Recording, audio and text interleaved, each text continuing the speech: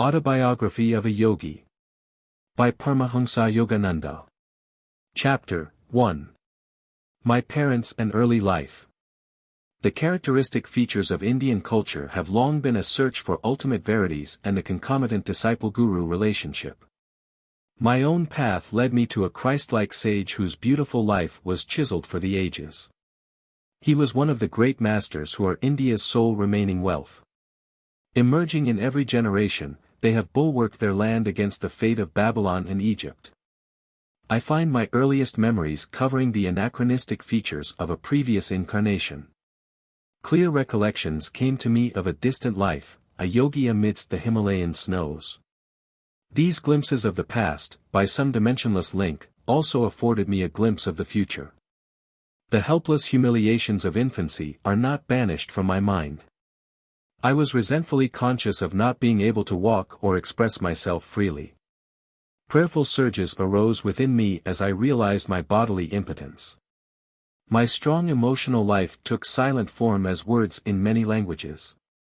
Among the inward confusion of tongues, my ear gradually accustomed itself to the circumambient Bengali syllables of my people. The beguiling scope of an infant's mind. Adultly considered limited to toys and toes. Psychological ferment and my unresponsive body brought me to many obstinate crying spells. I recall the general family bewilderment at my distress. Happier memories, too, crowd in on me, my mother's caresses, and my first attempts at lisping phrase and toddling step. These early triumphs, usually forgotten quickly, are yet a natural basis of self-confidence. My far-reaching memories are not unique. Many yogis are known to have retained their self-consciousness without interruption by the dramatic transition to and from life and death. If man be solely a body, its loss indeed places the final period to identity. But if prophets down the millennium spake with truth, man is essentially of incorporeal nature. The persistent core of human egoity is only temporarily allied with sense perception. Although odd, clear memories of infancy are not extremely rare. During travels in numerous lands, I have listened to early recollections from the lips of voracious men and women.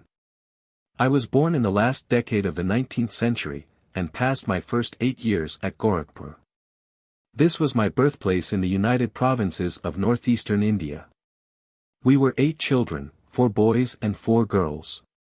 I, Mukunda Lal Ghosh, was the second son and the 4th child. Father and mother were Bengalis, of the Kshatriya caste. Both were blessed with saintly nature.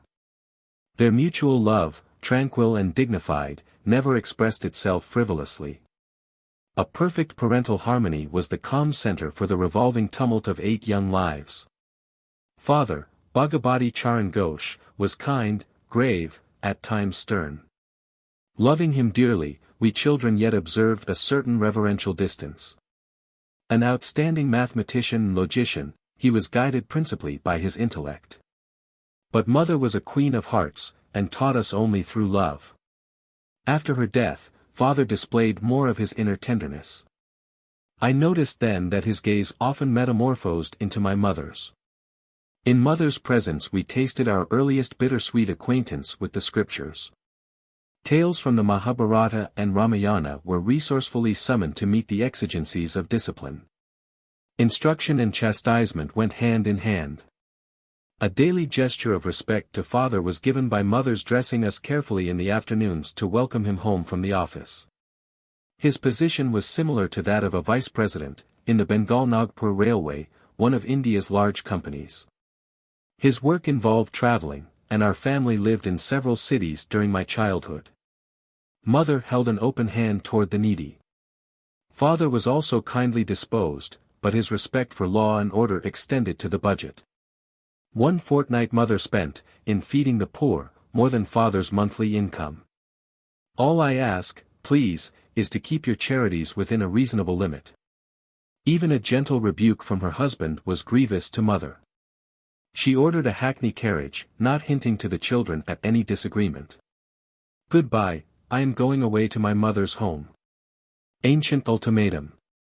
We broke into astounded lamentations. Our maternal uncle arrived opportunely, He whispered to father some sage counsel, garnered no doubt from the ages. After father had made a few conciliatory remarks, mother happily dismissed the cab. Thus ended the only trouble I ever noticed between my parents. But I recall a characteristic discussion. Please give me 10 rupees for a hapless woman who has just arrived at the house. Mother's smile had its own persuasion. Why 10 rupees? One is enough.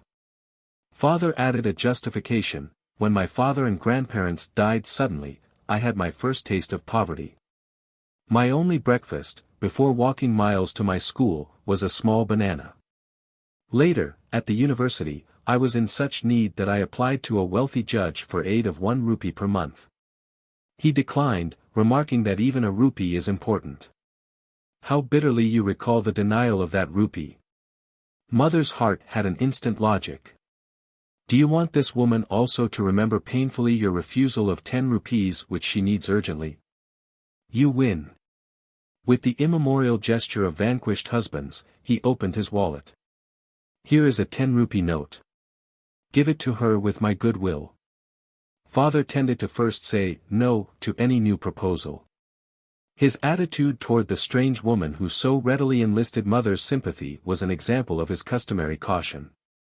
Aversion to instant acceptance, typical of the French mind in the West, is really only honoring the principle of due reflection. I always found father reasonable and evenly balanced in his judgments. If I could bolster up my numerous requests with 1 or 2 good arguments, he invariably put the coveted goal within my reach, whether it were a vacation trip or a new motorcycle. Father was a strict disciplinarian to his children in their early years, but his attitude toward himself was truly Spartan. He never visited the theater, for instance, but sought his recreation in various spiritual practices and in reading the Bhagavad Gita. Shunning all luxuries, he would cling to 1 old pair of shoes until they were useless. His sons bought automobiles after they came into popular use, but father was always content with the trolley car for his daily ride to the office. The accumulation of money for the sake of power was alien to his nature. Once, after organizing the Calcutta Urban Bank, he refused to benefit himself by holding any of its shares. He had simply wished to perform a civic duty in his spare time. Several years after father had retired on a pension, an English accountant arrived to examine the books of the Bengal Nagpur Railway Company. The amazed investigator discovered that father had never applied for overdue bonuses. He did the work of 3 men, the accountant told the company. He has rupees 125,000, about $41,250. Owing to him as back compensation. The officials presented father with a check for this amount. He thought so little about it that he overlooked any mention to the family. Much later he was questioned by my youngest brother Bishnu, who noticed the large deposit on a bank statement. Why be elated by material profit? Father replied. The one who pursues a goal of even-mindedness is neither jubilant with gain nor depressed by loss. He knows that man arrives penniless in this world, and departs without a single rupee. Father. Bhagavati Charan Ghosh. A disciple of Lahiri Mahasaya. Early in their married life, my parents became disciples of a great master, Lahiri Mahasaya of Benares. This contact strengthened father's naturally ascetical temperament. Mother made a remarkable admission to my eldest sister Roma. Your father and myself live together as man and wife only once a year, for the purpose of having children. Father first met Lahiri Mahasaya through Abhinash Babu, an employee in the Gorakhpur office of the Bengal Nagpur Railway. Abhinash instructed my young ears with engrossing tales of many Indian saints. He invariably concluded with a tribute to the superior glories of his own guru. Did you ever hear of the extraordinary circumstances under which your father became a disciple of Lahiri Mahasaya? It was on a lazy summer afternoon, as Abhinash and I sat together in the compound of my home, that he put this intriguing question. I shook my head with a smile of anticipation. Years ago, before you were born, I asked my superior officer your father to give me a week's leave from my Gorakhpur duties in order to visit my guru in Benares. Your father ridiculed my plan. Are you going to become a religious fanatic? He inquired. Concentrate on your office work if you want to forge ahead. Sadly, walking home along a woodland path that day, I met your father in a palanquin. He dismissed his servants and conveyance, and fell into step beside me. Seeking to console me, he pointed out the advantages of striving for worldly success. But I heard him listlessly. My heart was repeating, Lahiri Mahasaya. I cannot live without seeing you. Our path took us to the edge of a tranquil field, where the rays of the late afternoon sun were still crowning the tall ripple of the wild grass. We paused in admiration. There in the field, only a few yards from us, the form of my great guru suddenly appeared. Bhagavati, you are too hard on your employee. His voice was resonant in our astounded ears. He vanished as mysteriously as he had come. On my knees I was exclaiming, Lahiri Mahasaya. Lahiri Mahasaya. Your father was motionless with stupefaction for a few moments. Abhinash, not only do I give you leave, but I give myself leave to start for Benares tomorrow. I must know this great Lahiri Mahasaya, who is able to materialize himself at will in order to intercede for you. I will take my wife and ask this master to initiate us in his spiritual path. Will you guide us to him? Of course. Joy filled me at the miraculous answer to my prayer, and the quick, favorable turn of events. The next evening your parents and I entrained for Benares. We took a horse cart the following day, and then had to walk through narrow lanes to my guru's secluded home. Entering his little parlor, we bowed before the master, enlocked in his habitual lotus posture. He blinked his piercing eyes and leveled them on your father. Bhagavati, you are too hard on your employee. His words were the same as those he had used 2 days before in the Gorakhpur field. He added, I am glad that you have allowed Abhinash to visit me, and that you and your wife have accompanied him. To their joy, he initiated your parents in the spiritual practice of Kriya Yoga. Your father and I, as brother disciples, have been close friends since the memorable day of the vision. Lahiri Mahasaya took a definite interest in your own birth. Your life shall surely be linked with his own, the master's blessing never fails. Lahiri Mahasaya left this world shortly after I had entered it. His picture, in an ornate frame, always graced our family altar in the various cities to which father was transferred by his office. Many a morning and evening found mother and me meditating before an improvised shrine, offering flowers dipped in fragrant sandalwood paste. With frankincense and myrrh as well as our united devotions, we honored the divinity which had found full expression in Lahiri Mahasaya. His picture had a surpassing influence over my life. As I grew, the thought of the master grew with me. In meditation I would often see his photographic image emerge from its small frame and, taking a living form, sit before me. When I attempted to touch the feet of his luminous body, it would change and again become the picture. As childhood slipped into boyhood, I found Lahiri Mahasaya transformed in my mind from a little image, cribbed in a frame, to a living, enlightening presence. I frequently prayed to him in moments of trial or confusion, finding within me his solacing direction. At first I grieved because he was no longer physically living. As I began to discover his secret omnipresence, I lamented no more. He had often written to those of his disciples who were over-anxious to see him, why come to view my bones and flesh, when I am ever within range of your katastha, spiritual sight? I was blessed about the age of 8 with a wonderful healing through the photograph of Lahiri Mahasaya.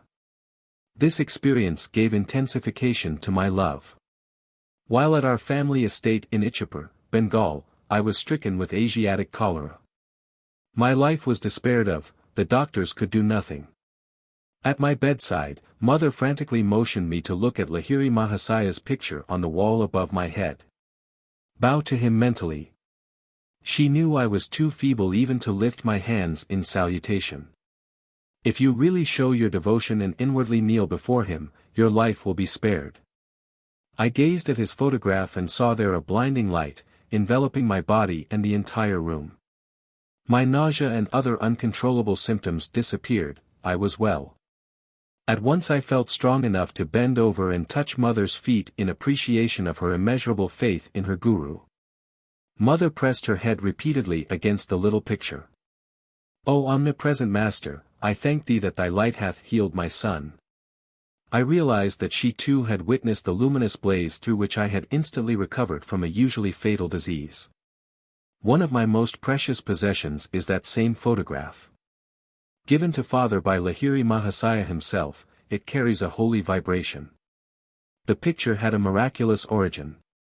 I heard the story from Father's brother disciple, Kali Kumar Roy. It appears that the Master had an aversion to being photographed. Over his protest, a group picture was once taken of him and a cluster of devotees, including Kali Kumar Roy. It was an amazed photographer who discovered that the plate, which had clear images of all the disciples, revealed nothing more than a blank space in the center where he had reasonably expected to find the outlines of Lahiri Mahasaya. The phenomenon was widely discussed. A certain student and expert photographer, Gangadhar Babu, boasted that the fugitive figure would not escape him.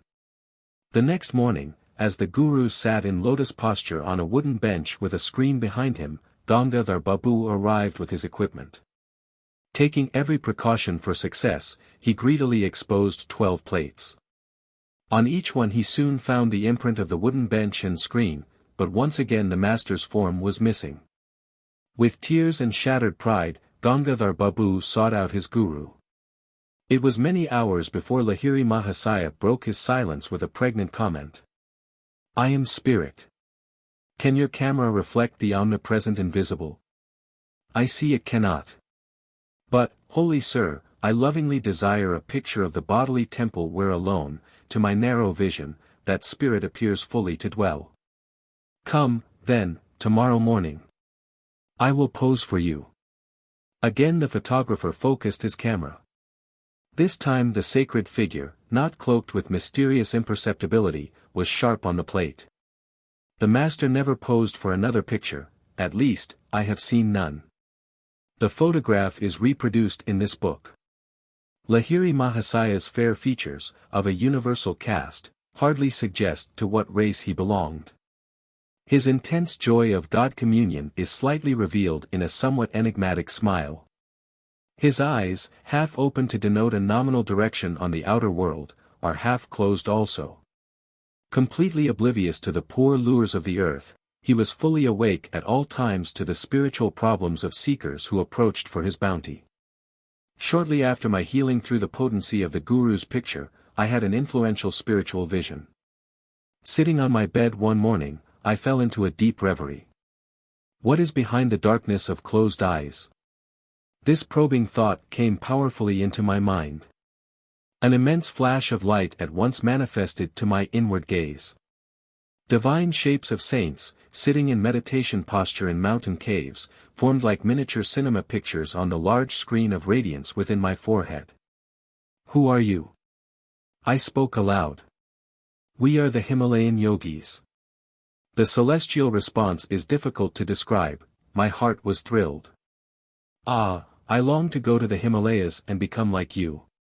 The vision vanished, but the silvery beams expanded in ever-widening circles to infinity. What is this wondrous glow? I am Iswara.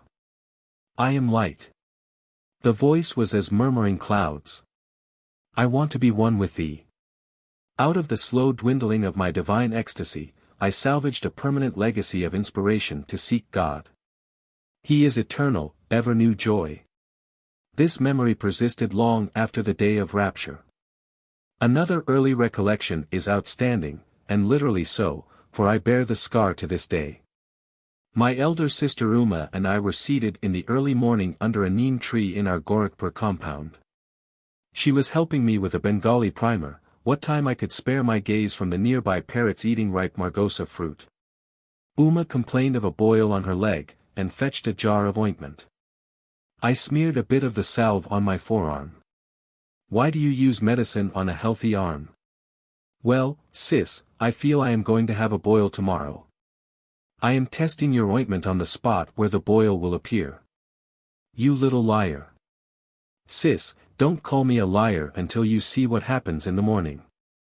Indignation filled me. Uma was unimpressed, and thrice repeated her taunt. An adamant resolution sounded in my voice as I made slow reply. By the power of will in me, I say that tomorrow I shall have a fairly large boil in this exact place on my arm, and your boil shall swell to twice its present size. Morning found me with a stalwart boil on the indicated spot. The dimensions of Uma's boil had doubled. With a shriek, my sister rushed to mother. Mukunda has become a necromancer. Gravely, mother instructed me never to use the power of words for doing harm. I have always remembered her counsel, and followed it. My boil was surgically treated. A noticeable scar, left by the doctor's incision, is present today. On my right forearm is a constant reminder of the power in man's sheer word.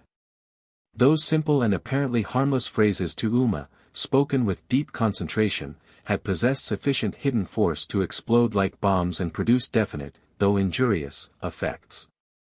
I understood, later, that the explosive vibratory power in speech could be wisely directed to free one's life from difficulties, and thus operate without scar or rebuke. Our family moved to Lahore in the Punjab. There I acquired a picture of the Divine Mother in the form of the goddess Kali. It sanctified a small informal shrine on the balcony of our home. An unequivocal conviction came over me that fulfillment would crown any of my prayers uttered in that sacred spot. Standing there with Uma one day, I watched two kites flying over the roofs of the buildings on the opposite side of the very narrow lane. "Why are you so quiet?" Uma pushed me playfully. "I am just thinking how wonderful it is that Divine Mother gives me whatever I ask. I suppose she would give you those two kites." My sister laughed derisively. "Why not?" I began silent prayers for their possession. Matches are played in India with kites whose strings are covered with glue and ground glass. Each player attempts to sever the string of his opponent. A freed kite sails over the roofs. There is great fun in catching it.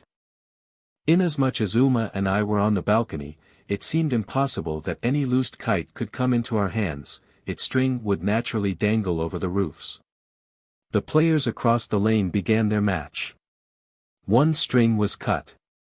Immediately the kite floated in my direction.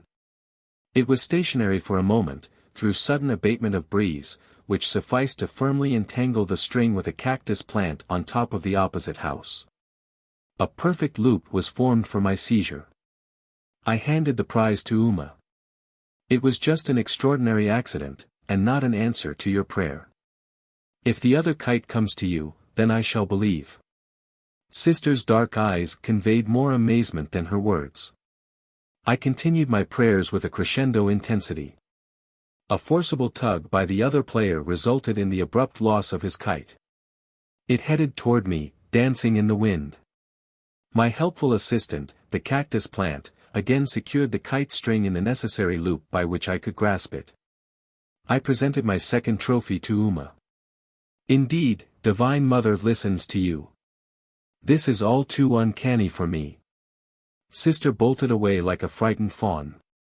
1 to 2, spiritual teacher, from Sanskrit root gur, to raise, to uplift. 1 to 3, a practitioner of yoga, union, ancient Indian science of meditation on God. 1 to 4, my name was changed to Yogananda when I entered the ancient monastic Swami order in 1914. My guru bestowed the religious title of Paramahansa on me in 1935, see chapters end. 1 to 5, traditionally, the second caste of warriors and rulers. 1 to 6, these ancient epics are the hoard of India's history, mythology, and philosophy. An Everyman's Library volume, Ramayana and Mahabharata, is a condensation in English verse by Romesh Dutt, New York, E. P. Dutton. 1 to 7, this noble Sanskrit poem, which occurs as part of the Mahabharata epic, is the Hindu Bible. The most poetical English translation is Edwin Arnold's The Song Celestial, Philadelphia, David McKay, 75 cents. One of the best translations with detailed commentary is Sri Aurobindo's Message of the Gita, Jupiter Press, 16, Seamita Street, Madras, India, $3.50. 1 to 8, Babu, Mr., is placed in Bengali names at the end. 1 to 9, the phenomenal powers possessed by great masters are explained in The Law of Miracles. 1 to 10, a yogic technique whereby the sensory tumult is stilled, permitting man to achieve an ever-increasing identity with cosmic consciousness. c. 1 to 11, a Sanskrit name for God as ruler of the universe, from the root is, to rule. There are 108 names for God in the Hindu scriptures, each one carrying a different shade of philosophical meaning. 1 to 12, the infinite potencies of sound derive from the creative word, Aum, the cosmic vibratory power behind all atomic energies. Any word spoken with clear realization and deep concentration has a materializing value. Loud or silent repetition of inspiring words has been found effective in Kuism and similar systems of psychotherapy. The secret lies in the stepping up of the mind's vibratory rate.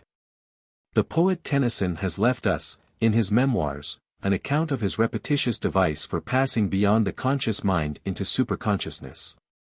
A kind of waking trance this, for lack of a better word, I have frequently had, quite up from boyhood. When I have been all alone, Tennyson wrote.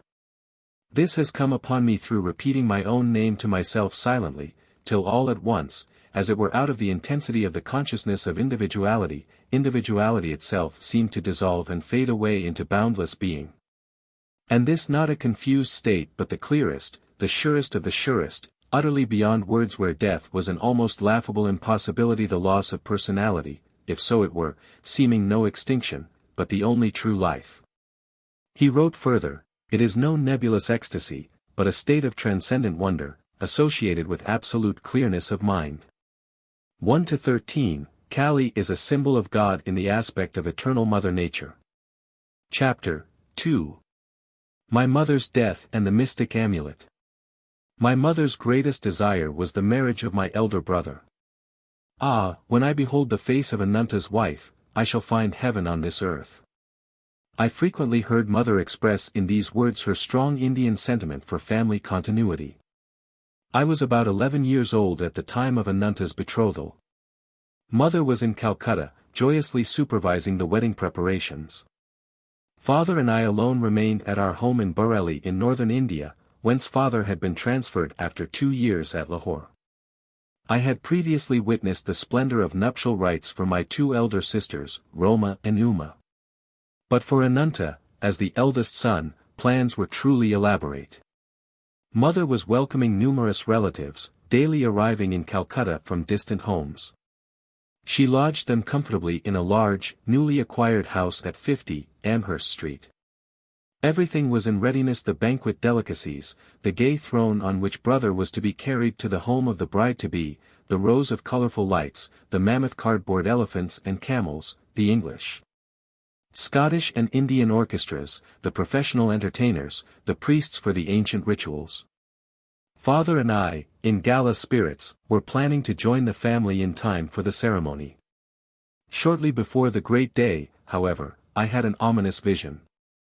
It was in Bareilly on a midnight. As I slept beside father on the piazza of our bungalow, I was awakened by a peculiar flutter of the mosquito netting over the bed. The flimsy curtains parted and I saw the beloved form of my mother. "Awaken your father." Her voice was only a whisper.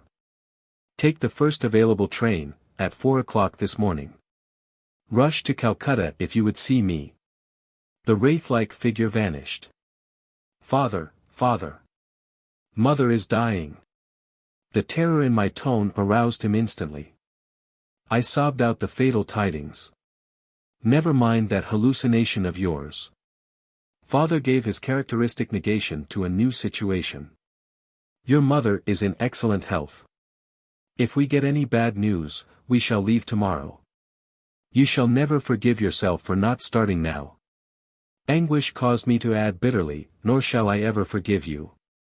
The melancholy morning came with explicit words: "Mother dangerously ill, marriage postponed, come at once." Father and I left distractedly. One of my uncles met us en route at a transfer point. A train thundered toward us, looming with telescopic increase. From my inner tumult, an abrupt determination arose to hurl myself on the railroad tracks. Already bereft, I felt, of my mother, I could not endure a world suddenly barren to the bone. I loved mother as my dearest friend on earth. Her solacing black eyes had been my surest refuge in the trifling tragedies of childhood. Does she yet live? I stopped for one last question to my uncle. Of course she is alive. He was not slow to interpret the desperation in my face. But I scarcely believed him. When we reached our Calcutta home, it was only to confront the stunning mystery of death. I collapsed into an almost lifeless state. Years passed before any reconciliation entered my heart. Storming the very gates of heaven, my cries at last summoned the Divine Mother. Her words brought final healing to my suppurating wounds. It is I who have watched over thee, life after life, in the tenderness of many mothers. See in my gaze the two black eyes, the lost beautiful eyes, thou seekest. Father and I returned to Bareilly soon after the crematory rites for the well-beloved. Early every morning I made a pathetic memorial pilgrimage to a large Shili tree which shaded the smooth, green gold lawn before our bungalow. In poetical moments, I thought that the white Shili flowers were strewing themselves with a willing devotion over the grassy altar. Mingling tears with the dew, I often observed a strange otherworldly light emerging from the dawn. Intense pangs of longing for God assailed me. I felt powerfully drawn to the Himalayas. One of my cousins, fresh from a period of travel in the holy hills, visited us in Bareilly. I listened eagerly to his tales about the high mountain abode of yogis and swamis. Let us run away to the Himalayas. My suggestion one day to Dvarka Prasad, the young son of our landlord in Bareilly, fell on unsympathetic ears. He revealed my plan to my elder brother, who had just arrived to see father. Instead of laughing lightly over this impractical scheme of a small boy, Ananta made it a definite point to ridicule me. Where is your orange robe? You can't be a Swami without that. But I was inexplicably thrilled by his words. They brought a clear picture of myself roaming about India as a monk. Perhaps they awakened memories of a past life. In any case, I began to see with what natural ease I would wear the garb of that anciently founded monastic order. Chatting one morning with Dvarka, I felt a love for God descending with avalanchic force. My companion was only partly attentive to the ensuing eloquence, but I was wholeheartedly listening to myself. I fled that afternoon toward Naini Tal in the Himalayan foothills. Ananta gave determined chase, I was forced to return sadly to Bareilly. The only pilgrimage permitted me was the customary one at dawn to the Shili tree. My heart wept for the lost mothers, human and divine. The rent left in the family fabric by mother's death was irreparable. Father never remarried during his nearly 40 remaining years. Assuming the difficult role of father-mother to his little flock, he grew noticeably more tender, more approachable. With calmness and insight, he solved the various family problems. After office hours he retired like a hermit to the cell of his room, practicing Kriya Yoga in a sweet serenity. Long after mother's death, I attempted to engage an English nurse to attend to details that would make my parents' life more comfortable. But father shook his head. My mother. A disciple of Lahiri Mahasaya. Service to me ended with your mother. His eyes were remote with a lifelong devotion. I will not accept ministrations from any other woman. 14 months after mother's passing, I learned that she had left me a momentous message. Ananta was present at her deathbed and had recorded her words. Although she had asked that the disclosure be made to me in 1 year, my brother delayed. He was soon to leave Bareilly for Calcutta, to marry the girl mother had chosen for him. One evening he summoned me to his side. Mukunda, I have been reluctant to give you strange tidings. Ananta's tone held a note of resignation. My fear was to inflame your desire to leave home. But in any case you are bristling with divine ardor.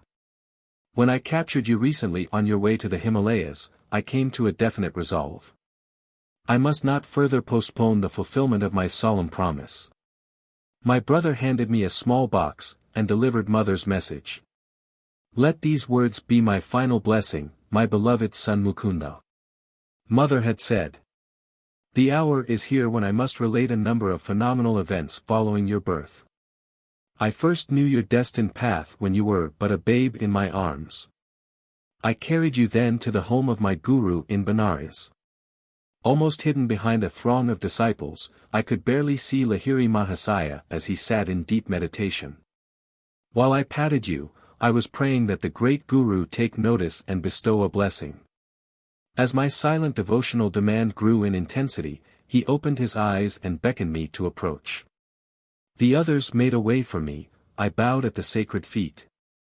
My master seated you on his lap, placing his hand on your forehead by way of spiritually baptizing you. Little mother, thy son will be a yogi. As a spiritual engine, he will carry many souls to God's kingdom. My heart leaped with joy to find my secret prayer granted by the omniscient Guru. Shortly before your birth, he had told me you would follow his path. Later, my son, your vision of the great light was known to me and your sister Roma, as from the next room we observed you motionless on the bed. Your little face was illuminated. Your voice rang with iron resolve as you spoke of going to the Himalayas in quest of the divine. In these ways, dear son, I came to know that your road lies far from worldly ambitions. The most singular event in my life brought further confirmation, an event which now impels my deathbed message. It was an interview with a sage in the Punjab. While our family was living in Lahore, one morning the servant came precipitately into my room. Mistress, a strange sadhu is here. He insists that he see the mother of Mukunda. These simple words struck a profound chord within me. I went at once to greet the visitor. Bowing at his feet, I sensed that before me was a true man of God. Mother, he said, the great masters wish you to know that your stay on earth will not be long. Your next illness shall prove to be your last. There was a silence, during which I felt no alarm but only a vibration of great peace. Finally he addressed me again. You are to be the custodian of a certain silver amulet. I will not give it to you today. To demonstrate the truth in my words, the talisman shall materialize in your hands tomorrow as you meditate. On your deathbed, you must instruct your eldest son Ananta to keep the amulet for 1 year and then to hand it over to your second son. Mukunda will understand the meaning of the talisman from the great ones. He should receive it about the time he is ready to renounce all worldly hopes and start his vital search for God. When he has retained the amulet for some years, and when it has served its purpose, it shall vanish. Even if kept in the most secret spot, it shall return whence it came. I proffered alms to the saint, and bowed before him in great reverence.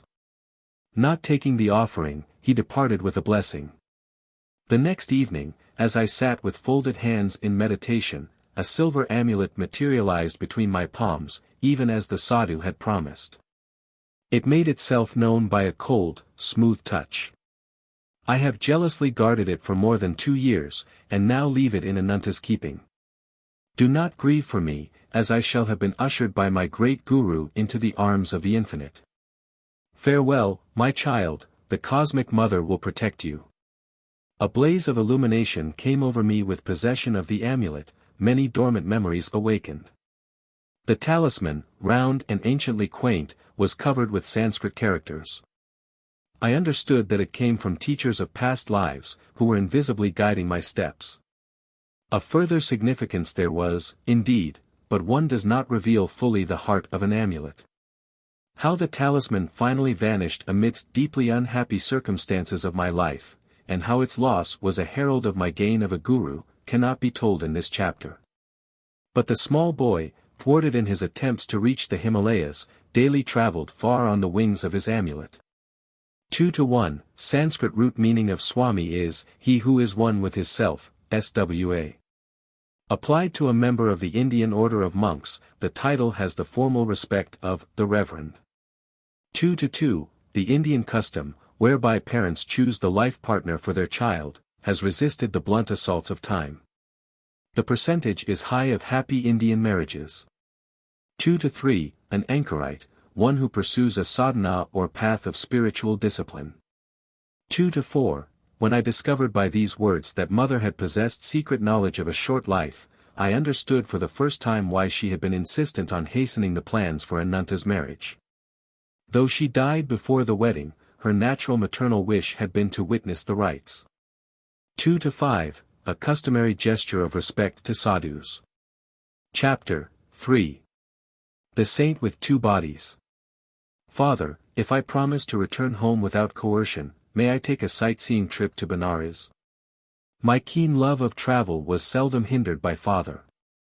He permitted me, even as a mere boy, to visit many cities and pilgrimage spots. Usually one or more of my friends accompanied me. We would travel comfortably on first-class passes provided by father. His position as a railroad official was fully satisfactory to the nomads in the family. Father promised to give my request due consideration. The next day he summoned me and held out a round-trip pass from Bareilly to Benares, a number of rupee notes, and 2 letters. I have a business matter to propose to a Benares friend, Kedarnath Babu. Unfortunately, I have lost his address.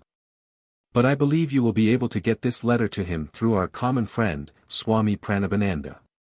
The Swami, my brother disciple, has attained an exalted spiritual stature. You will benefit by his company. This second note will serve as your introduction. Father's eyes twinkled as he added, mind, no more flights from home. I set forth with the zest of my 12 years, though time has never dimmed my delight in new scenes and strange faces. Reaching Benares, I proceeded immediately to the Swami's residence.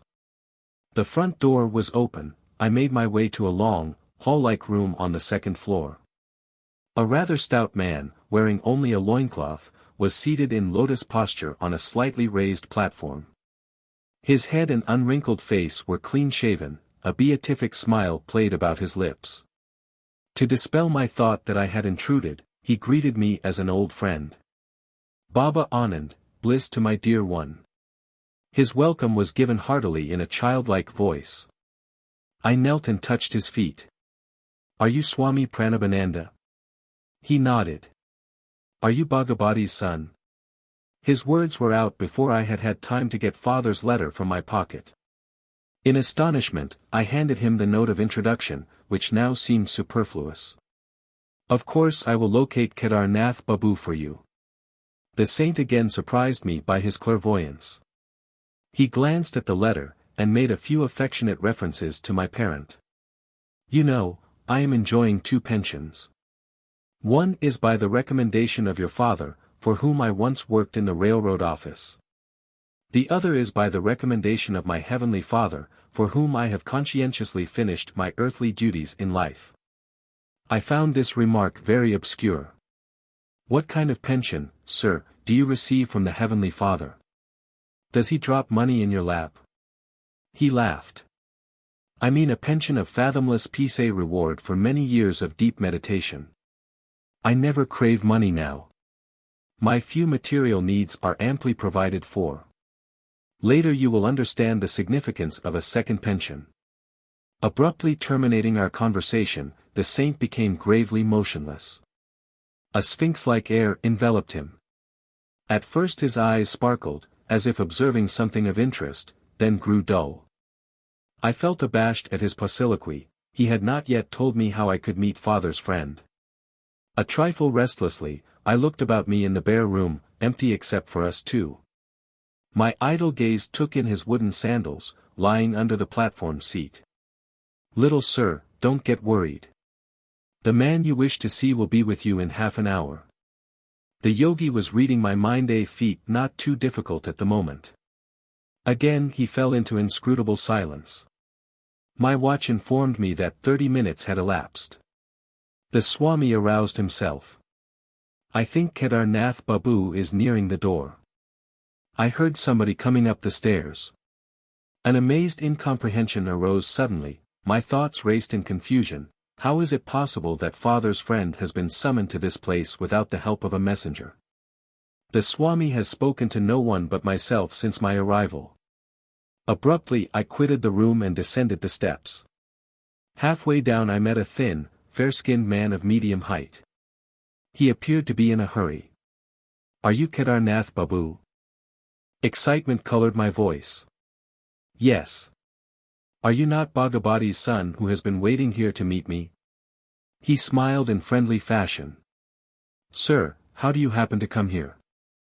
I felt baffled resentment over his inexplicable presence. Everything is mysterious today.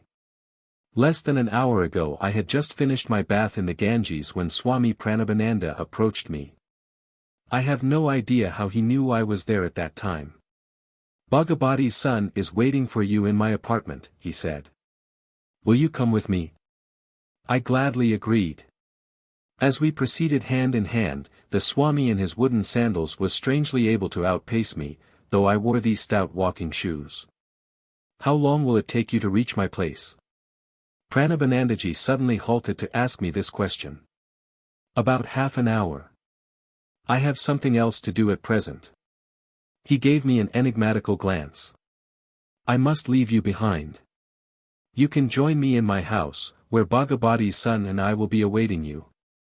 Before I could remonstrate, he dashed swiftly past me and disappeared in the crowd. I walked here as fast as possible. This explanation only increased my bewilderment. I inquired how long he had known the Swami. We met a few times last year, but not recently.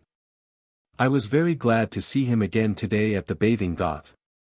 I cannot believe my ears. Am I losing my mind?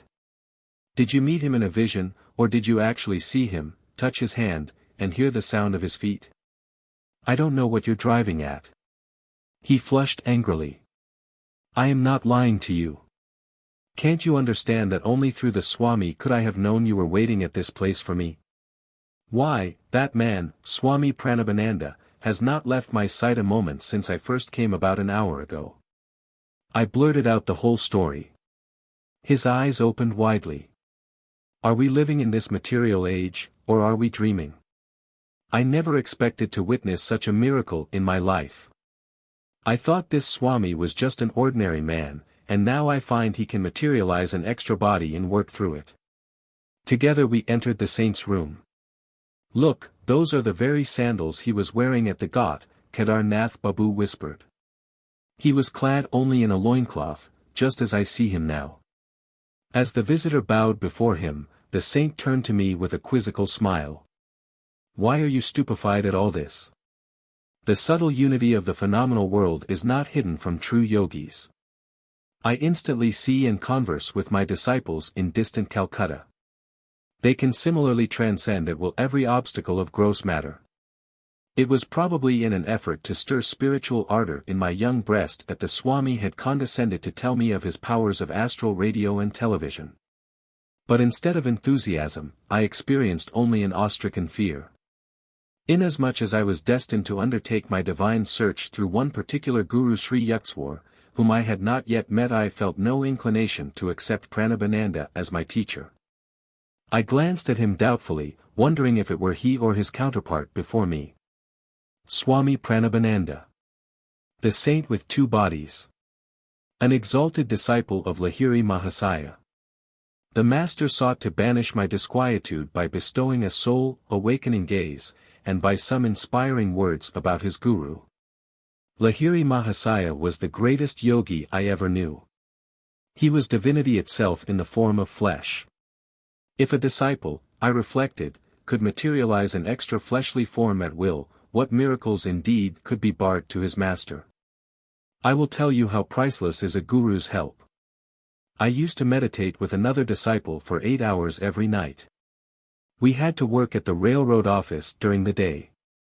Finding difficulty in carrying on my clerical duties, I desired to devote my whole time to God. For 8 years I persevered, meditating half the night. I had wonderful results, tremendous spiritual perceptions illumined my mind. But a little veil always remained between me and the infinite. Even with superhuman earnestness, I found the final irrevocable union to be denied me. One evening I paid a visit to Lahiri Mahasaya and pleaded for his divine intercession. My importunities continued during the entire night.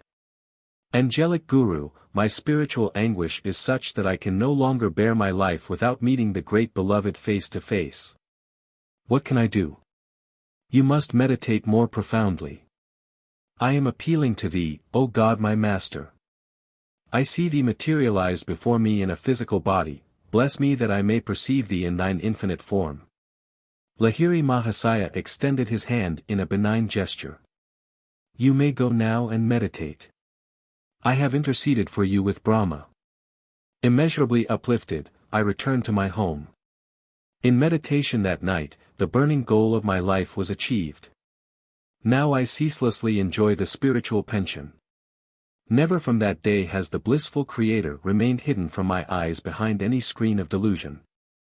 Pranabananda's face was suffused with divine light. The peace of another world entered my heart, all fear had fled. The saint made a further confidence. Some months later I returned to Lahiri Mahasaya and tried to thank him for his bestowal of the infinite gift. Then I mentioned another matter. Divine Guru, I can no longer work in the office.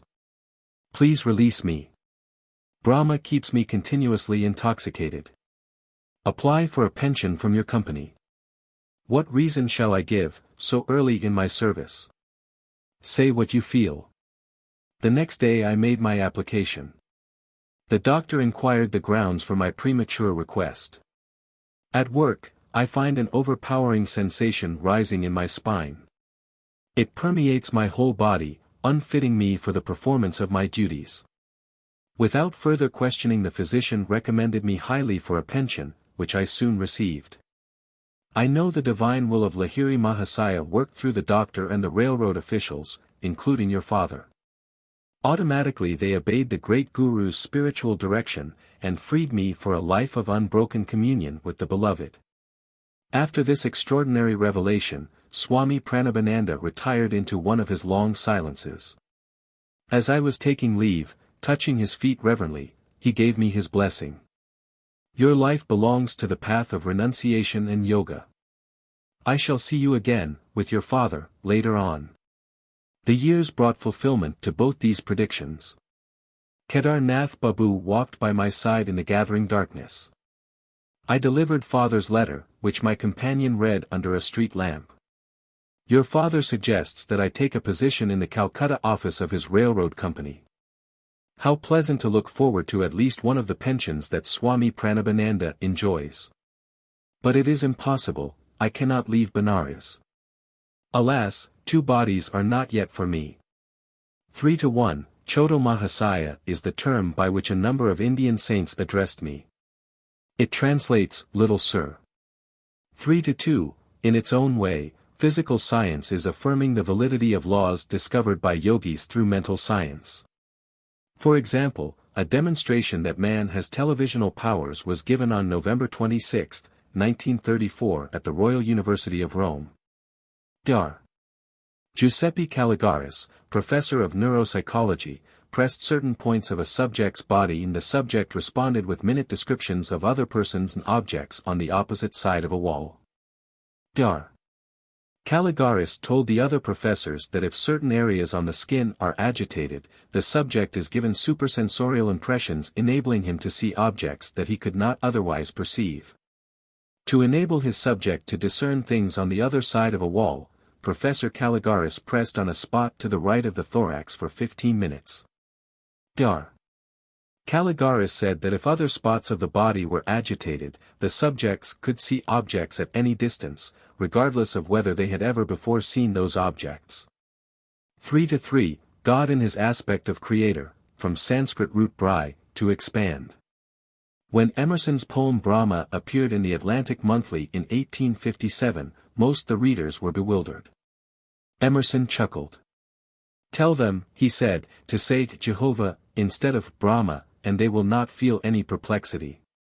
3-4, in deep meditation, the first experience of spirit is on the altar of the spine, and then in the brain. The torrential bliss is overwhelming, but the yogi learns to control its outward manifestations. 3-5, after his retirement, Pranabananda wrote one of the most profound commentaries on the Bhagavad Gita, available in Bengali and Hindi. 3-6, see chapter. Chapter 4. My interrupted flight toward the Himalayas. Leave your classroom on some trifling pretext, and engage a hackney carriage. Stop in the lane where no one in my house can see you. These were my final instructions to Amar Mitter, a high school friend who planned to accompany me to the Himalayas. We had chosen the following day for our flight. Precautions were necessary, as Ananta exercised a vigilant eye. He was determined to foil the plans of escape which he suspected were uppermost in my mind.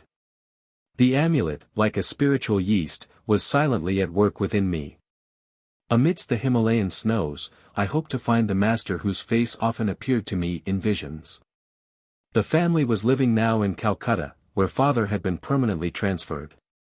Following the patriarchal Indian custom, Ananta had brought his bride to live in our home, now at 4, Gorakhpur Road. There in a small attic room I engaged in daily meditations and prepared my mind for the divine search. The memorable morning arrived with inauspicious rain.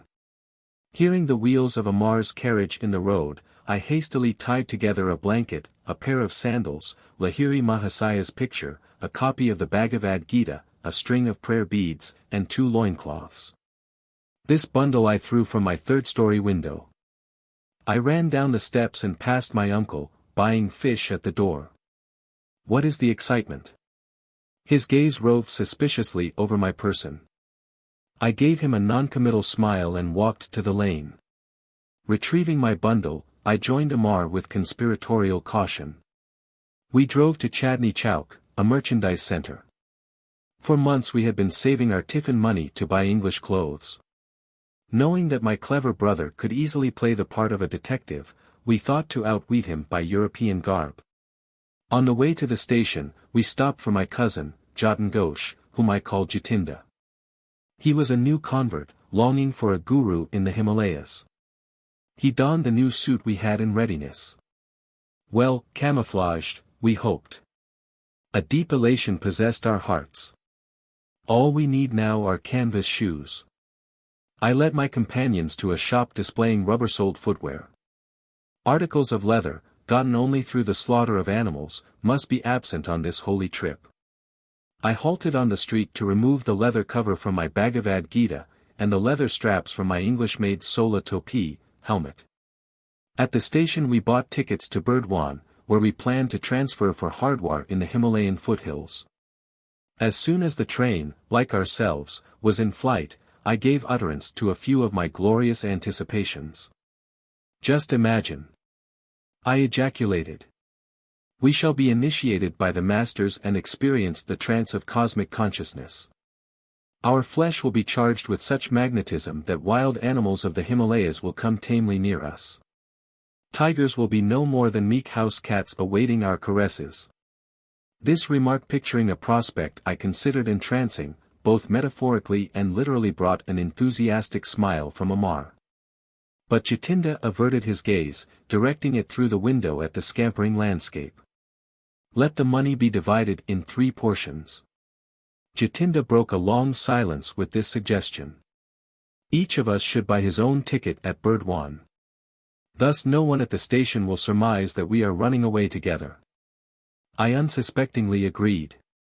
At dusk our train stopped at Burdwan. Jatinda entered the ticket office, Amar and I sat on the platform. We waited 15 minutes, then made unavailing inquiries. Searching in all directions, we shouted Jatinda's name with the urgency of fright. But he had faded into the dark unknown surrounding the little station. I was completely unnerved, shocked to a peculiar numbness. That God would countenance this depressing episode. The romantic occasion of my first carefully planned flight after him was cruelly marred. Amar, we must return home. I was weeping like a child. Jatinda's callous departure is an ill omen. This trip is doomed to failure. Is this your love for the Lord? Can't you stand the little test of a treacherous companion? Through Amar's suggestion of a divine test, my heart steadied itself. We refreshed ourselves with famous Burdwan sweetmeats, siddhabhog, food for the goddess, and motichur, nuggets of sweet pearl. In a few hours, we entrained for Hardwar, via Bareilly. Changing trains at Mughal Sarai, we discussed a vital matter as we waited on the platform. Amar, we may soon be closely questioned by railroad officials. I am not underrating my brother's ingenuity. No matter what the outcome, I will not speak untruth. All I ask of you, Mukunda, is to keep still. Don't laugh or grin while I am talking. At this moment, a European station agent accosted me. He waved a telegram whose import I immediately grasped. Are you running away from home in anger? No. I was glad his choice of words permitted me to make emphatic reply. Not anger but divinest melancholy was responsible, I knew, for my unconventional behavior. The official then turned to Amar. The duel of wits that followed hardly permitted me to maintain the counseled stoic gravity. Where is the third boy? The man injected a full ring of authority into his voice. Come on, speak the truth. Sir, I notice you are wearing eyeglasses. Can't you see that we are only two? Amar smiled impudently. I am not a magician. I can't conjure up a third companion. The official, noticeably disconcerted by this impertinence, sought a new field of attack. What is your name? I am called Thomas. I am the son of an English mother and a converted Christian Indian father. What is your friend's name? I call him Thompson. By this time my inward mirth had reached a zenith, I unceremoniously made for the train, whistling for departure. Amar followed with the official, who was credulous and obliging enough to put us into a European compartment. It evidently pained him to think of two half-English boys traveling in the section allotted to natives. After his polite exit, I lay back on the seat and laughed uncontrollably. My friend wore an expression of blithe satisfaction at having outwitted a veteran European official. On the platform I had contrived to read the telegram. From my brother, it went thus: 3 Bengali boys in English clothes running away from home toward Hardwar via Mughal Sarai. Please detain them until my arrival. Ample reward for your services. Amar, I told you not to leave marked timetables in your home. My glance was reproachful. Brother must have found one there. My friend sheepishly acknowledged the thrust. We halted briefly in Bareilly, where Dvarka Prasad awaited us with a telegram from Ananta. My old friend tried valiantly to detain us. I convinced him that our flight had not been undertaken lightly. As on a previous occasion, Dvarka refused my invitation to set forth to the Himalayas. While our train stood in a station that night, and I was half asleep, Amar was awakened by another questioning official. He, too, fell a victim to the hybrid charms of Thomas and Thompson. The train bore us triumphantly into a dawn arrival at Hardwar. The majestic mountains loomed invitingly in the distance. We dashed through the station and entered the freedom of city crowds. Our first act was to change into native costume, as Ananta had somehow penetrated our European disguise. A premonition of capture weighed on my mind. Deeming it advisable to leave Hardwar at once, we bought tickets to proceed north to Rishikesh, a soil long hallowed by feet of many masters. I had already boarded the train, while Amar lagged on the platform. He was brought to an abrupt halt by a shout from a policeman. Our unwelcome guardian escorted us to a station bungalow and took charge of our money. He explained courteously that it was his duty to hold us until my elder brother arrived. Learning that the truant's destination had been the Himalayas, the officer related a strange story. I see you are crazy about saints. You will never meet a greater man of God than the one I saw only yesterday. My brother officer and I first encountered him 5 days ago. We were patrolling by the Ganges, on a sharp lookout for a certain murderer. Our instructions were to capture him, alive or dead. He was known to be masquerading as a sadhu in order to rob pilgrims. A short way before us, we spied a figure which resembled the description of the criminal. He ignored our command to stop. We ran to overpower him. Approaching his back, I wielded my axe with tremendous force. The man's right arm was severed almost completely from his body. Without outcry or any glance at the ghastly wound, the stranger astonishingly continued his swift pace. As we jumped in front of him, he spoke quietly. I am not the murderer you are seeking. I was deeply mortified to see I had injured the person of a divine-looking sage. Prostrating myself at his feet, I implored his pardon, and offered my turban cloth to staunch the heavy spurts of blood. Son, that was just an understandable mistake on your part. The saint regarded me kindly. Run along, and don't reproach yourself. The beloved mother is taking care of me. He pushed his dangling arm into its stump and lo! It adhered, the blood inexplicably ceased to flow. Come to me under yonder tree in 3 days and you will find me fully healed. Thus you will feel no remorse. Yesterday my brother officer and I went eagerly to the designated spot. The sadhu was there and allowed us to examine his arm. It bore no scar or trace of hurt. I am going via Rishikesh to the Himalayan solitudes. He blessed us as he departed quickly. I feel that my life has been uplifted through his sanctity. The officer concluded with a pious ejaculation. His experience had obviously moved him beyond his usual depths. With an impressive gesture, he handed me a printed clipping about the miracle. In the usual garbled manner of the sensational type of newspaper, not missing, alas. Even in India, the reporter's version was slightly exaggerated. It indicated that the sadhu had been almost decapitated. Amar and I lamented that we had missed the great yogi who could forgive his persecutor in such a Christ-like way. India, materially poor for the last 2 centuries, yet has an inexhaustible fund of divine wealth. Spiritual skyscrapers may occasionally be encountered by the wayside, even by worldly men like this policeman. We thanked the officer for relieving our tedium with his marvelous story. He was probably intimating that he was more fortunate than we. He had met an illumined saint without effort. Our earnest search had ended, not at the feet of a master, but in a coarse police station.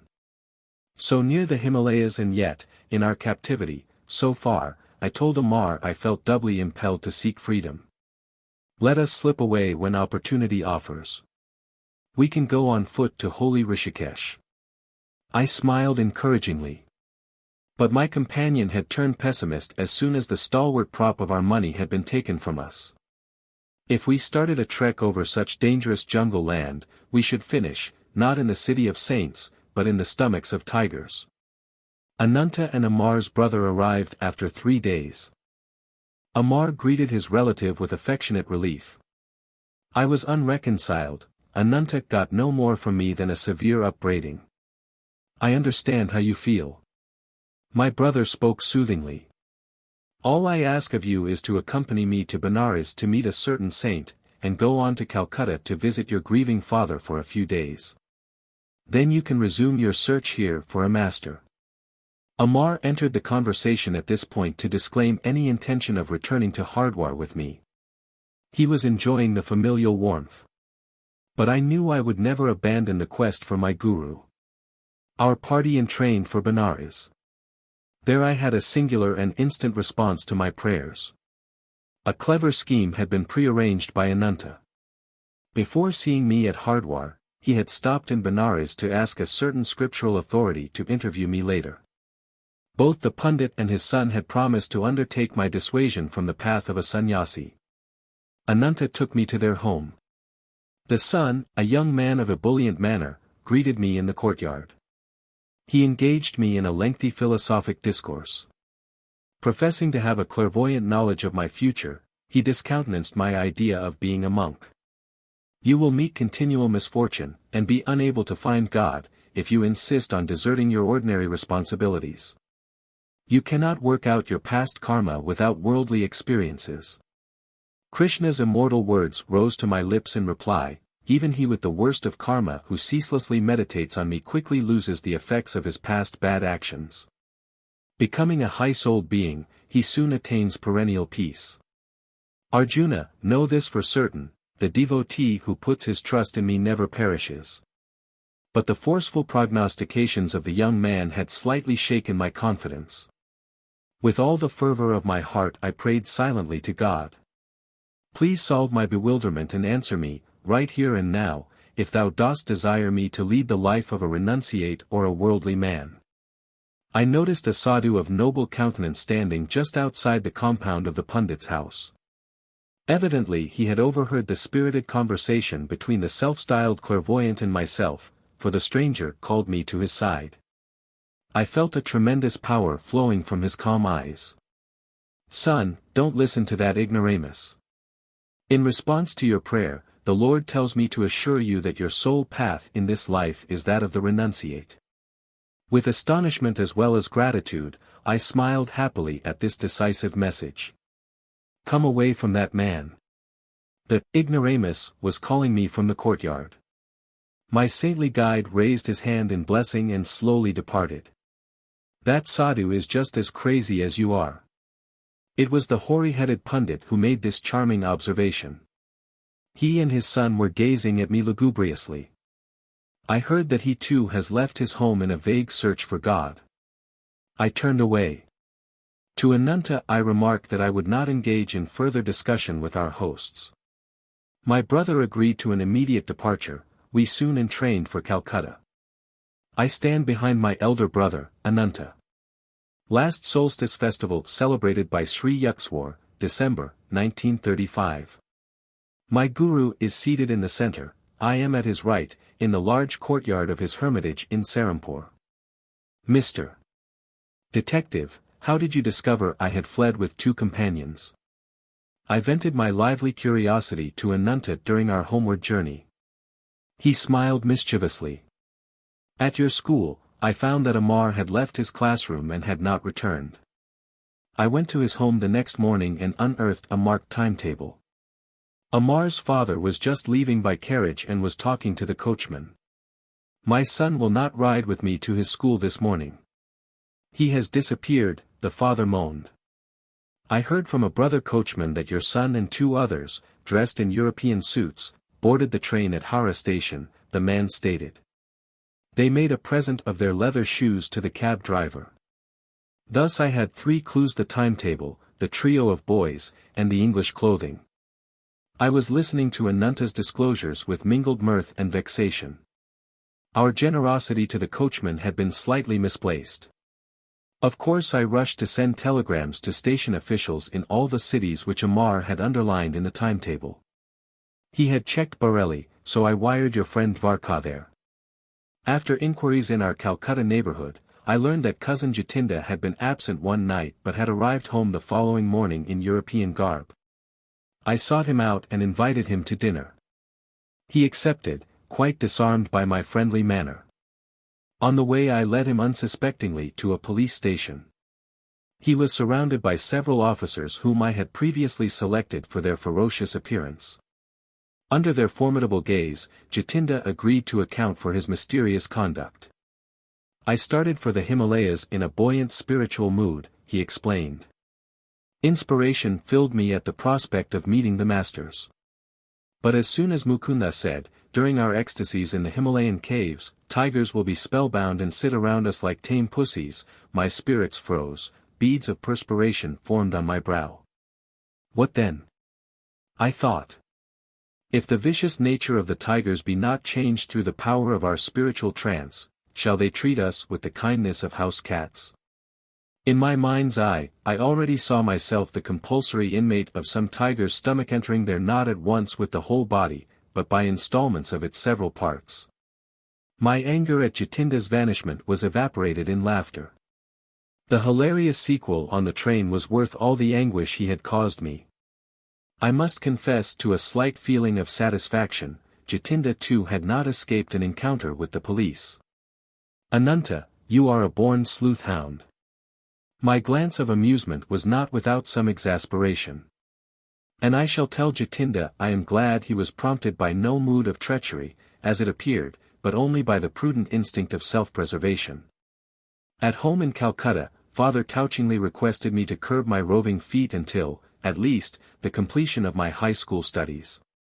In my absence, he had lovingly hatched a plot by arranging for a saintly pundit, Swami Kebalananda, to come regularly to the house. The sage will be your Sanskrit tutor, my parent announced confidently. Father hoped to satisfy my religious yearnings by instructions from a learned philosopher. But the tables were subtly turned. my new teacher, far from offering intellectual aridities, fanned the embers of my God aspiration. Unknown to father, Swami Kebalananda was an exalted disciple of Lahiri Mahasaya. The peerless guru had possessed thousands of disciples, silently drawn to him by the irresistibility of his divine magnetism. I learned later that Lahiri Mahasaya had often characterized Kebalananda as rishi or illumined sage. Luxuriant curls framed my tutor's handsome face. His dark eyes were guileless, with the transparency of a child's. All the movements of his slight body were marked by a restful deliberation. Ever gentle and loving, he was firmly established in the infinite consciousness. Many of our happy hours together were spent in deep Kriya meditation. Kebalananda was a noted authority on the ancient Shastras or sacred books. His erudition had earned him the title of Shastri Mahasaya, by which he was usually addressed. But my progress in Sanskrit scholarship was unnoteworthy. I sought every opportunity to forsake prosaic grammar and to talk of yoga and Lahiri Mahasaya. My tutor obliged me one day by telling me something of his own life with the master. Rarely fortunate, I was able to remain near Lahiri Mahasaya for 10 years. His Benares home was my nightly goal of pilgrimage. The guru was always present in a small front parlor on the first floor. As he sat in lotus posture on a backless wooden seat, his disciples garlanded him in a semicircle. His eyes sparkled and danced with the joy of the divine. They were ever half closed, peering through the inner telescopic orb into a sphere of eternal bliss. He seldom spoke at length. Occasionally his gaze would focus on a student in need of help, healing words poured then like an avalanche of light.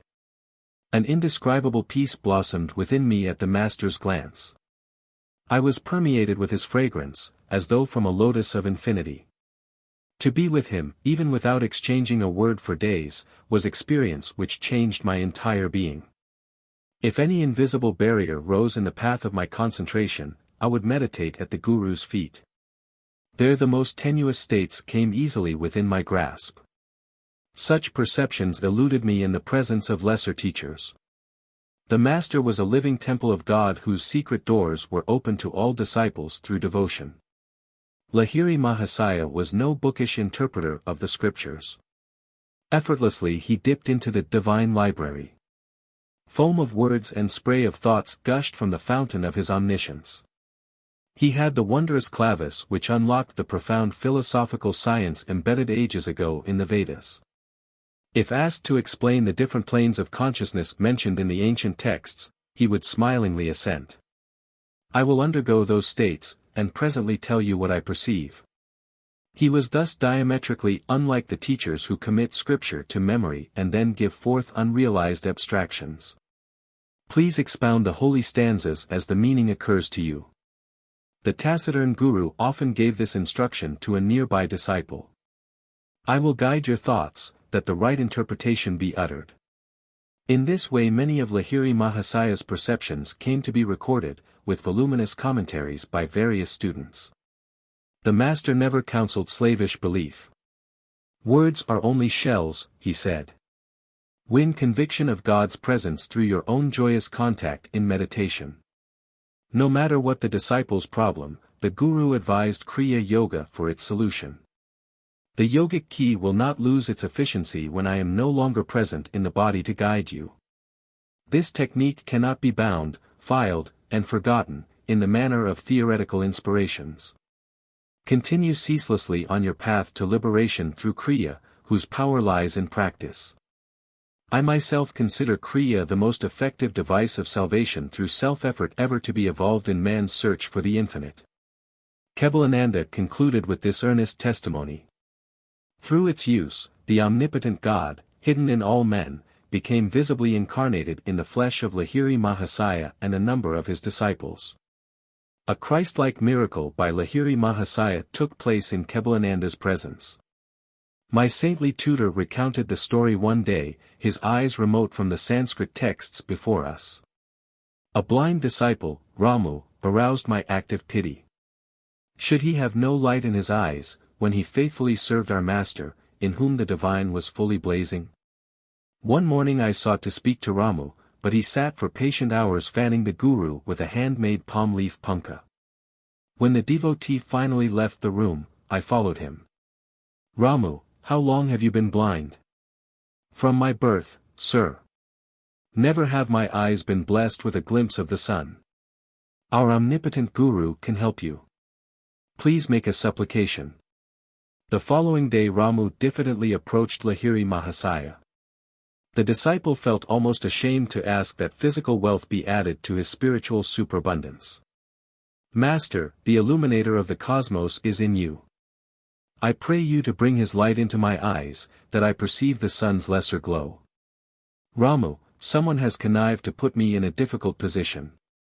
I have no healing power." "Sir, the infinite one within you can certainly heal." "That is indeed different, Ramu. God's limit is nowhere. He who ignites the stars and the cells of flesh with mysterious life effulgence can surely bring luster of vision into your eyes." The master touched Ramu's forehead at the point between the eyebrows.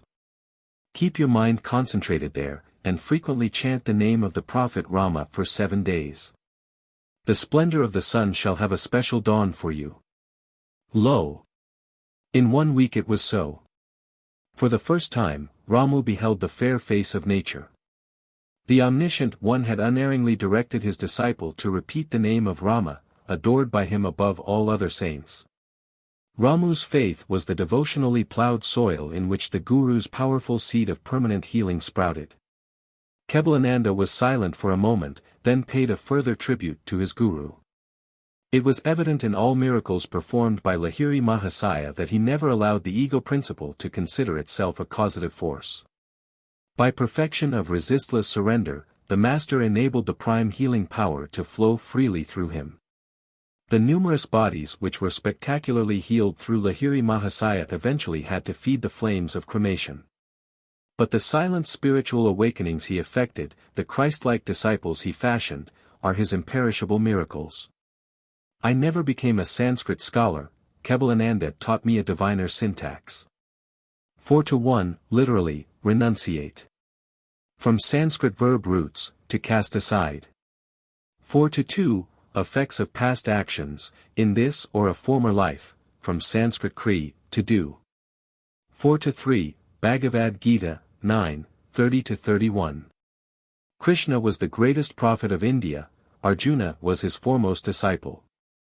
4-4, I always addressed him as Anantada. Da is a respectful suffix which the eldest brother in an Indian family receives from junior brothers and sisters. 4-5, at the time of our meeting, Kebalananda had not yet joined the Swami order and was generally called Shastri Mahasaya.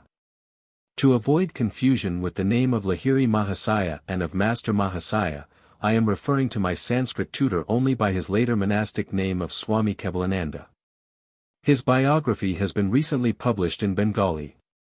Born in the Khulna district of Bengal in 1863, Kebalananda gave up his body in Benares at the age of 68. His family name was Ashutosh Chatterjee. 4-6, the ancient 4 Vedas comprise over 100 extant canonical books. Emerson paid the following tribute in his journal to Vedic thought: "It is sublime as heat and night and a breathless ocean. It contains every religious sentiment, all the grand ethics which visit in turn each noble poetic mind. It is of no use to put away the book. If I trust myself in the woods or in a boat upon the pond, nature makes a Brahmin of me presently, eternal necessity, eternal compensation, unfathomable power, unbroken silence. This is her creed. Peace, she saith to me, and purity and absolute abandonment, these panaceas expiate all sin and bring you to the beatitude of the 8 gods." 4-7, the seat of the single or spiritual eye. At death the consciousness of man is usually drawn to this holy spot, accounting for the upraised eyes found in the dead. 4-8, the central sacred figure of the Sanskrit epic, Ramayana. 4-9, ahankara, egoism, literally, I do. The root cause of dualism or illusion of Maya, whereby the subject, ego, appears as object, the creatures imagine themselves to be creators. Chapter 5. A perfume saint displays his wonders. To everything there is a season, and a time to every purpose under the heaven. I did not have this wisdom of Solomon to comfort me. I gazed searchingly about me, on any excursion from home, for the face of my destined guru. But my path did not cross his own until after the completion of my high school studies. 2 years elapsed between my flight with Amar toward the Himalayas, and the great day of Sri Yukswar's arrival into my life. During that interim I met a number of sages, the Perfume Saint, the Tiger Swami, Nagendra Nath Bhaduri, Master Mahasaya, and the famous Bengali scientist, Jagadish Chandra Bose. My encounter with the Perfume Saint had 2 preambles, one harmonious and the other humorous. God is simple. Everything else is complex. Do not seek absolute values in the relative world of nature. These philosophical finalities gently entered my ear as I stood silently before a temple image of Kali. Turning, I confronted a tall man whose garb, or lack of it, revealed him a wandering sadhu. You have indeed penetrated the bewilderment of my thoughts.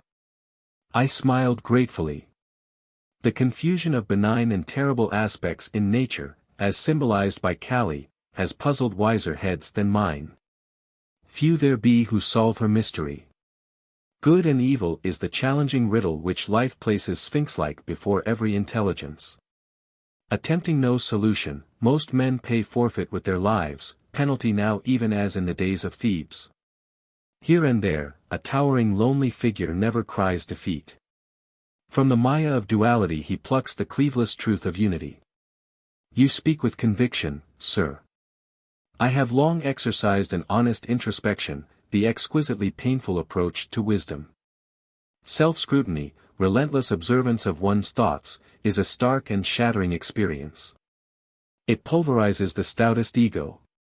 But true self-analysis mathematically operates to produce seers.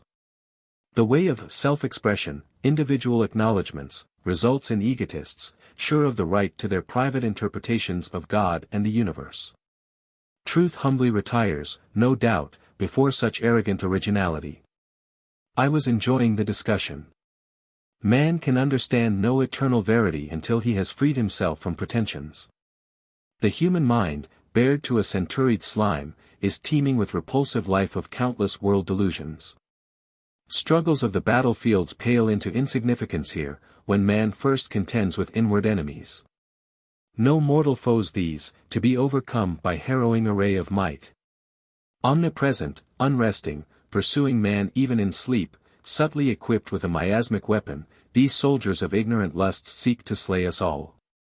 Thoughtless is the man who buries his ideals, surrendering to the common fate. Can he seem other than impotent, wooden, ignominious? Respected sir, have you no sympathy for the bewildered masses? The sage was silent for a moment, then answered obliquely. To love both the invisible God, repository of all virtues, and visible man, apparently possessed of none, is often baffling. But ingenuity is equal to the maze. Inner research soon exposes a unity in all human minds, the stalwart kinship of selfish motive. In one sense at least, the brotherhood of man stands revealed. An aghast humility follows this leveling discovery. It ripens into compassion for one's fellows, blind to the healing potencies of the soul awaiting exploration. The saints of every age, sir, have felt like yourself for the sorrows of the world. Only the shallow man loses responsiveness to the woes of others' lives, as he sinks into narrow suffering of his own. The sadhu's austere face was noticeably softened. The one who practices a scalpel self-dissection will know an expansion of universal pity. Release is given him from the deafening demands of his ego. The love of God flowers on such soil. The creature finally turns to his Creator, if for no other reason than to ask in anguish, "Why, Lord, why?" By ignoble whips of pain, man is driven at last into the infinite presence, whose beauty alone should lure him. The sage and I were present in Calcutta's Kaligat temple, whither I had gone to view its famed magnificence. With a sweeping gesture, my chance companion dismissed the ornate dignity. Bricks and mortar sing us no audible tune. The heart opens only to the human chant of being. We strolled to the inviting sunshine at the entrance, where throngs of devotees were passing to and fro. You are young. The sage surveyed me thoughtfully. India too is young. The ancient rishis laid down ineradicable patterns of spiritual living. Their hoary dictums suffice for this day and land. Not outmoded, not unsophisticated against the guiles of materialism, the disciplinary precepts mold India still. By millenniums more than embarrassed scholars care to compute, the skeptic time has validated Vedic worth. Take it for your heritage. As I was reverently bidding farewell to the eloquent sadhu, he revealed a clairvoyant perception. After you leave here today, an unusual experience will come your way. I quitted the temple precincts and wandered along aimlessly. Turning a corner, I ran into an old acquaintance, one of those long-winded fellows whose conversational powers ignore time and embrace eternity. I will let you go in a very short while, if you will tell me all that has happened during the 6 years of our separation. What a paradox! I must leave you now. But he held me by the hand, forcing out tidbits of information. He was like a ravenous wolf, I thought in amusement. The longer I spoke, the more hungrily he sniffed for news. Inwardly I petitioned the goddess Kali to devise a graceful means of escape. My companion left me abruptly. I sighed with relief and doubled my pace, dreading any relapse into the garrulous fever. Hearing rapid footsteps behind me, I quickened my speed. I dared not look back. But with a bound, the youth rejoined me, jovially clasping my shoulder. I forgot to tell you of Gonda Baba, perfume saint, who is gracing yonder house. He pointed to a dwelling a few yards distant. Do meet him, he is interesting. You may have an unusual experience. Goodbye, and he actually left me. The similarly worded prediction of the sadhu at Kaligat temple flashed to my mind. Definitely intrigued, I entered the house and was ushered into a commodious parlor. A crowd of people were sitting, Orient-wise, here and there on a thick orange-colored carpet. An odd whisper reached my ear. Behold Gonda Baba on the leopard skin. He can give the natural perfume of any flower to a scentless one, or revive a wilted blossom, or make a person's skin exude delightful fragrance. I looked directly at the saint, his quick gaze rested on mine. He was plump and bearded, with dark skin and large, gleaming eyes.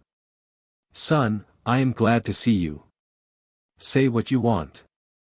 Would you like some perfume? What for?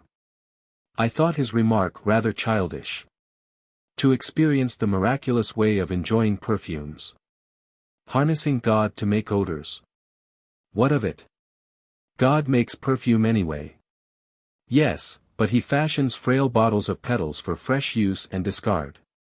Can you materialize flowers? I materialize perfumes, little friend. Then scent factories will go out of business. I will permit them to keep their trade. My own purpose is to demonstrate the power of God. Sir, is it necessary to prove God? Isn't he performing miracles in everything, everywhere? Yes, but we too should manifest some of his infinite creative variety. How long did it take to master your art? 12 years. For manufacturing scents by astral means. It seems, my honored saint, you have been wasting a dozen years for fragrances which you can obtain with a few rupees from a florist's shop. Perfumes fade with flowers. Perfumes fade with death. Why should I desire that which pleases the body only? Mr. Philosopher, you please my mind. Now, stretch forth your right hand. He made a gesture of blessing. I was a few feet away from Gonda Baba, no one else was near enough to contact my body. I extended my hand, which the yogi did not touch. What perfume do you want? Rose. Be it so. To my great surprise, the charming fragrance of rose was wafted strongly from the center of my palm. I smilingly took a large white scentless flower from a nearby vase. Can this odorless blossom be permeated with jasmine? Be it so. A jasmine fragrance instantly shot from the petals. I thanked the wonder worker and seated myself by one of his students. He informed me that Gonda Baba, whose proper name was Vishuddhananda, had learned many astonishing yoga secrets from a master in Tibet. The Tibetan yogi, I was assured, had attained the age of over 1,000 years. His disciple Gonda Baba does not always perform his perfume feats in the simple verbal manner you have just witnessed. The student spoke with obvious pride in his master. His procedure differs widely, to accord with diversity in temperaments. He is marvelous. Many members of the Calcutta intelligentsia are among his followers. I inwardly resolved not to add myself to their number. A guru too literally marvelous was not to my liking. With polite thanks to Gonda Baba, I departed. Sauntering home, I reflected on the 3 varied encounters the day had brought forth. My sister Uma met me as I entered our Gurpur road door. "You are getting quite stylish, using perfumes." Without a word, I motioned her to smell my hand. What an attractive rose fragrance. It is unusually strong. Thinking it was strongly unusual, I silently placed the astrally scented blossom under her nostrils. "Oh, I love jasmine." She seized the flower. A ludicrous bafflement passed over her face as she repeatedly sniffed the odor of jasmine from a type of flower she well knew to be scentless. Her reactions disarmed my suspicion that Gonda Baba had induced an autosuggestive state whereby I alone could detect the fragrances. Later I heard from a friend, Alkananda, that the perfume saint had a power which I wish were possessed by the starving millions of Asia and, today, of Europe as well. I was present with 100 other guests at Gonda Baba's home in Burdwan, Alkananda told me. It was a gala occasion. Because the yogi was reputed to have the power of extracting objects out of thin air, I laughingly requested him to materialize some out-of-season tangerines. Immediately the luchis which were present on all the banana leaf plates became puffed up. Each of the bread envelopes proved to contain a peeled tangerine. I bit into my own with some trepidation, but found it delicious. Years later I understood by inner realization how Gonda Baba accomplished his materializations. The method, alas, is beyond the reach of the world's hungry hordes.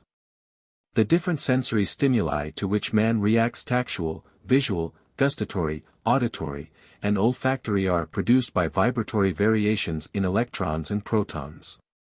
The vibrations in turn are regulated by lifetrons, subtle life forces or finer than atomic energies intelligently charged with the 5 distinctive sensory idea, substances. Gonda Baba, tuning himself with the cosmic force by certain yogic practices, was able to guide the lifetrons to rearrange their vibratory structure and objectivize the desired result. His perfume, fruit and other miracles were actual materializations of mundane vibrations, and not inner sensations hypnotically produced. Performances of miracles such as shown by the perfume saint, are spectacular but spiritually useless. Having little purpose beyond entertainment, they are digressions from a serious search for God.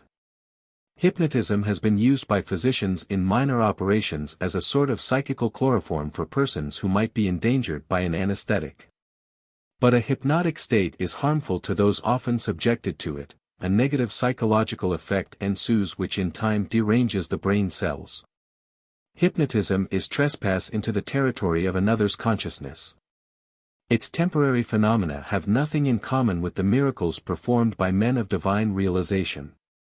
Awake in God, true saints effect changes in this dream world by means of a will harmoniously attuned to the creative cosmic dreamer. Ostentatious display of unusual powers are decried by masters. The Persian mystic, Abu said, once laughed at certain fakirs who were proud of their miraculous powers over water, air, and space. A frog is also at home in the water. Abu said pointed out in gentle scorn. The crow and the vulture easily fly in the air, the devil is simultaneously present in the east and in the west. A true man is he who dwells in righteousness among his fellow men, who buys and sells, yet is never for a single instant forgetful of God. On another occasion the great Persian teacher gave his views on the religious life thus: to lay aside what you have in your head, selfish desires and ambitions, to freely bestow what you have in your hand. and never to flinch from the blows of adversity. Neither the impartial sage at Kaligat temple or the Tibetan-trained yogi had satisfied my yearning for a guru. My heart needed no tutor for its recognitions, and cried its own bravos. The more resoundingly because unoften summoned from silence. When I finally met my master, he taught me by sublimity of example alone the measure of a true man. 5-1, Kali represents the eternal principle in nature. She is traditionally pictured as a four-armed woman, standing on the form of the god Shiva or the infinite, because nature or the phenomenal world is rooted in the noumenon. The four arms symbolize cardinal attributes, two beneficent, two destructive, indicating the essential duality of matter or creation. 5-2, cosmic illusion, literally, the measurer. Maya is the magical power in creation by which limitations and divisions are apparently present in the immeasurable and inseparable. Emerson wrote the following poem, to which he gave the title of Maya. Illusion works impenetrable, weaving webs innumerable, her gay pictures never fail, crowd each other, veil on veil, charmer who will be believed by man who thirsts to be deceived. 5-3, the rishis, literally, seers, were the authors of the Vedas in an indeterminable antiquity. 5-4, flat, round Indian bread. 5-5, laymen scarcely realized the vast strides of 20th-century science. Transmutation of metals and other alchemical dreams are seeing fulfillment every day in centers of scientific research over the world. The eminent French chemist, M. Georges Claude, performed miracles at Fontainebleau in 1928 before a scientific assemblage through his chemical knowledge of oxygen transformations. His magician's wand was simple oxygen, bubbling in a tube on a table. The scientist turned a handful of sand into precious stones, iron into a state resembling melted chocolate and, after depriving flowers of their tints, turned them into the consistency of glass. M. Claude explained how the sea could be turned by oxygen transformations into many millions of pounds of horsepower, how water which boils is not necessarily burning. How little mounds of sand, by a single whiff of the oxygen blowpipe, could be changed into sapphires, rubies, and topazes, and he predicted the time when it will be possible for men to walk on the bottom of the ocean minus the diver's equipment. Finally the scientist amazed his onlookers by turning their faces black by taking the red out of the sun's rays. This noted French scientist has produced liquid air by an expansion method in which he has been able to separate the various gases of the air, and has discovered various means of mechanical utilization of differences of temperature in sea water. Chapter 6. The Tiger Swami. I have discovered the Tiger Swami's address. Let us visit him tomorrow. This welcome suggestion came from Chandy, one of my high school friends. I was eager to meet the saint who, in his pre-monastic life, had caught and fought tigers with his naked hands. A boyish enthusiasm over such remarkable feats was strong within me. The next day dawned wintry cold, but Chandy and I sallied forth gaily. After much vain hunting in Bhawanipur, outside Calcutta, we arrived at the right house. The door held 2 iron rings, which I sounded piercingly. Notwithstanding the clamor, a servant approached with leisurely gait. His ironical smile implied that visitors, despite their noise, were powerless to disturb the calmness of a saint's home. Feeling the silent rebuke, my companion and I were thankful to be invited into the parlor. Our long wait there caused uncomfortable misgivings. India's unwritten law for the truth seeker is patience. A master may purposely make a test of one's eagerness to meet him. This psychological ruse is freely employed in the West by doctors and dentists. Finally summoned by the servant, Chandy and I entered a sleeping apartment. The famous Sohong Swami was seated on his bed. The sight of his tremendous body affected us strangely. With bulging eyes, we stood speechless. We had never before seen such a chest or such football-like biceps. On an immense neck, the Swami's fierce yet calm face was adorned with flowing locks, beard and mustache.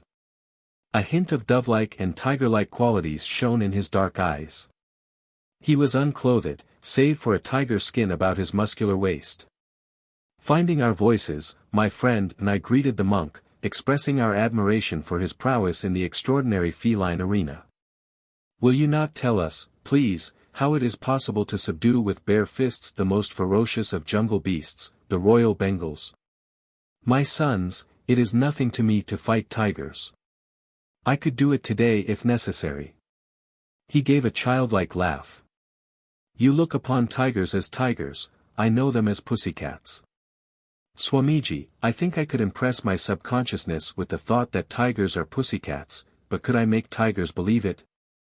Of course strength also is necessary. One cannot expect victory from a baby who imagines a tiger to be a house cat. Powerful hands are my sufficient weapon. He asked us to follow him to the patio, where he struck the edge of a wall. A brick crashed to the floor. The sky peered boldly through the gaping lost tooth of the wall. I fairly staggered in astonishment. He who can remove mortared bricks from a solid wall with one blow, I thought, must surely be able to displace the teeth of tigers. A number of men have physical power such as mine, but still lack in cool confidence. Those who are bodily but not mentally stalwart may find themselves fainting at mere sight of a wild beast bounding freely in the jungle. The tiger in its natural ferocity and habitat is vastly different from the opium-fed circus animal. Many a man with Herculean strength has nonetheless been terrorized into abject helplessness before the onslaught of a royal Bengal. Thus the tiger has converted the man, in his own mind, to a state as nerveless as the pussycats. It is possible for a man, owning a fairly strong body and an immensely strong determination, to turn the tables on the tiger, and force it to a conviction of pussycat defenselessness. How often I have done just that.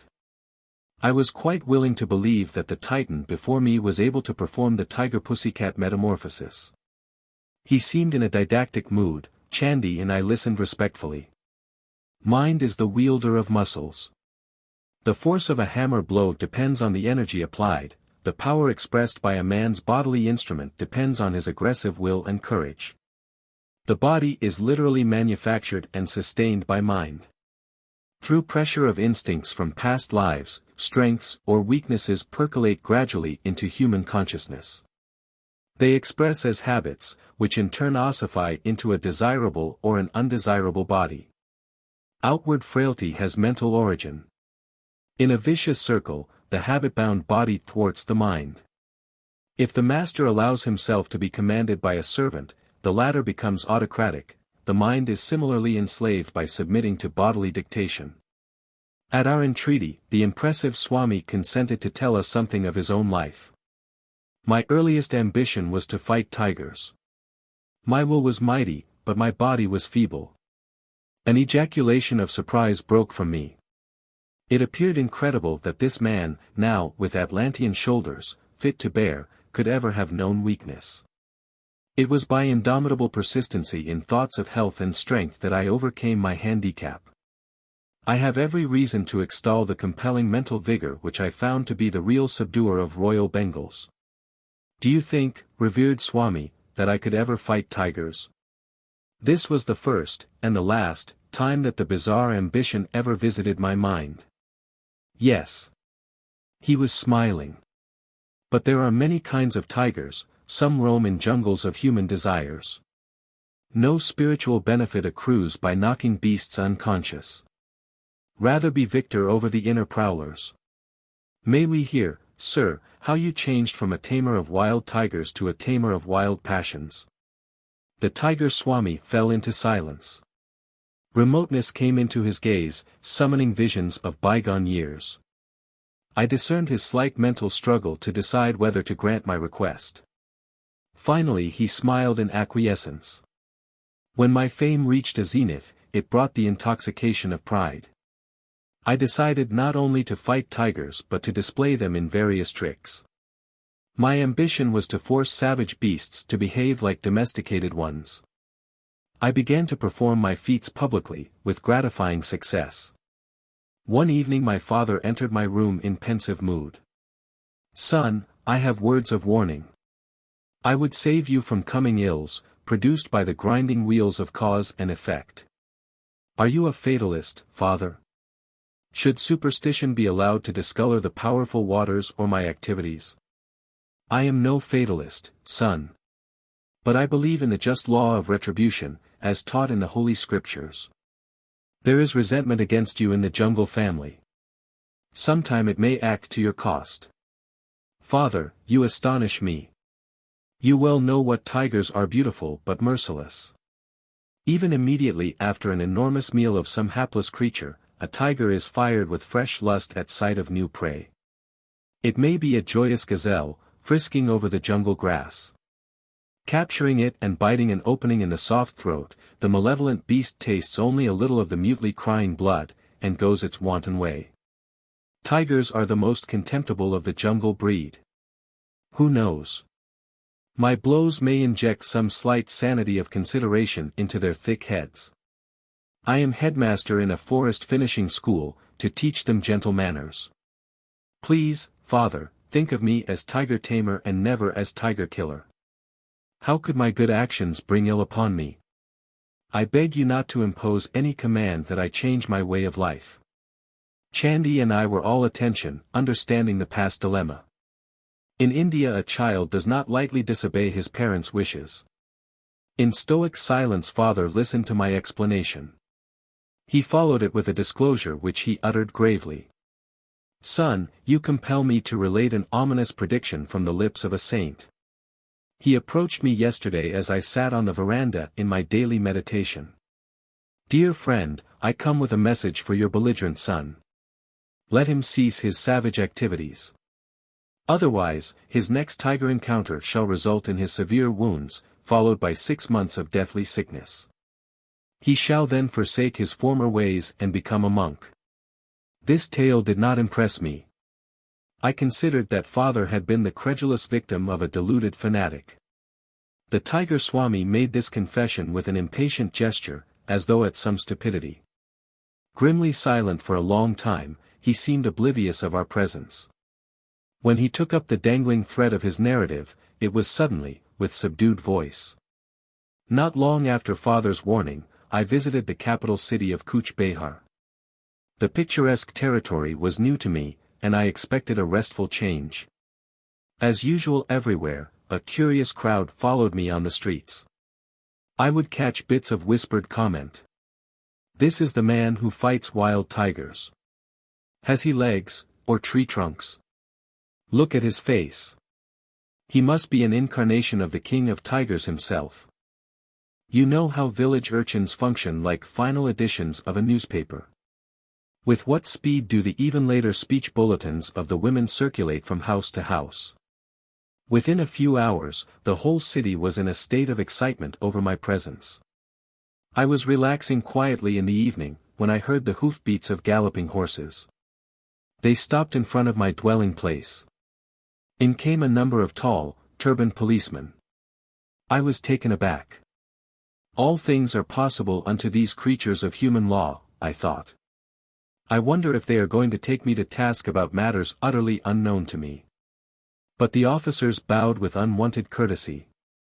Honored sir, we are sent to welcome you on behalf of the Prince of Cooch Behar. He is pleased to invite you to his palace tomorrow morning. I speculated a while on the prospect.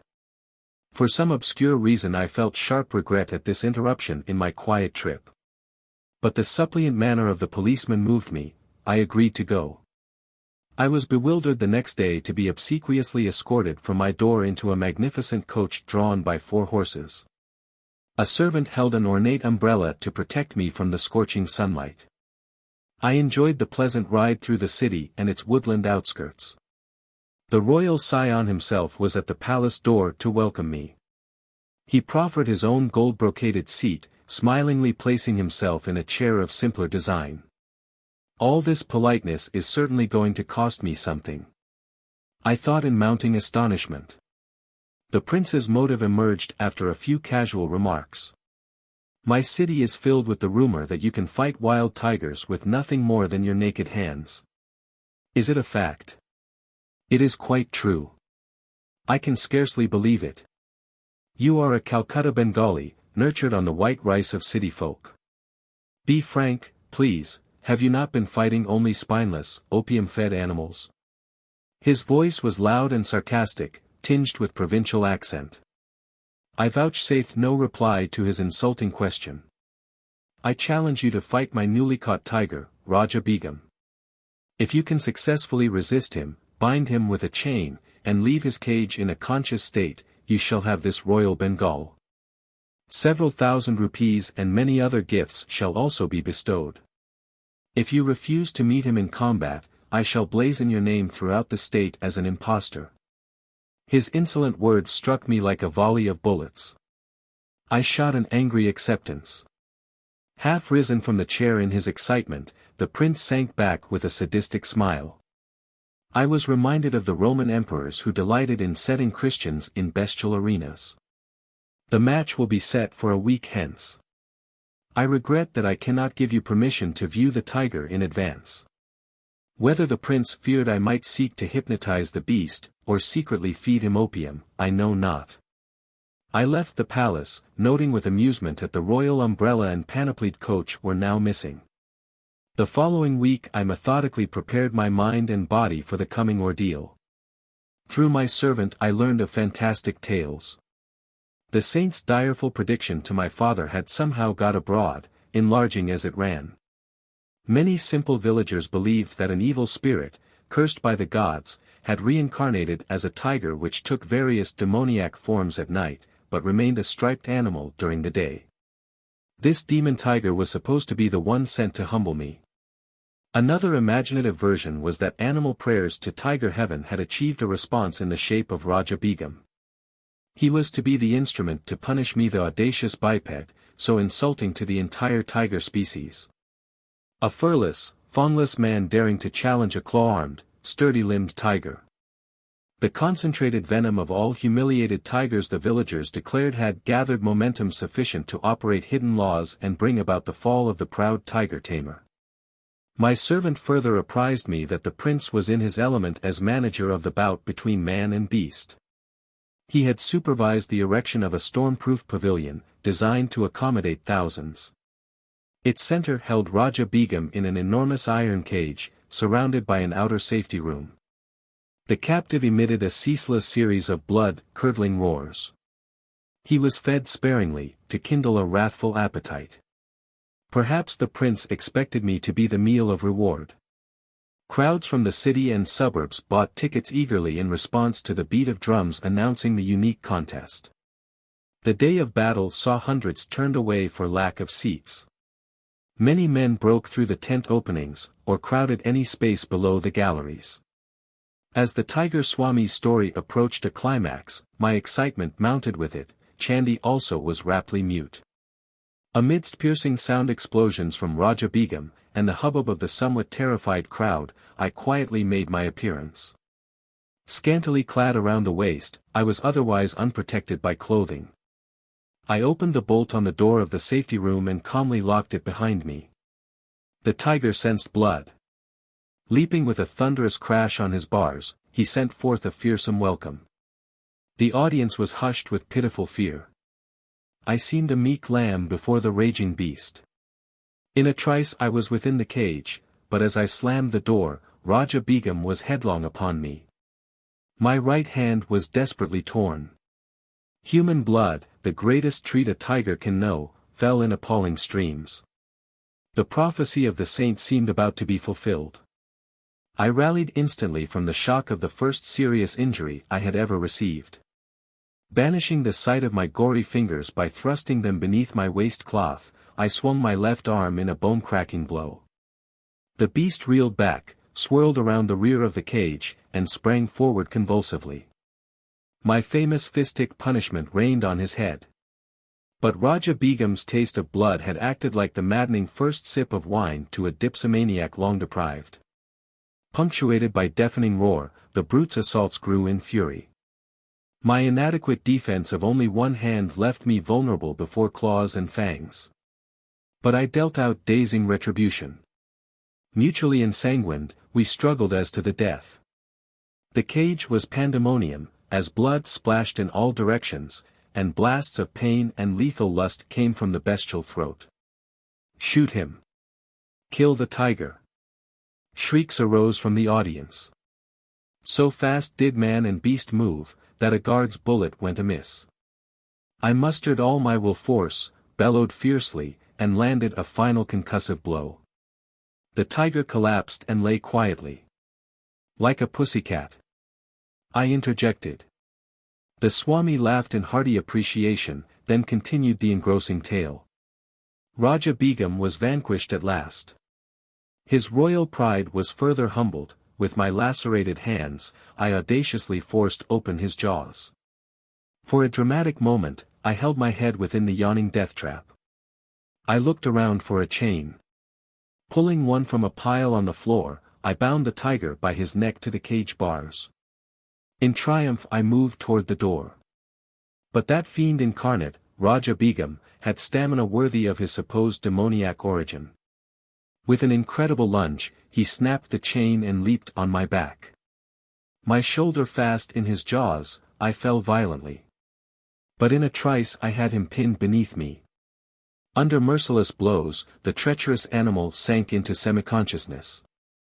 This time I secured him more carefully. Slowly I left the cage. I found myself in a new uproar, this time one of delight. The crowd's cheer broke as though from a single gigantic throat. Disastrously mauled, I had yet fulfilled the three conditions of the fight: stunning the tiger, binding him with a chain, and leaving him without requiring assistance for myself. In addition, I had so drastically injured and frightened the aggressive beast that he had been content to overlook the opportune prize of my head in his mouth. After my wounds were treated, I was honored and garlanded. Hundreds of gold pieces showered at my feet. The whole city entered a holiday period. Endless discussions were heard on all sides about my victory over one of the largest and most savage tigers ever seen. Raja Begum was presented to me, as promised, but I felt no elation. A spiritual change had entered my heart. It seemed that with my final exit from the cage I had also closed the door on my worldly ambitions. A woeful period followed. For 6 months I lay near death from blood poisoning. As soon as I was well enough to leave Cooch Behar, I returned to my native town. I know now that my teacher is the holy man who gave the wise warning. I humbly made this confession to my father. Oh, if I could only find him! My longing was sincere, for one day the saint arrived unheralded. Enough of tiger taming. He spoke with calm assurance. Come with me. I will teach you to subdue the beasts of ignorance roaming in jungles of the human mind. You are used to an audience, let it be a galaxy of angels, entertained by your thrilling mastery of yoga. I was initiated into the spiritual path by my saintly guru. He opened my soul doors, rusty and resistant with long disuse. Hand in hand, we soon set out for my training in the Himalayas. Chandi and I bowed at the Swami's feet, grateful for his vivid outline of a life truly cyclonic. I felt amply repaid for the long probationary wait in the cold parlor. 6-1, Sohom was his monastic name. He was popularly known as the Tiger Swami. 6-2, Prince-Princess, so named to indicate that this beast possessed the combined ferocity of tiger and tigress. Chapter 7. The Levitating Saint. I saw a yogi remain in the air, several feet above the ground, last night at a group meeting. My friend, Upendra Mohan Chowdhury, spoke impressively. I gave him an enthusiastic smile. Perhaps I can guess his name. Was it Baduri Mahasaya, of Upper Circular Road? Upendra nodded, a little crestfallen not to be a newsbearer. My inquisitiveness about saints was well known among my friends. They delighted in setting me on a fresh track. The yogi lives so close to my home that I often visit him. My words brought keen interest to Upendra's face, and I made a further confidence. I have seen him in remarkable feats. He has expertly mastered the various pranayamas of the ancient eightfold yoga outlined by Patanjali. Once Baduri Mahasaya performed the Bastrika pranayama before me with such amazing force that it seemed an actual storm had arisen in the room. Then he extinguished the thundering breath and remained motionless in a high state of superconsciousness. The aura of peace after the storm was vivid beyond forgetting. I heard that the saint never leaves his home. Upendra's tone was a trifle incredulous. Indeed, it is true. He has lived indoors for the past 20 years. He slightly relaxes his self-imposed rule at the times of our holy festivals, when he goes as far as his front sidewalk. The beggars gather there, because Saint Badari is known for his tender heart. How does he remain in the air, defying the law of gravitation? A yogi's body loses its grossness after use of certain pranayamas. Then it will levitate or hop about like a leaping frog. Even saints who do not practice a formal yoga have been known to levitate during a state of intense devotion to God. I would like to know more of this sage. Do you attend his evening meetings? Upendra's eyes were sparkling with curiosity. Yes, I go often. I am vastly entertained by the wit in his wisdom. Occasionally my prolonged laughter mars the solemnity of his gatherings. The saint is not displeased, but his disciples look daggers. On my way home from school that afternoon, I passed Badari Mahasaya's cloister and decided on a visit. The yogi was inaccessible to the general public. A lone disciple, occupying the ground floor, guarded his master's privacy. The student was something of a martinet. He now inquired formally if I had an engagement. His guru put in an appearance just in time to save me from summary ejection. Let Mukunda come when he will. The sage's eyes twinkled. My rule of seclusion is not for my own comfort, but for that of others. Worldly people do not like the candor which shatters their delusions. Saints are not only rare but disconcerting. Even in scripture, they are often found embarrassing. I followed Badari Mahasaya to his austere quarters on the top floor, from which he seldom stirred. Masters often ignore the panorama of the world's ado, out of focus till centered in the ages. The contemporaries of a sage are not alone those of the narrow present. Maharishi, you are the first yogi I have known who always stays indoors. God plants his saints sometimes in unexpected soil, lest we think we may reduce him to a rule. The sage locked his vibrant body in the lotus posture. In his 70s, he displayed no unpleasing signs of age or sedentary life. Stalwart and straight, he was ideal in every respect. His face was that of a rishi, as described in the ancient texts. Noble-headed, abundantly bearded, he always sat firmly upright, his quiet eyes fixed on omnipresence. The saint and I entered the meditative state. After an hour, his gentle voice roused me. You go often into the silence, but have you developed anubhava? He was reminding me to love God more than meditation. Do not mistake the technique for the goal. He offered me some mangoes. With that good-humored wit that I found so delightful in his grave nature, he remarked, people in general are more fond of Jala Yoga, union with food, than of Dhyana Yoga, union with God. His yogic pun affected me uproariously. What a laugh you have! An affectionate gleam came into his gaze. His own face was always serious, yet touched with an ecstatic smile. His large, lotus eyes held a hidden divine laughter. Those letters come from far-off America. The sage indicated several thick envelopes on a table. I correspond with a few societies there whose members are interested in yoga. They are discovering India anew, with a better sense of direction than Columbus. I am glad to help them. The knowledge of yoga is free to all who will receive, like the ungarnishable daylight. What rishis perceived as essential for human salvation need not be diluted for the West. Alike in soul though diverse in outer experience, neither West nor East will flourish if some form of disciplinary yoga be not practiced. The saint held me with his tranquil eyes. I did not realize that his speech was a veiled prophetic guidance. It is only now, as I write these words, that I understand the full meaning in the casual intimations he often gave me that someday I would carry India's teachings to America. Badari Mahasaya. The levitating saint. Sir, I inquired, why do you not write a book on yoga for the benefit of the world? I am training disciples, he replied.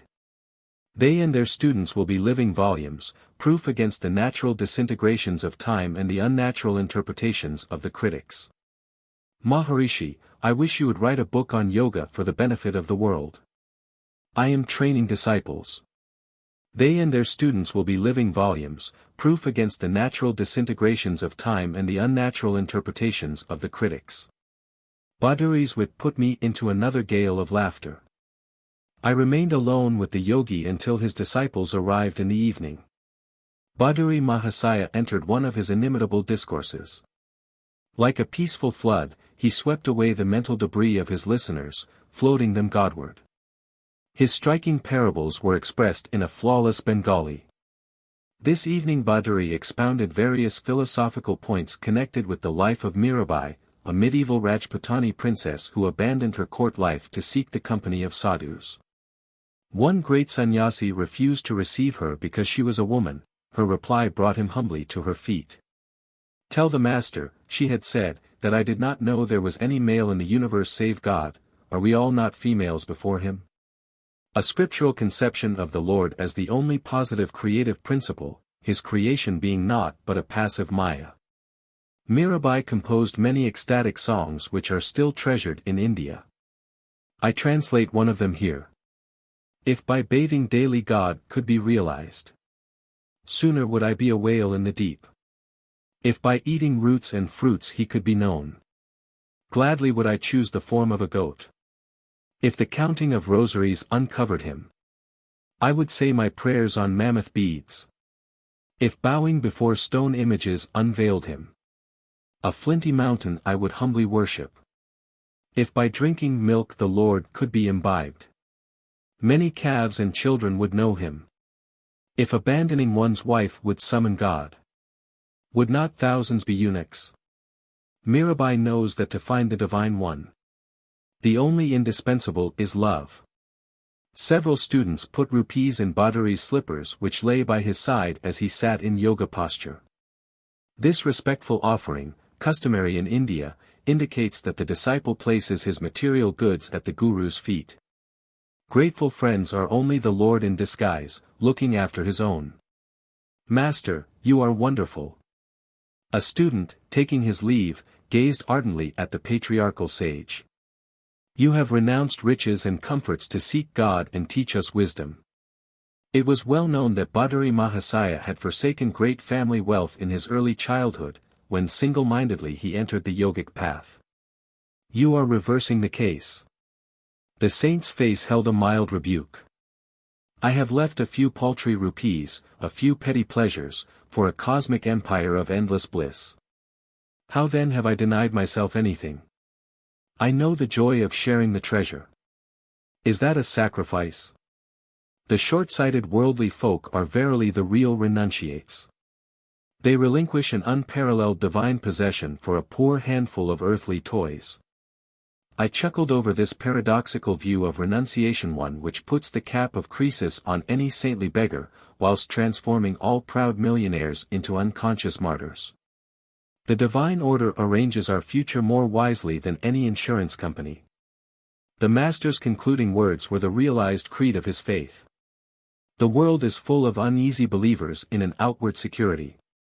Their bitter thoughts are like scars on their foreheads. The one who gave us air and milk from our first breath knows how to provide day by day for his devotees. I continued my after-school pilgrimages to the saint's door. With silent zeal he aided me to attain Anubhava.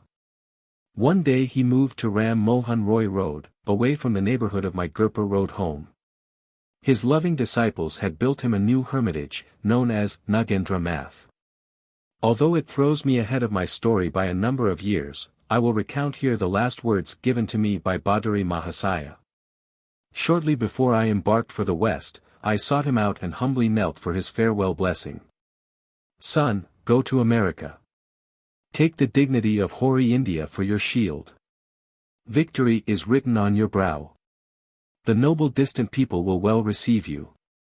7-1 Methods of controlling life force through regulation of breath. 7-2 The foremost ancient exponent of yoga. 7-3 French professors were the first in the West to be willing to scientifically investigate the possibilities of the superconscious mind. Professor Jules Bois, member of the L'École de Psychologie of the Sorbonne, lectured in America in 1928. He told his audiences that French scientists have accorded recognition to the superconsciousness, which is the exact opposite of Freud's subconscious mind and is the faculty which makes man really man and not just a superanimal. M. Jules Bois explained that the awakening of the higher consciousness was not to be confused with Kuism or hypnotism. The existence of a superconscious mind has long been recognized philosophically, being in reality the oversoul spoken of by Emerson, but only recently has it been recognized scientifically. The French scientist pointed out that from the superconsciousness come inspiration, genius, moral values. Belief in this is not mysticism, though it recognized and valued the qualities which mystics preached. 7-4, St. Teresa of Avila and other Christian saints were often observed in a state of levitation. 7-5, Great Sage. 7-6, Actual perception of God. 7-7, the saint's full name was Nagendranath Bhattari. Math means hermitage or ashram. Chapter 8. India's great scientist, J.C. Bose. Jagadish Chandra Bose's wireless inventions antedated those of Marconi. Overhearing this provocative remark, I walked closer to a sidewalk group of professors engaged in scientific discussion. If my motive in joining them was racial pride, I regret it. I cannot deny my keen interest in evidence that India can play a leading part in physics, and not metaphysics alone. What do you mean, sir? The professor obligingly explained. Bose was the first one to invent a wireless coherer and an instrument for indicating the refraction of electric waves. But the Indian scientist did not exploit his inventions commercially. He soon turned his attention from the inorganic to the organic world. His revolutionary discoveries as a plant physiologist are outpacing even his radical achievements as a physicist. I politely thanked my mentor. He added, "The great scientist is one of my brother professors at Presidency College." I paid a visit the next day to the sage at his home, which was close to mine on Gorakhpur Road. I had long admired him from a respectful distance. The grave and retiring botanist greeted me graciously. He was a handsome, robust man in his 50s, with thick hair, broad forehead, and the abstracted eyes of a dreamer. The precision in his tones revealed the lifelong scientific habit. I have recently returned from an expedition to scientific societies of the West.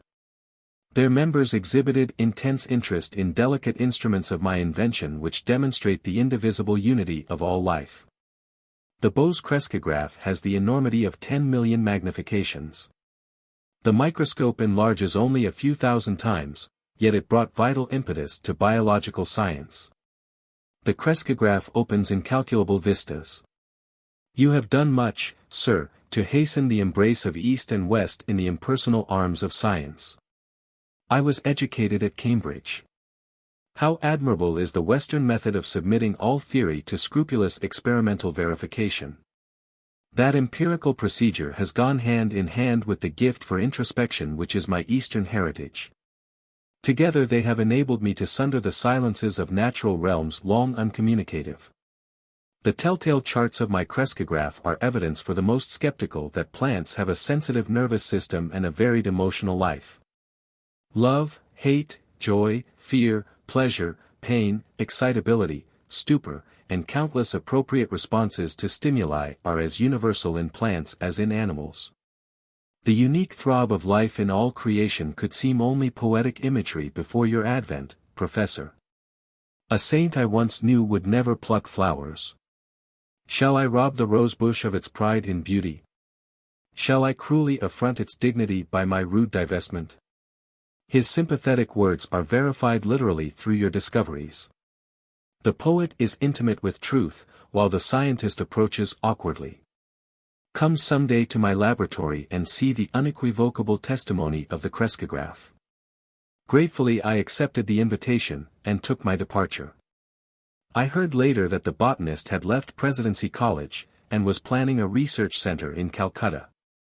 When the Bose Institute was opened, I attended the dedicatory services.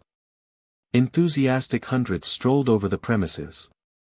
I was charmed with the artistry and spiritual symbolism of the new home of science.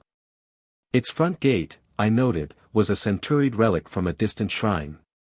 Behind the lotus fountain, a sculptured female figure with a torch conveyed the Indian respect for woman as the immortal light-bearer. The garden held a small temple consecrated to the noumenon beyond phenomena. Thought of the divine incorporeity was suggested by absence of any altar image. Myself at age 6. Jagadish Chandra Bose. India's great physicist, botanist, and inventor of the crescograph. Bose's speech on this great occasion might have issued from the lips of one of the inspired ancient rishis. I dedicate today this institute as not merely a laboratory but a temple. His reverent solemnity stole like an unseen cloak over the crowded auditorium. In the pursuit of my investigations I was unconsciously led into the border region of physics and physiology. To my amazement, I found boundary lines vanishing, and points of contact emerging, between the realms of the living and the non-living. Inorganic matter was perceived as anything but inert, it was a thrill under the action of multitudinous forces. A universal reaction seemed to bring metal, plant and animal under a common law. They all exhibited essentially the same phenomena of fatigue and depression, with possibilities of recovery and of exaltation, as well as the permanent irresponsiveness associated with death. Filled with awe at this stupendous generalization, it was with great hope that I announced my results before the Royal Society, results demonstrated by experiments. But the physiologists present advised me to confine myself to physical investigations, in which my success had been assured, rather than encroach on their preserves. I had unwittingly strayed into the domain of an unfamiliar caste system and so offended its etiquette. An unconscious theological bias was also present, which confounds ignorance with faith. It is often forgotten that he who surrounded us with this ever-evolving mystery of creation has also implanted in us the desire to question and understand. Through many years of miscomprehension, I came to know that the life of a devotee of science is inevitably filled with unending struggle. It is for him to cast his life as an ardent offering regarding gain and loss, success and failure, as one. In time the leading scientific societies of the world accepted my theories and results, and recognized the importance of the Indian contribution to science. Can anything small or circumscribed ever satisfy the mind of India?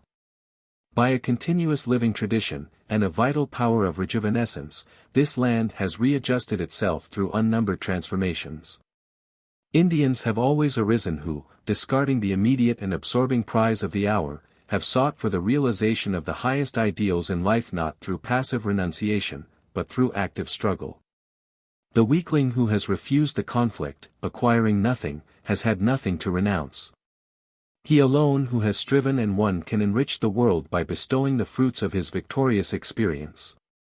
The work already carried out in the Bose laboratory on the response of matter, and the unexpected revelations in plant life, have opened out very extended regions of inquiry in physics, in physiology, in medicine, in agriculture, and even in psychology. Problems hitherto regarded as insoluble have now been brought within the sphere of experimental investigation. But high success is not to be obtained without rigid exactitude. Hence the long battery of supersensitive instruments and apparatus of my design, which stand before you today in their cases in the entrance hall. They tell you of the protracted efforts to get behind the deceptive seeming into the reality that remains unseen, of the continuous toil and persistence and resourcefulness called forth to overcome human limitations. All creative scientists know that the true laboratory is the mind, where behind illusions they uncover the laws of truth. The lectures given here will not be mere repetitions of second-hand knowledge. They will announce new discoveries, demonstrated for the first time in these halls. Through regular publication of the work of the Institute, these Indian contributions will reach the whole world. They will become public property. No patents will ever be taken. The spirit of our national culture demands that we should forever be free from the desecration of utilizing knowledge only for personal gain. It is my further wish that the facilities of this institute be available, so far as possible, to workers from all countries. In this I am attempting to carry on the traditions of my country. So far back as 25 centuries, India welcomed to its ancient universities, at Nalanda and Taxila, scholars from all parts of the world. Although science is neither of the East nor of the West but rather international in its universality, yet India is specially fitted to make great contributions.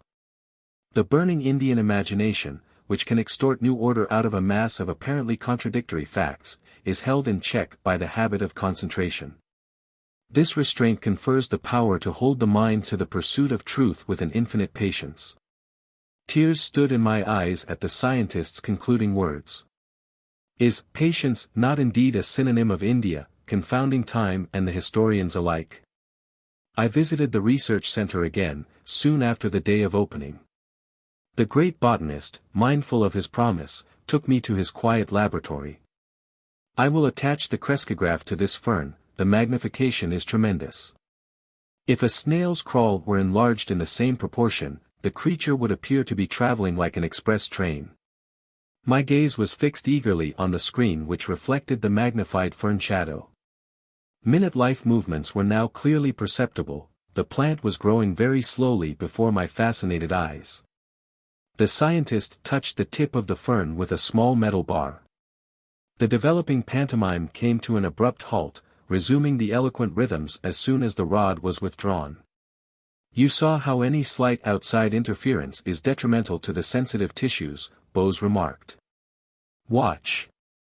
I will now administer chloroform, and then give an antidote. The effect of the chloroform discontinued all growth, the antidote was revivifying. The evolutionary gestures on the screen held me more raptly than a movie plot. My companion, here in the role of villain, thrust a sharp instrument through a part of the fern, pain was indicated by spasmodic flutters. When he passed a razor partially through the stem, the shadow was violently agitated, then stilled itself with the final punctuation of death. By first chloroforming a huge tree, I achieved a successful transplantation. Usually, such monarchs of the forest die very quickly after being moved. Jagadish smiled happily as he recounted the life-saving maneuver. Graphs of my delicate apparatus have proved that trees possess a circulatory system. Their sap movements correspond to the blood pressure of animal bodies. The ascent of sap is not explicable on the mechanical grounds ordinarily advanced, such as capillary attraction. The phenomenon has been solved through the crescograph as the activity of living cells. Peristaltic waves issue from a cylindrical tube which extends down a tree and serves as an actual heart. The more deeply we perceive, the more striking becomes the evidence that a uniform plan links every form in manifold nature. The great scientist pointed to another Bose instrument. I will show you experiments on a piece of tin. The life force in metals responds adversely or beneficially to stimuli.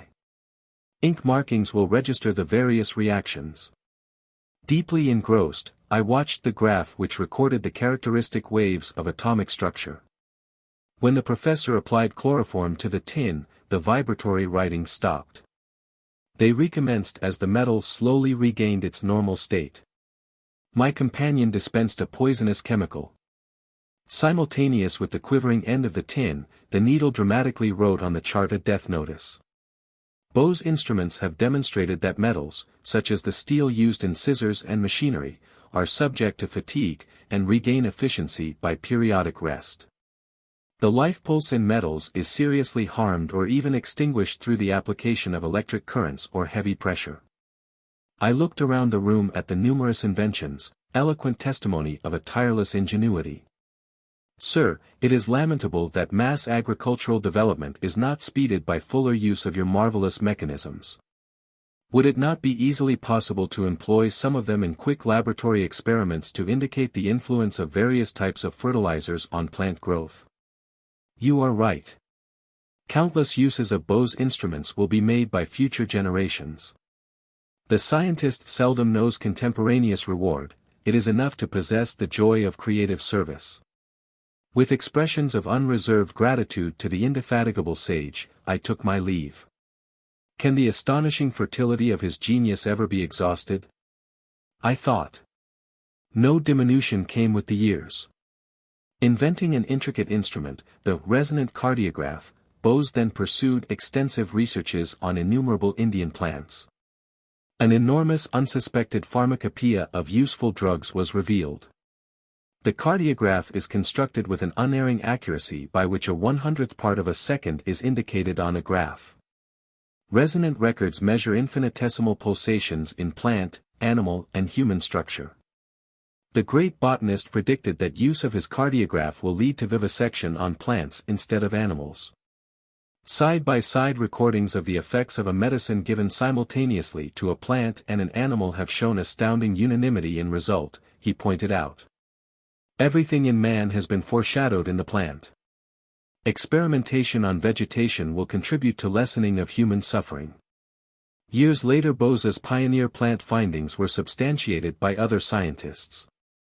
Work done in 1938 at Columbia University was reported by the New York Times as follows. It has been determined within the past few years that when the nerves transmit messages between the brain and other parts of the body, tiny electrical impulses are being generated. These impulses have been measured by delicate galvanometers and magnified millions of times by modern amplifying apparatus. Until now no satisfactory method had been found to study the passages of the impulses along the nerve fibers in living animals or man because of the great speed with which these impulses travel. Drs. K. S. Cole and H. J. Curtis reported having discovered that the long single cells of the freshwater plant Nitella, used frequently in goldfish bowls, are virtually identical with those of single nerve fibers. Furthermore, they found that Nitella fibers, on being excited, propagate electrical waves that are similar in every way, except velocity, to those of the nerve fibers in animals and man. The electrical nerve impulses in the plant were found to be much slower than those in animals. This discovery was therefore seized upon by the Columbia workers as a means for taking slow-motion pictures of the passage of the electrical impulses in nerves. The Nitella plant thus may become a sort of Rosetta Stone for deciphering the closely guarded secrets close to the very borderland of mind and matter. The poet Rabindranath Tagore was a stalwart friend of India's idealistic scientist. To him, the sweet Bengali singer addressed the following lines. O hermit, call thou in the authentic words of that old hymn called Sama, rise. Awake. Call to the man who boasts his shastric lore. From vain pedantic wranglings profitless. Call to that foolish braggart to come forth. Out on the face of nature, this broad earth. Send forth this call unto thy scholar band. Together round thy sacrifice of fire. Let them all gather. So may our India, our ancient land unto herself return. O once again return to steadfast work. To duty and devotion, to her trance of earnest meditation. Let her sit once more unruffled, greedless, strifeless, pure. O once again upon her lofty seat and platform, teacher of all lands. 8-1, all science is transcendental or else passes away. Botany is now acquiring the right theory. The avatars of Brahma will presently be the textbooks of natural history. Emerson. 8-2, from the Latin root, crescere, to increase. For his crescograph and other inventions, Bose was knighted in 1917. 8-3, the lotus flower is an ancient divine symbol in India. Its unfolding petals suggest the expansion of the soul, the growth of its pure beauty from the mud of its origin holds a benign spiritual promise. 8-4, at present, only the sheerest accident brings India into the purview of the American college student. 8 universities, Harvard, Yale, Columbia, Princeton, Johns Hopkins, Pennsylvania, Chicago, and California, have chairs of Indology or Sanskrit. But India is virtually unrepresented in departments of history, philosophy, fine arts, political science, sociology, or any of the other departments of intellectual experience in which, as we have seen, India has made great contributions. We believe, consequently, that no department of study, particularly in the humanities, in any major university can be fully equipped without a properly trained specialist in the Indic phases of its discipline. We believe, too, that every college which aims to prepare its graduates for intelligent work in the world which is to be theirs to live in, must have on its staff a scholar competent in the civilization of India.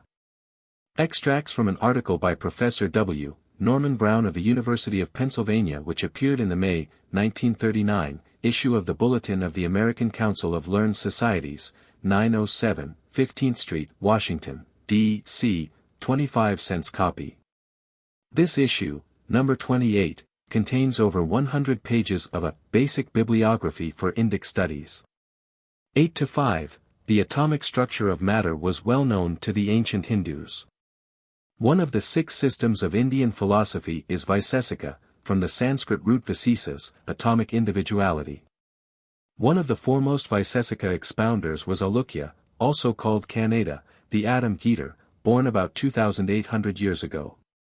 In an article in East West, April, 1934, a summary of Vaisesika scientific knowledge was given as follows: though the modern atomic theory is generally considered a new advance of science, it was brilliantly expounded long ago by Kanada.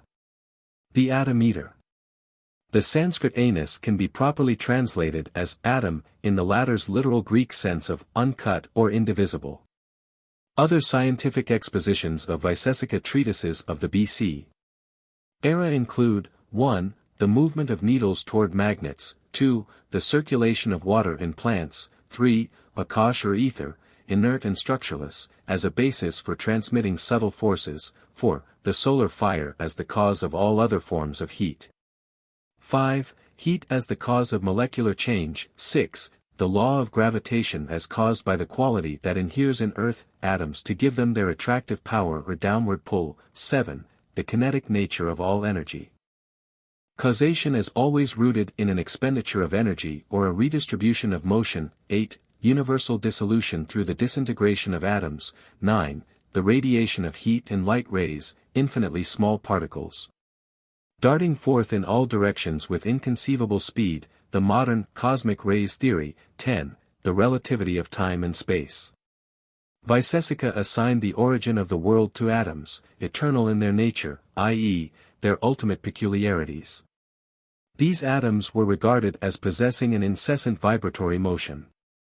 The recent discovery that an atom is a miniature solar system would be no news to the old Vaisesika philosophers, who also reduced time to its furthest mathematical concept by describing the smallest unit of time, kala, as the period taken by an atom to traverse its own unit of space.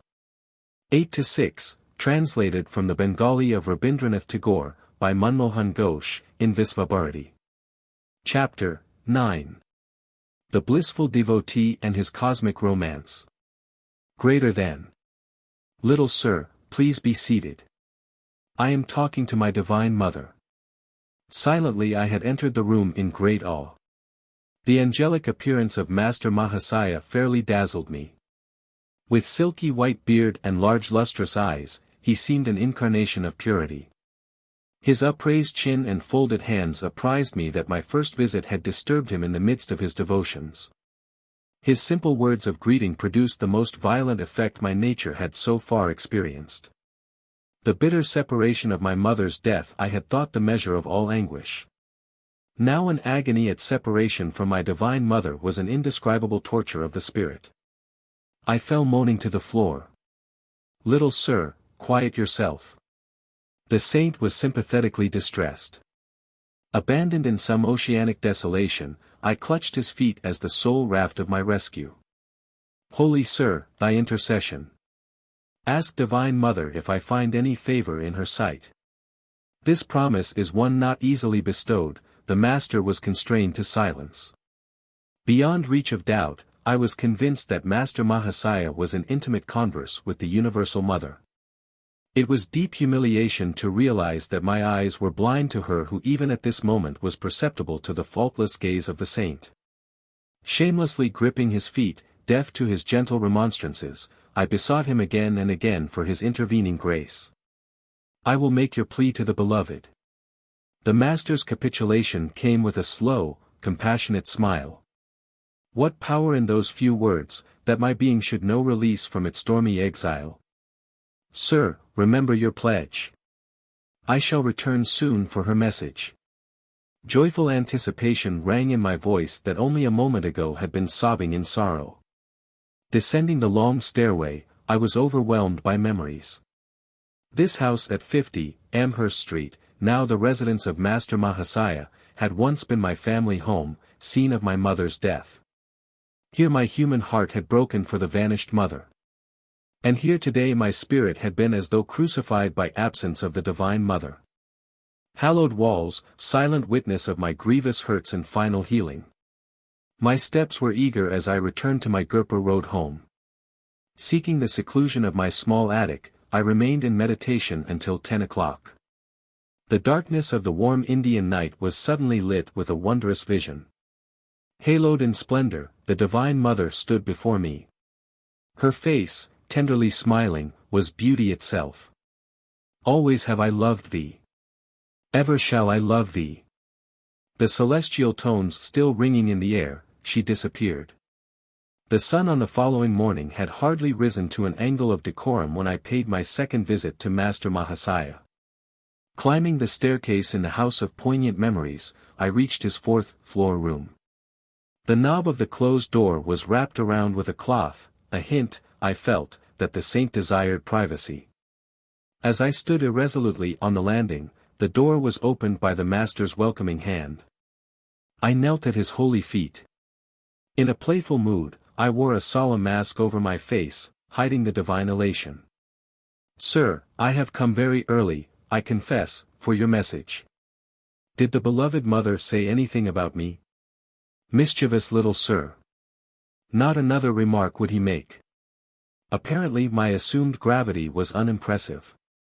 Why so mysterious, so evasive? Do saints never speak plainly? Perhaps I was a little provoked. Must you test me? His calm eyes were full of understanding. Could I add a single word this morning to the assurance you received last night at 10 o'clock from the beautiful mother herself? Master Mahasaya possessed control over the floodgates of my soul. Again I plunged prostrate at his feet. But this time my tears welled from a bliss, and not a pain, past bearing. Think you that your devotion did not touch the infinite mercy? The motherhood of God, that you have worshipped in forms both human and divine, could never fail to answer your forsaken cry. Who was this simple saint, whose least request to the universal spirit met with sweet acquiescence? His role in the world was humble, as befitted the greatest man of humility I ever knew. In this Amherst Street house, Master Mahasaya conducted a small high school for boys. No words of chastisement passed his lips. No rule and ferule maintained his discipline. Higher mathematics indeed were taught in these modest classrooms, and a chemistry of love absent from the textbooks. He spread his wisdom by spiritual contagion rather than impermeable precept. Consumed by an unsophisticated passion for the Divine Mother, the saint no more demanded the outward forms of respect than a child. I am not your guru, he shall come a little later, he told me. Through his guidance, your experiences of the divine in terms of love and devotion shall be translated into his terms of fathomless wisdom. Every late afternoon, I betook myself to Amherst Street. I sought Master Mahasaya's divine cup, so full that its drops daily overflowed on my being. Never before had I bowed in utter reverence, now I felt it an immeasurable privilege even to tread the same ground which Master Mahasaya sanctified. Sir, please wear this chumpak garland I have fashioned especially for you. I arrived one evening, holding my chain of flowers. But shyly he drew away, repeatedly refusing the honor. Perceiving my hurt, he finally smiled consent. Since we are both devotees of the Mother, you may put the garland on this bodily temple, as offering to her who dwells within. His vast nature lacked space in which any egotistical consideration could gain foothold. Two brothers of Therese Neumann. I stand with them in Konnersreuth, Bavaria. Master Mahasaya. Ever engrossed in his blissful cosmic romance. Let us go tomorrow to the Dakshineswar temple, forever hallowed by my Guru. Master Mahasaya was a disciple of a Christ-like master, Sri Ramakrishna Paramahansa. The 4-mile journey on the following morning was taken by boat on the Ganges. We entered the 9-domed temple of Kali, where the figures of the Divine Mother and Shiva rest on a burnished silver lotus, its 1,000 petals meticulously chiseled. Master Mahasaya beamed in enchantment. He was engaged in his inexhaustible romance with the beloved. As he chanted her name, my enraptured heart seemed shattered into 1,000 pieces. We strolled later through the sacred precincts, halting in a tamarisk grove. The manna characteristically exuded by this tree was symbolic of the heavenly food Master Mahasaya was bestowing. His divine invocations continued. I sat rigidly motionless on the grass amid the pink feathery tamarisk flowers. Temporarily absent from the body, I soared in a supernal visit. This was the first of many pilgrimages to Dakshineswar with the holy teacher. From him I learned the sweetness of God in the aspect of mother, or divine mercy. The childlike saint found little appeal in the father aspect, or divine justice. Stern, exacting, mathematical judgment was alien to his gentle nature. He can serve as an earthly prototype for the very angels of heaven. I thought fondly, watching him one day at his prayers. Without a breath of censure or criticism, he surveyed the world with eyes long familiar with the primal purity. His body, mind, speech, and actions were effortlessly harmonized with his soul's simplicity. My master told me so. Shrinking from personal assertion, the saint ended any sage counsel with this invariable tribute. So deep was his identity with Sri Ramakrishna that Master Mahasaya no longer considered his thoughts as his own. Hand in hand, the saint and I walked one evening on the block of his school. My joy was dimmed by the arrival of a conceited acquaintance who burdened us with a lengthy discourse. "I see this man doesn't please you." The saint's whisper to me was unheard by the egotist, spellbound by his own monologue. "I have spoken to Divine Mother about it, she realizes our sad predicament. As soon as we get to yonder red house, she has promised to remind him of more urgent business." My eyes were glued to the sight of salvation. Reaching its red gate, the man unaccountably turned and departed, neither finishing his sentence nor saying goodbye. The assaulted air was comforted with peace. Another day found me walking alone near the Howrah railway station. I stood for a moment by a temple, silently criticizing a small group of men with drum and cymbals who were violently reciting a chant. How undevotionally they used the Lord's divine name in mechanical repetition, I reflected. My gaze was astonished by the rapid approach of Master Mahasaya. "Sir, how come you here?" The saint, ignoring my question, answered my thought. "Isn't it true, little sir, that the beloved's name sounds sweet from all lips, ignorant or wise?" He passed his arm around me affectionately. I found myself carried on his magic carpet to the merciful presence. "Would you like to see some bioscopes?" This question one afternoon from Master Mahasaya was mystifying. The term was then used in India to signify motion pictures. I agreed, glad to be in his company in any circumstances. A brisk walk brought us to the garden fronting Calcutta University. My companion indicated a bench near the Goldigi or pond. "Let us sit here for a few minutes." My master always asked me to meditate whenever I saw an expanse of water. Here its placidity reminds us of the vast calmness of God. As all things can be reflected in water, so the whole universe is mirrored in the lake of the cosmic mind. So my Gurudeva often said. Soon we entered a university hall where a lecture was in progress. It proved abysmally dull, though varied occasionally by lantern slide illustrations, equally uninteresting.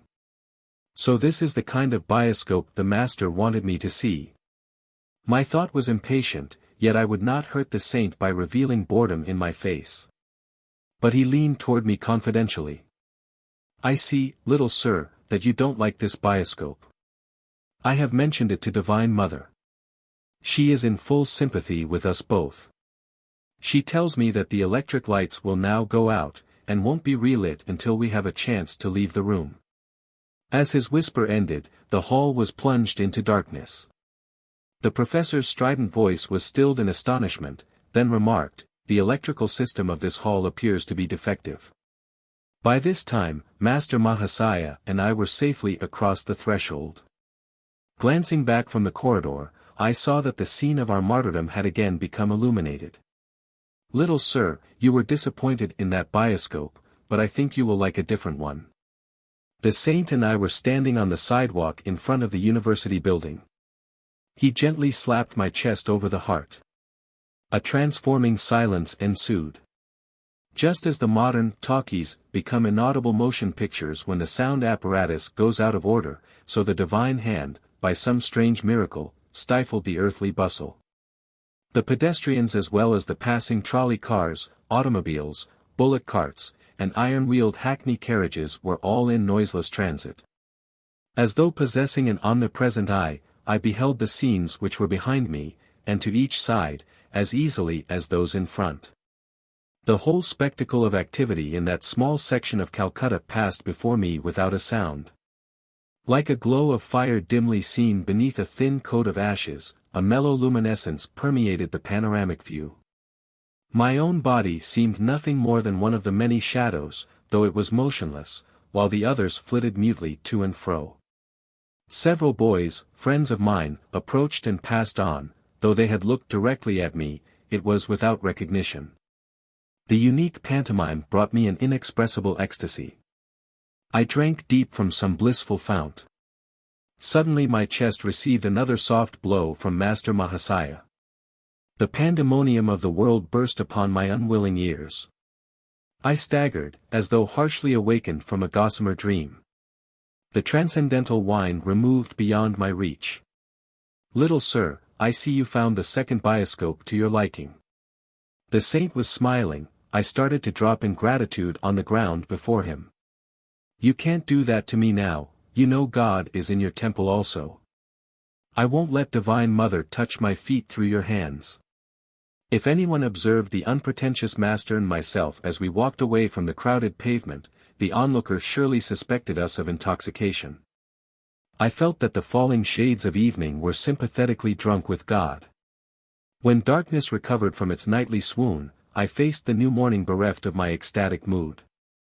But ever enshrined in memory is the seraphic son of Divine Mother Master Mahasaya. Trying with poor words to do justice to his benignity, I wondered if Master Mahasaya, and others among the deep-visioned saints whose paths crossed mine, knew that years later, in a western land, I would be writing about their lives as divine devotees. Their foreknowledge would not surprise me nor, I hope, my readers, who have come thus far with me. 9-1, these are respectful titles by which he was customarily addressed. His name was Mahendra Nath Gupta, he signed his literary work simply M. 9-2, the Oxford English Dictionary gives, as rare, this definition of bioscope, a view of life, that which gives such a view. Master Mahasaya's choice of a word was, then, peculiarly justified. Chapter 10. I meet my master, Sri Yukswar. Faith in God can produce any miracle except one passing an examination without study. Distastefully I closed the book I had picked up in an idle moment. The writer's exception shows his complete lack of faith, I thought. Poor chap, he has great respect for the midnight oil. My promise to father had been that I would complete my high school studies. I cannot pretend to diligence. The passing months found me less frequently in the classroom than in secluded spots along the Calcutta bathing ghats. The adjoining crematory grounds, especially gruesome at night, are considered highly attractive by the yogi. He who would find the deathless essence must not be dismayed by a few unadorned skulls. Human inadequacy becomes clear in the gloomy abode of miscellaneous bones. My midnight vigils were thus of a different nature from the scholars. The week of final examinations at the Hindu high school was fast approaching. This interrogatory period, like the sepulchral haunts, inspires a well-known terror. My mind was nevertheless at peace. Braving the ghouls, I was exhuming a knowledge not found in lecture halls. But it lacked the art of Swami Pranabhananda, who easily appeared in two places at one time. My educational dilemma was plainly a matter for the infinite ingenuity. This was my reasoning, though to many it seems illogic. The devotee's irrationality springs from 1,000 inexplicable demonstrations of God's instancy in trouble. Hello, Mukunda. I catch hardly a glimpse of you these days. A classmate accosted me one afternoon on Gorakhpur Road. Hello, Nantu. My invisibility at school has actually placed me there in a decidedly awkward position. I unburdened myself under his friendly gaze. Nantu, who was a brilliant student, laughed heartily. My predicament was not without a comic aspect. You are utterly unprepared for the finals. I suppose it is up to me to help you. The simple words conveyed divine promise to my ears. With alacrity I visited my friend's home. He kindly outlined the solutions to various problems he considered likely to be set by the instructors. These questions are the bait which will catch many trusting boys in the examination trap. Remember my answers, and you will escape without injury. The night was far gone when I departed. Bursting with unseasoned erudition, I devoutly prayed it would remain for the next few critical days. Nantu had coached me in my various subjects but, under press of time, had forgotten my course in Sanskrit. Fervently I reminded God of the oversight. I set out on a short walk the next morning, assimilating my new knowledge to the rhythm of swinging footsteps. As I took a short cut through the weeds of a corner lot, my eye fell on a few loose printed sheets. A triumphant pounce proved them to be Sanskrit verse. I sought out a pundit for aid in my stumbling interpretation. His rich voice filled the air with the edgeless, honeyed beauty of the ancient tongue. These exceptional stanzas cannot possibly be of aid in your Sanskrit test. The scholar dismissed them skeptically. But familiarity with that particular poem enabled me on the following day to pass the Sanskrit examination. Through the discerning help Nantu had given, I also attained the minimum grade for success in all my other subjects. Father was pleased that I had kept my word and concluded my secondary school course. My gratitude sped to the Lord, whose sole guidance I perceived in my visit to Nantu and my walk by the unhabitual route of the debris-filled lot. Playfully he had given a dual expression to his timely design for my rescue. I came across the discarded book whose author had denied God precedence in the examination halls. I could not restrain a chuckle at my own silent comment. It would only add to this fellow's confusion, if I were to tell him that divine meditation among the cadavers is a short-cut to a high school diploma.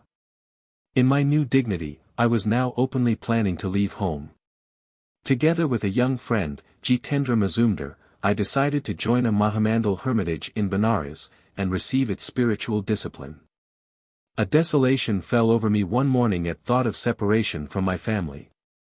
Since mother's death, my affection had grown especially tender for my two younger brothers, Sananda and Bishnu. I rushed to my retreat, the little attic which had witnessed so many scenes in my turbulent sadhana. After a 2-hour flood of tears, I felt singularly transformed, as by some alchemical cleanser. All attachment disappeared. My resolution to seek God as the friend of friends set like granite within me. I quickly completed my travel preparations. I make one last plea. Father was distressed as I stood before him for final blessing. Do not forsake me and your grieving brothers and sisters. Revered Father, how can I tell my love for you? But even greater is my love for the Heavenly Father, who has given me the gift of a perfect Father on earth. Let me go, that I someday return with a more divine understanding. With reluctant parental consent, I set out to join Jitendra, already in Benares at the hermitage. On my arrival the young head Swami, Dayananda, greeted me cordially. Tall and thin, of thoughtful mien, he impressed me favorably. His fair face had a Buddha-like composure. I was pleased that my new home possessed an attic, where I managed to spend the dawn and morning hours. The ashram members, knowing little of meditation practices, thought I should employ my whole time in organizational duties. They gave me praise for my afternoon work in their office. Don't try to catch God so soon. This ridicule from a fellow resident accompanied one of my early departures toward the attic. I went to Dayananda, busy in his small sanctum overlooking the Ganges. Swamiji, I don't understand what is required of me here. I am seeking direct perception of God. Without him, I cannot be satisfied with affiliation or creed or performance of good works. The orange-robed ecclesiastic gave me an affectionate pat. Staging a mock rebuke, he admonished a few nearby disciples. Don't bother Mukunda. He will learn our ways. I politely concealed my doubt. The students left the room, not overly bent with their chastisement. Dayananda had further words for me. Mukunda, I see your father is regularly sending you money. Please return it to him, you require none here. A second injunction for your discipline concerns food. Even when you feel hunger, don't mention it. Whether famishment gleamed in my eye, I knew not. That I was hungry, I knew only too well. The invariable hour for the first hermitage meal was 12 noon. I had been accustomed in my own home to a large breakfast at 9 o'clock. The 3-hour gap became daily more interminable. Gone were the Calcutta years when I could rebuke the cook for a 10-minute delay. Now I try to control my appetite. One day I undertook a 24-hour fast. With double zest I awaited the following midday.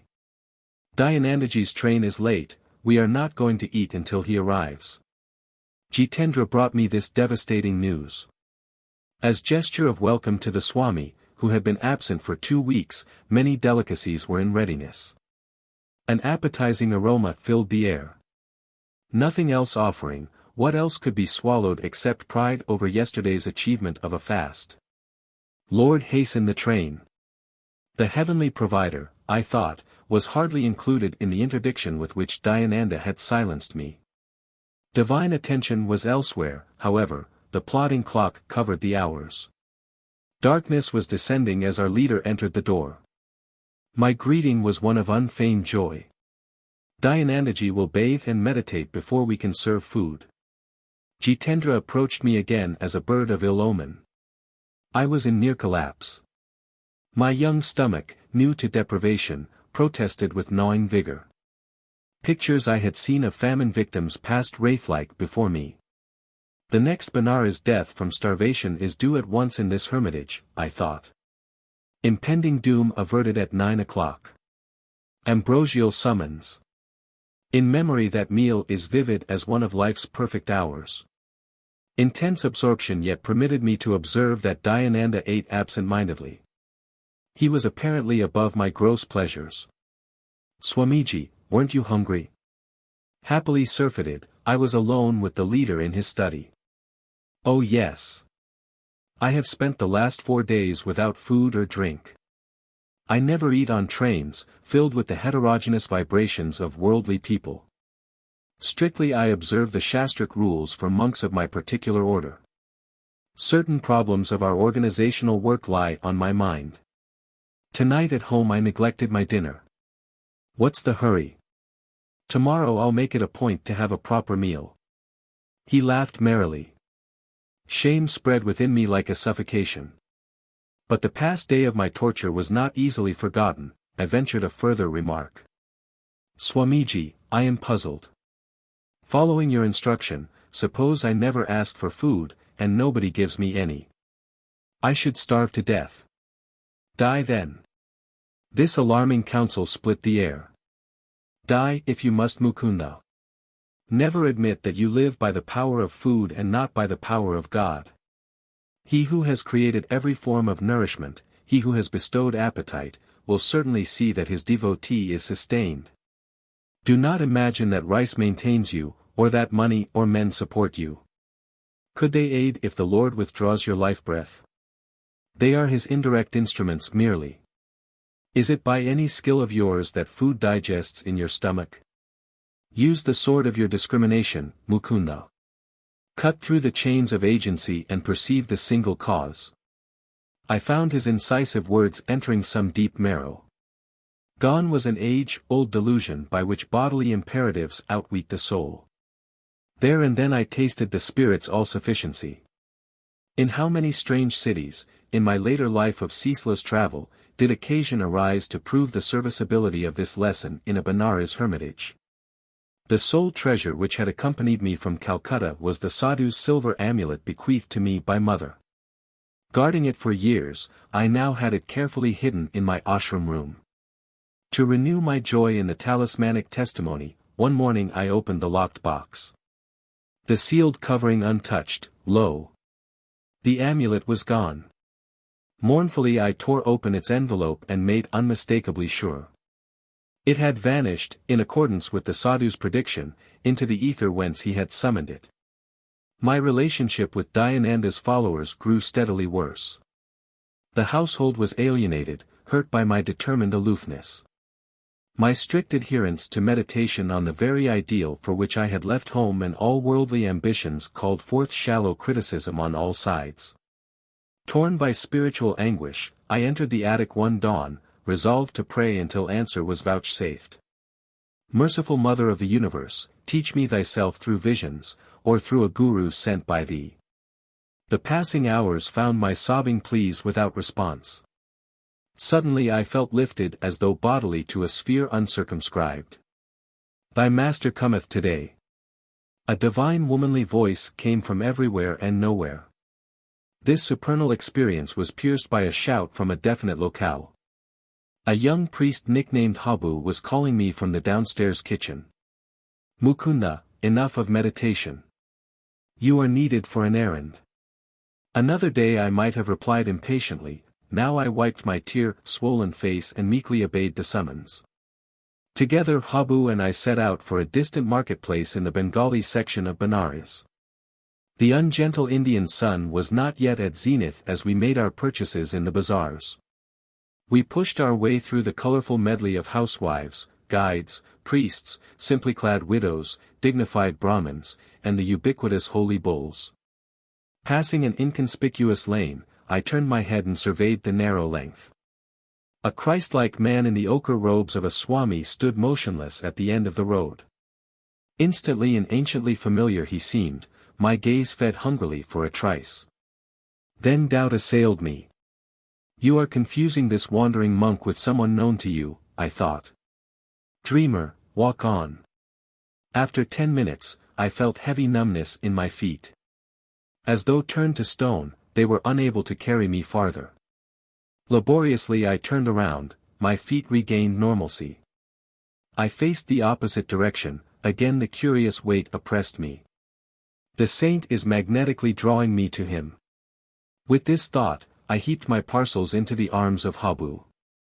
He had been observing my erratic footwork with amazement, and now burst into laughter.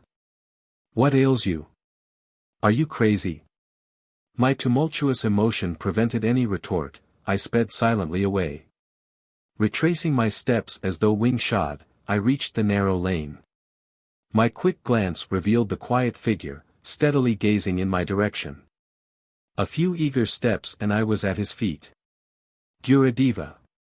The divine face was none other than he of my 1,000 visions. These halcyon eyes, in leonine head with pointed beard and flowing locks, had oft peered through gloom of my nocturnal reveries, holding a promise I had not fully understood. O my own, you have come to me. My guru uttered the words again and again in Bengali, his voice tremulous with joy. How many years I have waited for you. We entered a oneness of silence, words seemed the rankest superfluities. Eloquence flowed in soundless chant from heart of master to disciple. With an antenna of irrefragable insight I sensed that my guru knew God, and would lead me to him. The obscuration of this life disappeared in a fragile dawn of prenatal memories. Dramatic time. Past, present, and future are its cycling scenes. This was not the first sun to find me at these holy feet. My hand in his, my guru led me to his temporary residence in the Rana Mahal section of the city. His athletic figure moved with firm tread.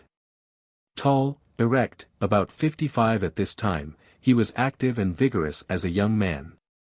His dark eyes were large, beautiful with plumbless wisdom. Slightly curly hair softened a face of striking power. Strength mingled subtly with gentleness. As we made our way to the stone balcony of a house overlooking the Ganges, he said affectionately, "I will give you my hermitages and all I possess. Sir, I come for wisdom and God contact. Those are your treasure troves I am after." The swift Indian twilight had dropped its half-curtain before my master spoke again. His eyes held unfathomable tenderness. "I give you my unconditional love." Precious words. A quarter-century elapsed before I had another auricular proof of his love. His lips were strange to ardor, silence became his oceanic heart. "Will you give me the same unconditional love?" He gazed at me with childlike trust. "I will love you eternally, Gurudiva. Ordinary love is selfish, darkly rooted in desires and satisfactions. Divine love is without condition, without boundary, without change. The flux of the human heart is gone forever at the transfixing touch of pure love." He added humbly, "If ever you find me falling from a state of God realization, please promise to put my head on your lap and help to bring me back to the cosmic beloved we both worship." He rose then in the gathering darkness and guided me to an inner room. As we ate mangoes and almond sweetmeats, he unobtrusively wove into his conversation an intimate knowledge of my nature. I was awestruck at the grandeur of his wisdom, exquisitely blended with an innate humility. "Do not grieve for your amulet. It has served its purpose." Like a divine mirror, my guru apparently had caught a reflection of my whole life. "The living reality of your presence, Master, is joy beyond any symbol. It is time for a change, inasmuch as you are unhappily situated in the hermitage." I had made no references to my life, they now seemed superfluous. By his natural, unemphatic manner, I understood that he wished no astonished ejaculations at his clairvoyance. "You should go back to Calcutta. Why exclude relatives from your love of humanity?" His suggestion dismayed me. My family was predicting my return, though I had been unresponsive to many pleas by letter. "Let the young bird fly in the metaphysical skies," Ananta had remarked. "His wings will tire in the heavy atmosphere. We shall yet see him swoop toward home, fold his pinions, and humbly rest in our family nest." This discouraging simile fresh in my mind, I was determined to do no swooping in the direction of Calcutta. "Sir, I am not returning home. But I will follow you anywhere. Please give me your address, and your name." "Swami Sri Yukswargiri. My chief hermitage is in Serampore, on Raigat Lane. I am visiting my mother here for only a few days." I wondered at God's intricate play with his devotees. Serampore is but 12 miles from Calcutta, yet in those regions I had never caught a glimpse of my guru. We had had to travel for our meeting to the ancient city of Kasi, Benares, hallowed by memories of Lahiri Mahasaya. Here too the feet of Buddha, Shankaracharya and other yogi Christs had blessed the soil. "You will come to me in 4 weeks. For the first time, Sri Yukswar's voice was stern. "Now I have told my eternal affection, and have shown my happiness at finding you, that is why you disregard my request. The next time we meet, you will have to reawaken my interest, I won't accept you as a disciple easily. There must be complete surrender by obedience to my strict training." I remained obstinately silent. My guru easily penetrated my difficulty. "Do you think your relatives will laugh at you?" "I will not return." "You will return in 30 days." "Never." Bowing reverently at his feet, I departed without lightening the controversial tension. As I made my way in the midnight darkness, I wondered why the miraculous meeting had ended on an inharmonious note. The dual scales of Maya, that balance every joy with a grief. My young heart was not yet malleable to the transforming fingers of my guru. The next morning I noticed increased hostility in the attitude of the hermitage members. My days became spiked with invariable rudeness. In 3 weeks, Dayananda left the ashram to attend a conference in Bombay. Pandemonium broke over my hapless head. Mukunda is a parasite, accepting hermitage hospitality without making proper return. Overhearing this remark, I regretted for the first time that I had obeyed the request to send back my money to father. With heavy heart, I sought out my soul friend, Jitendra. I am leaving. Please convey my respectful regrets to Dayanandaji when he returns. I will leave also. My attempts to meditate here meet with no more favor than your own. Jitendra spoke with determination. I have met a Christ-like saint. Let us visit him in Serampore. And so the bird prepared to swoop perilously close to Calcutta. 10-1, Sanskrita, polished, complete. Sanskrit is the eldest sister of all Indo-European tongues. Its alphabetical script is Devanagari, literally, divine abode. Who knows my grammar knows God. Panini, great philologist of ancient India, paid this tribute to the mathematical and psychological perfection in Sanskrit.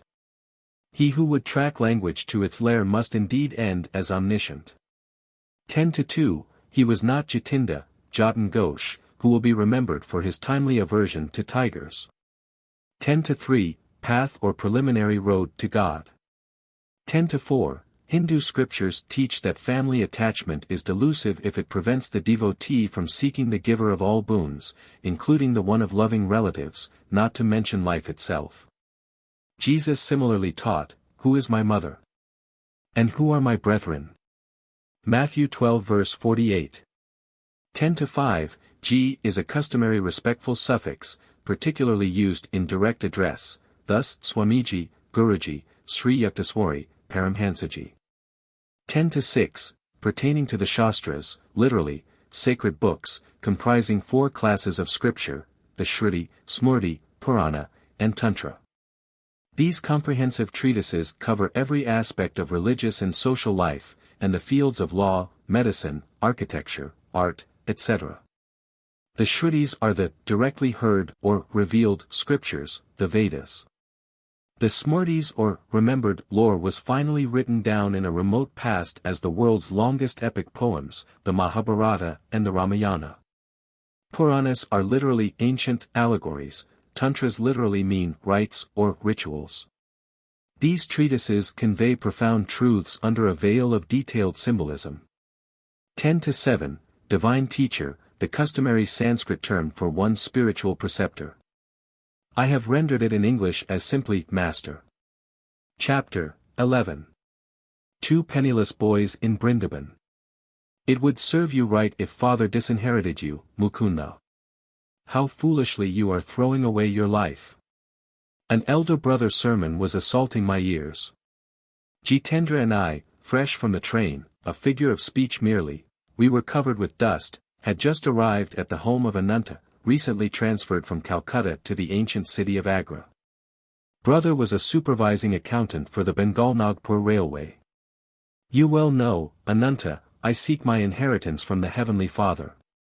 Money first, God can come later. Who knows? Life may be too long.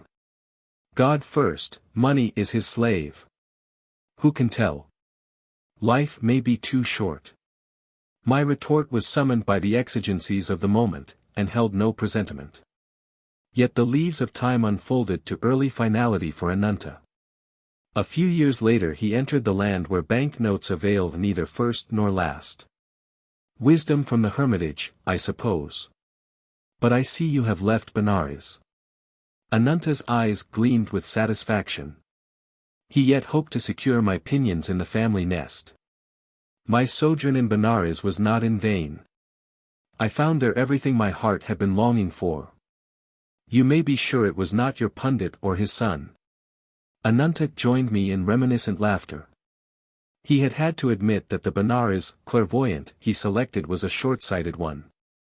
What are your plans, my wandering brother? Jitendra persuaded me to Agra.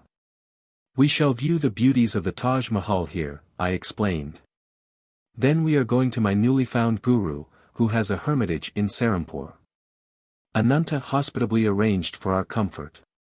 Several times during the evening I noticed his eyes fixed on me reflectively. I know that look. I thought. A plot is brewing. The denouement took place during our early breakfast. So you feel quite independent of father's wealth. Ananta's gaze was innocent as he resumed the barbs of yesterday's conversation. I am conscious of my dependence on God. Words are cheap. Life has shielded you thus far. What a plight if you were forced to look to the invisible hand for your food and shelter. You would soon be begging on the streets. Never. I would not put faith in passers-by rather than God. He can devise for his devotee 1,000 resources besides the begging bowl. More rhetoric. Suppose I suggest that your vaunted philosophy be put to a test in this tangible world? I would agree. Do you confine God to a speculative world? We shall see. Today you shall have opportunity either to enlarge or to confirm my own views. Ananta paused for a dramatic moment, then spoke slowly and seriously. I propose that I send you and your fellow disciple Jitendra this morning to the nearby city of Brindaban.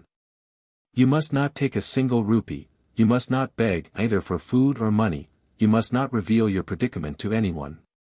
You must not go without your meals, and you must not be stranded in Brindaban. If you return to my bungalow here before 12 o'clock tonight, without having broken any rule of the test, I shall be the most astonished man in Agra. I accept the challenge. No hesitation was in my words or in my heart. Grateful memories flashed of the instant beneficence, my healing of deadly cholera through appeal to Lahiri Mahasaya's picture. The playful gift of the 2 kites on the Lahore roof with Uma, the opportune amulet amidst my discouragement, the decisive message through the unknown Banaras Sadhu outside the compound of the pundit's home. The vision of Divine Mother and her majestic words of love, her swift heat through Master Mahasaya to my trifling embarrassments, the last-minute guidance which materialized my high school diploma. And the ultimate boon, my living master from the mist of lifelong dreams. Never could I admit my philosophy unequal to any tussle on the world's harsh proving ground. Your willingness does you credit. I'll escort you to the train at once. Ananta turned to the open-mouthed Jitendra. You must go along as a witness and, very likely, a fellow victim. A half-hour later Jitendra and I were in possession of one-way tickets for our impromptu trip. We submitted, in a secluded corner of the station, to a search of our persons. Ananta was quickly satisfied that we were carrying no hidden hoard, our simple dodas concealed nothing more than was necessary. As faith invaded the serious realms of finance, my friend spoke protestingly. Ananta, give me 1 or 2 rupees as a safeguard. Then I can telegraph you in case of misfortune. Jitendra. My ejaculation was sharply reproachful. I will not proceed with the test if you take any money as final security. There is something reassuring about the clink of coins. Jitendra said no more as I regarded him sternly. Mukunda, I am not heartless. A hint of humility had crept into Ananta's voice. It may be that his conscience was smiting him, perhaps for sending 2 insolvent boys to a strange city, perhaps for his own religious skepticism. If by any chance or grace you pass successfully through the Brindaban ordeal, I shall ask you to initiate me as your disciple. This promise had a certain irregularity, in keeping with the unconventional occasion. The eldest brother in an Indian family seldom bows before his juniors, he receives respect and obedience second only to a father. But no time remained for my comment, our train was at point of departure. Jitendra maintained a lugubrious silence as our train covered the miles. Finally he bestirred himself, leaning over, he pinched me painfully at an awkward spot. I see no sign that God is going to supply our next meal. Be quiet, doubting Thomas. The Lord is working with us. Can you also arrange that he hurry? Already I am famished merely at the prospect before us. I left Benares to view the Taj's mausoleum, not to enter my own. Cheer up, Jitendra. Are we not to have our first glimpse of the sacred wonders of Brindaban? I am in deep joy at thought of treading the ground hallowed by feet of Lord Krishna. The door of our compartment opened, 2 men seated themselves. The next train stop would be the last. Young lads, do you have friends in Brindaban? The stranger opposite me was taking a surprising interest. None of your business. Rudely, I averted my gaze. You are probably flying away from your families under the enchantment of the stealer of hearts. I am of devotional temperament myself. I will make it my positive duty to see that you receive food and shelter from this overpowering heat. No, sir, let us alone. You are very kind, but you are mistaken in judging us to be truants from home. No further conversation ensued, the train came to a halt. As Jitendra and I descended to the platform, our chance companions linked arms with us and summoned a horse cab. We alit before a stately hermitage, set amidst the evergreen trees of well-kept grounds. Our benefactors were evidently known here. A smiling lad led us without comment to a parlor. We were soon joined by an elderly woman of dignified bearing. Gauri Ma, the princes could not come. One of the men addressed the ashram hostess. At the last moment their plans went awry. They send deep regrets. But we have brought 2 other guests. As soon as we met on the train, I felt drawn to them as devotees of Lord Krishna. Left to right, Jitendra Mazumdar, my companion on the penniless test at Brindaban. Lalita, my cousin, Swami Kebalananda, Shastri Mahasaya, my saintly Sanskrit tutor, myself, as a high school youth. Anandamoyi Ma. The Bengali, joy-permeated mother. One of the caves occupied by Babaji in the Drangiri mountains near Raniket in the Himalayas. A grandson of Lahiri Mahasaya, Ananda Mohan Lahiri, second from right, in white, and 3 other devotees are visiting the sacred spot. Goodbye, young friends. Our 2 acquaintances walked to the door. We shall meet again, if God be willing. You are welcome here. Gauri Ma smiled in motherly fashion on her 2 unexpected charges. You could not have come on a better day. I was expecting 2 royal patrons of this hermitage. What a shame if my cooking had found none to appreciate it. These appetizing words had disastrous effect on Jitendra. He burst into tears. The prospect he had feared in Brindaban was turning out as royal entertainment. His sudden mental adjustment proved too much for him. Our hostess looked at him with curiosity, but without remark. Perhaps she was familiar with adolescent quirks. Lunch was announced. Gauri Ma led the way to a dining patio, spicy with savory odors. She vanished into an adjoining kitchen. I had been premeditating this moment. Selecting the appropriate spot on Jitendra's anatomy, I administered a pinch as resounding as the one he had given me on the train. Doubting Thomas, the Lord works in a hurry, too.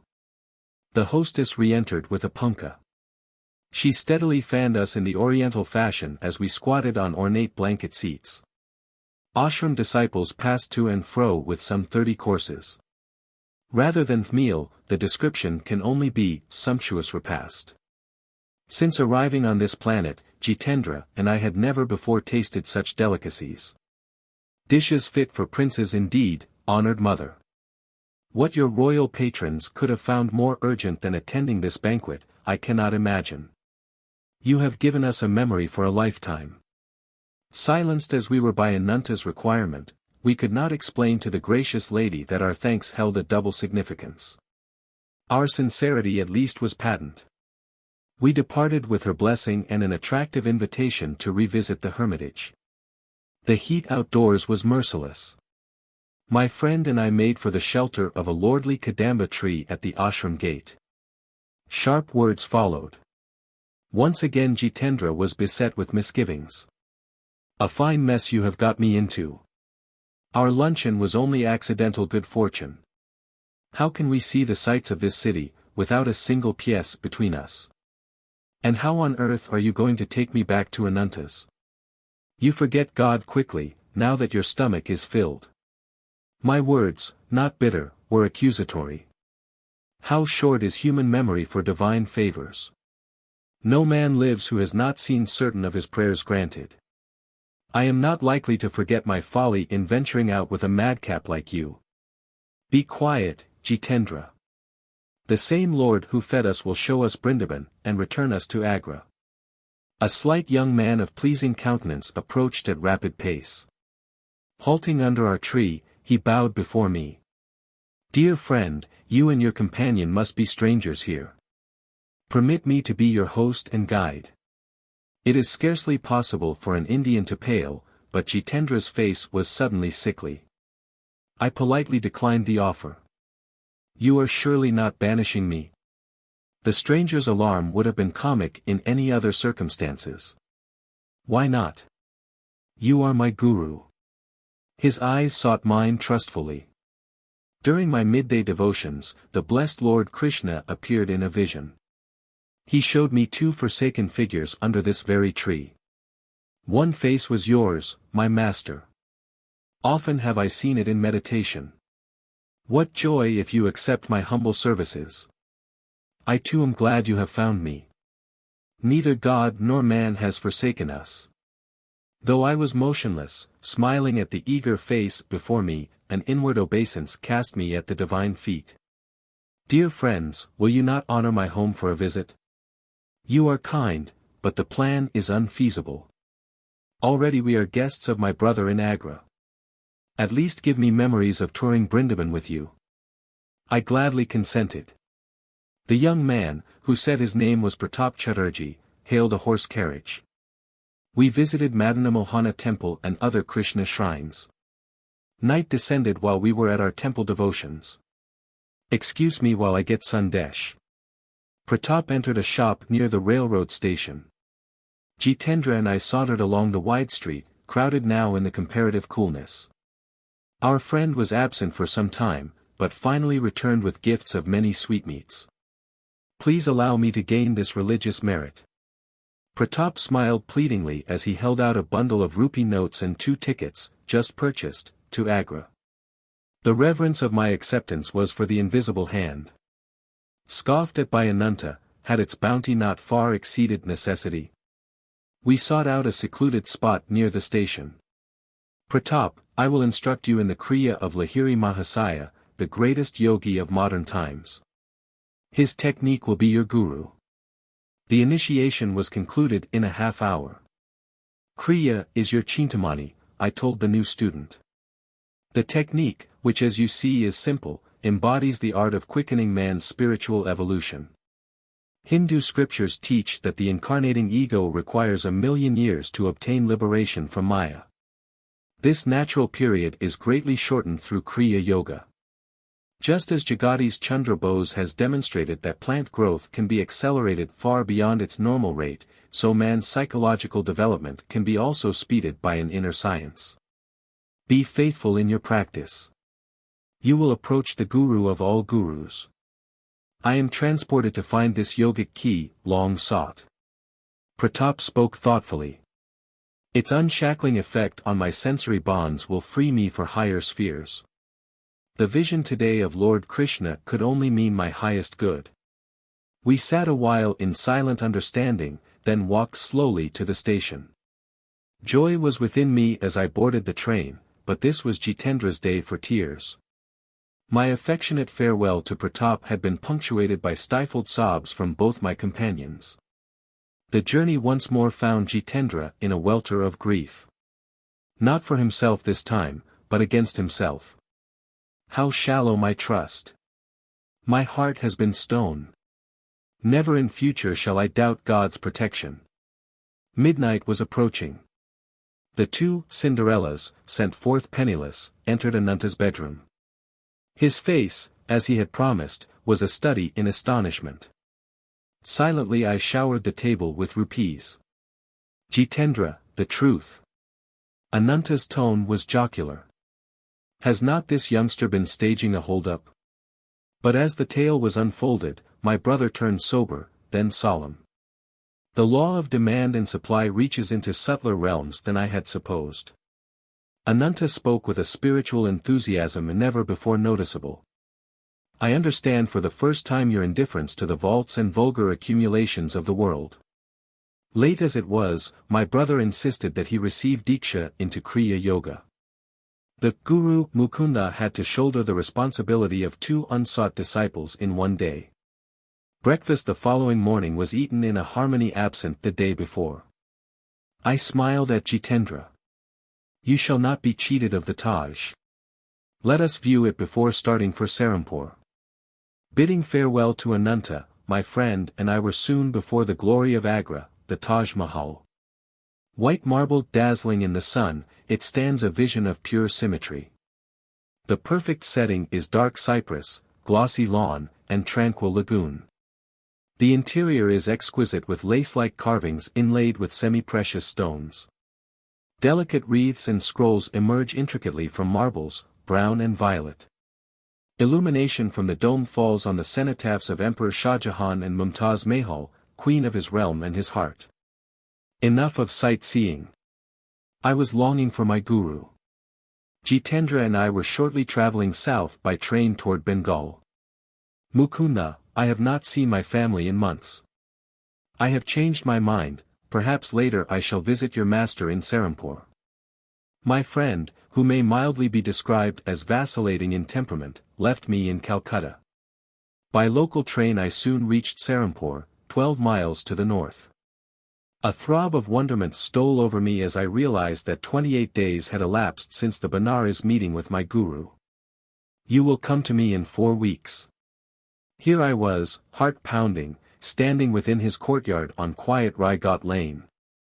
I entered for the first time the hermitage where I was to spend the best part of the next 10 years with India's Jayanavatar, incarnation of wisdom. 11:1, c. 11:2, the world-famous mausoleum. 11:3, a dodicloth is knotted around the waist and covers the legs. 11:4, Brindaban, in the Mathura district of United Provinces, is the Hindu Jerusalem. Here Lord Krishna displayed his glories for the benefit of mankind. 11:5, Hari, an endearing name by which Lord Krishna is known to his devotees. 11:6, an Indian sweetmeat. 11:7, a mythological gem with power to grant desires. 11:8, spiritual initiation, from the Sanskrit root diksh, to dedicate oneself. Chapter 12. Years in my master's hermitage. You have come. Sri Yukswar greeted me from a tiger skin on the floor of a balconied sitting room. His voice was cold, his manner unemotional. Yes, dear master, I am here to follow you. Kneeling, I touched his feet. How can that be? You ignore my wishes. No longer, Guruji.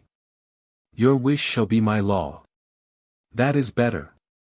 Now I can assume responsibility for your life. I willingly transfer the burden, master. My first request, then, is that you return home to your family. I want you to enter college in Calcutta. Your education should be continued. Very well, sir. I hid my consternation. Would importunate books pursue me down the years? First father, now Sri Yukswar. Someday you will go to the West. Its people will lend ears more receptive to India's ancient wisdom if the strange Hindu teacher has a university degree. You know best, Guruji. My gloom departed. The reference to the West I found puzzling, remote. But my opportunity to please Master by obedience was vitally immediate. You will be near in Calcutta, come here whenever you find time. Every day if possible, Master. Gratefully I accept your authority in every detail of my life on one condition. Yes. That you promise to reveal God to me. An hour-long verbal tussle ensued. A master's word cannot be falsified, it is not lightly given. The implications in the pledge open out vast metaphysical vistas. A guru must be on intimate terms indeed with the Creator before he can obligate him to appear. I sensed Sri Yukswar's divine unity, and was determined, as his disciple, to press my advantage. You are of exacting disposition. Then Master's consent rang out with compassionate finality. Let your wish be my wish. Lifelong shadow lifted from my heart, the vague search, hither and yon, was over. I had found eternal shelter in a true guru. Come, I will show you the hermitage. Master rose from his tiger mat. I glanced about me. My gaze fell with astonishment on a wall picture, garlanded with a spray of jasmine. Lahiri Mahasaya. Yes, My divine guru. Sri Yukteswar's tone was reverently vibrant. Greater he was, as man and yogi, than any other teacher whose life came within the range of my investigations. Silently I bowed before the familiar picture. Sole homage sped to the peerless master who, blessing my infancy, had guided my steps to this hour. Led by my guru, I strolled over the house and its grounds. Large, ancient and well-built, the hermitage was surrounded by a massive, pillared courtyard. Outer walls were moss-covered, pigeons fluttered over the flat grey roof, unceremoniously sharing the ashram quarters. A rear garden was pleasant with jackfruit, mango, and plantain trees. Balustrade balconies of upper rooms in the two-storied building faced the courtyard from three sides. A spacious ground-floor hall, with high ceilings supported by colonnades, was used, master said, chiefly during the annual festivities of Durga Puja. A narrow stairway led to Sri Yukteswar's sitting room, whose small balcony overlooked the street. The ashram was plainly furnished, everything was simple, clean, and utilitarian. Several Western-style chairs, benches, and tables were in evidence. Master invited me to stay overnight. A supper of vegetable curry was served by two young disciples who were receiving hermitage training. Guruji, please tell me something of your life. I was squatting on a straw mat near his tiger skin.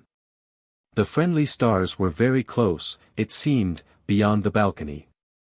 My family name was Priya Nath Kaur. I was born here in Serampore, where father was a wealthy businessman. He left me this ancestral mansion, now my hermitage. My formal schooling was little, I found it slow and shallow. In early manhood, I undertook the responsibilities of a householder, and have one daughter, now married. My middle life was blessed with the guidance of Lahiri Mahasaya. After my wife died, I joined the Swami order and received the new name of Sri Yukteswar Giri. Such are my simple annals. Master smiled at my eager face. Like all biographical sketches, his words had given the outward facts without revealing the inner man. Guruji, I would like to hear some stories of your childhood. I will tell you a few, each one with a moral. Sri Yukteswar's eyes twinkled with his warning. My mother once tried to frighten me with an appalling story of a ghost in a dark chamber. I went there immediately, and expressed my disappointment at having missed the ghost. Mother never told me another horror tale. Moral: look fear in the face and it will cease to trouble you. Another early memory is my wish for an ugly dog belonging to a neighbor. I kept my household in turmoil for weeks to get that dog.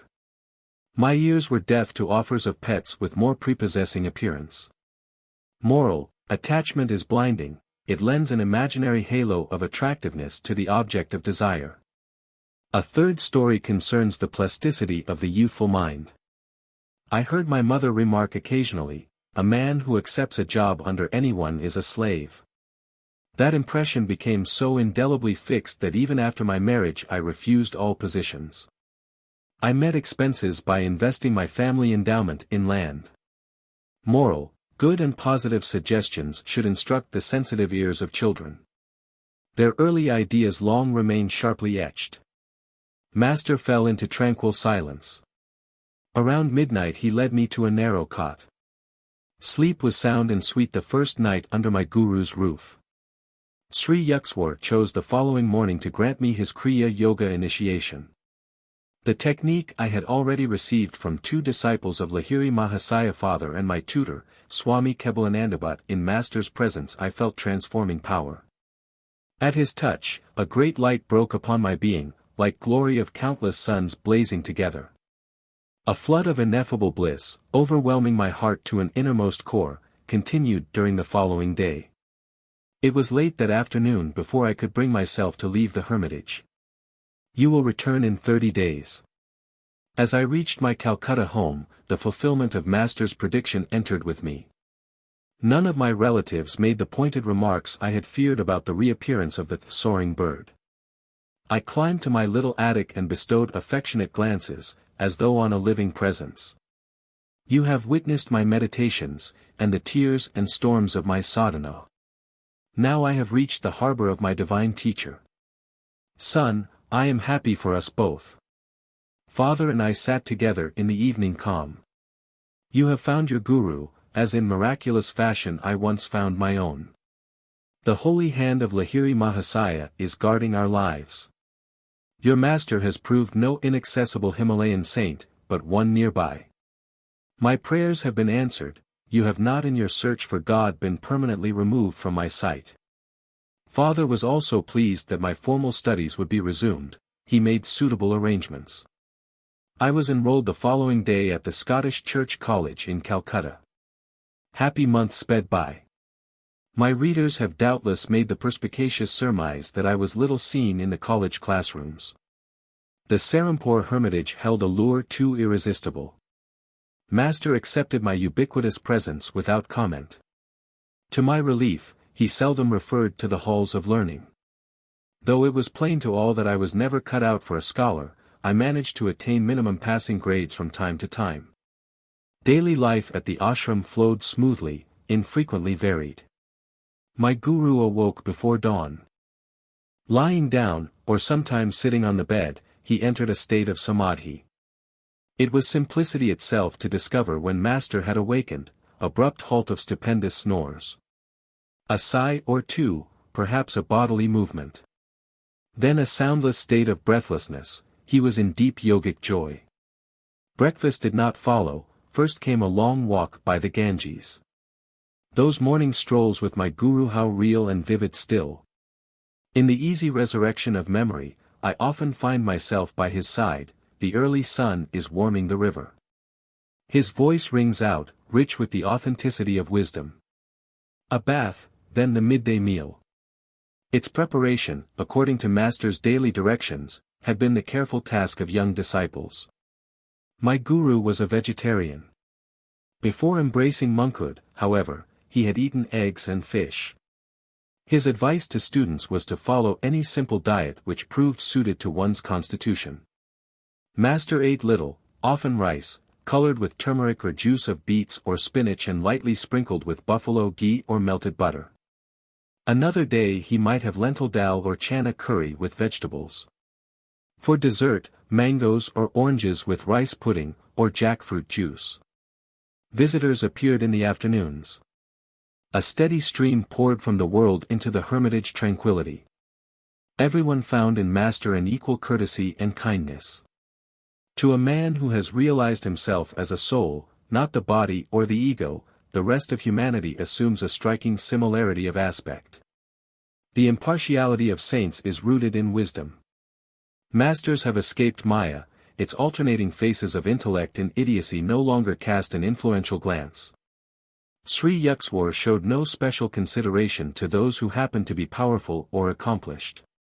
Neither did he slight others for their poverty or illiteracy. He would listen respectfully to words of truth from a child, and openly ignore a conceited pundit. My master, Sri Yukswar. Disciple of Lahiri Mahasaya. 8 o'clock was the supper hour, and sometimes found lingering guests. My guru would not excuse himself to eat alone, none left his ashram hungry or dissatisfied. Sri Yukswar was never at a loss, never dismayed by unexpected visitors, scanty food would emerge a banquet under his resourceful direction. Yet he was economical, his modest funds went far. Be comfortable within your purse, he often said. Extravagance will buy you discomfort. Whether in the details of hermitage entertainment, or his building and repair work, or other practical concerns, Master manifested the originality of a creative spirit. Quiet evening hours often brought one of my guru's discourses, treasures against time. His every utterance was measured and chiseled by wisdom. A sublime self-assurance marked his mode of expression, it was unique. He spoke as none other in my experience ever spoke. His thoughts were weighed in a delicate balance of discrimination before he permitted them an outward garb. The essence of truth, all-pervasive with even a physiological aspect, came from him like a fragrant exudation of the soul. I was conscious always that I was in the presence of a living manifestation of God. The weight of his divinity automatically bowed my head before him. If late guests detected that Sri Yukswar was becoming engrossed with the infinite, he quickly engaged them in conversation. He was incapable of striking a pose, or of flaunting his inner withdrawal. Always one with the Lord, he needed no separate time for communion. A self-realized master has already left behind the stepping stone of meditation. The flower falls when the fruit appears. But saints often cling to spiritual forms for the encouragement of disciples. As midnight approached, my guru might fall into a doze with the naturalness of a child. There was no fuss about bedding. He often lay down, without even a pillow, on a narrow davenport which was the background for his customary tiger-skin seat. A night-long philosophical discussion was not rare, any disciple could summon it by intensity of interest. I felt no tiredness then, no desire for sleep, Master's living words were sufficient. "Oh, it is dawn. Let us walk by the Ganges." So ended many of my periods of nocturnal edification. My early months with Sri Yukswar culminated in a useful lesson how to outweed a mosquito. At home my family always used protective curtains at night. I was dismayed to discover that in the Serampore hermitage this prudent custom was honored in the breach. Yet the insects were in full residency, I was bitten from head to foot. My guru took pity on me. "Buy yourself a curtain, and also one for me." He laughed and added, "If you buy only one, for yourself, all mosquitoes will concentrate on me." I was more than thankful to comply. Every night that I spent in Serampore, my guru would ask me to arrange the bedtime curtains. The mosquitoes one evening were especially virulent. But Master failed to issue his usual instructions. I listened nervously to the anticipatory hum of the insects. Getting into bed, I threw a propitiatory prayer in their general direction. A half-hour later, I coughed pretentiously to attract my guru's attention. I thought I would go mad with the bites and especially the singing drone as the mosquitoes celebrated bloodthirsty rites. No responsive stir from Master. I approached him cautiously. He was not breathing. This was my first observation of him in the yogic trance, it filled me with fright. His heart must have failed. I placed a mirror under his nose, no breath vapor appeared. To make doubly certain, for minutes I closed his mouth and nostrils with my fingers. His body was cold and motionless. In a daze, I turned toward the door to summon help. So. A budding experimentalist. My poor nose. Master's voice was shaky with laughter. "Why don't you go to bed? Is the whole world going to change for you? Change yourself, be rid of the mosquito consciousness." Meekly I returned to my bed. Not one insect ventured near. I realized that my guru had previously agreed to the curtains only to please me, he had no fear of mosquitoes. His yogic power was such that he either could will them not to bite, or could escape to an inner invulnerability. He was giving me a demonstration, I thought. That is the yogic state I must strive to attain. A yogi must be able to pass into, and continue in, the superconsciousness, regardless of multitudinous distractions never absent from this earth. Whether in the buzz of insects or the pervasive glare of daylight, the testimony of the senses must be barred. Sound and sight come then indeed, but to worlds fairer than the banished Eden. The instructive mosquitoes served for another early lesson at the ashram. It was the gentle hour of dusk. My guru was matchlessly interpreting the ancient texts. At his feet, I was in perfect peace. A rude mosquito entered the idol and competed for my attention. As it dug a poisonous hypodermic needle into my thigh, I automatically raised an avenging hand. Reprieve from impending execution. An opportune memory came to me of one of Patanjali's yoga aphorisms that on ahimsa, harmlessness. "Why didn't you finish the job? Master. Do you advocate taking life?" "No, but the death blow already had been struck in your mind." "I don't understand." Patanjali's meaning was the removal of desire to kill. Sri Yukswar had found my mental processes an open book. This world is inconveniently arranged for a literal practice of ahimsa. Man may be compelled to exterminate harmful creatures. He is not under similar compulsion to feel anger or animosity. All forms of life have equal right to the air of Maya. The saint who uncovers the secret of creation will be in harmony with its countless bewildering expressions. All men may approach that understanding who curb the inner passion for destruction. Guruji, should one offer himself a sacrifice rather than kill a wild beast? No, man's body is precious. It has the highest evolutionary value because of unique brain and spinal centers.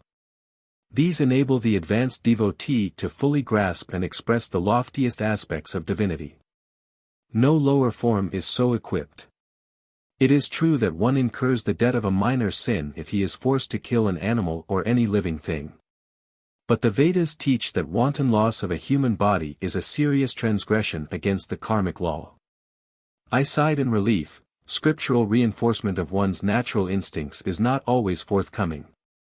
It so happened that I never saw Master at close quarters with a leopard or a tiger. But a deadly cobra once confronted him, only to be conquered by my guru's love. This variety of snake is much feared in India, where it causes more than 5,000 deaths annually. The dangerous encounter took place at Puri, where Sri Yukswar had a second hermitage, charmingly situated near the Bay of Bengal.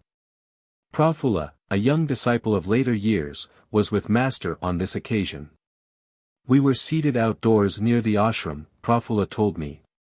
A cobra appeared nearby, a 4-foot length of sheer terror. Its hood was angrily expanded as it raced toward us. My guru gave a welcoming chuckle, as though to a child. I was beside myself with consternation to see Master engage in a rhythmical clapping of hands. He was entertaining the dread visitor. I remained absolutely quiet, inwardly ejaculating what fervent prayers I could muster.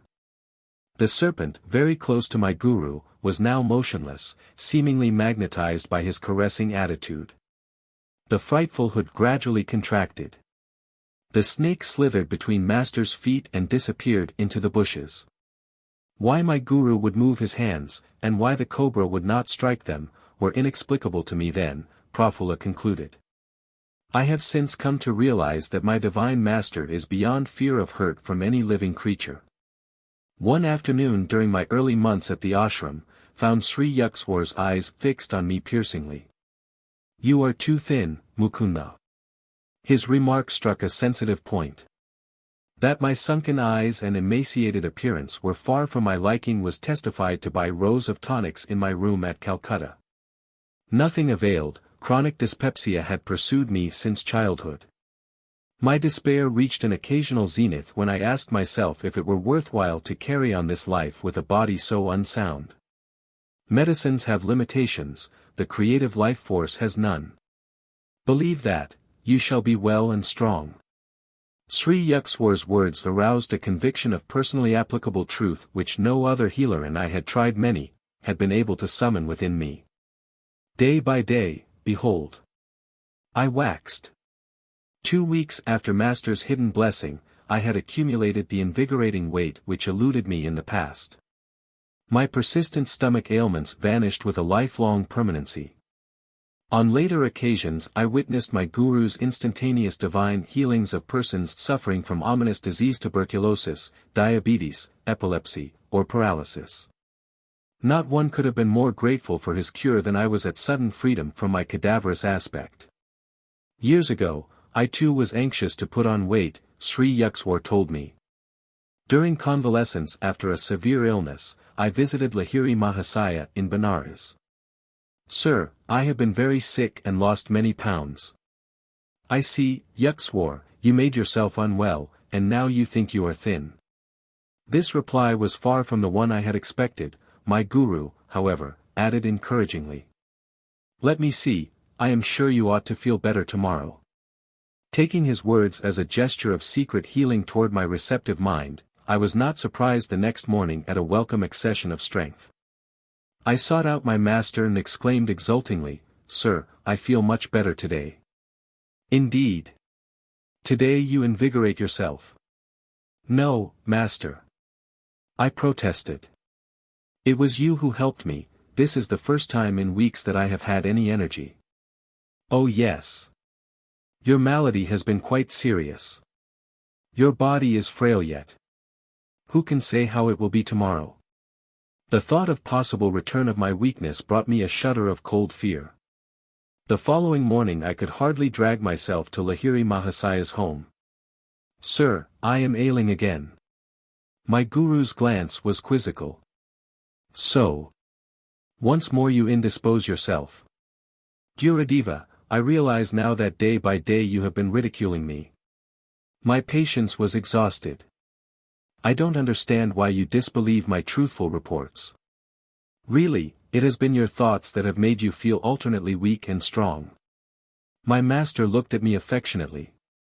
You have seen how your health has exactly followed your expectations. Thought is a force, even as electricity or gravitation. The human mind is a spark of the almighty consciousness of God. I could show you that whatever your powerful mind believes very intensely would instantly come to pass. Knowing that Lahiri Mahasaya never spoke idly, I addressed him with great awe and gratitude. Master, if I think I am well and have regained my former weight, shall that happen? It is so, even at this moment. My guru spoke gravely, his gaze concentrated on my eyes. Lo! I felt an increase not alone of strength but of weight. Lahiri Mahasaya retreated into silence. After a few hours at his feet, I returned to my mother's home, where I stayed during my visits to Benares. My son. What is the matter? Are you swelling with dropsy? Mother could hardly believe her eyes. My body was now of the same robust dimensions it had possessed before my illness. I weighed myself and found that in one day I had gained 50 pounds, they remained with me permanently. Friends and acquaintances who had seen my thin figure were aghast with wonderment. A number of them changed their mode of life and became disciples of Lahiri Mahasaya as a result of this miracle. My guru, awake in God, knew this world to be nothing but an objectivized dream of the Creator. Because he was completely aware of his unity with the divine dreamer, Lahiri Mahasaya could materialize or dematerialize or make any change he wished in the cosmic vision. All creation is governed by law, Sri Yukteswar concluded. The ones which manifest in the outer universe, discoverable by scientists, are called natural laws. But there are subtler laws ruling the realms of consciousness which can be known only through the inner science of yoga. The hidden spiritual planes also have their natural and lawful principles of operation. It is not the physical scientist but the fully self-realized master who comprehends the true nature of matter. Thus Christ was able to restore the servant's ear after it had been severed by one of the disciples. Sri Yukteswar was a peerless interpreter of the scriptures. Many of my happiest memories are centered in his discourses. But his jeweled thoughts were not cast into ashes of heedlessness or stupidity. One restless movement of my body, or my slight lapse into absent-mindedness, sufficed to put an abrupt period to Master's exposition. You are not here. Master interrupted himself one afternoon with this disclosure. As usual, he was keeping track of my attention with a devastating immediacy. Guruji. My tone was a protest. I have not stirred, my eyelids have not moved. I can repeat each word you have uttered. Nevertheless you are not fully with me. Your objection forces me to remark that in your mental background you were creating 3 institutions. One was a sylvan retreat on a plain, another on a hilltop, a third by the ocean. Those vaguely formulated thoughts had indeed been present almost subconsciously. I glanced at him apologetically. What can I do with such a master, who penetrates my random musings? Main building at the Mount Washington Estates in Los Angeles, established in 1925 as American headquarters for the Self-Realization Fellowship. Self-Realization Church of All Religions, Hollywood, California. You have given me that right. The subtle truths I am expounding cannot be grasped without your complete concentration. Unless necessary I do not invade the seclusion of others' minds. Man has the natural privilege of roaming secretly among his thoughts. The unbidden Lord does not enter there, neither do I venture intrusion. You are ever welcome, Master. Your architectural dreams will materialize later. Now is the time for study. Thus incidentally my guru revealed in his simple way the coming of three great events in my life. Since early youth I had had enigmatic glimpses of three buildings, each in a different setting. In the exact sequence Sri Yukswar had indicated, these visions took ultimate form. First came my founding of a boys' yoga school on a Ranchi plain, then my American headquarters on a Los Angeles hilltop, finally a hermitage in Southern California by the vast Pacific. Master never arrogantly asserted, I prophesy that such and such an event shall occur. He would rather hint, don't you think it may happen? But his simple speech hid Vedic power. There was no recanting. Never did his slightly veiled words prove false. Sri Yukswar was reserved and matter-of-fact in demeanor. There was naught of the vague or daft visionary about him. His feet were firm on the earth, his head in the haven of heaven. Practical people aroused his admiration.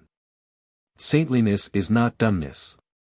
Divine perceptions are not incapacitating, he would say. The active expression of virtue gives rise to the keenest intelligence. In Master's life I fully discovered the cleavage between spiritual realism and the obscure mysticism that spuriously passes as a counterpart. My guru was reluctant to discuss the superphysical realms. His only marvelous aura was one of perfect simplicity. In conversation he avoided startling references, in action he was freely expressive. Others talked of miracles but could manifest nothing. Sri Yukswar seldom mentioned the subtle laws but secretly operated them at will. A man of realization does not perform any miracle until he receives an inward sanction, Master explained. God does not wish the secrets of his creation revealed promiscuously. Also, every individual in the world has inalienable right to his free will. A saint will not encroach upon that independence. The silence habitual to Sri Yukswar was caused by his deep perceptions of the infinite. No time remained for the interminable revelations that occupy the days of teachers without self-realization. In shallow men the fish of little thoughts cause much commotion. In oceanic minds the whales of inspiration make hardly a ruffle. This observation from the Hindu scriptures is not without discerning humor. Because of my guru's unspectacular guise, only a few of his contemporaries recognized him as a superman. The popular adage, he is a fool that cannot conceal his wisdom, could never be applied to Sri Yukswar. Though born a mortal like all others, Master had achieved identity with the ruler of time and space. In his life I perceived a godlike unity. He had not found any insuperable obstacle to mergence of human with divine. No such barrier exists, I came to understand, save in man's spiritual unadventurousness. I always thrilled at the touch of Sri Yukswar's holy feet.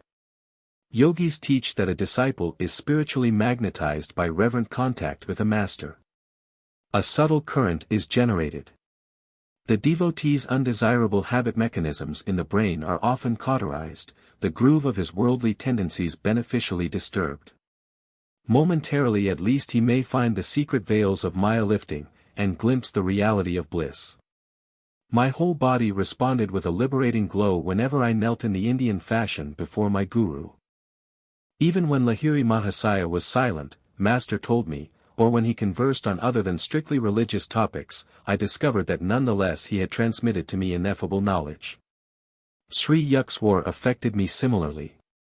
If I entered the hermitage in a worried or indifferent frame of mind, my attitude imperceptibly changed. A healing calm descended at mere sight of my guru. Every day with him was a new experience in joy, peace, and wisdom. Never did I find him deluded or intoxicated with greed or emotion or anger or any human attachment. The darkness of Maya is silently approaching. Let us hie homeward within. With these words at dusk Master constantly reminded his disciples of their need for Kriya Yoga. A new student occasionally expressed doubts regarding his own worthiness to engage in yoga practice. Forget the past, Sri Yukswar would console him. The vanished lives of all men are dark with many shames. Human conduct is ever unreliable until anchored in the divine. Everything in future will improve if you are making a spiritual effort now. Master always had young cellists in his hermitage. Their spiritual and intellectual education was his lifelong interest. Even shortly before he passed on, he accepted for training 2 6-year-old boys and 1 youth of 16. He directed their minds and lives with that careful discipline in which the word disciple is etymologically rooted. The ashram residents loved and revered their guru. A slight clap of his hand sufficed to bring them eagerly to his side. When his mood was silent and withdrawn, no one ventured to speak. When his laugh rang jovially, children looked upon him as their own. Master seldom asked others to render him a personal service, nor would he accept help from a student unless the willingness were sincere. My guru quietly washed his clothes if the disciples overlooked that privileged task.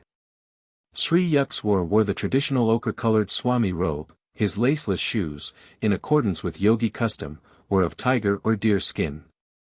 Master spoke fluent English, French, Hindi, and Bengali. His Sanskrit was fair. He patiently instructed his young disciples by certain short cuts which he had ingeniously devised for the study of English and Sanskrit. Master was cautious of his body, while withholding solicitous attachment. The infinite, he pointed out, properly manifests through physical and mental soundness. He discountenanced any extremes. A disciple once started a long fast. My guru only laughed, "Why not throw the dog a bone?"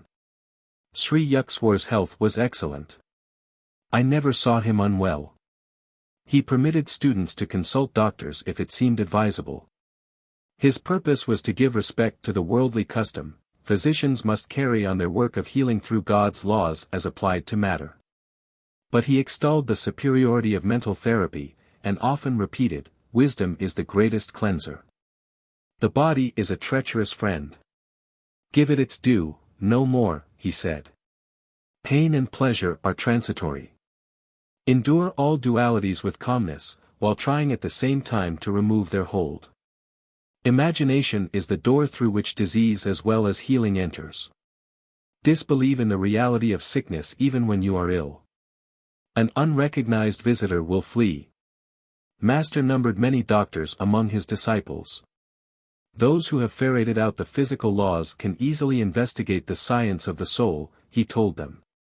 A subtle spiritual mechanism is hidden just behind the bodily structure. Sri Yukteswar counseled his students to be living liaisons of Western and Eastern virtues. Himself an executive Occidental in outer habits, inwardly he was the spiritual Oriental.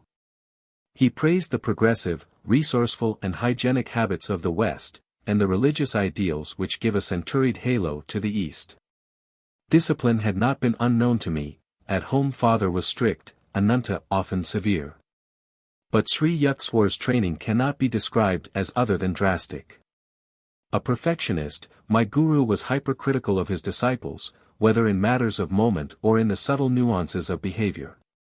Good manners without sincerity are like a beautiful dead lady, he remarked on suitable occasion. Straightforwardness without civility is like a surgeon's knife, effective but unpleasant. Candor with courtesy is helpful and admirable. Master was apparently satisfied with my spiritual progress, for he seldom referred to it. In other matters my ears were no strangers to reproof. My chief offenses were absent-mindedness, intermittent indulgence in sad moods, non-observance of certain rules of etiquette, and occasional unmethodical ways. Observe how the activities of your father Bhagavati are well organized and balanced in every way, my guru pointed out.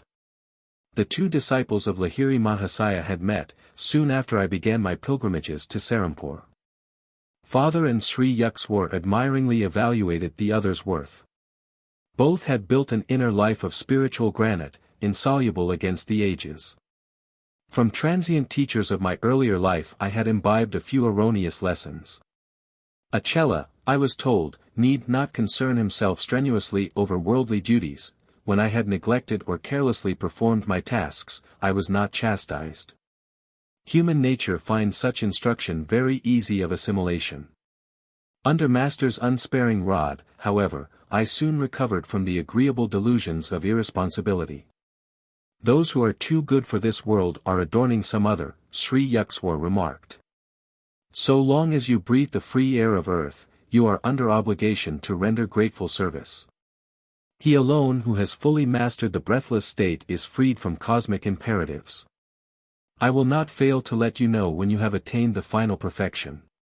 My guru could never be bribed, even by love. He showed no leniency to anyone who, like myself, willingly offered to be his disciple. Whether master and I were surrounded by his students or by strangers, or were alone together, he always spoke plainly and upbraided sharply. No trifling lapse into shallowness or inconsistency escaped his rebuke. This flattening treatment was hard to endure, but my resolve was to allow Sri Yukswar to iron out each of my psychological kinks. As he labored at this titanic transformation, I shook many times under the weight of his disciplinary hammer. If you don't like my words, you are at liberty to leave at any time, Master assured me. I want nothing from you but your own improvement. Stay only if you feel benefited. For every humbling blow he dealt my vanity, for every tooth in my metaphorical jaw he knocked loose with stunning aim, I am grateful beyond any facility of expression. The hard core of human egotism is hardly to be dislodged except rudely. With its departure, the divine finds at last an unobstructed channel. In vain it seeks to percolate through flinty hearts of selfishness. Sri Yukswar's wisdom was so penetrating that, heedless of remarks, he often replied to one's unspoken observation. What a person imagines he hears, and what the speaker has really implied, may be poles apart, he said. Try to feel the thoughts behind the confusion of men's verbiage.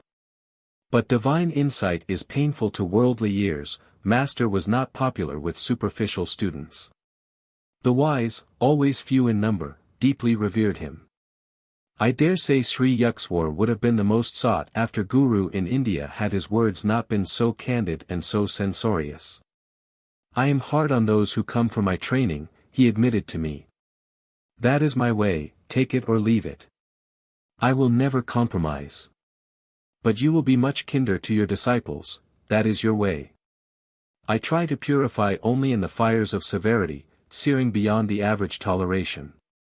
The gentle approach of love is also transfiguring. The inflexible and the yielding methods are equally effective if applied with wisdom. You will go to foreign lands, where blunt assaults on the ego are not appreciated.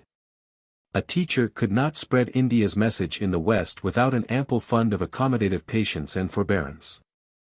I refuse to state the amount of truth I later came to find in Master's words.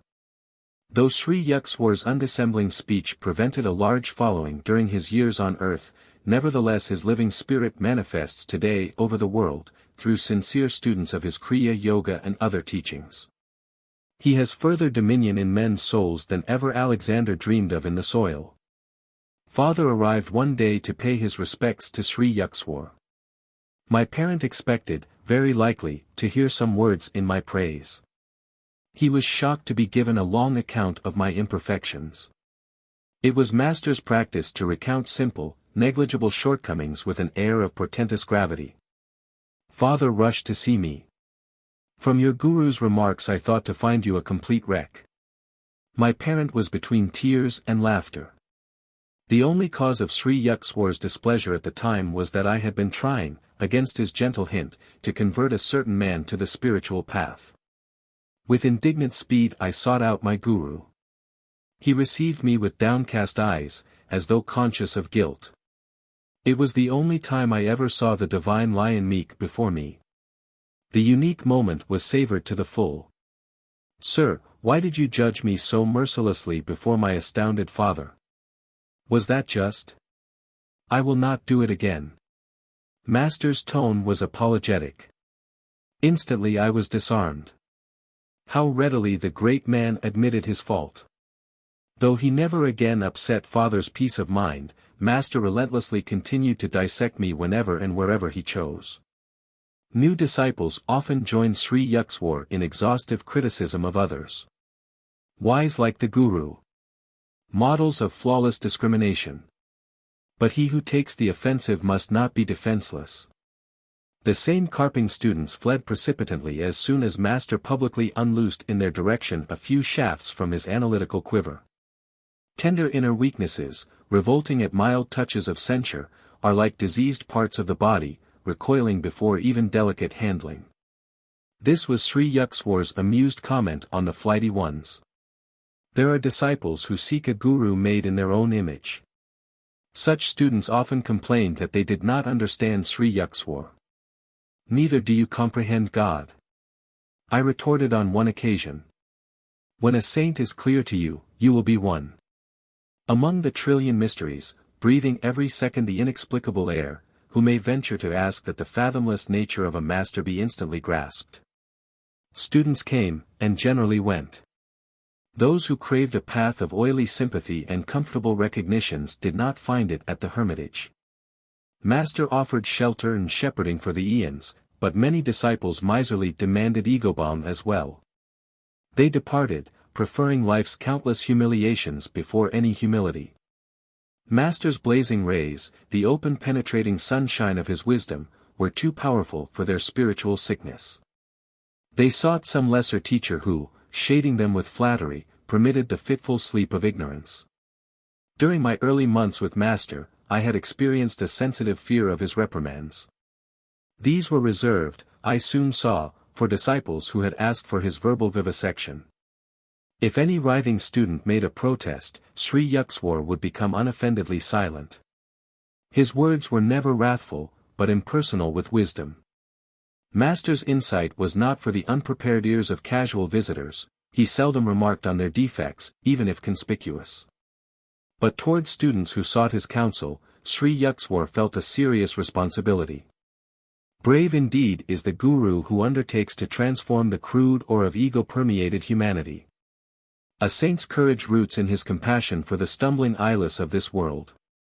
When I had abandoned underlying resentment, I found a marked decrease in my chastisement.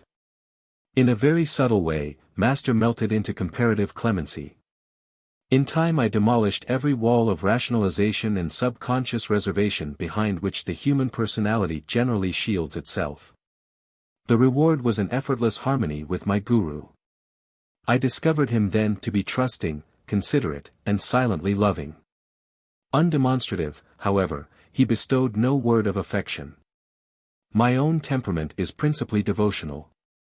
It was disconcerting at first to find that my guru, saturated with jnana but seemingly dry of bhakti, expressed himself only in terms of cold spiritual mathematics. But as I tuned myself to his nature, I discovered no diminution but rather increase in my devotional approach to God. A self-realized master is fully able to guide his various disciples along natural lines of their essential bias.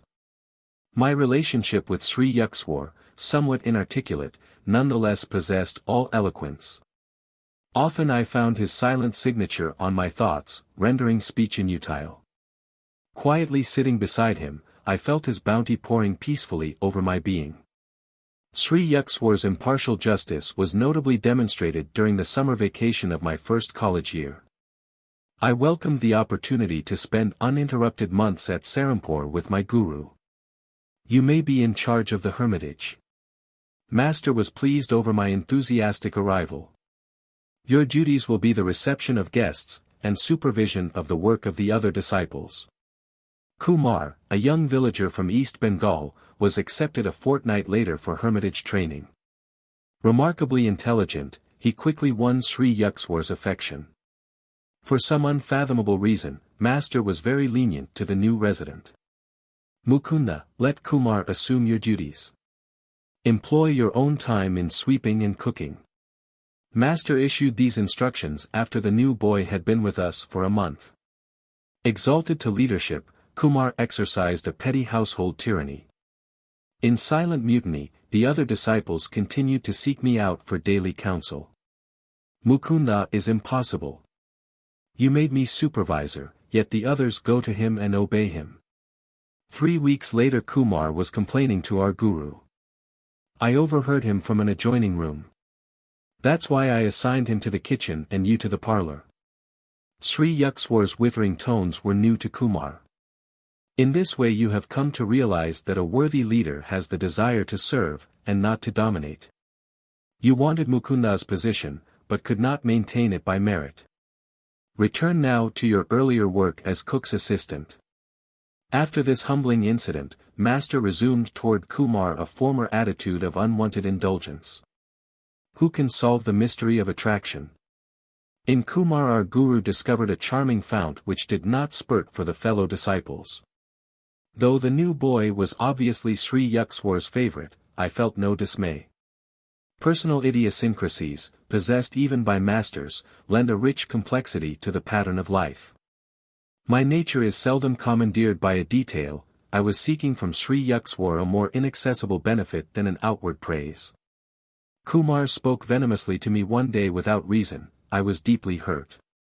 Your head is swelling to the bursting point. I added a warning whose truth I felt intuitively: unless you mend your ways, someday you will be asked to leave this ashram. Laughing sarcastically, Kumar repeated my remark to our guru, who had just entered the room. Fully expecting to be scolded, I retired meekly to a corner. Maybe Mukunda is right. Master's reply to the boy came with unusual coldness. I escaped without castigation. A year later, Kumar set out for a visit to his childhood home.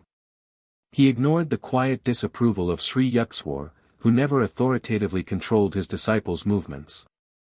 On the boy's return to Serampore in a few months, a change was unpleasantly apparent.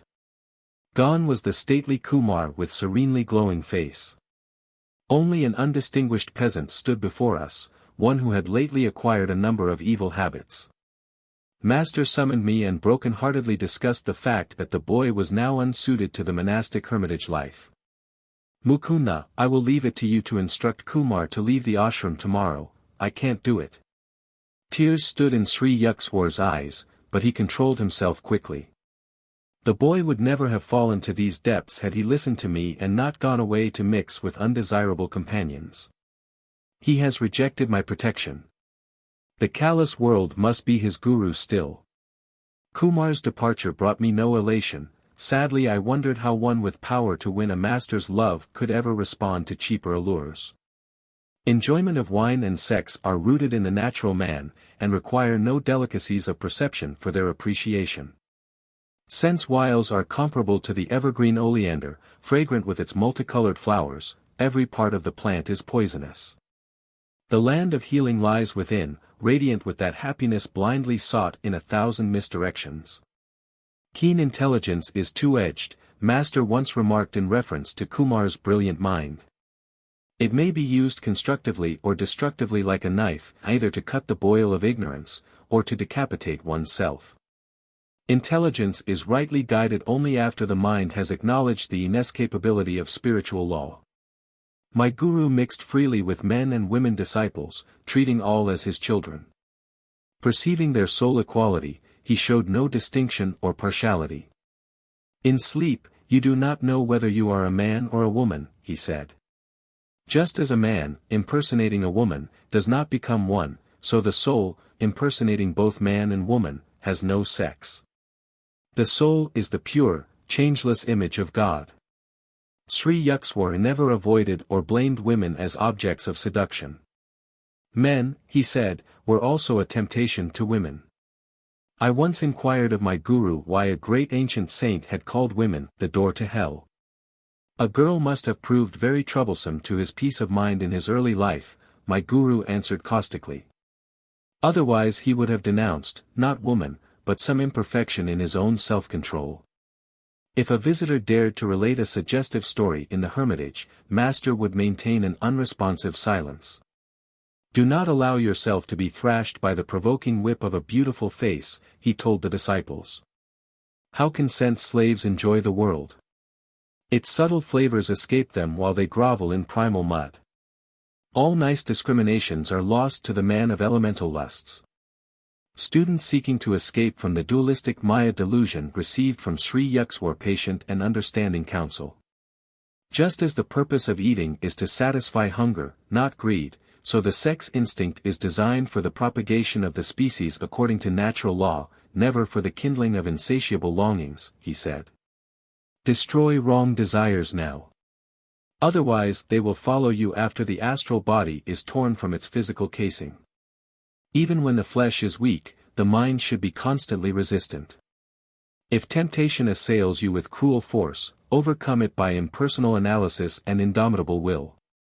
Every natural passion can be mastered. Conserve your powers. Be like the capacious ocean, absorbing within all the tributary rivers of the senses. Small yearnings are openings in the reservoir of your inner peace, permitting healing waters to be wasted in the desert soil of materialism. The forceful activating impulse of wrong desire is the greatest enemy to the happiness of man. Roam in the world as a lion of self-control, see that the frogs of weakness don't kick you around. The devotee is finally freed from all instinctive compulsions. He transforms his need for human affection into aspiration for God alone, a love solitary because omnipresent. Sri Yukteswar's mother lived in the Rana Mahal district of Benares where I had first visited my guru. Gracious and kindly, she was yet a woman of very decided opinions. I stood on her balcony one day and watched mother and son talking together. In his quiet, sensible way, Master was trying to convince her about something.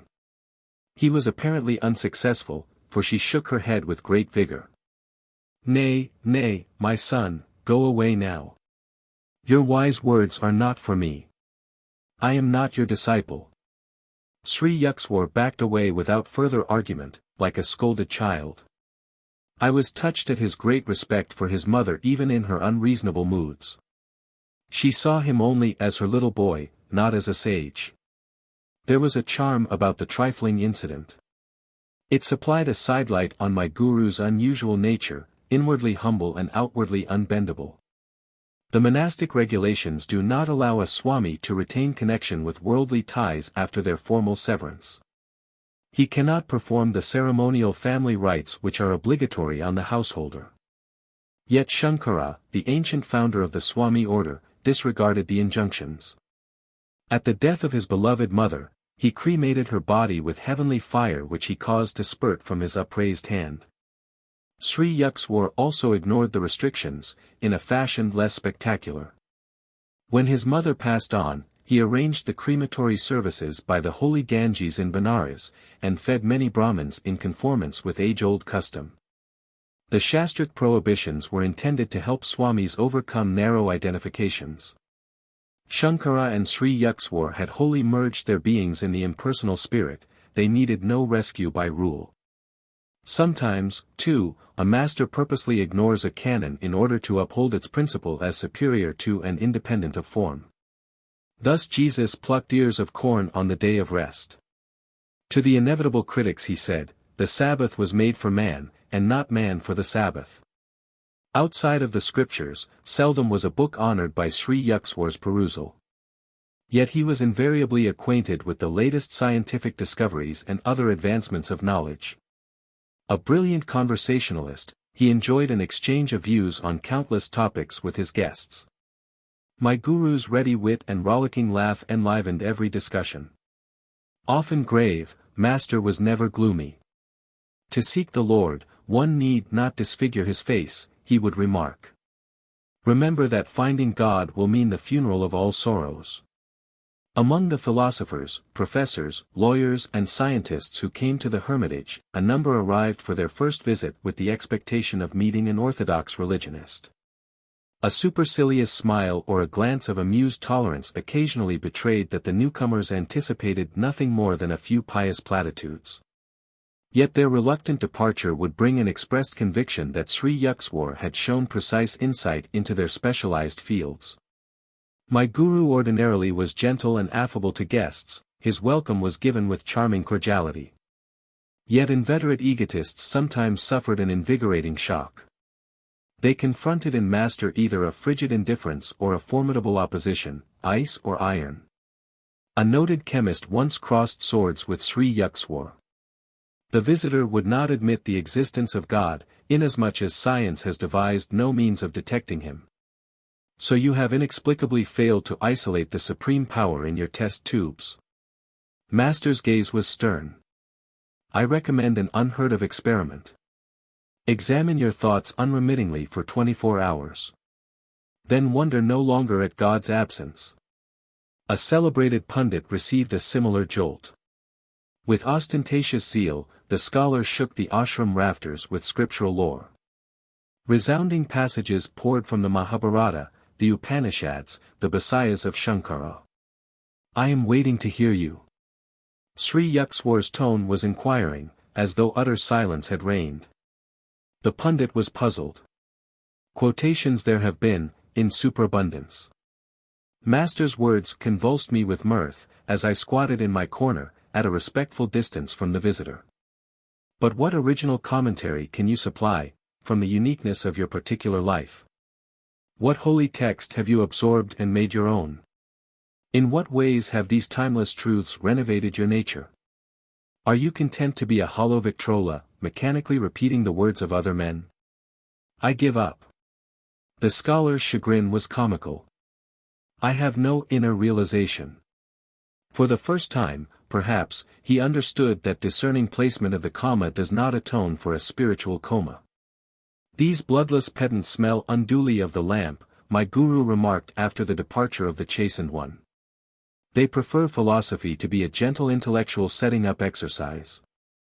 Their elevated thoughts are carefully unrelated either to the crudity of outward action or to any scourging inner discipline.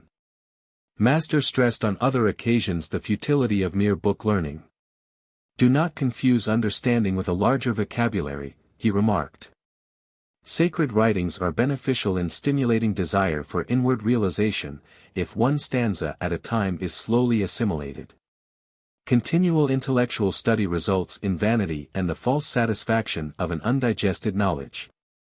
Sri Yukswar related one of his own experiences in scriptural edification. The scene was a forest hermitage in eastern Bengal, where he observed the procedure of a renowned teacher, Dabro Bolov. His method, at once simple and difficult, was common in ancient India. Dabro Bolov had gathered his disciples around him in the sylvan solitudes. The holy Bhagavad Gita was open before them. Steadfastly they looked at one passage for half an hour, then closed their eyes. Another half hour slipped away. The master gave a brief comment. Motionless, they meditated again for an hour. Finally the guru spoke. Have you understood?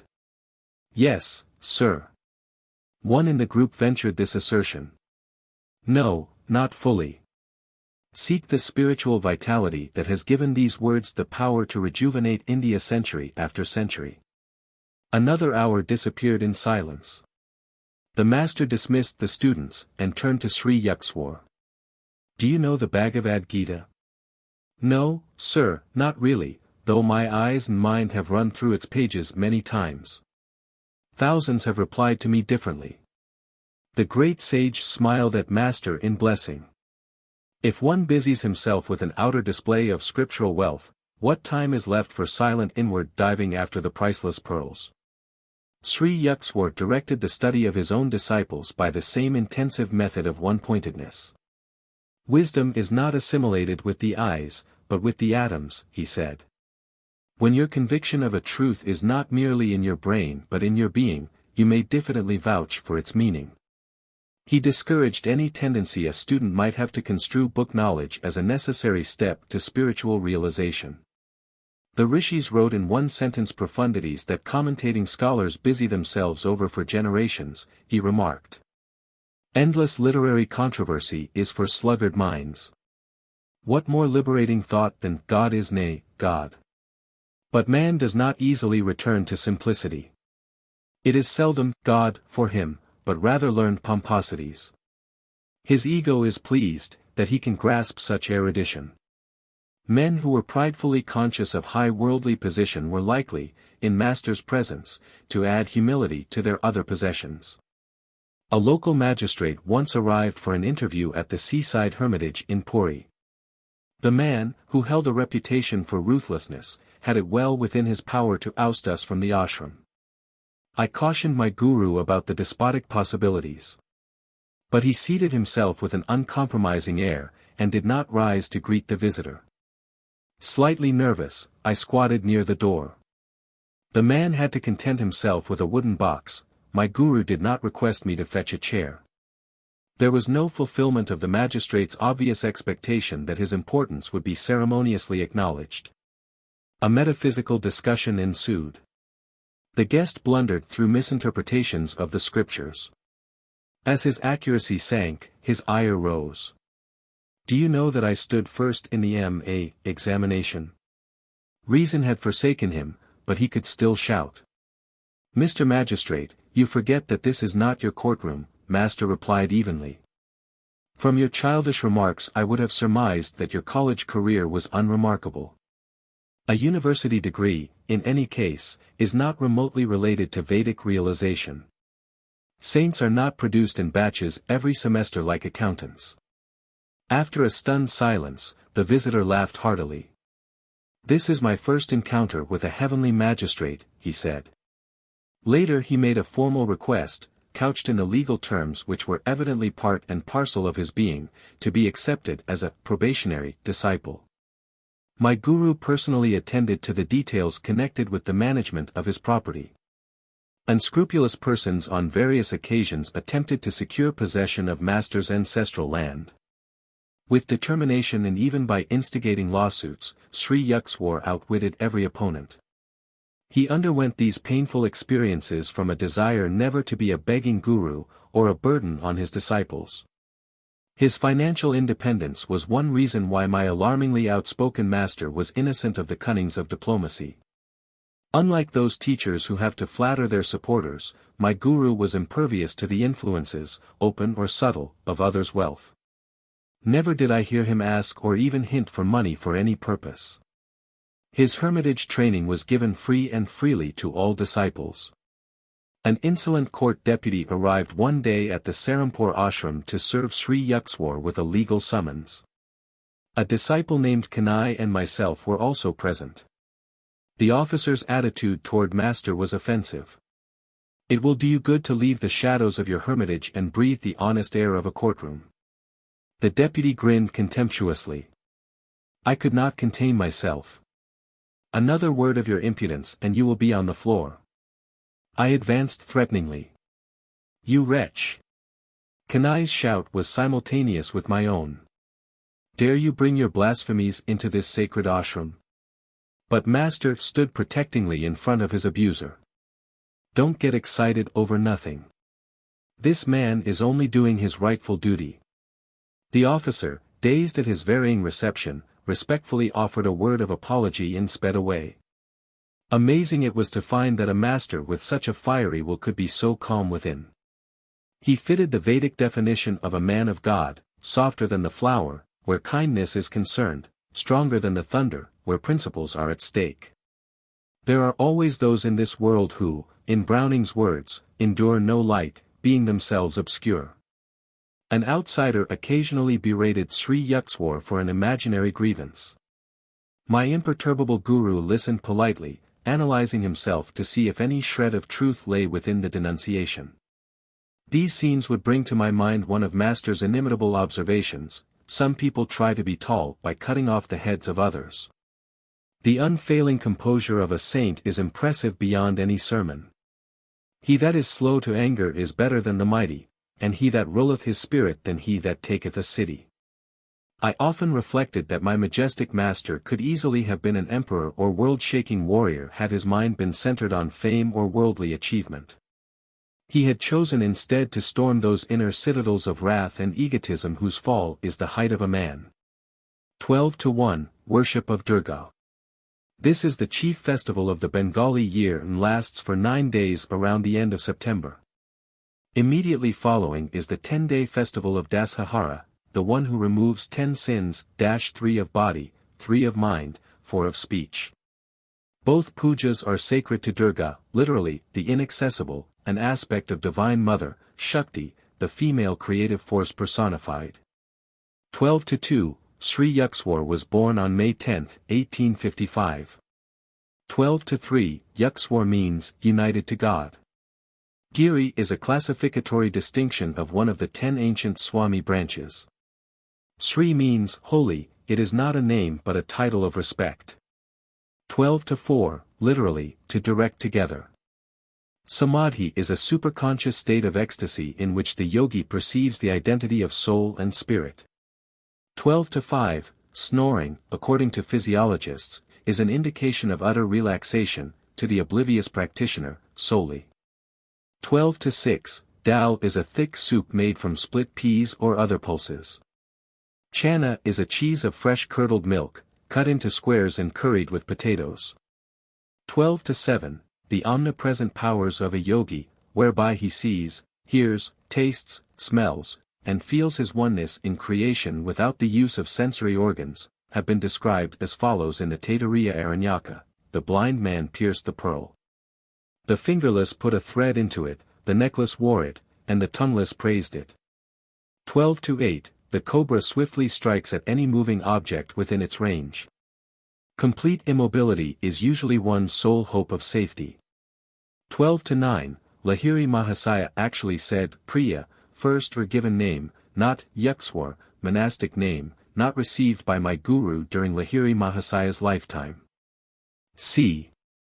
Yukswar is substituted here, and in a few other places in this book, in order to avoid the confusion, to reader, of two names. 12-10, therefore I say unto you, what things soever ye desire, when ye pray, believe that ye receive them, and ye shall have them. Mark 11:24. Masters who possess the divine vision are fully able to transfer their realizations to advanced disciples, as Lahiri Mahasaya did for Sri Yukswar on this occasion.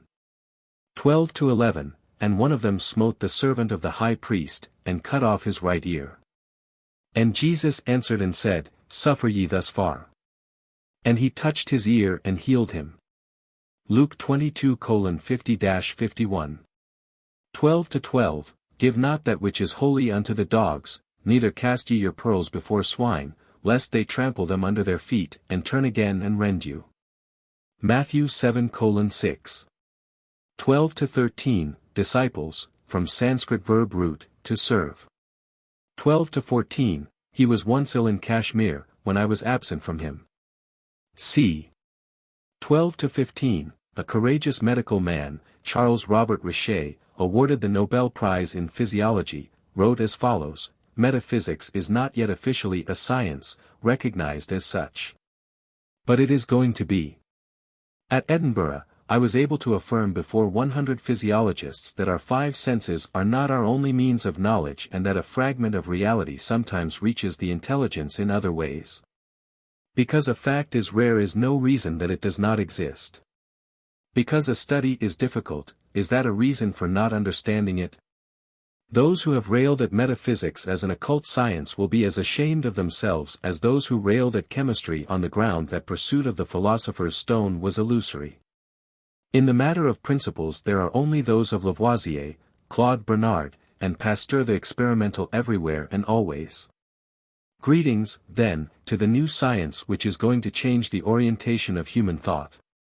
12-16, Samadhi, perfect union of the individualized soul with the infinite spirit. 12-17, the subconsciously guided rationalizations of the mind are utterly different from the infallible guidance of truth which issues from the superconsciousness. Led by French scientists of the Sorbonne, Western thinkers are beginning to investigate the possibility of divine perception in man. For the past 20 years, students of psychology, influenced by Freud, gave all their time to searching the subconscious realms, Rabbi Israel H. Leventhal pointed out in 1929.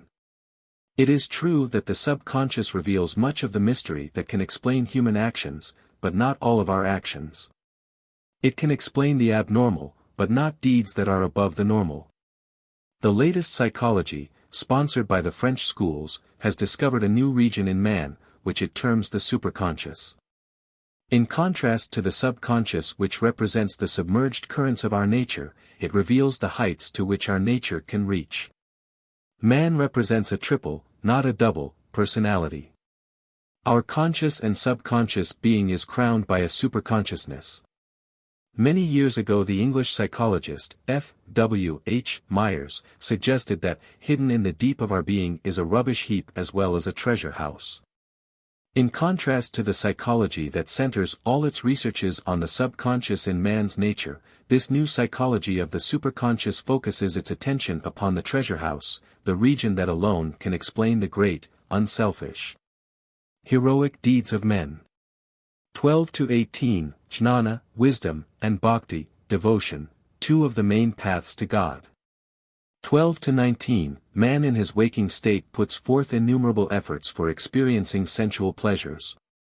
When the entire group of sensory organs is fatigued, he forgets even the pleasure on hand and goes to sleep in order to enjoy rest in the soul, his own nature. Shankara, the great Vedantist, has written.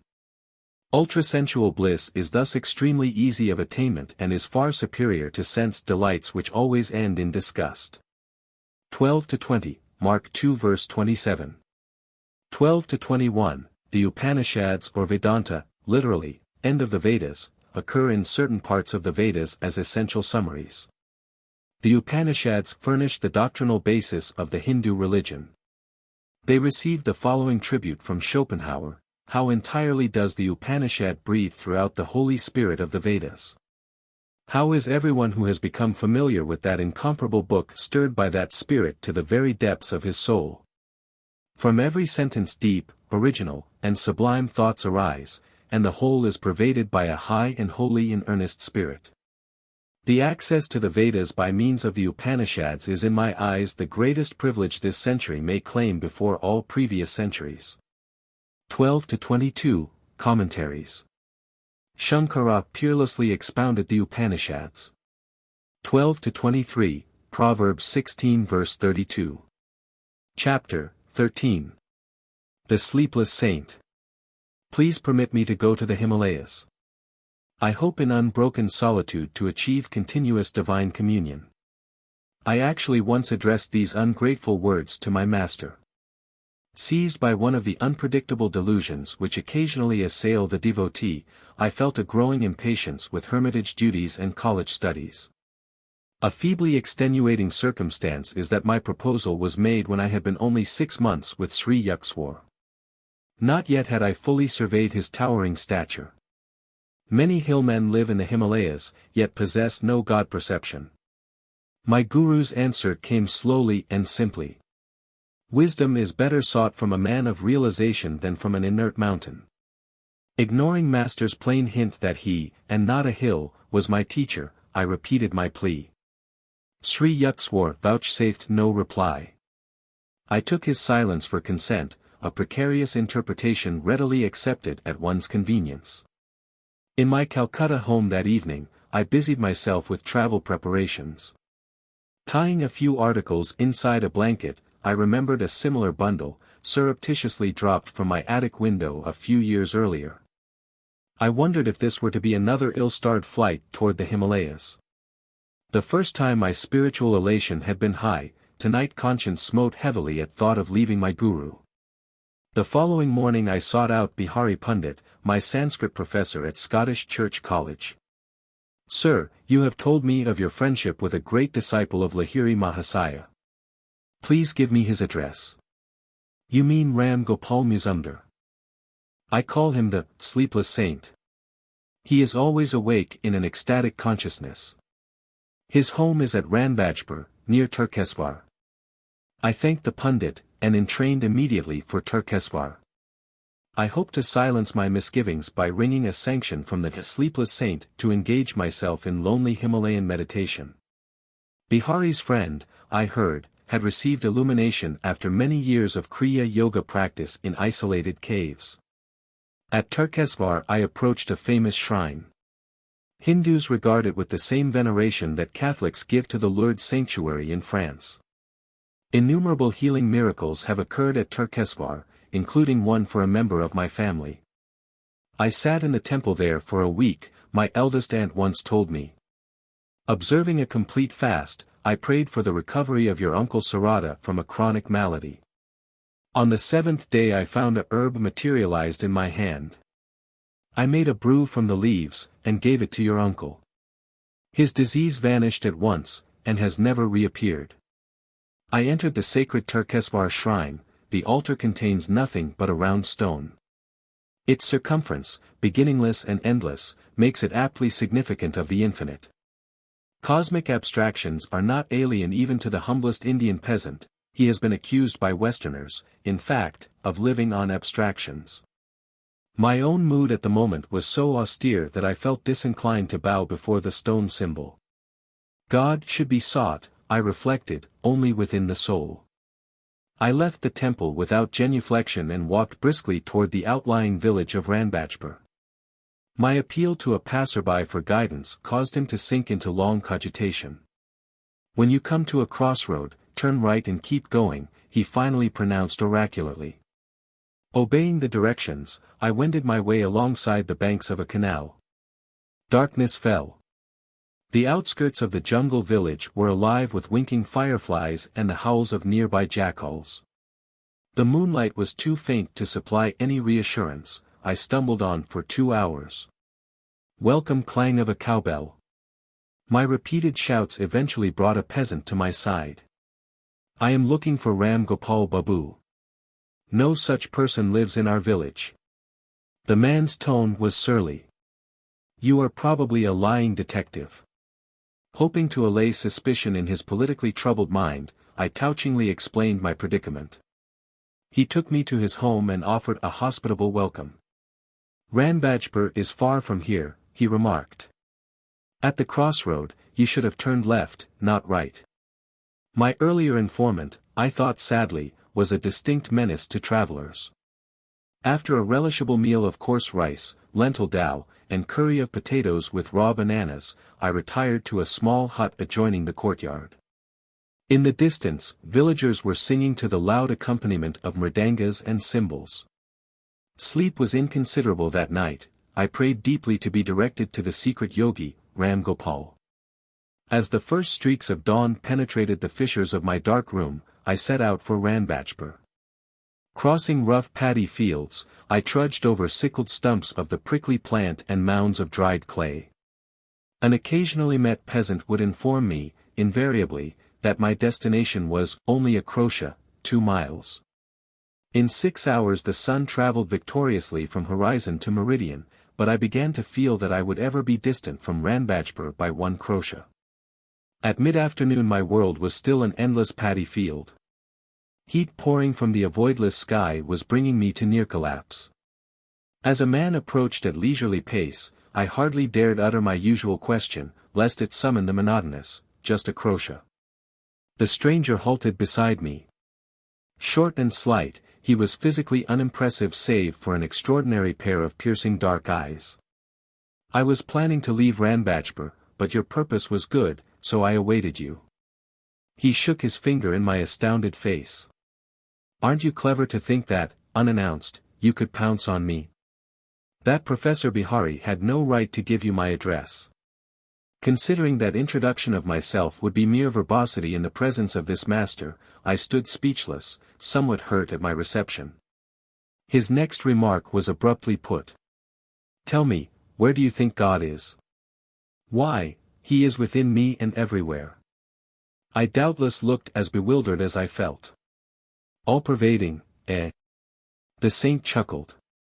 Then why, young sir, did you fail to bow before the infinite in the stone symbol at the Turkeswar temple yesterday?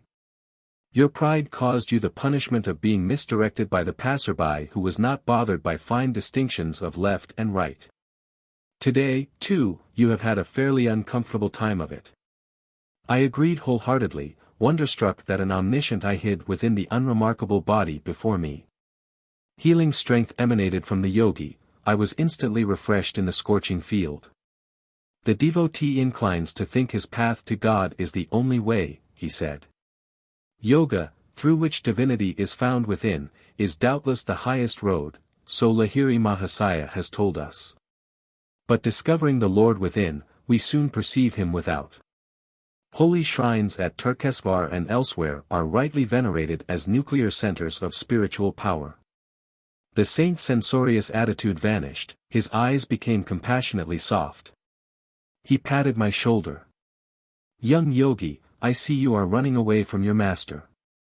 He has everything you need, you must return to him. Mountains cannot be your guru. Ram Gopal was repeating the same thought which Sri Yukswar had expressed at our last meeting.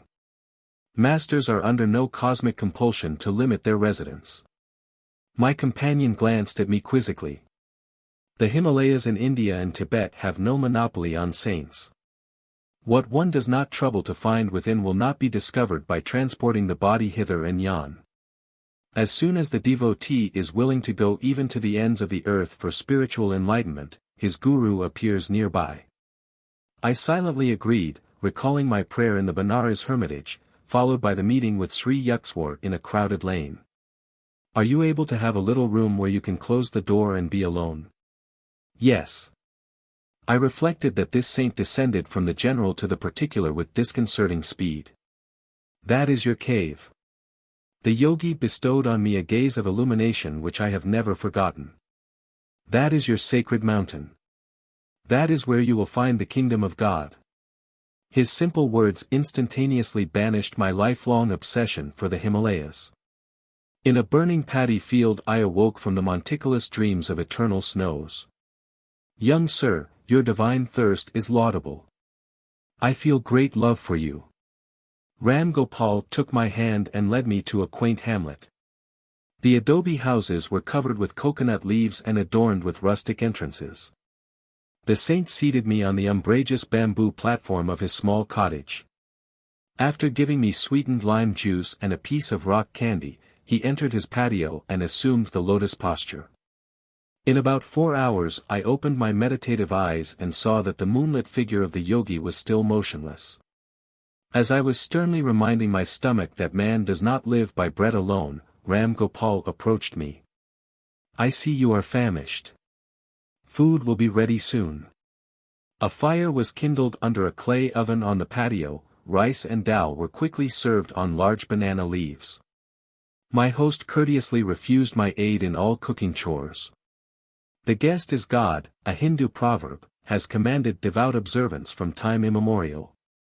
In my later world travels, I was charmed to see that a similar respect for visitors is manifested in rural sections of many countries. The city dweller finds the keen edge of hospitality blunted by superabundance of strange faces. The marts of men seemed remotely dim as I squatted by the yogi in the isolation of the tiny jungle village. The cottage room was mysterious with a mellow light. Ram Gopal arranged some torn blankets on the floor for my bed, and seated himself on a straw mat. Overwhelmed by his spiritual magnetism, I ventured a request. Sir, why don't you grant me a samadhi? Dear one, I would be glad to convey the divine contact, but it is not my place to do so. The saint looked at me with half-closed eyes. Your master will bestow that experience shortly. Your body is not tuned just yet. As a small lamp cannot withstand excessive electrical voltage, so your nerves are unready for the cosmic current. If I gave you the infinite ecstasy right now, you would burn as if every cell were on fire. You are asking illumination from me, the yogi continued musingly, while I am wondering inconsiderable as I am, and with the little meditation I have done if I have succeeded in pleasing God. And what worth I may find in his eyes at the final reckoning. Sir, have you not been single-heartedly seeking God for a long time?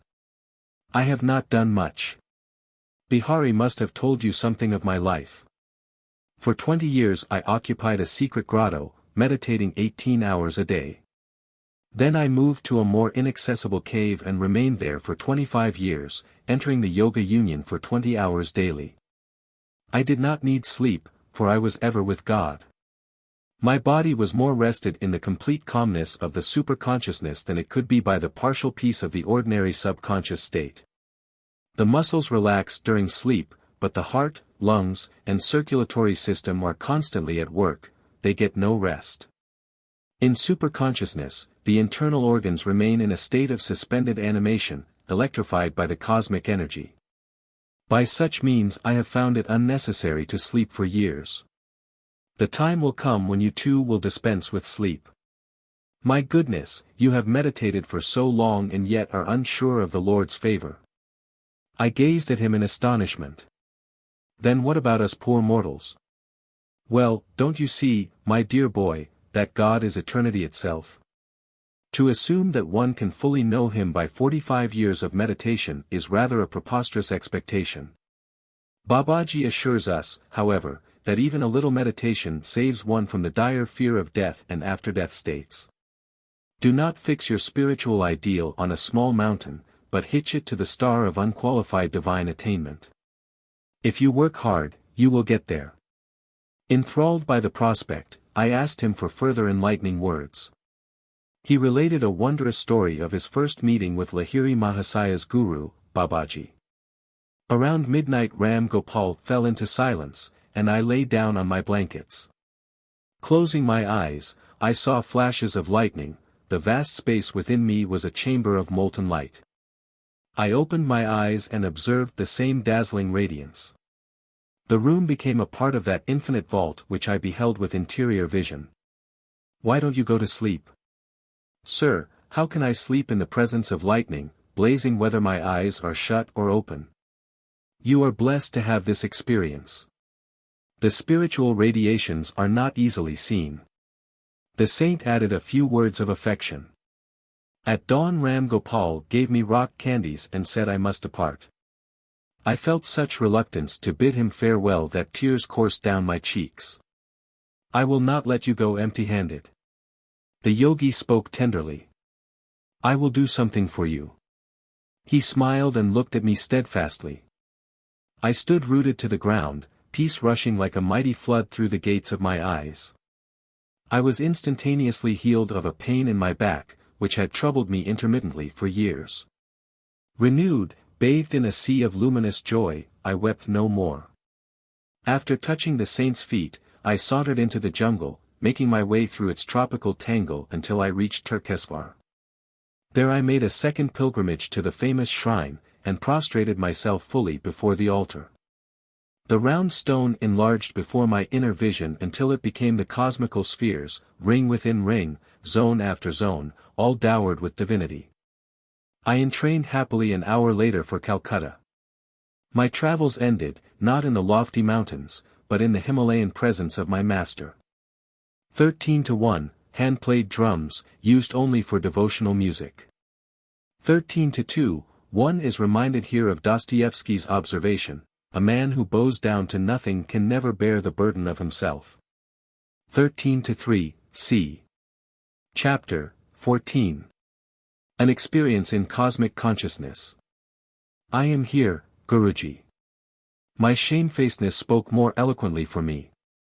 Let us go to the kitchen and find something to eat. Sri Yukswar's manner was as natural as if hours and not days had separated us.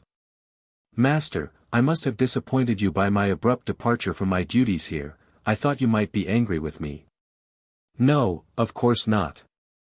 Wrath springs only from thwarted desires. I do not expect anything from others, so their actions cannot be in opposition to wishes of mine. I would not use you for my own ends, I am happy only in your own true happiness.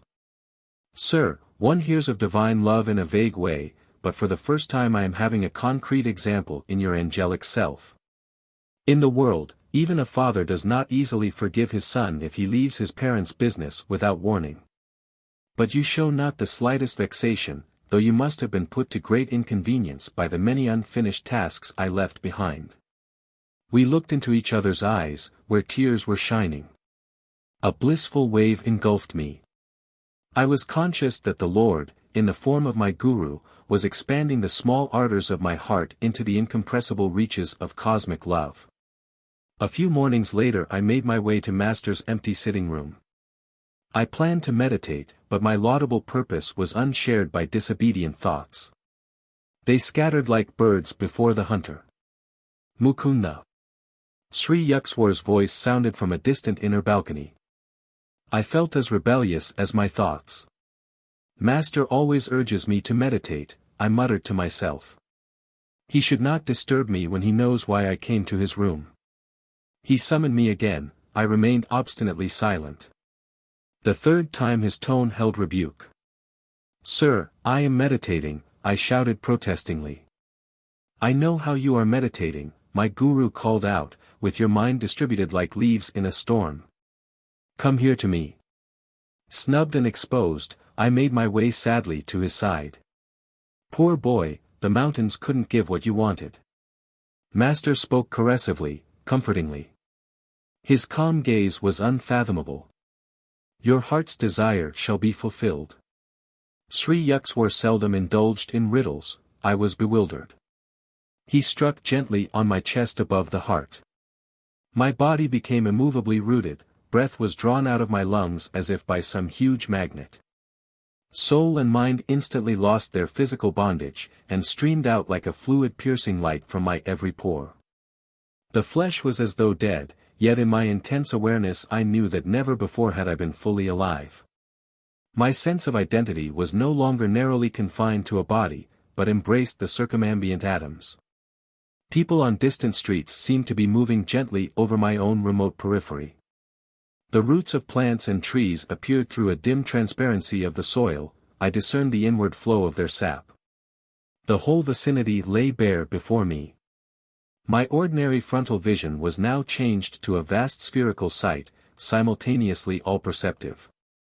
Through the back of my head I saw men strolling far down Rai Ghat Road, and noticed also a white cow who was leisurely approaching.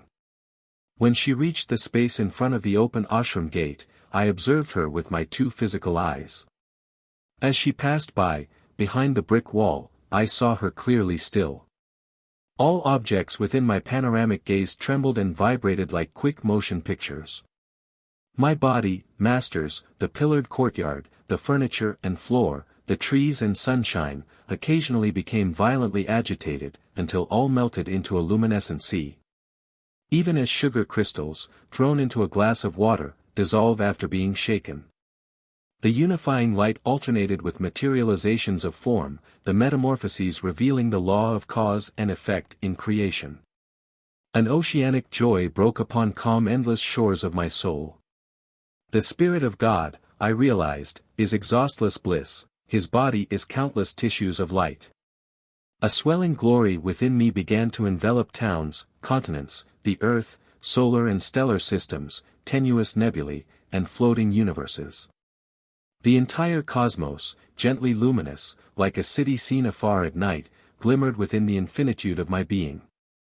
The sharply etched global outlines faded somewhat at the farthest edges, there I could see a mellow radiance, ever undiminished. It was indescribably subtle, the planetary pictures were formed of a grosser light. The divine dispersion of rays poured from an eternal source, blazing into galaxies, transfigured with ineffable auras. Again and again I saw the creative beams condense into constellations, then resolve into sheets of transparent flame. By rhythmic reversion, sextillion worlds passed into diaphanous luster, fire became firmament. I cognized the center of the Empyrean as a point of intuitive perception in my heart. Irradiating splendor issued from my nucleus to every part of the universal structure. Blissful Amrita, the nectar of immortality, pulsed through me with a quicksilver-like fluidity. The creative voice of God I heard resounding as Aum, the vibration of the cosmic motor. Suddenly the breath returned to my lungs. With a disappointment almost unbearable, I realized that my infinite immensity was lost. Once more I was limited to the humiliating cage of a body, not easily accommodative to the spirit. Like a prodigal child, I had run away from my macrocosmic home and imprisoned myself in a narrow microcosm. My guru was standing motionless before me. I started to drop at his holy feet in gratitude for the experience in cosmic consciousness which I had long passionately sought. He held me upright, and spoke calmly, unpretentiously. You must not get overdrunk with ecstasy. Much work yet remains for you in the world. Come, let us sweep the balcony floor, then we shall walk by the Ganges. I fetched a broom, master, I knew, was teaching me the secret of balanced living.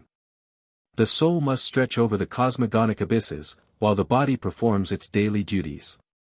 When we set out later for a stroll, I was still entranced in unspeakable rapture. I saw our bodies as two astral pictures, moving over a road by the river whose essence was sheer light. It is the Spirit of God that actively sustains every form and force in the universe. Yet he is transcendental and aloof in the blissful uncreated void beyond the worlds of vibratory phenomena, Master explained. Saints who realize their divinity even while in the flesh know a similar twofold existence. Conscientiously engaging in earthly work, they yet remain immersed in an inward beatitude. The Lord has created all men from the limitless joy of his being. Though they are painfully cramped by the body, God nevertheless expects that souls made in his image shall ultimately rise above all sense identifications and reunite with him. The cosmic vision left many permanent lessons. By daily stilling my thoughts, I could win release from the delusive conviction that my body was a mass of flesh and bones, traversing the hard soil of matter. The breath and the restless mind, I saw, were like storms which lashed the ocean of light into waves of material forms: earth, sky, human beings, animals, birds, trees. No perception of the infinite as one light could be had except by calming those storms. As often as I silenced the two natural tumults, I beheld the multitudinous waves of creation melt into one lucent sea, even as the waves of the ocean, their tempests subsiding, serenely dissolve into unity. A master bestows the divine experience of cosmic consciousness when his disciple, by meditation, has strengthened his mind to a degree where the vast vistas would not overwhelm him. The experience can never be given through one's mere intellectual willingness or open-mindedness. Only adequate enlargement by yoga practice and devotional bhakti can prepare the mind to absorb the liberating shock of omnipresence. It comes with a natural inevitability to the sincere devotee. His intense craving begins to pull at God with an irresistible force. The Lord, as the cosmic vision, is drawn by the seeker's magnetic ardor into his range of consciousness. I wrote, in my later years, the following poem, Samadhi, endeavoring to convey the glory of its cosmic state. Vanished the veils of light and shade. Lifted every vapor of sorrow. Sailed away all dawns of fleeting joy. Gone the dim sensory mirage. Love, hate, health, disease, life, death. Perished these false shadows on the screen of duality. Waves of laughter, scillas of sarcasm, melancholic whirlpools. Melting in the vast sea of bliss. The storm of Maya stilled. By magic wand of intuition deep. The universe, forgotten dream, subconsciously lurks. Ready to invade my newly wakened memory divine. I live without the cosmic shadow. But it is not, bereft of me. As the sea exists without the waves. But they breathe not without the sea. Dreams, wakings, states of deep turiya sleep. Present, past, future, no more for me. But ever present, all flowing I, everywhere. Planets, stars, stardust, earth. Volcanic bursts of doomsday cataclysms. Creation's molding furnace. Glaciers of silent X-rays, burning electron floods. Thoughts of all men, past, present, to come. Every blade of grass, myself, mankind. Each particle of universal dust. Anger, greed, good, bad, salvation, lust. I swallowed, transmuted all. Into a vast ocean of blood of my own one being. Smoldering joy, oft puffed by meditation. Blinding my tearful eyes. Burst into immortal flames of bliss. Consumed my tears, my frame, my all. Thou art I am thou. Knowing, knower, known, as one. Tranquilled, unbroken thrill, eternally living, ever new peace. Enjoyable beyond imagination of expectancy, samadhi bliss. Not an unconscious state. Or mental chloroform without willful return. Samadhi but extends my conscious realm. Beyond limits of the mortal frame. To farthest boundary of eternity. Where I, the cosmic sea. Watch the little ego floating in me. The sparrow, each grain of sand, fall not without my sight. All space floats like an iceberg in my mental sea. Colossal container, I, of all things made. By deeper, longer, thirsty, guru-given meditation. Comes this celestial samadhi. Mobile murmurs of atoms are heard. The dark earth, mountains, valleys, lo. Molten liquid. Flowing seas change into vapors of nebulae. Aum blows upon vapors, opening wondrously their veils. Oceans stand revealed, shining electrons. Till, at last sound of the cosmic drum. Vanish the grosser lights into eternal rays. Of all-pervading bliss. From joy I came, for joy I live, in sacred joy I melt. Ocean of mind, I drink all creation's waves. For veils of solid, liquid, vapor, light. Lift aright. Myself, in everything, enters the great myself. Gone forever, fitful, flickering shadows of mortal memory. Spotless is my mental sky, below, ahead, and high above. Eternity and I, one united ray.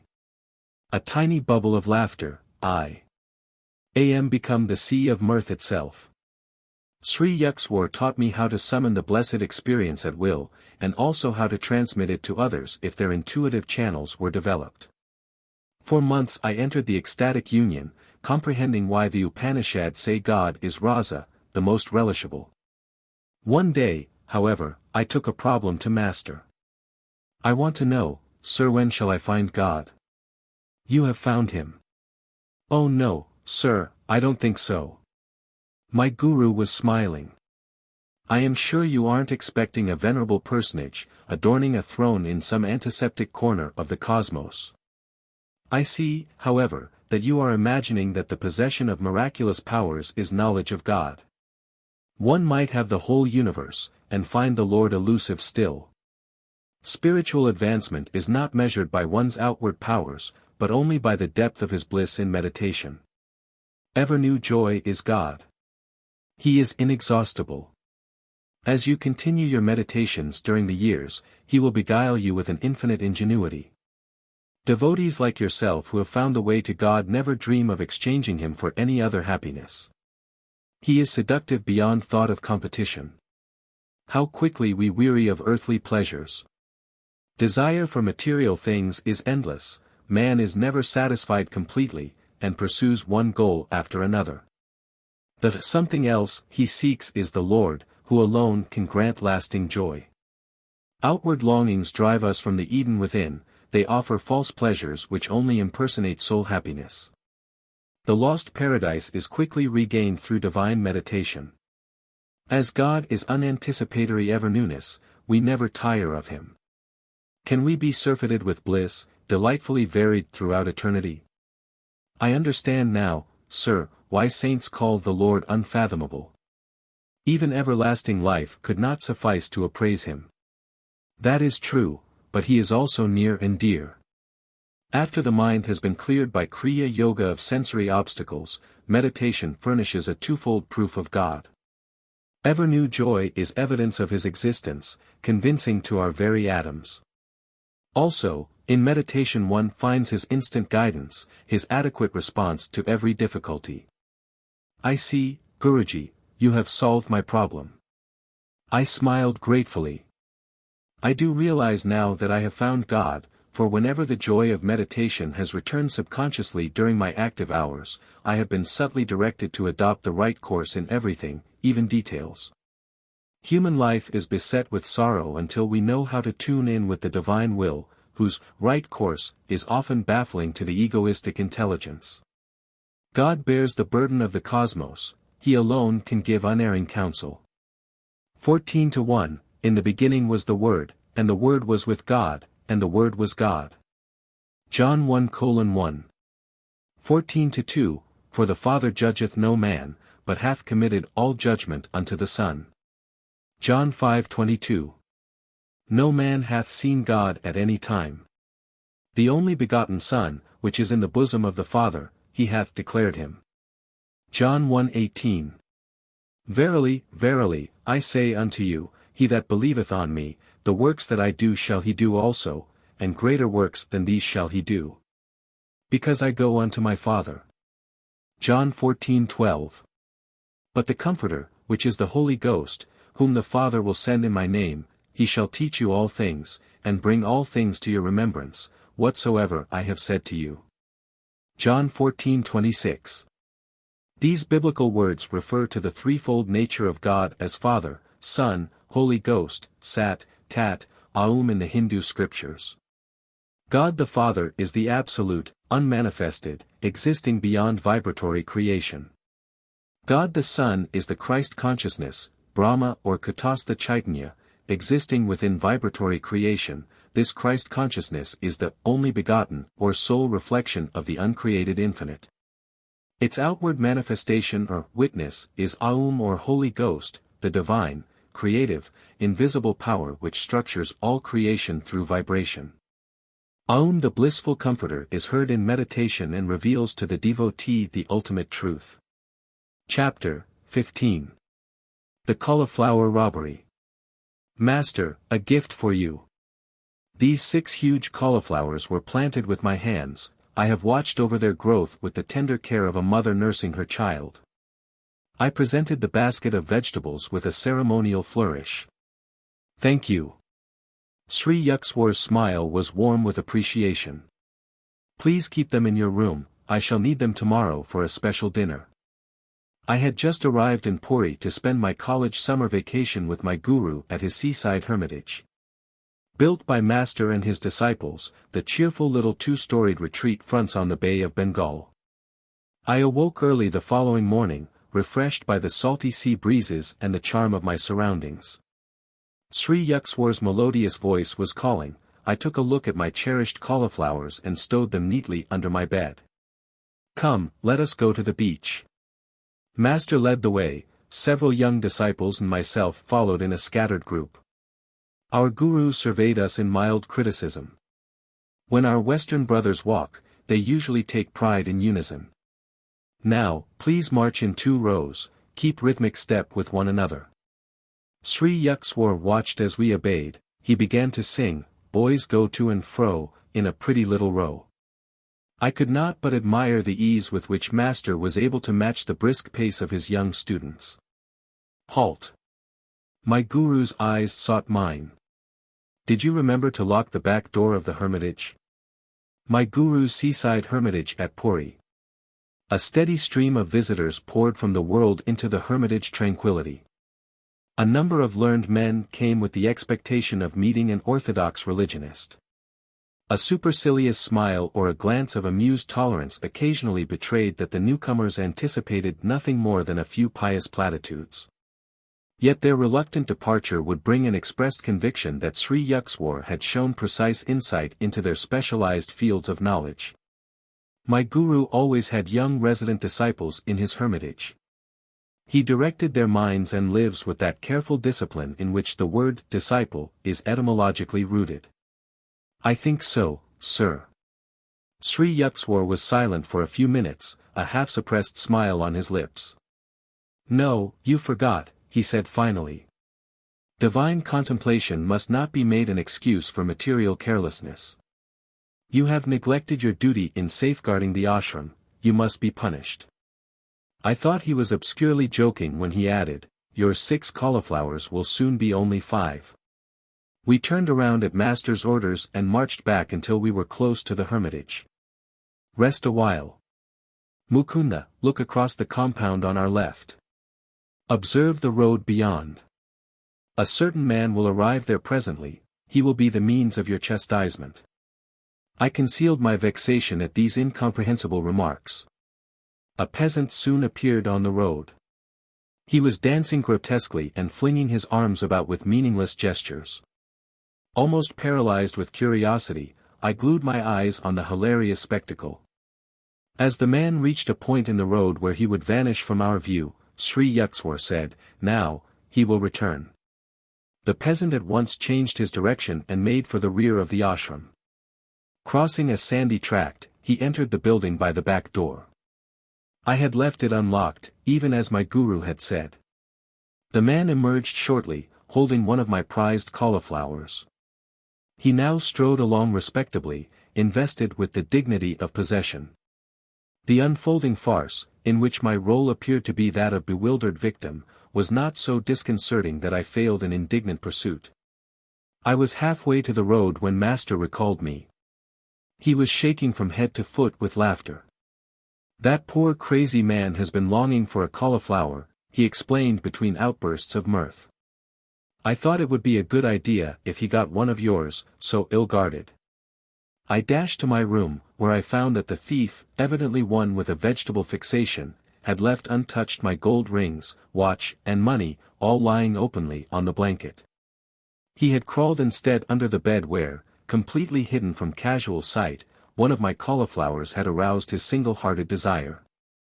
I asked Sri Yukswar that evening to explain the incident which had, I thought, a few baffling features. My guru shook his head slowly.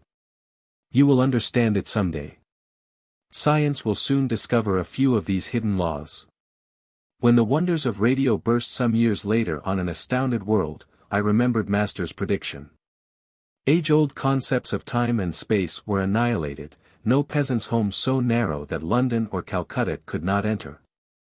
The dullest intelligence enlarged before indisputable proof of one aspect of man's omnipresence. The plot of the cauliflower comedy can be best understood by a radio analogy. Sri Yukswar was a perfect human radio. Thoughts are no more than very gentle vibrations moving in the ether. Just as a sensitized radio picks up a desired musical number out of thousands of other programs from every direction, so my guru had been able to catch the thought of the half-witted man who hankered for a cauliflower. Out of the countless thoughts of broadcasting human wills in the world. By his powerful will, Master was also a human broadcasting station, and had successfully directed the peasant to reverse his steps and go to a certain room for a single cauliflower. Intuition is soul guidance, appearing naturally in man during those instants when his mind is calm. Nearly everyone has had the experience of an inexplicably correct hunch, or has transferred his thoughts effectively to another person. The human mind, free from the static of restlessness, can perform through its antenna of intuition all the functions of complicated radio mechanisms, sending and receiving thoughts, and tuning out undesirable ones. As the power of a radio depends on the amount of electrical current it can utilize, so the human radio is energized according to the power of will possessed by each individual. All thoughts vibrate eternally in the cosmos. By deep concentration, a master is able to detect the thoughts of any mind, living or dead. Thoughts are universally and not individually rooted, a truth cannot be created, but only perceived.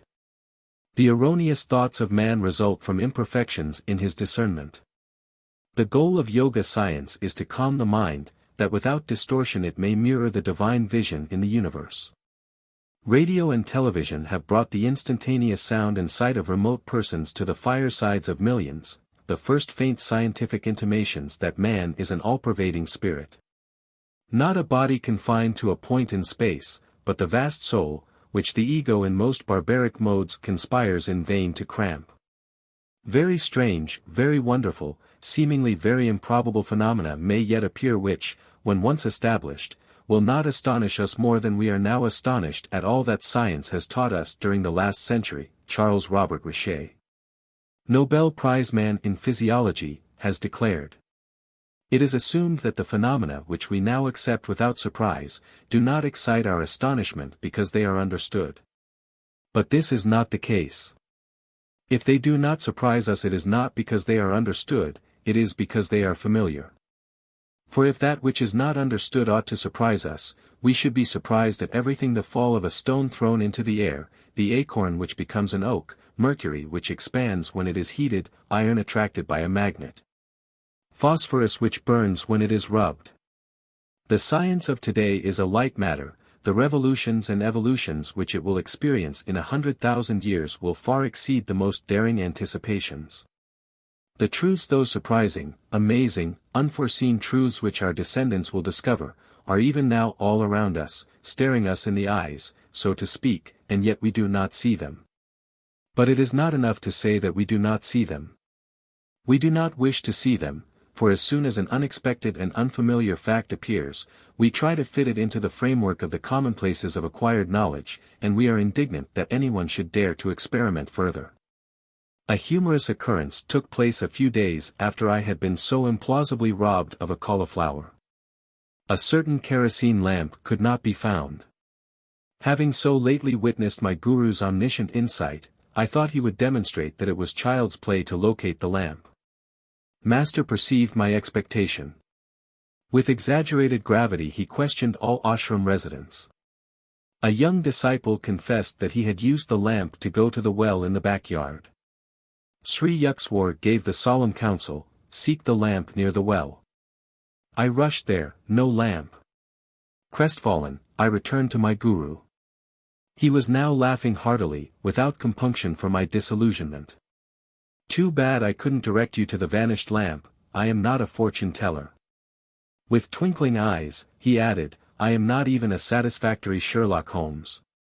I realized that Master would never display his powers when challenged, or for a triviality. Delightful weeks sped by. Sri Yukswar was planning a religious procession. He asked me to lead the disciples over the town and beach of Puri. The festive day dawned as one of the hottest of the summer. "Guruji, how can I take the barefooted students over the fiery sands?" I spoke despairingly. "I will tell you a secret," Master responded. "The Lord will send an umbrella of clouds. You all shall walk in comfort." I happily organized the procession. Our group started from the ashram with a satsanga banner. Designed by Sri Yukswar, it bore the symbol of the single eye, the telescopic gaze of intuition. No sooner had we left the hermitage than the part of the sky which was overhead became filled with clouds as though by magic. To the accompaniment of astonished ejaculations from all sides, a very light shower fell, cooling the city streets and the burning seashore. The soothing drops descended during the 2 hours of the parade. The exact instant at which our group returned to the ashram, the clouds and rain passed away tracelessly. "You see how God feels for us," Master replied after I had expressed my gratitude. "The Lord responds to all and works for all. Just as he sent rain at my plea, so he fulfills any sincere desire of the devotee. Seldom do men realize how often God heeds their prayers. He is not partial to a few, but listens to everyone who approaches him trustingly. His children should ever have implicit faith in the loving kindness of their omnipresent Father." Sri Yukswar sponsored 4 yearly festivals, at the equinoxes and solstices, when his students gathered from far and near. The winter solstice celebration was held in Serampore. The first one I attended left me with a permanent blessing. The festivities started in the morning with a barefoot procession along the streets. The voices of 100 students rang out with sweet religious songs, a few musicians played the flute and kal kardal, drums and cymbals. Enthusiastic townspeople strewed the path with flowers, glad to be summoned from prosaic tasks by our resounding praise of the Lord's blessed name. The long tour ended in the courtyard of the hermitage. There we encircled our guru, while students on upper balconies showered us with marigold blossoms. Many guests went upstairs to receive a pudding of channa and oranges. I made my way to a group of brother disciples who were serving today as cooks. Food for such large gatherings had to be cooked outdoors in huge cauldrons. The improvised wood-burning brick stoves were smoky and tear-provoking, but we laughed merrily at our work. Religious festivals in India are never considered troublesome. Each one does his part, supplying money, rice, vegetables, or his personal services. Master was soon in our midst, supervising the details of the feast. Busy every moment, he kept pace with the most energetic young student.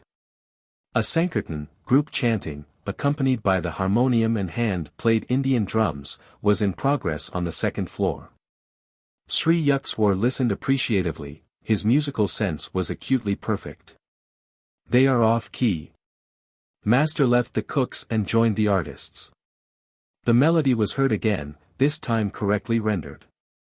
In India, music as well as painting and the drama is considered a divine art.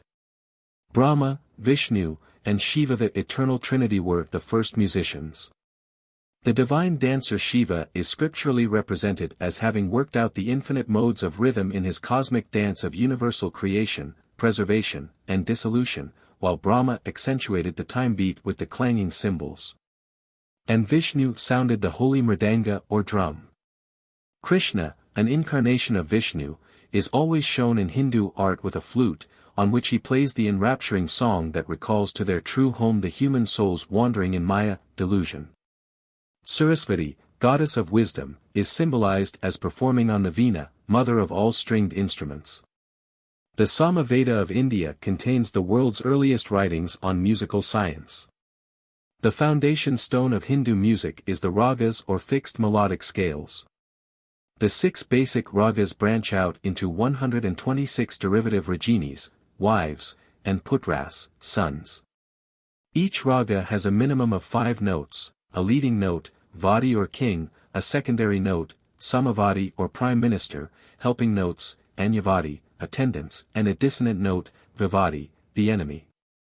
Each one of the 6 basic ragas has a natural correspondence with a certain hour of the day, season of the year, and a presiding deity who bestows a particular potency. Thus, 1. The Hindol raga is heard only at dawn in the spring, to evoke the mood of universal love. 2. Dipaka raga is played during the evening in summer, to arouse compassion.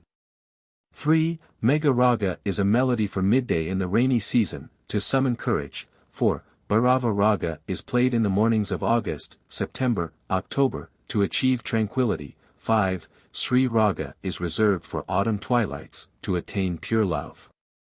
6. Malkamsa raga is heard at midnights in winter, for valor. The ancient rishis discovered these laws of sound alliance between nature and man. Because nature is an objectification of Aum, the primal sound or vibratory word, man can obtain control over all natural manifestations through the use of certain mantras or chants. Historical documents tell of the remarkable powers possessed by Mayan Tansen, 16th-century court musician for Akbar the Great. Commanded by the emperor to sing a night raga while the sun was overhead, Tansen intoned a mantra which instantly caused the whole palace precincts to become enveloped in darkness. Indian music divides the octave into 22 shrutis or demi-semitones. These microtonal intervals permit fine shades of musical expression unattainable by the Western chromatic scale of 12 semitones.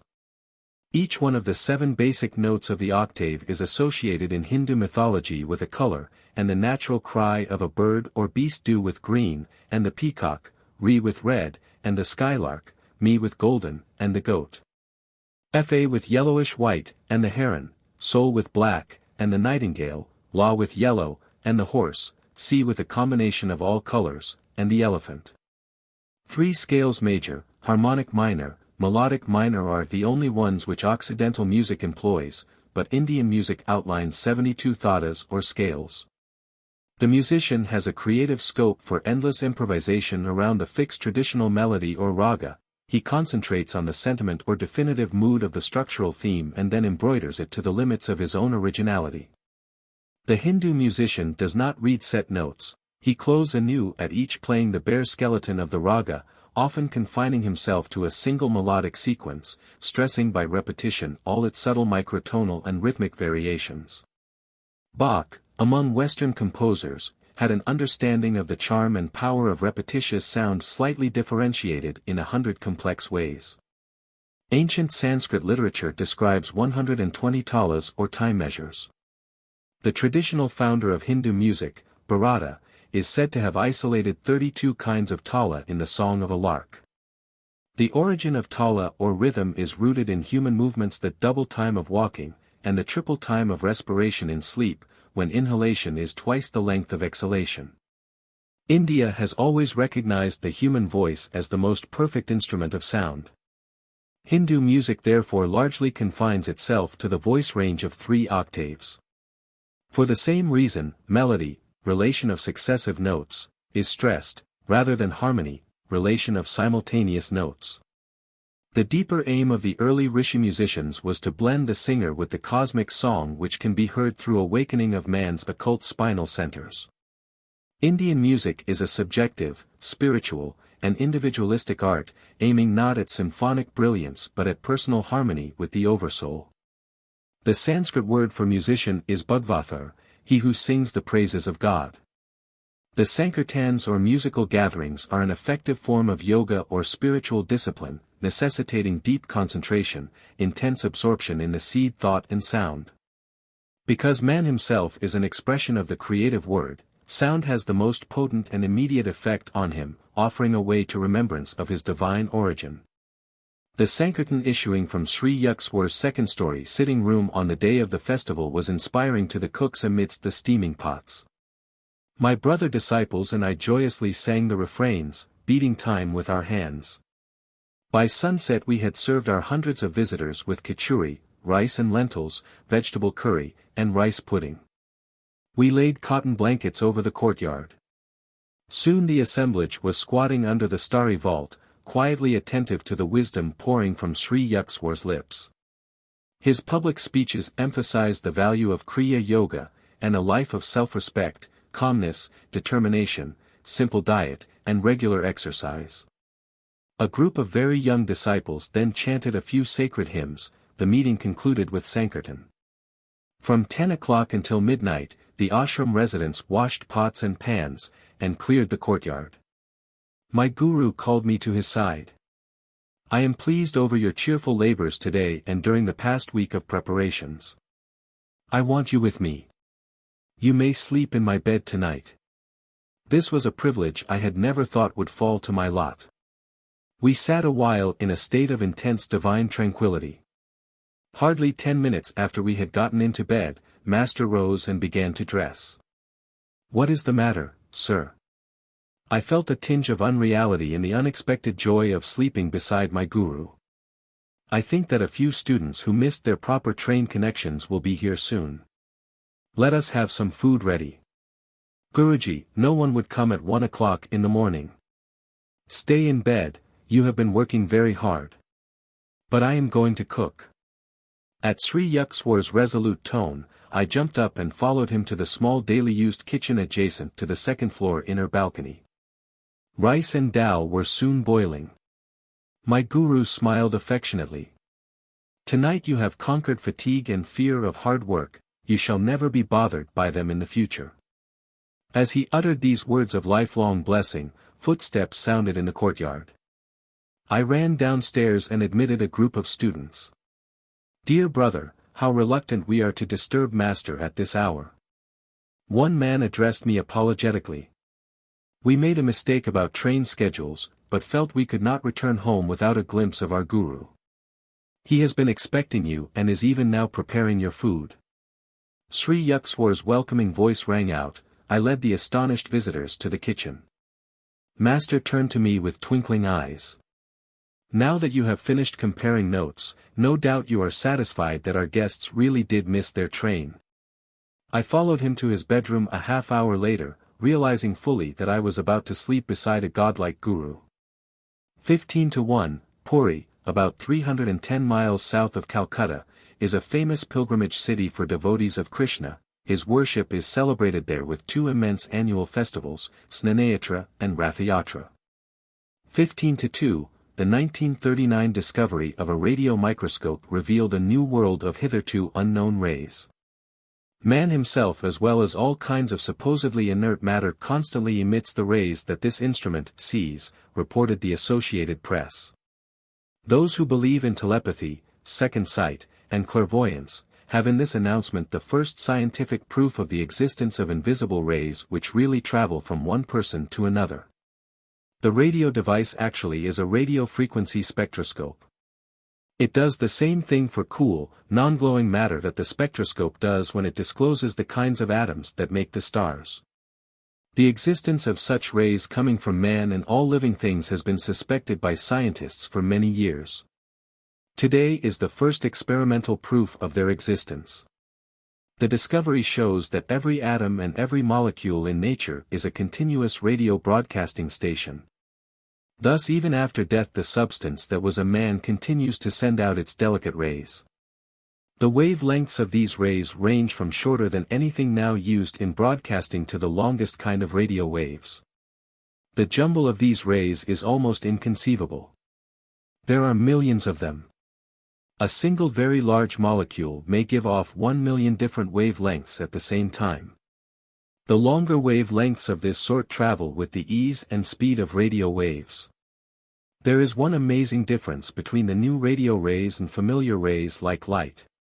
This is the prolonged time, amounting to thousands of years, which these radio waves will keep on emitting from undisturbed matter.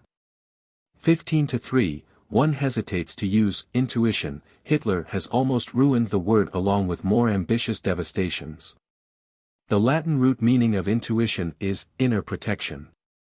The Sanskrit word agama means intuitional knowledge born of direct soul perception, hence certain ancient treatises by the rishis were called agamas. 15-4, sat is literally being, hence essence, reality.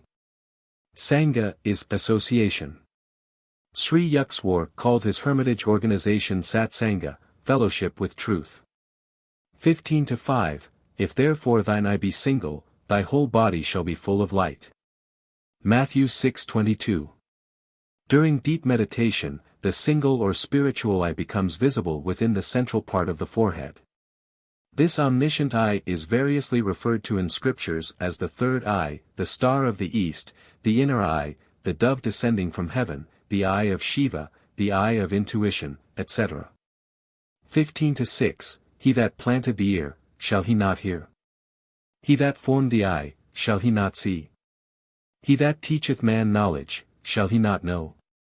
Psalm 94:9-10. 15-7, folklore of all peoples contains references to incantations with power over nature. The American Indians are well known to have developed sound rituals for rain and wind. Tan Sen, the great Hindu musician, was able to quench fire by the power of his song. Charles Kellogg, the California naturalist, gave a demonstration of the effect of tonal vibration on fire in 1926 before a group of New York firemen. Passing a bow, like an enlarged violin bow, swiftly across an aluminum tuning fork, he produced a screech like intense radio static. Instantly the yellow gas flame, 2 feet high, leaping inside a hollow glass tube, subsided to a height of 6 inches and became a sputtering blue flare. Another attempt with the bow, and another screech of vibration, extinguished it. Chapter 16. Outwitting the Stars. Mukunda, why don't you get an astrological armlet? Should I, master? I don't believe in astrology. It is never a question of belief. The only scientific attitude one can take on any subject is whether it is true. The law of gravitation worked as efficiently before Newton as after him. The cosmos would be fairly chaotic if its laws could not operate without the sanction of human belief. Charlatans have brought the stellar science to its present state of disrepute. Astrology is too vast, both mathematically and philosophically, to be rightly grasped except by men of profound understanding. If ignoramuses misread the heavens, and see there a scrawl instead of a script, that is to be expected in this imperfect world. One should not dismiss the wisdom with the wise. All parts of creation are linked together and interchange their influences. The balanced rhythm of the universe is rooted in reciprocity, my guru continued. Man, in his human aspect, has to combat 2 sets of forces: first, the tumults within his being, caused by the admixture of earth, water, fire, air, and ethereal elements; second, the outer disintegrating powers of nature. So long as man struggles with his mortality, he is affected by the myriad mutations of heaven and earth. Astrology is the study of man's response to planetary stimuli. The stars have no conscious benevolence or animosity. They merely send forth positive and negative radiations. Of themselves, these do not help or harm humanity, but offer a lawful channel for the outward operation of cause-effect equilibriums which each man has set into motion in the past. A child is born on that day and at that hour when the celestial rays are in mathematical harmony with his individual karma.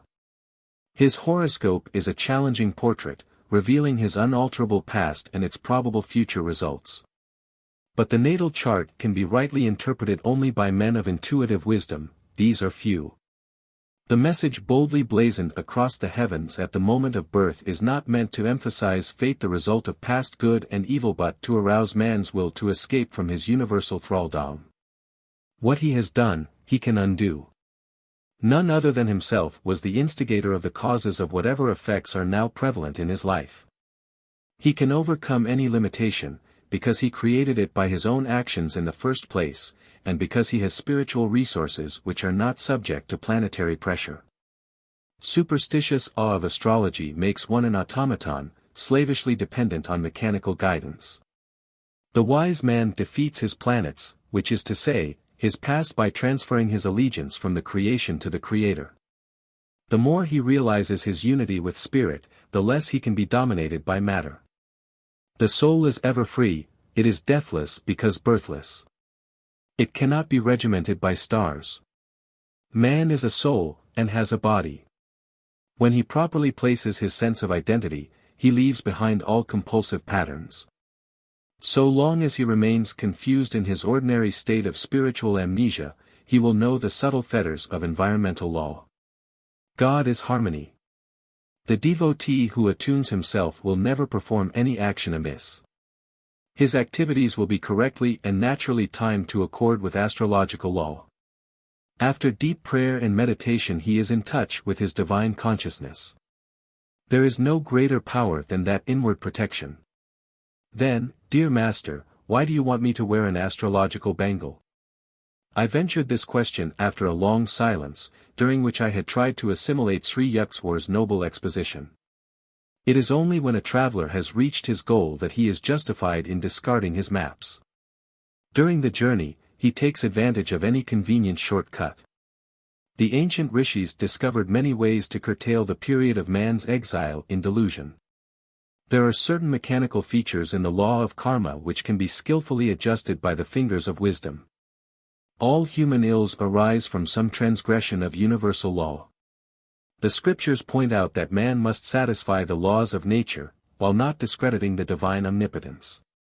He should say, Lord, I trust in thee, and know thou canst help me, but I too will do my best to undo any wrong I have done. By a number of means, by prayer, by willpower, by yoga meditation, by consultation with saints, by use of astrological bangles, the adverse effects of past wrongs can be minimized or nullified. Just as a house can be fitted with a copper rod to absorb the shock of lightning, so the bodily temple can be benefited by various protective measures. Ages ago our yogis discovered that pure metals emit an astral light which is powerfully counteractive to negative pulls of the planets. Subtle electrical and magnetic radiations are constantly circulating in the universe. When a man's body is being aided, he does not know it; when it is being disintegrated, he is still in ignorance. Can he do anything about it? This problem received attention from our rishis. They found helpful not only a combination of metals, but also of plants, and most effective of all, faultless jewels of not less than 2 carats. The preventive uses of astrology have seldom been seriously studied outside of India. One little-known fact is that the proper jewels, metals, or plant preparations are valueless unless the required weight is secured, and unless these remedial agents are worn next to the skin. Sir, of course I shall take your advice and get a bangle. I am intrigued at the thought of outwitting a planet. For general purposes I counsel the use of an armlet made of gold, silver, and copper. But for a specific purpose I want you to get one of silver and lead. Sri Yukteswar added careful directions. Guruji, what specific purpose do you mean? The stars are about to take an unfriendly interest in you, Mukunda. Fear not. You shall be protected. In about a month your liver will cause you much trouble. The illness is scheduled to last for 6 months, but your use of an astrological armlet will shorten the period to 24 days. I sought out a jeweler the next day, and was soon wearing the bangle. My health was excellent, Master's prediction slipped from my mind. He left Serampore to visit Benares. 30 days after our conversation, I felt a sudden pain in the region of my liver. The following weeks were a nightmare of excruciating pain. Reluctant to disturb my guru, I thought I would bravely endure my trial alone. But 23 days of torture weakened my resolution. I entrained for Benares. There Sri Yukteswar greeted me with unusual warmth, but gave me no opportunity to tell him my woes in private. Many devotees visited Master that day, just for a darshan. Ill and neglected, I sat in a corner. It was not until after the evening meal that all guests had departed. My guru summoned me to the octagonal balcony of the house. You must have come about your liver disorder. Sri Yukswar's gaze was averted, he walked to and fro, occasionally intercepting the moonlight. Let me see, you have been ailing for 24 days, haven't you? Yes, sir. Please do the stomach exercise I have taught you. If you knew the extent of my suffering, master, you would not ask me to exercise. Nevertheless I made a feeble attempt to obey him. You say you have pain, I say you have none. How can such contradictions exist? My guru looked at me inquiringly. I was dazed and then overcome with joyful relief. No longer could I feel the continuous torment that had kept me nearly sleepless for weeks. At Sri Yukswar's words the agony vanished as though it had never been. I started to kneel at his feet in gratitude, but he quickly prevented me. Don't be childish. Get up and enjoy the beauty of the moon over the Ganges. But Master's eyes were twinkling happily as I stood in silence beside him. I understood by his attitude that he wanted me to feel that not he, but God, had been the healer. I wear even now the heavy silver and lead bangle, a memento of that day long past, ever cherished when I found anew that I was living with a personage indeed superhuman. On later occasions, when I brought my friends to Sri Yukswar for healing, he invariably recommended jewels or the bangle, extolling their use as an act of astrological wisdom. I had been prejudiced against astrology from my childhood, partly because I observed that many people are sequaciously attached to it, and partly because of a prediction made by our family astrologer, you will marry 3 times. Being twice a widower. I brooded over the matter, feeling like a goat awaiting sacrifice before the temple of triple matrimony. You may as well be resigned to your fate, my brother Ananta had remarked. Your written horoscope has correctly stated that you would fly from home toward the Himalayas during your early years, but would be forcibly returned. The forecast of your marriages is also bound to be true. A clear intuition came to me one night that the prophecy was wholly false. I set fire to the horoscope scroll, placing the ashes in a paper bag on which I wrote, seeds of past karma cannot germinate if they are roasted in the divine fires of wisdom. I put the bag in a conspicuous spot. Ananta immediately read my defiant comment. You cannot destroy truth as easily as you have burnt this paper scroll. My brother laughed scornfully. It is a fact that on 3 occasions before I reached manhood, my family tried to arrange my betrothal. Each time I refused to fall in with the plans, knowing that my love for God was more overwhelming than any astrological persuasion from the past. The deeper the self-realization of a man, the more he influences the whole universe by his subtle spiritual vibrations, and the less he himself is affected by the phenomenal flux. These words of Masters often returned inspiringly to my mind. Occasionally I told astrologers to select my worst periods, according to planetary indications, and I would still accomplish whatever task I set myself. It is true that my success at such times has been accompanied by extraordinary difficulties. But my conviction has always been justified, faith in the divine protection, and the right use of man's God-given will, are forces formidable beyond any the inverted bowl can muster. The starry inscription at one's birth, I came to understand, is not that man is a puppet of his past. Its message is rather a prod to pride. The very heavens seek to arouse man's determination to be free from every limitation.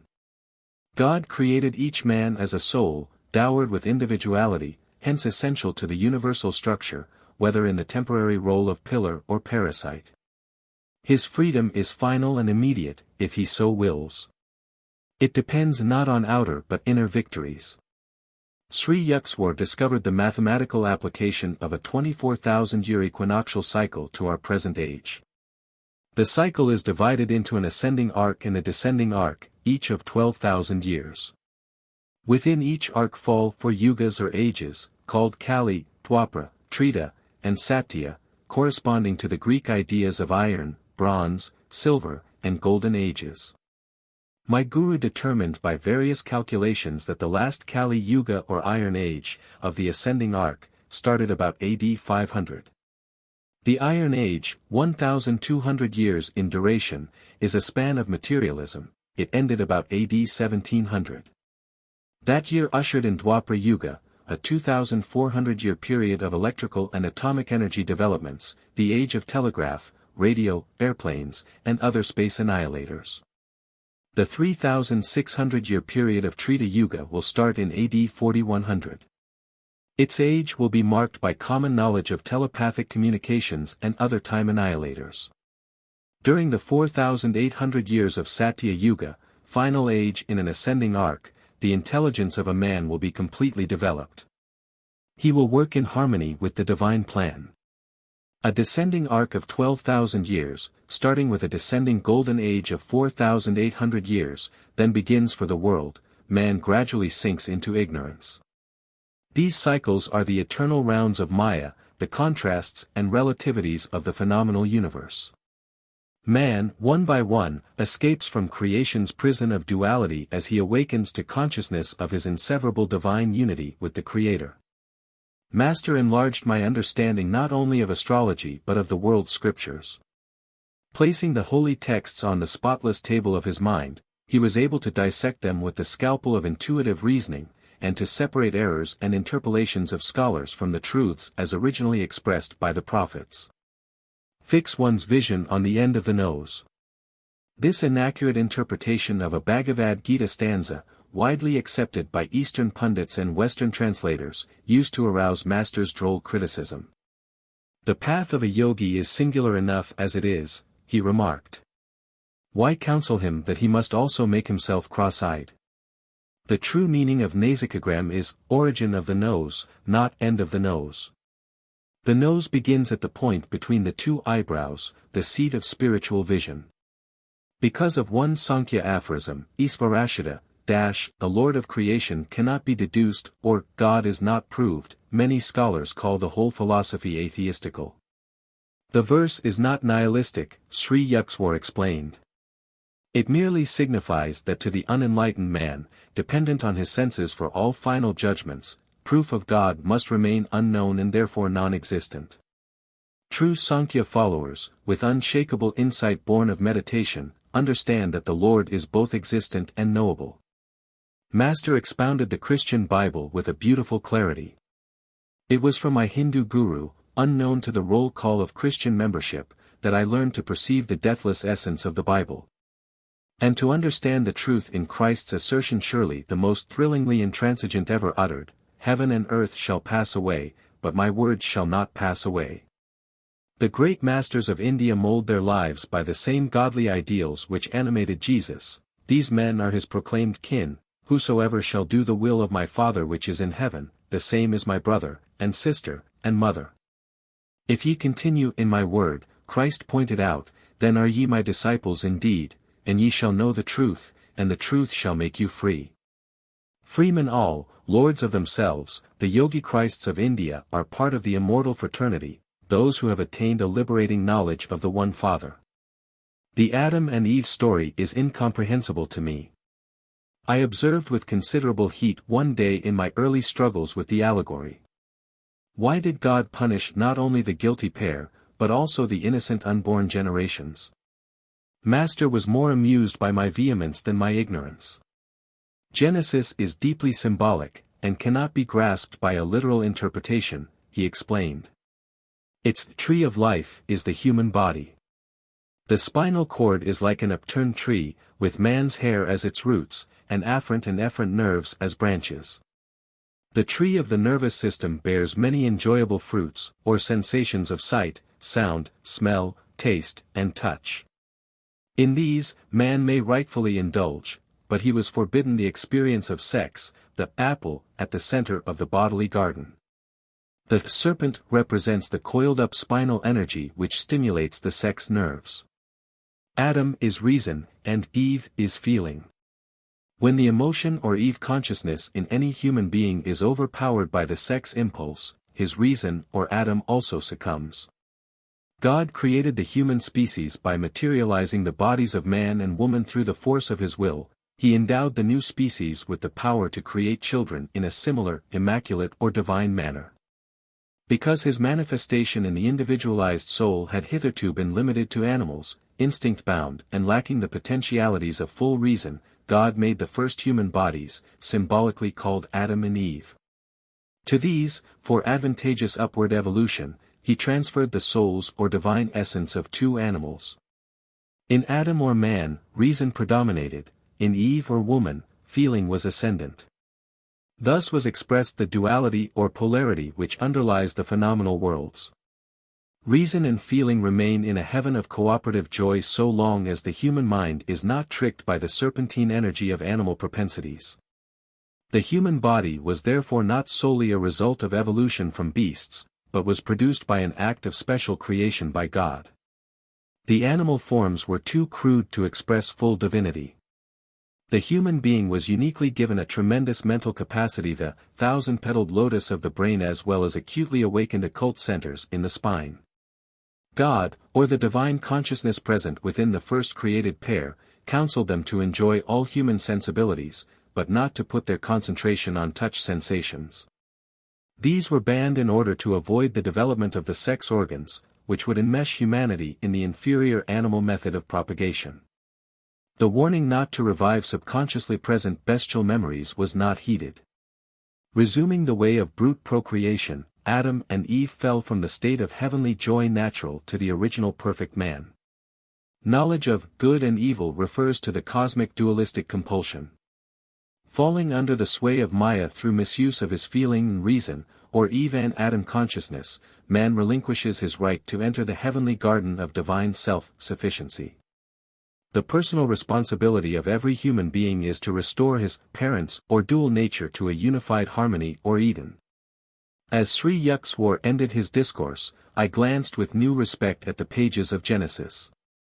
"Dear Master," I said, "for the first time I feel a proper filial obligation toward Adam and Eve." 16:1, From astronomical references in ancient Hindu scriptures, scholars have been able to correctly ascertain the dates of the authors. The scientific knowledge of the rishis was very great. In the Kaushataki Brahmana we find precise astronomical passages which show that in 3100 BC, the Hindus were far advanced in astronomy, which had a practical value in determining the auspicious times for astrological ceremonies. In an article in East West, February, 1934. The following summary is given of the Jyotish or body of Vedic astronomical treatises. It contains the scientific lore which kept India at the forefront of all ancient nations and made her the Mecca of seekers after knowledge. The very ancient Brahmagupta, one of the Jyotish works, is an astronomical treatise dealing with such matters as the heliocentric motion of the planetary bodies in our solar system, the obliquity of the ecliptic, the Earth's spherical form, the reflected light of the moon, the Earth's daily axial revolution, the presence of fixed stars in the Milky Way, the law of gravitation, and other scientific facts which did not dawn in the Western world until the time of Copernicus and Newton. It is now well known that the so-called Arabic numerals, without whose symbols advanced mathematics is difficult, came to Europe in the 9th century, via the Arabs, from India, where that system of notation had been anciently formulated. Further light on India's vast scientific heritage will be found in Dr. P. C. Ray's History of Hindu Chemistry, and in Dr. B. N. Seal's Positive Sciences of the Ancient Hindus. 16:2, The blessing which flows from the mere sight of a saint. 16:3, One of the girls whom my family selected as a possible bride for me, afterwards married my cousin, Prabhas Chandra Ghose. 16:4, A series of 13 articles on the historical verification of Sri Yukswar's Yuga theory appeared in the magazine East West, Los Angeles, from September 1932, to September, 1933. 16:5, in the year AD 12,500. 16:6, the Hindu scriptures place the present world age as occurring within the Kali Yuga of a much longer universal cycle than the simple 24,000-year equinoctial cycle with which Sri Yukswar was concerned.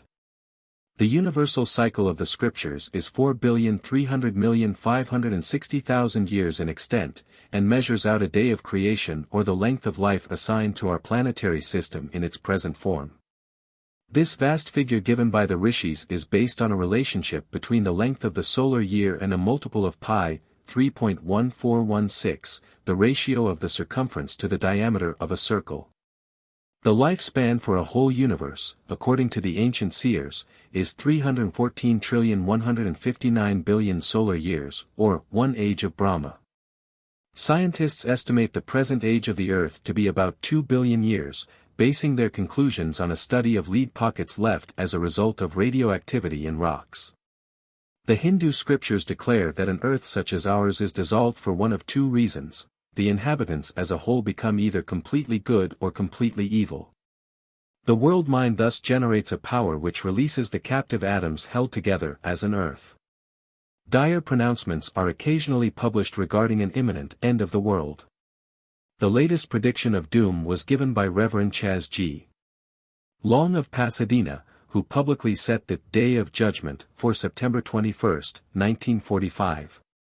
United Press reporters asked my opinion. I explained that world cycles follow an orderly progression according to a divine plan. No earthly dissolution is in sight. 2 billion years of ascending and descending equinoctial cycles are yet in store for our planet in its present form. The figures given by the rishis for the various world ages deserve careful study in the West. The magazine Time, December 17, 1945, p. 6, called them reassuring statistics. 16-7, Chapter 6:13. 16-8, the light of the body is the eye, therefore when thine eye is single, thy whole body also is full of light, but when thine eye is evil, thy body also is full of darkness. Take heed therefore that the light which is in thee be not darkness. Luke 11:34-35. 16-9, one of the 6 systems of Hindu philosophy. Sankhya teaches final emancipation through knowledge of 25 principles, starting with Prakriti or nature and ending with Purusha or soul. 16-10, Sankhya aphorisms, I. 92.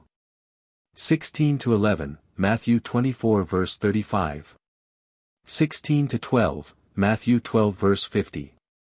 16-13, John 8 verses 31-32. St. John testified, but as many as received him, to them gave he power to become the sons of God, even to them that believe on his name, even to them who are established in the Christ consciousness. John 1:12. 16-14, we may eat of the fruit of the trees of the garden, but of the fruit of the tree which is in the midst of the garden, God hath said, Ye shall not eat of it, neither shall ye touch it, lest ye die. Genesis 3:2-3. 16-15, the woman whom thou gavest to be with me, she gave me of the tree, and I did eat. The woman said, The serpent beguiled me, and I did eat. Gen. 3:12-13. 16-16, so God created man in his own image, in the image of God created he him. Male and female created he them. And God blessed them, and God said unto them, Be fruitful and multiply, and replenish the earth, and subdue it. Gen. 1:27-28. 16-17, and the Lord God formed man of the dust of the ground, and breathed into his nostrils the breath of life, and man became a living soul. Gen. 2:7. 16-18, now the serpent, sex force, was more subtle than any beast of the field, any other sense of the body. Gen. 3:1. 16-19, and the Lord God planted a garden eastward in Eden, and there he put the man whom he had formed. Gen. 2:8. Therefore the Lord God sent him forth from the Garden of Eden, to till the ground from whence he was taken. Gen. 3:23, the divine man first made by God had his consciousness centered in the omnipotent single eye in the forehead, eastward. The all-creative powers of his will, focused at that spot, were lost to man when he began to till the ground of his physical nature. Chapter 17.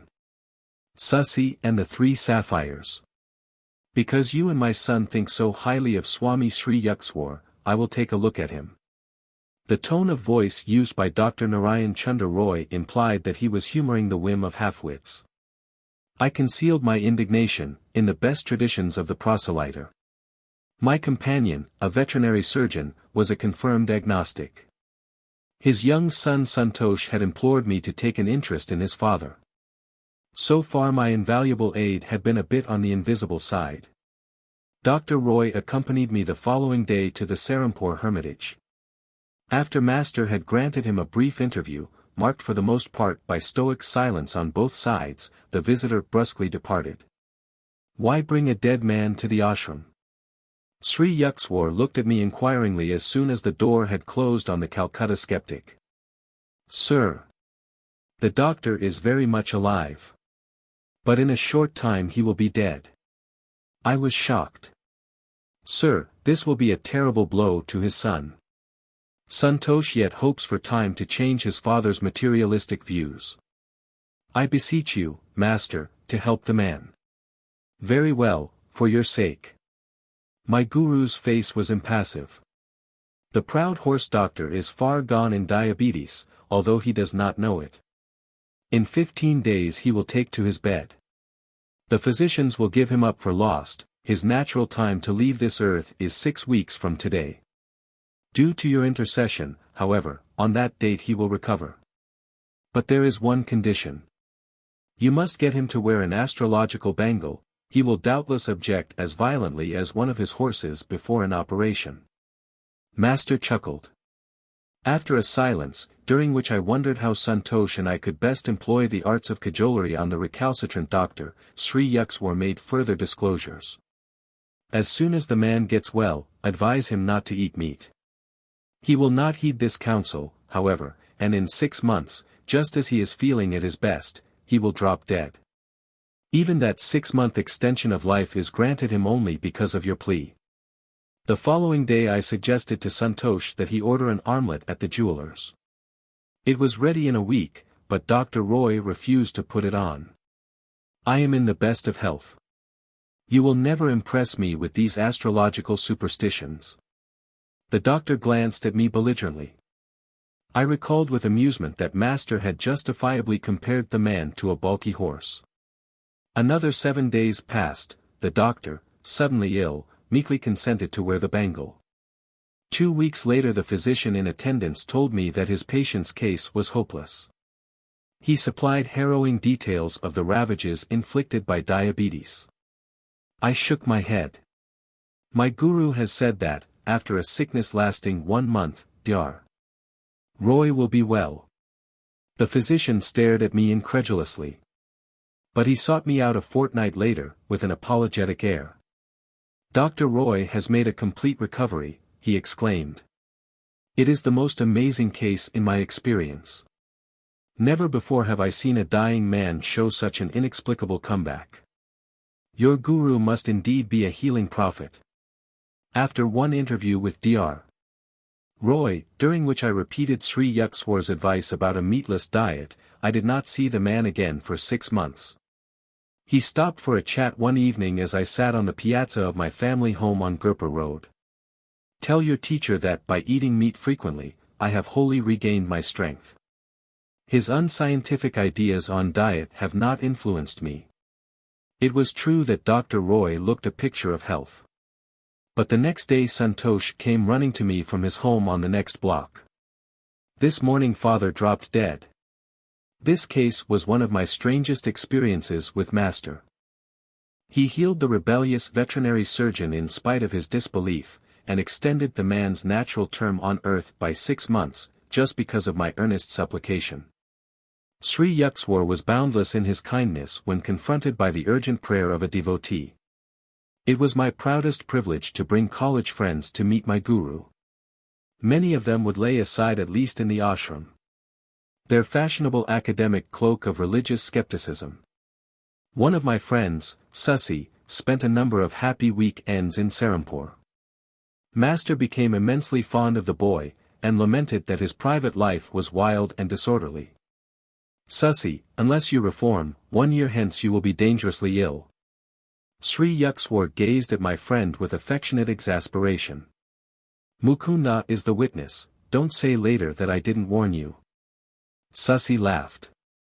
Master, I will leave it to you to interest a sweet charity of cosmos in my own sad case. My spirit is willing but my will is weak. You are my only savior on earth, I believe in nothing else. At least you should wear a 2-carat blue sapphire. It will help you. I can't afford one. Anyhow, dear Guruji, if trouble comes, I fully believe you will protect me. In a year you will bring 3 sapphires, Sri Yukswar replied cryptically. They will be of no use then. Variations on this conversation took place regularly. I can't reform. Susi would say in comical despair. And my trust in you, Master, is more precious to me than any stone. A year later I was visiting my guru at the Calcutta home of his disciple, Narain Babu. About 10 o'clock in the morning, as Sri Yukswar and I were sitting quietly in the second-floor parlor, I heard the front door open. Master straightened stiffly. It is that Susi, he remarked gravely. The year is now up, both his lungs are gone. He has ignored my counsel, tell him I don't want to see him. Half stunned by Sri Yukswar's sternness, I raced down the stairway. Susi was ascending. Oh Mukunda. I do hope Master is here, I had a hunch he might be. Yes, but he doesn't wish to be disturbed. Susi burst into tears and brushed past me. He threw himself at Sri Yukswar's feet, placing there 3 beautiful sapphires. Omniscient Guru, the doctors say I have galloping tuberculosis.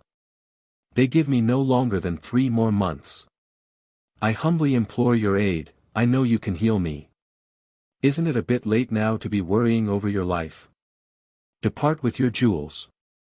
Their time of usefulness is past. Master then sat sphinx-like in an unrelenting silence, punctuated by the boy's sobs for mercy.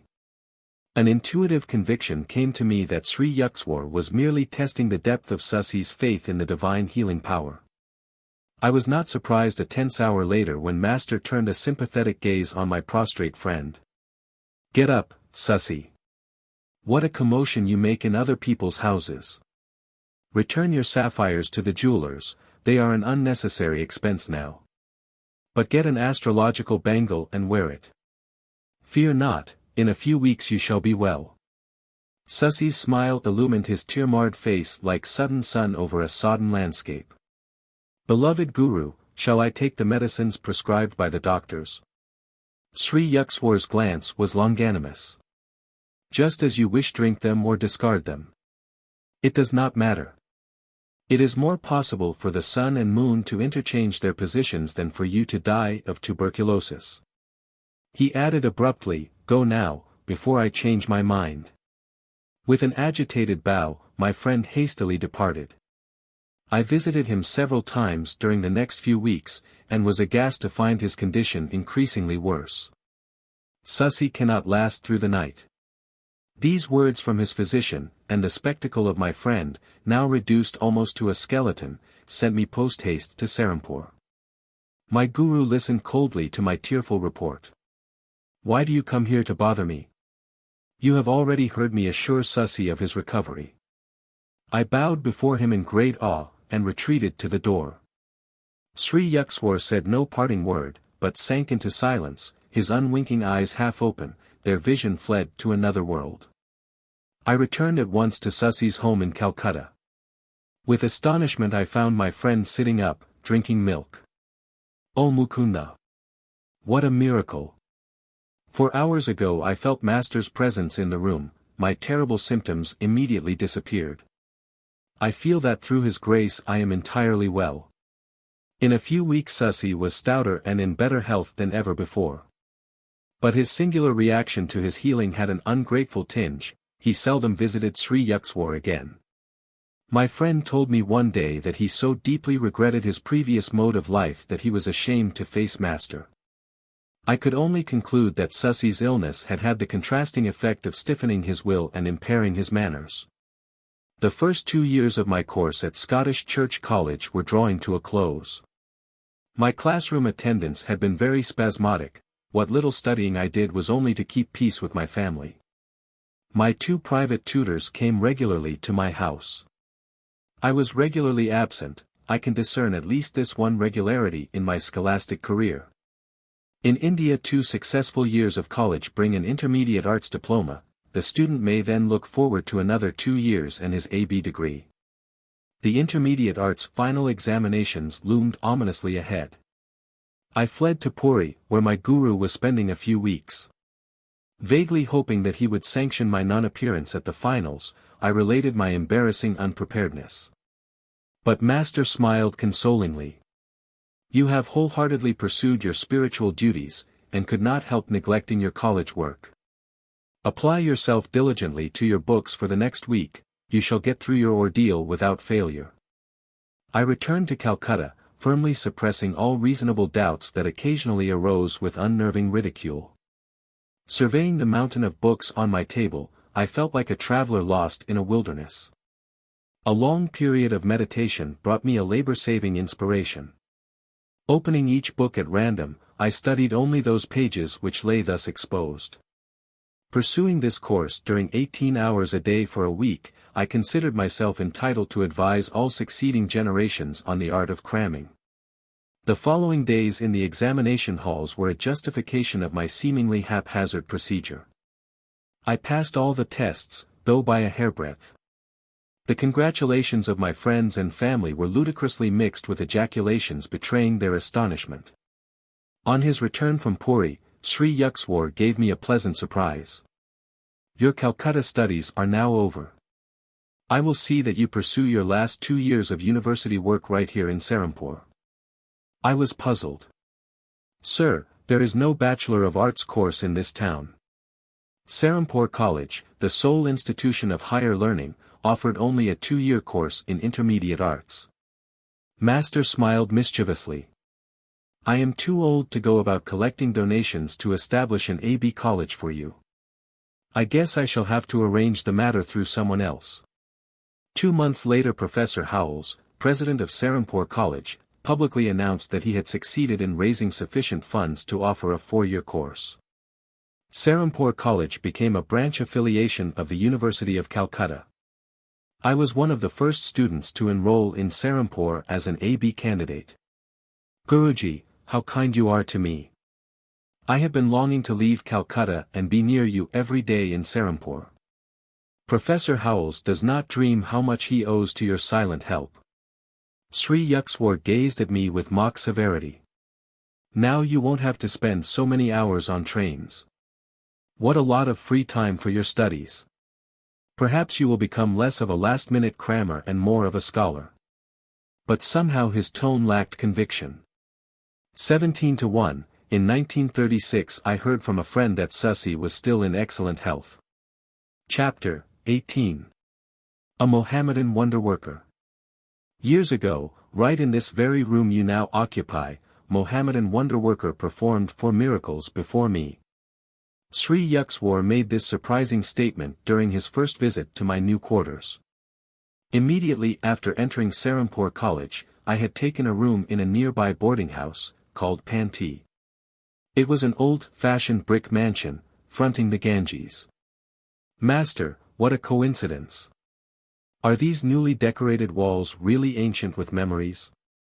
I looked around my simply furnished room with awakened interest. It is a long story. My guru smiled reminiscently. The name of the fakir was Afzal Khan. He had acquired his extraordinary powers through a chance encounter with a Hindu yogi. Son, I am thirsty, fetch me some water. A dust-covered sannyasi made this request of Afzal one day during his early boyhood in a small village of eastern Bengal. Master, I am a Mohammedan. How could you, a Hindu, accept a drink from my hands? Your truthfulness pleases me, my child. I do not observe the ostracizing rules of ungodly sectarianism. Go, bring me water quickly. Afzal's reverent obedience was rewarded by a loving glance from the yogi. You possess good karma from former lives, he observed solemnly. I am going to teach you a certain yoga method which will give you command over one of the invisible realms. The great powers that will be yours should be exercised for worthy ends, never employ them selfishly. I perceive, alas. That you have brought over from the past some seeds of destructive tendencies. Do not allow them to sprout by watering them with fresh evil actions. The complexity of your previous karma is such that you must use this life to reconcile your yogic accomplishments with the highest humanitarian goals. After instructing the amazed boy in a complicated technique, the master vanished. Afzal faithfully followed his yoga exercise for 20 years. His miraculous feats began to attract widespread attention. It seems that he was always accompanied by a disembodied spirit whom he called Hazrat. This invisible entity was able to fulfill the fakir's slightest wish. Ignoring his master's warning, Afzal began to misuse his powers. Whatever object he touched and then replaced would soon disappear without a trace. This disconcerting eventuality usually made the Mohammedan an objectionable guest. He visited large jewelry stores in Calcutta from time to time, representing himself as a possible purchaser. Any jewel he handled would vanish shortly after he had left the shop.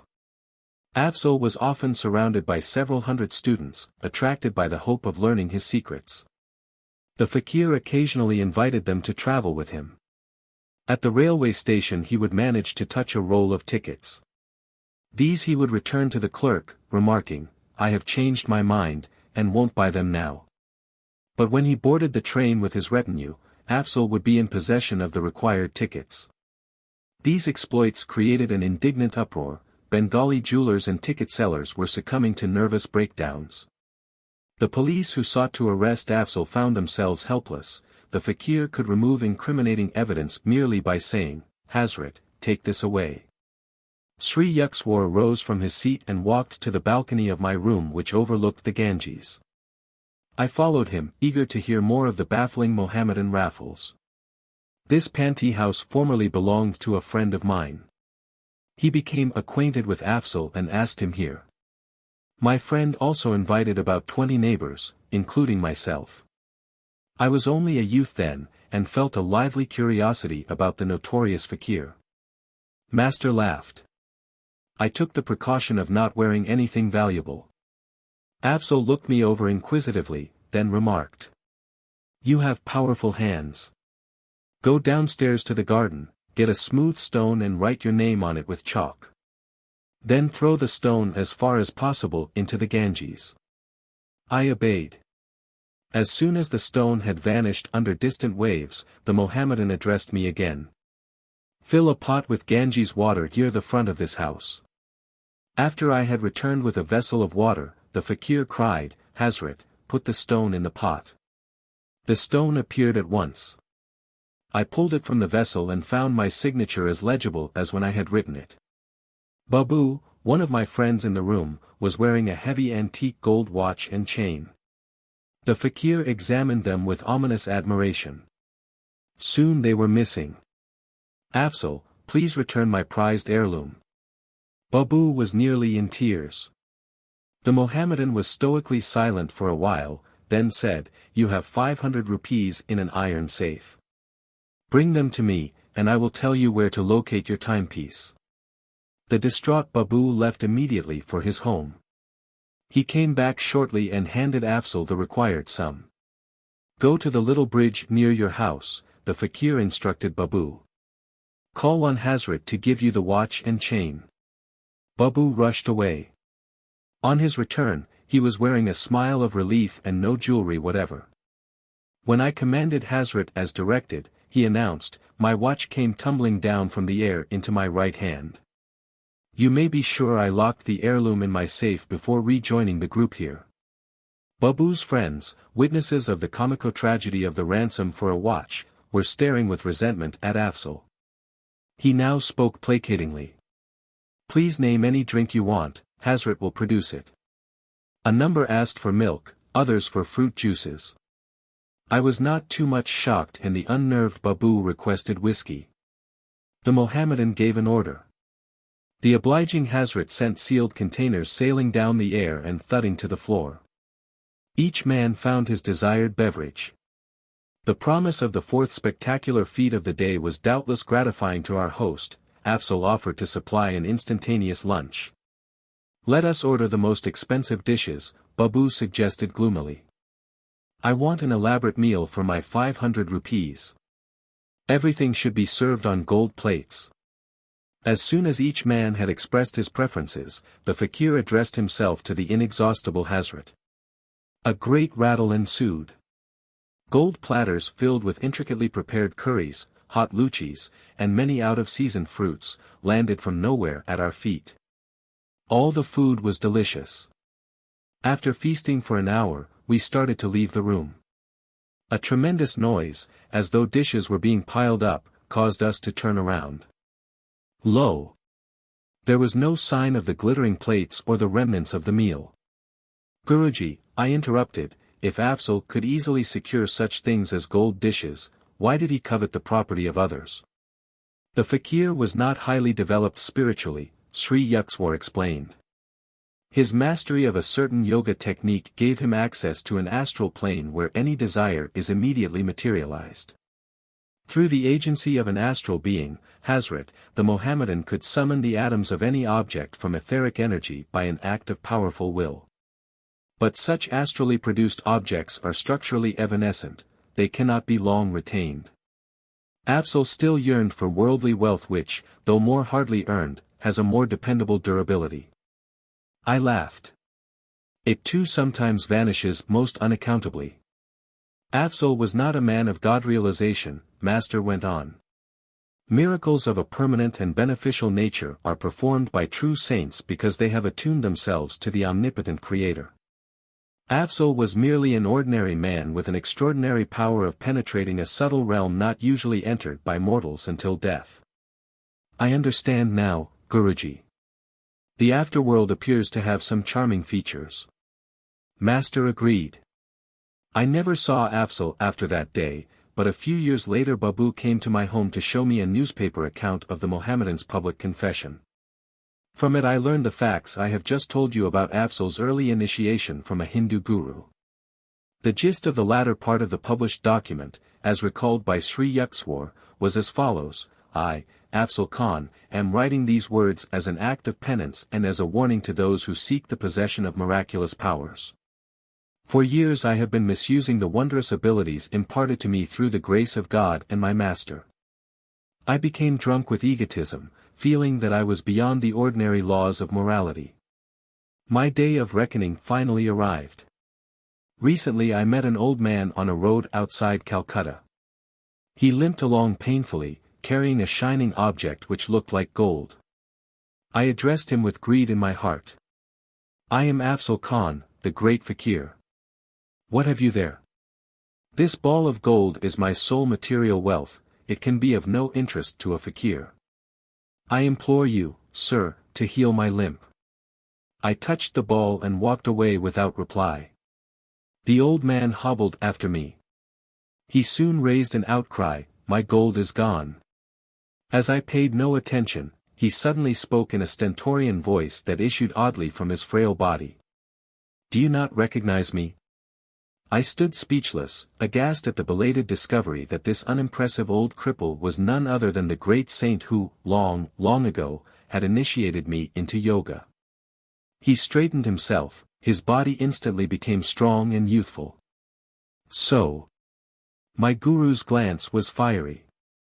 I see with my own eyes that you use your powers, not to help suffering humanity, but to prey on it like a common thief. I withdraw your occult gifts, Hazrat is now freed from you. No longer shall you be a terror in Bengal. I called on Hazrat in anguished tones. For the first time, he did not appear to my inner sight. But some dark veil suddenly lifted within me, I saw clearly the blasphemy of my life. My Guru, I thank you for coming to banish my long delusion. I was sobbing at his feet. I promised to forsake my worldly ambitions. I will retire to the mountains for lonely meditation on God, hoping to atone for my evil past. My master regarded me with silent compassion. I feel your sincerity, he said finally. Because of your earlier years of strict obedience, and because of your present repentance, I will grant you one boon. Your other powers are now gone, but whenever food and clothing are needed, you may still call successfully on Hazrat to supply them. Devote yourself wholeheartedly to divine understanding in the mountain solitudes. My guru then vanished. I was left to my tears and reflections. Farewell, world. I go to seek the forgiveness of the cosmic beloved. 18-1, a Muslim yogi, from the Arabic fakir, poor, originally applied to dervishes under a vow of poverty. 18-2, my father later told me that his company, the Bengal Nagpur Railway, had been one of the firms victimized by Afzal Khan. 18-3, I do not recall the name of Sri Yukteswar's friend, and must refer to him simply as Babu, Mr. Chapter 19. My master, in Calcutta, appears in Serampore. I am often beset by atheistic doubts. Yet a torturing surmise sometimes haunts me, may not untapped soul possibilities exist? Is man not missing his real destiny if he fails to explore them? These remarks of Daijan Babu, my roommate at the Panti boarding house, were called forth by my invitation that he meet my guru. Sri Yukteswari will initiate you into Kriya Yoga, I replied. It calms the dualistic turmoil by a divine inner certainty. That evening Daijan accompanied me to the hermitage. In Master's presence my friend received such spiritual peace that he was soon a constant visitor. The trivial preoccupations of daily life are not enough for man, wisdom too is a native hunger. In Sri Yukteswar's words Daijan found an incentive to those attempts first painful, then effortlessly liberating to locate a realer self within his bosom than the humiliating ego of a temporary birth, seldom ample enough for the spirit. As Daijan and I were both pursuing the AB course at Serampore College, we got into the habit of walking together to the ashram as soon as classes were over. We would often see Sri Yukteswar standing on his second-floor balcony, welcoming our approach with a smile. One afternoon Kanai, a young hermitage resident, met Daijan and me at the door with disappointing news. Master is not here. He was summoned to Calcutta by an urgent note. The following day I received a postcard from my guru. I shall leave Calcutta Wednesday morning, he had written. You and Daijan meet the 9 o'clock train at Serampore station. About 8:30 on Wednesday morning, a telepathic message from Sri Yukteswar flashed insistently to my mind, I am delayed, don't meet the 9 o'clock train. I conveyed the latest instructions to Daijan, who was already dressed for departure. You and your intuition. My friend's voice was edged in scorn. I prefer to trust Master's written word. I shrugged my shoulders and seated myself with quiet finality. Muttering angrily, Daijan made for the door and closed it noisily behind him. As the room was rather dark, I moved nearer to the window overlooking the street. The scant sunlight suddenly increased to an intense brilliancy in which the iron-barred window completely vanished. Against this dazzling background appeared the clearly materialized figure of Sri Yukteswar. Bewildered to the point of shock, I rose from my chair and knelt before him. With my customary gesture of respectful greeting at my guru's feet, I touched his shoes. These were a pair familiar to me, of orange-dyed canvas, soled with rope. His ochre swami cloth brushed against me. I distinctly felt not only the texture of his robe, but also the gritty surface of the shoes, and the pressure of his toes within them. Too much astounded to utter a word, I stood up and gazed at him questioningly. I was pleased that you got my telepathic message. Master's voice was calm, entirely normal. I have now finished my business in Calcutta, and shall arrive in Serampore by the 10 o'clock train. As I still stared mutely, Sri Yukteswar went on, this is not an apparition, but my flesh and blood form. I have been divinely commanded to give you this experience, rare to achieve on earth. Meet me at the station.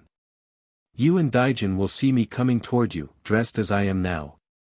I shall be preceded by a fellow passenger, a little boy carrying a silver jug. My guru placed both hands on my head, with a murmured blessing. As he concluded with the words, Taba Aci, I heard a peculiar rumbling sound. His body began to melt gradually within the piercing light.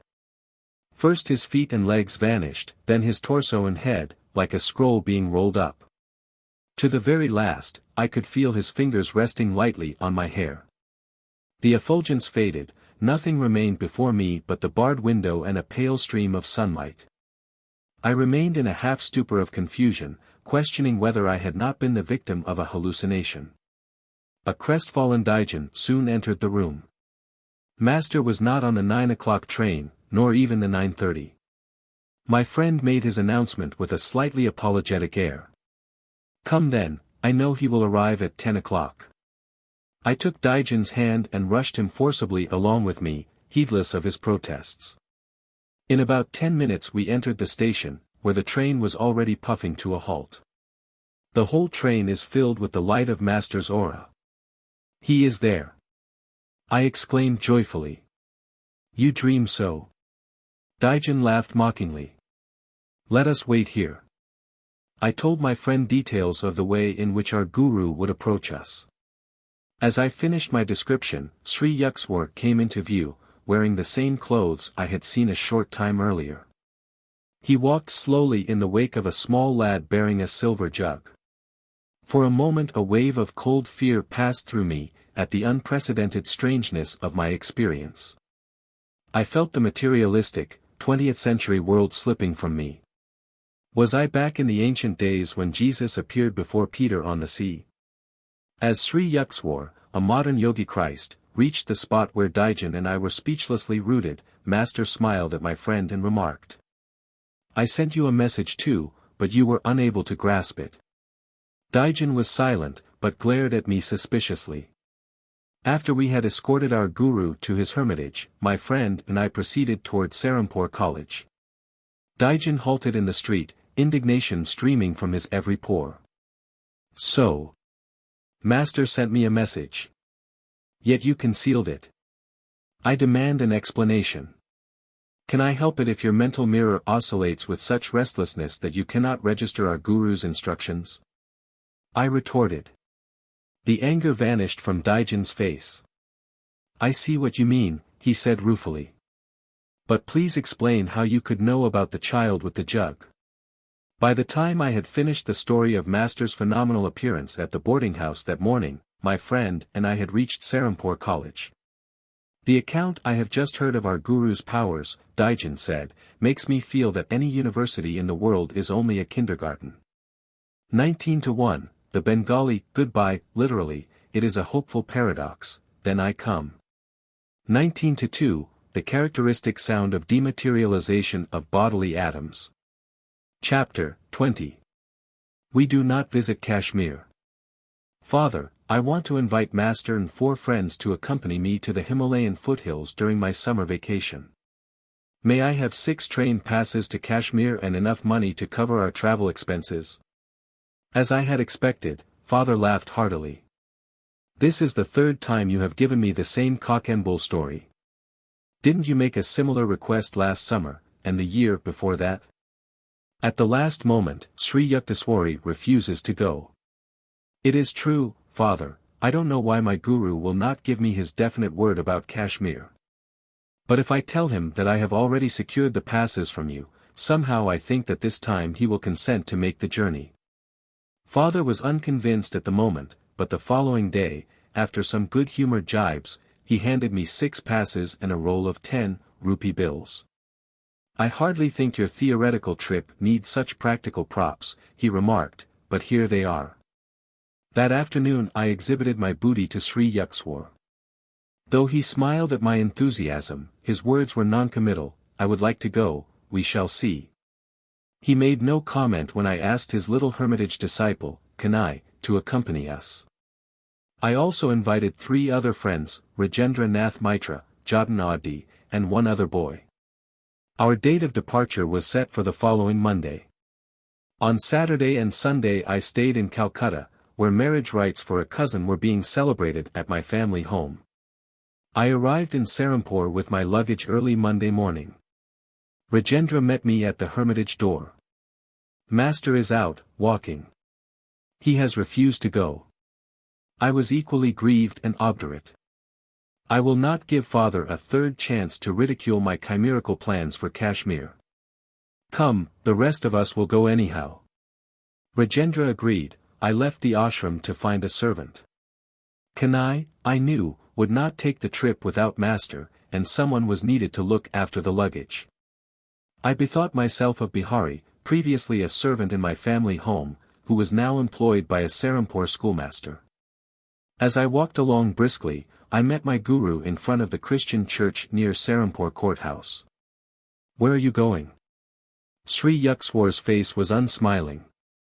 "Sir, I hear that you and Kanai will not take the trip we have been planning. I am seeking Bihari. You will recall that last year he was so anxious to see Kashmir that he even offered to serve without pay." "I remember. Nevertheless, I don't think Bihari will be willing to go." I was exasperated. "He is just eagerly waiting for this opportunity." My guru silently resumed his walk. I soon reached the schoolmaster's house. Bihari, in the courtyard, greeted me with a friendly warmth that abruptly vanished as soon as I mentioned Kashmir. With a murmured word of apology, the servant left me and entered his employer's house. I waited half an hour, nervously assuring myself that Bihari's delay was being caused by preparations for his trip. Finally I knocked at the front door. "Bihari left by the back stairs about 30 minutes ago," a man informed me. A slight smile hovered about his lips. I departed sadly, wondering whether my invitation had been too coercive or whether master's unseen influence were at work. Passing the Christian church, again I saw my guru walking slowly toward me. Without waiting to hear my report, he exclaimed. "So Bihari would not go. Now, what are your plans?" I felt like a recalcitrant child who is determined to defy his masterful father. "Sir, I am going to ask my uncle to lend me his servant, Lalvari."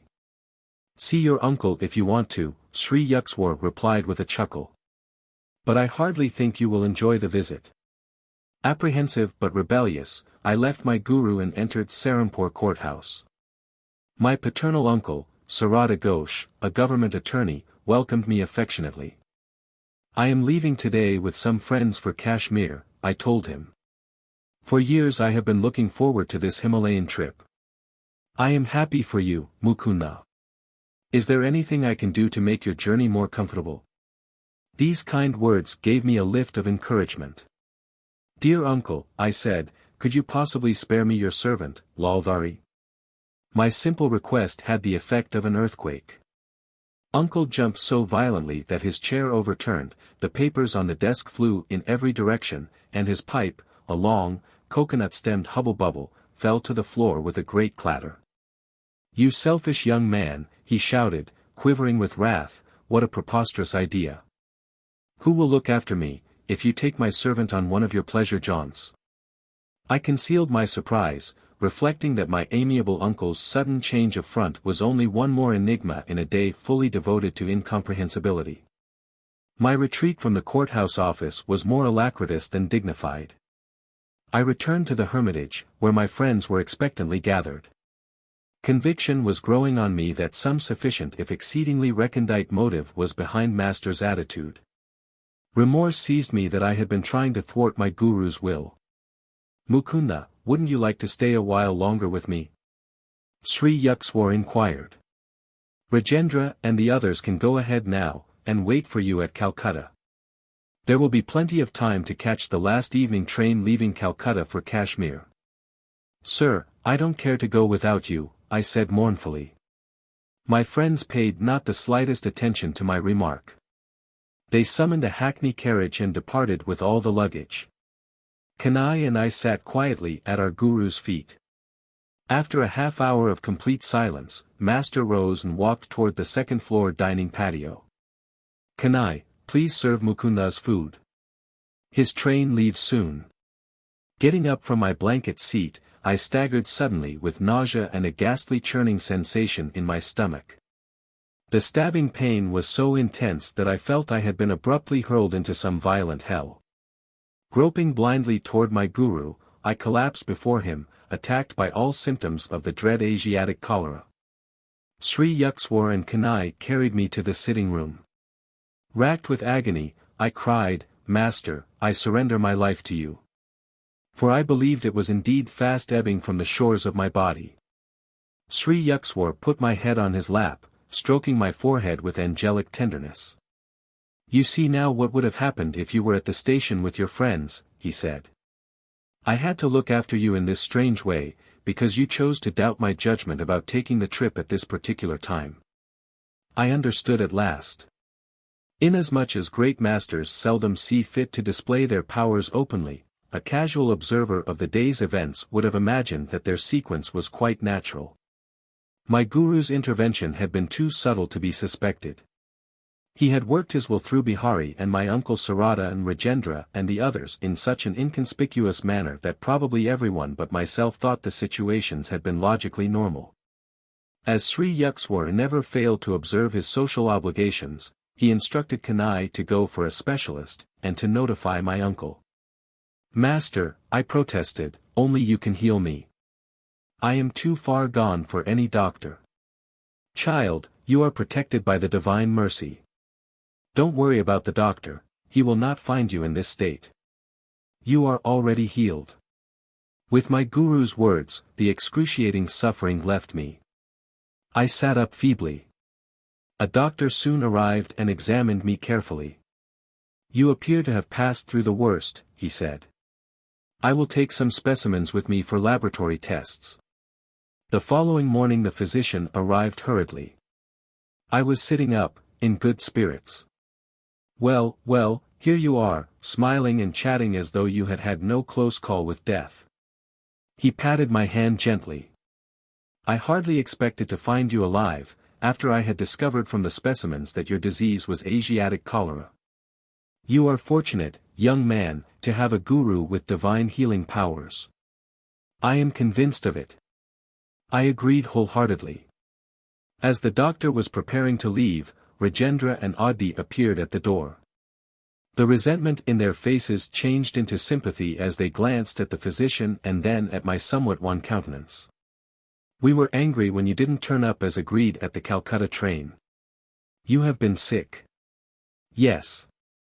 I could not help laughing as my friends placed the luggage in the same corner it had occupied yesterday.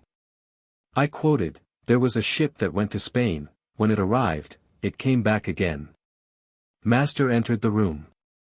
I permitted myself a convalescent's liberty, and captured his hand lovingly. "Guruji," I said, "from my 12th year on, I have made many unsuccessful attempts to reach the Himalayas. I am finally convinced that without your blessings the goddess Parvati will not receive me." 20-1, although Master failed to make any explanation, his reluctance to visit Kashmir during those 2 summers may have been a foreknowledge that the time was not ripe for his illness there, c. 20-2, literally, of the mountains. Parvati, mythologically represented as a daughter of Himavat or the sacred mountains, is a name given to the Shakti or consort of Shiva. Chapter 21. We visit Kashmir. You are strong enough now to travel. I will accompany you to Kashmir, Sri Yukswar informed me 2 days after my miraculous recovery from Asiatic cholera. That evening our party of 6 entrained for the north. Our first leisurely stop was at Simla, a queenly city resting on the throne of Himalayan hills. We strolled over the steep streets, admiring the magnificent views. "English strawberries for sale," cried an old woman, squatting in a picturesque open marketplace. Master was curious about the strange little red fruits. He bought a basketful and offered it to Kanai and myself, who were nearby. I tasted one berry but spat it hastily on the ground. "Sir, what a sour fruit. I could never like strawberries." My guru laughed. "Oh, you will like them in America. At a dinner there, your hostess will serve them with sugar and cream. After she has mashed the berries with a fork, you will taste them and say, 'What delicious strawberries.' Then you will remember this day in Simla." Sri Yukswar's forecast vanished from my mind, but reappeared there many years later, shortly after my arrival in America. I was a dinner guest at the home of Mrs. Alice T. Hasey, Sister Yogmata, in West Somerville, Massachusetts. When a dessert of strawberries was put on the table, my hostess picked up her fork and mashed my berries, adding cream and sugar. "The fruit is rather tart, I think you will like it fixed this way," she remarked. I took a mouthful. What delicious strawberries! I exclaimed. At once my guru's prediction in Simla emerged from the fathomless cave of memory. It was staggering to realize that long ago Sri Yukswar's God-tuned mind had sensitively detected the program of karmic events wandering in the ether of futurity. Our party soon left Simla and entrained for Rawalpindi. There we hired a large landau, drawn by 2 horses, in which we started a 7-day trip to Srinagar, capital city of Kashmir. The second day of our northbound journey brought into view the true Himalayan vastness. As the iron wheels of our carriage creaked along the hot, stony roads, we were enraptured with changing vistas of mountainous grandeur. "Sir," Audi said to Master, "I am greatly enjoying these glorious scenes in your holy company." I felt a throb of pleasure at Audi's appreciation, for I was acting as host on this trip. Sri Yukswar caught my thought. He turned to me and whispered, "Don't flatter yourself. Audi is not nearly as entranced with the scenery as he is with the prospect of leaving us long enough to have a cigarette." I was shocked. "Sir," I said in an undertone, "please do not break our harmony by these unpleasant words. I can hardly believe that Audi is hankering for a smoke."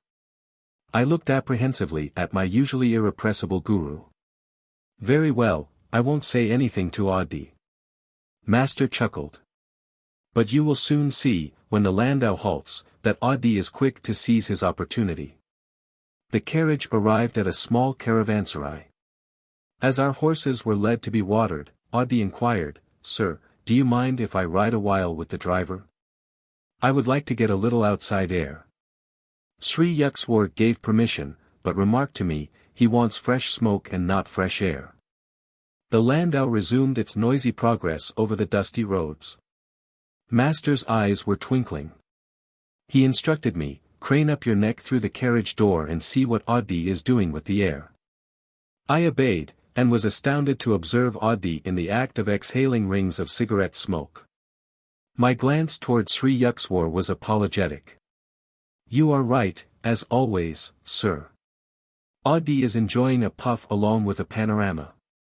I surmised that my friend had received a gift from the cab driver. I knew Audi had not carried any cigarettes from Calcutta. We continued on the labyrinthine way, adorned by views of rivers, valleys, precipitous crags, and multitudinous mountain tiers. Every night we stopped at rustic inns, and prepared our own food. Sri Yukswar took special care of my diet, insisting that I have lime juice at all meals. I was still weak, but daily improving, though the rattling carriage was strictly designed for discomfort.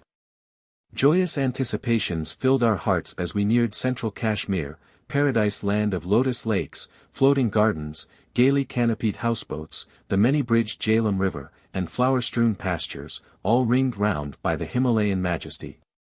Our approach to Srinagar was through an avenue of tall, welcoming trees.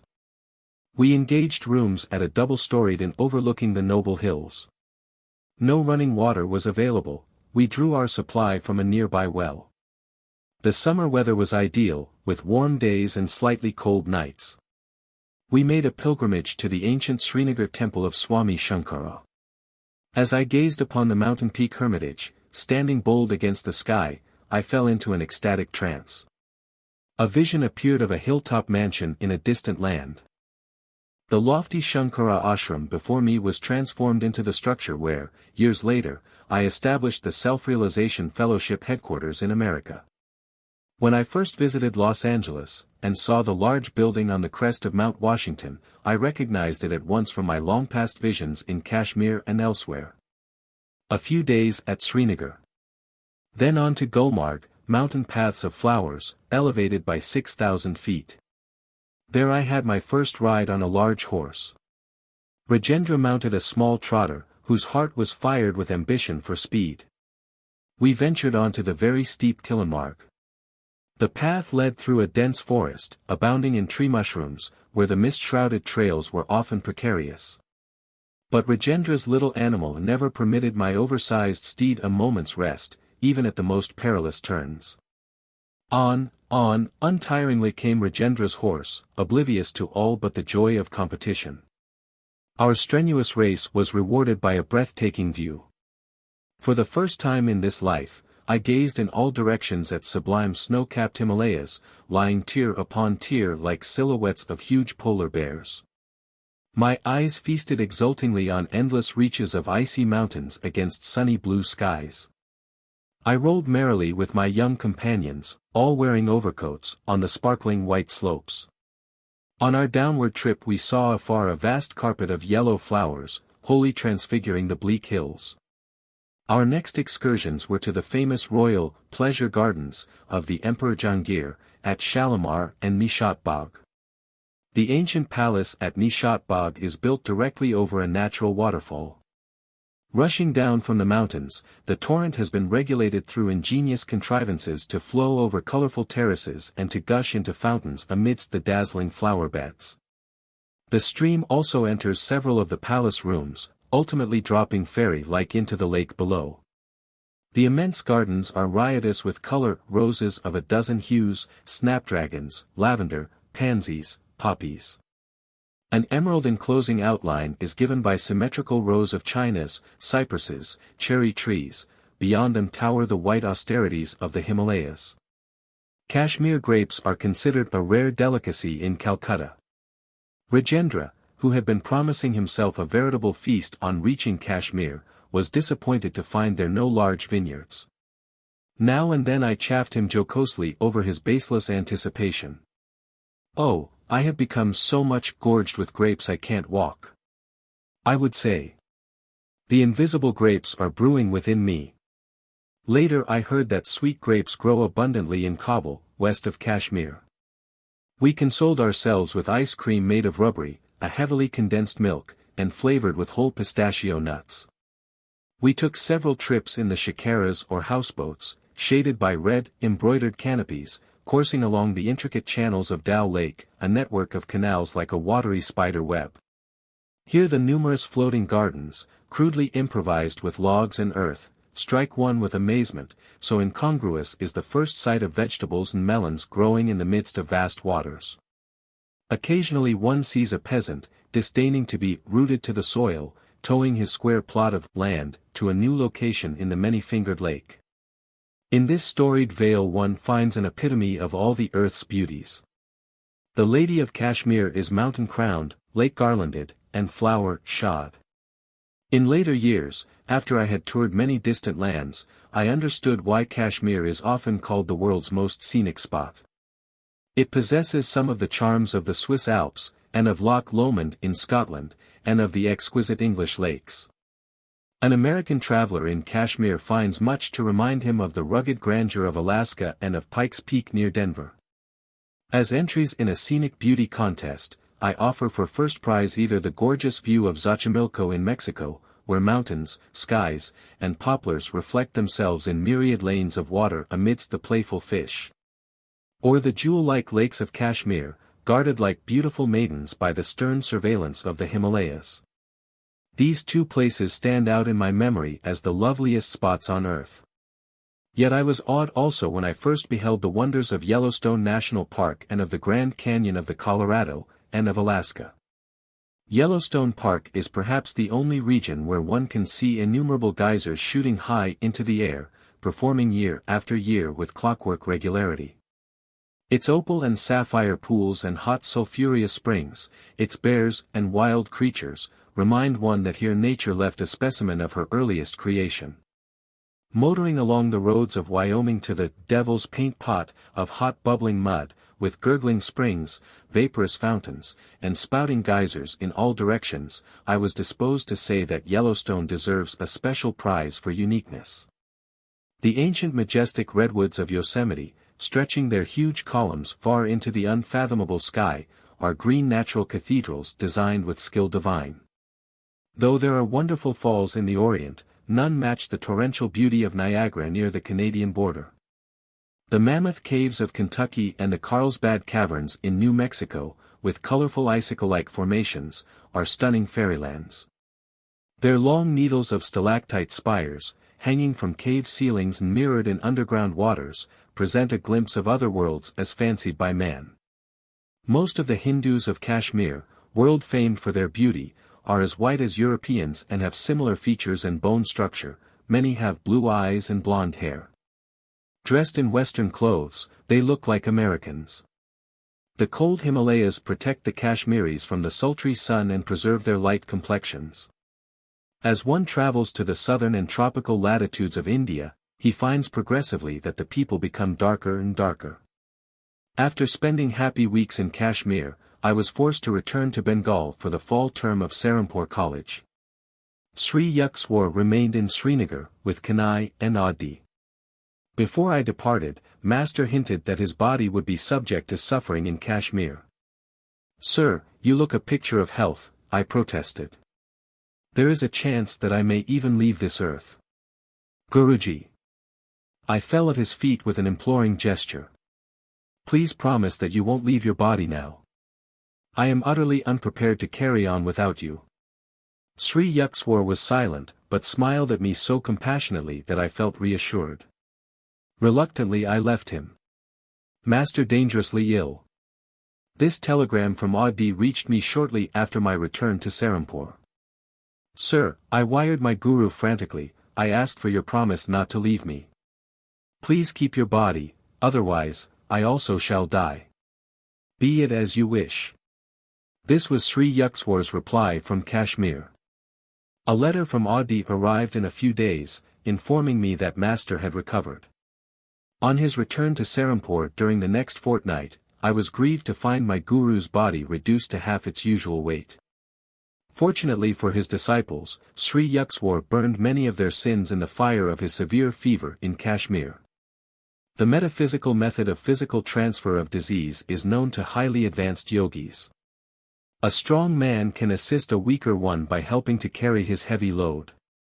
A spiritual Superman is able to minimize his disciples' physical or mental burdens by sharing the karma of their past actions.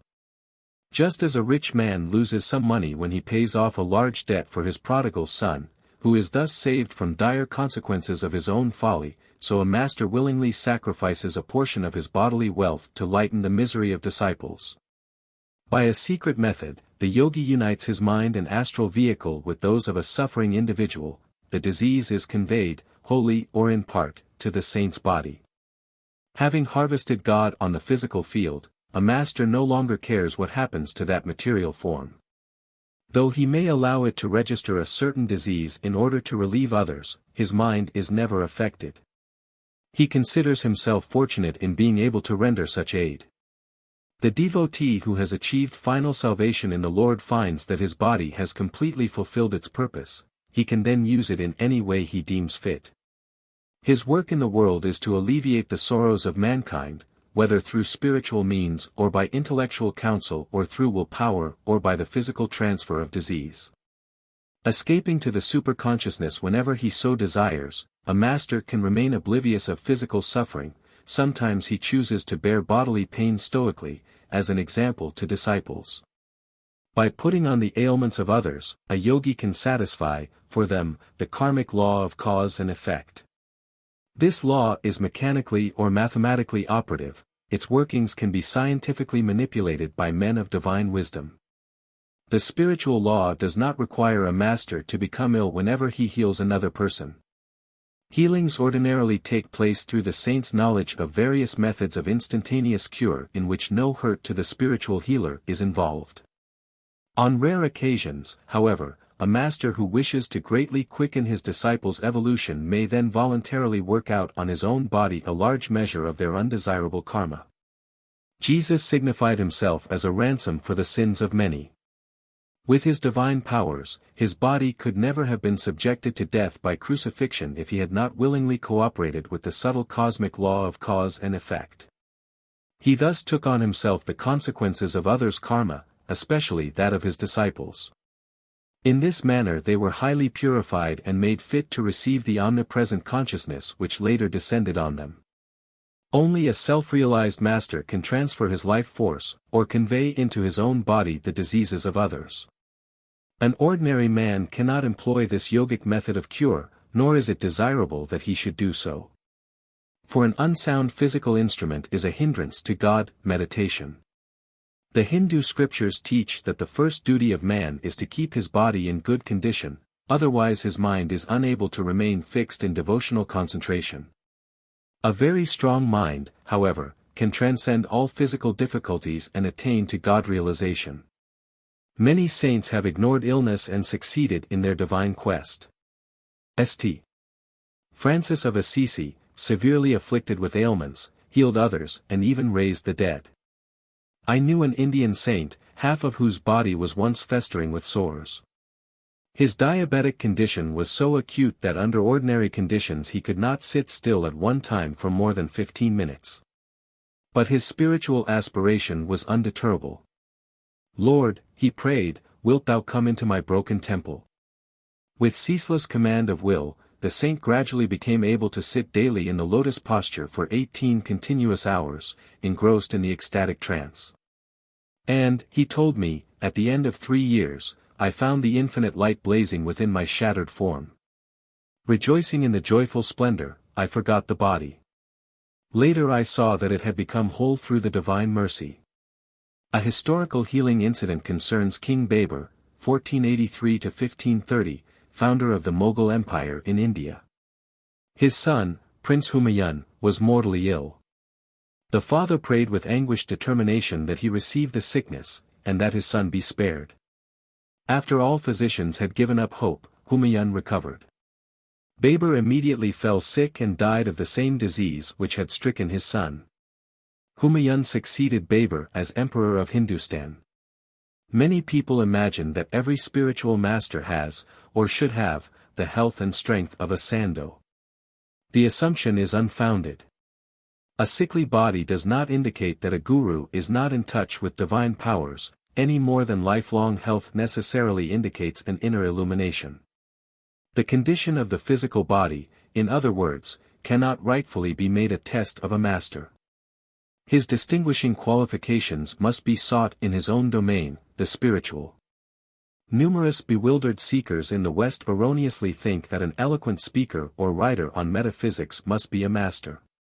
The rishis, however, have pointed out that the acid test of a master is a man's ability to enter at will the breathless state, and to maintain the unbroken samadhi of nirvikalpa. Only by these achievements can a human being prove that he has mastered Maya or the dualistic cosmic delusion. He alone can say from the depths of realization, Ekam Sat, only one exists. The Vedas declare that the ignorant man who rests content with making the slightest distinction between the individual soul and the Supreme Self is exposed to danger, Shankara the great monist has written. Where there is duality by virtue of ignorance, one sees all things as distinct from the self. When everything is seen as the self, then there is not even an atom other than the self. As soon as the knowledge of the reality has sprung up, there can be no fruits of past actions to be experienced, owing to the unreality of the body, in the same way as there can be no dream after waking. Only great gurus are able to assume the karma of disciples. Sri Yukswar would not have suffered in Kashmir unless he had received permission from the spirit within him to help his disciples in that strange way. Few saints were ever more sensitively equipped with wisdom to carry out divine commands than my God-tuned master.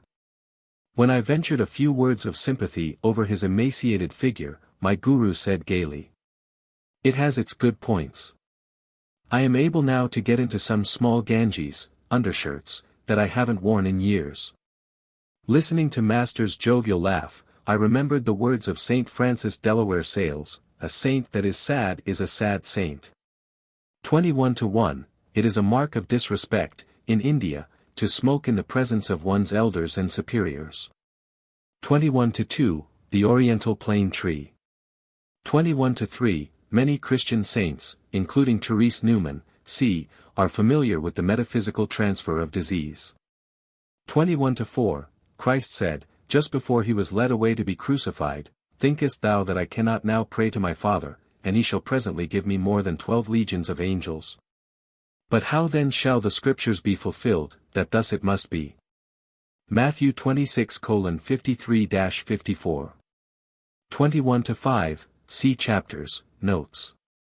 Chapter 22. The Heart of a Stone Image. As a loyal Hindu wife, I do not wish to complain of my husband. But I yearn to see him turn from his materialistic views. He delights in ridiculing the pictures of saints in my meditation room. Dear brother, I have deep faith that you can help him. Will you? My eldest sister Roma gazed beseechingly at me. I was paying a short visit at her Calcutta home on Girish Vidyaratna Lane. Her plea touched me, for she had exercised a profound spiritual influence over my early life, and had lovingly tried to fill the void left in the family circle by mother's death. Beloved sister, of course I will do anything I can. I smiled, eager to lift the gloom plainly visible on her face, in contrast to her usual calm and cheerful expression. Roma and I sat a while in silent prayer for guidance. A year earlier, my sister had asked me to initiate her into Kriya Yoga, in which she was making notable progress. An inspiration seized me. Tomorrow, I said, I am going to the Dakshineswar temple. Please come with me, and persuade your husband to accompany us. I feel that in the vibrations of that holy place, Divine Mother will touch his heart. But don't disclose our object in wanting him to go. Sister agreed hopefully. Very early the next morning I was pleased to find that Roma and her husband were in readiness for the trip. As our hackney carriage rattled along Upper Circular Road toward Dakshineswar, my brother-in-law, Satish Chandra Bose, amused himself by deriding spiritual gurus of the past, present, and future. I noticed that Roma was quietly weeping. Self-Realization Church of All Religions, San Diego, California. I stand with my two sisters, Roma, at left, and Nalini. My sister Uma, as a young girl. Sister, cheer up. I whispered. Don't give your husband the satisfaction of believing that we take his mockery seriously. Mukunda, how can you admire worthless humbugs? Satish was saying. A sadhu's very appearance is repulsive. He is either as thin as a skeleton, or as unholily fat as an elephant. I shouted with laughter. My good-natured reaction was annoying to Satish. He retired into sullen silence. As our cab entered the Dakshineswar grounds, he grinned sarcastically. This excursion, I suppose, is a scheme to reform me. As I turned away without reply, he caught my arm. Young Mr. Monk, he said, don't forget to make proper arrangements with the temple authorities to provide for our noon meal. I am going to meditate now. Do not worry about your lunch, I replied sharply. Divine Mother will look after it. I don't trust Divine Mother to do a single thing for me. But I do hold you responsible for my food. Satish's tones were threatening. I proceeded alone to the colonnaded hall which fronts the large temple of Kali, or Mother Nature. Selecting a shady spot near one of the pillars, I arranged my body in the lotus posture. Although it was only about 7 o'clock, the morning sun would soon be oppressive. The world receded as I became devotionally entranced. My mind was concentrated on Goddess Kali, whose image at Dakshineswar had been the special object of adoration by the great master, Sri Ramakrishna Paramahansa. In answer to his anguished demands, the stone image of this very temple had often taken a living form and conversed with him. Silent Mother with stony heart, I prayed, thou becamest filled with life at the request of thy beloved devotee Ramakrishna, why dost thou not also heed the wails of this yearning son of thine? My aspiring zeal increased boundlessly, accompanied by a divine peace. Yet, when 5 hours had passed, and the goddess whom I was inwardly visualizing had made no response, I felt slightly disheartened. Sometimes it is a test by God to delay the fulfillment of prayers. But he eventually appears to the persistent devotee in whatever form he holds dear. A devout Christian sees Jesus. A Hindu beholds Krishna, or the goddess Kali, or an expanding light if his worship takes an impersonal turn. Reluctantly I opened my eyes, and saw that the temple doors were being locked by a priest, in conformance with a noon-hour custom. I rose from my secluded seat under the open, roofed hall, and stepped into the courtyard. Its stone floor was scorching under the midday sun, my bare feet were painfully burned.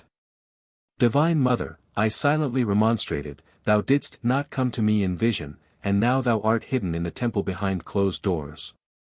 I wanted to offer a special prayer to thee today on behalf of my brother-in-law. My inward petition was instantly acknowledged. First, a delightful cold wave descended over my back and under my feet, banishing all discomfort.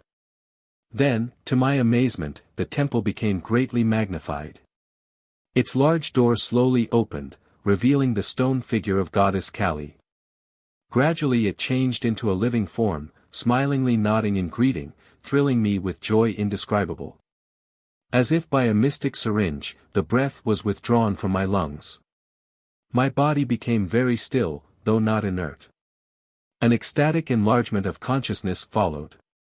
I could see clearly for several miles over the Ganges River to my left, and beyond the temple into the entire Dakshineswar precincts. The walls of all buildings glimmered transparently. Through them I observed people walking to and fro over distant acres. Though I was breathless and my body in a strangely quiet state, yet I was able to move my hands and feet freely. For several minutes I experimented in closing and opening my eyes. In either state I saw distinctly the whole Dakshineswar panorama. Spiritual sight, X-ray-like, penetrates into all matter, the divine eye is center everywhere, circumference nowhere. I realized anew, standing there in the sunny courtyard, that when man ceases to be a prodigal child of God, engrossed in a physical world indeed dream, baseless as a bubble, he re-inherits his eternal realms. If escapism be in need of man, cramped in his narrow personality, can any escape compare with the majesty of omnipresence?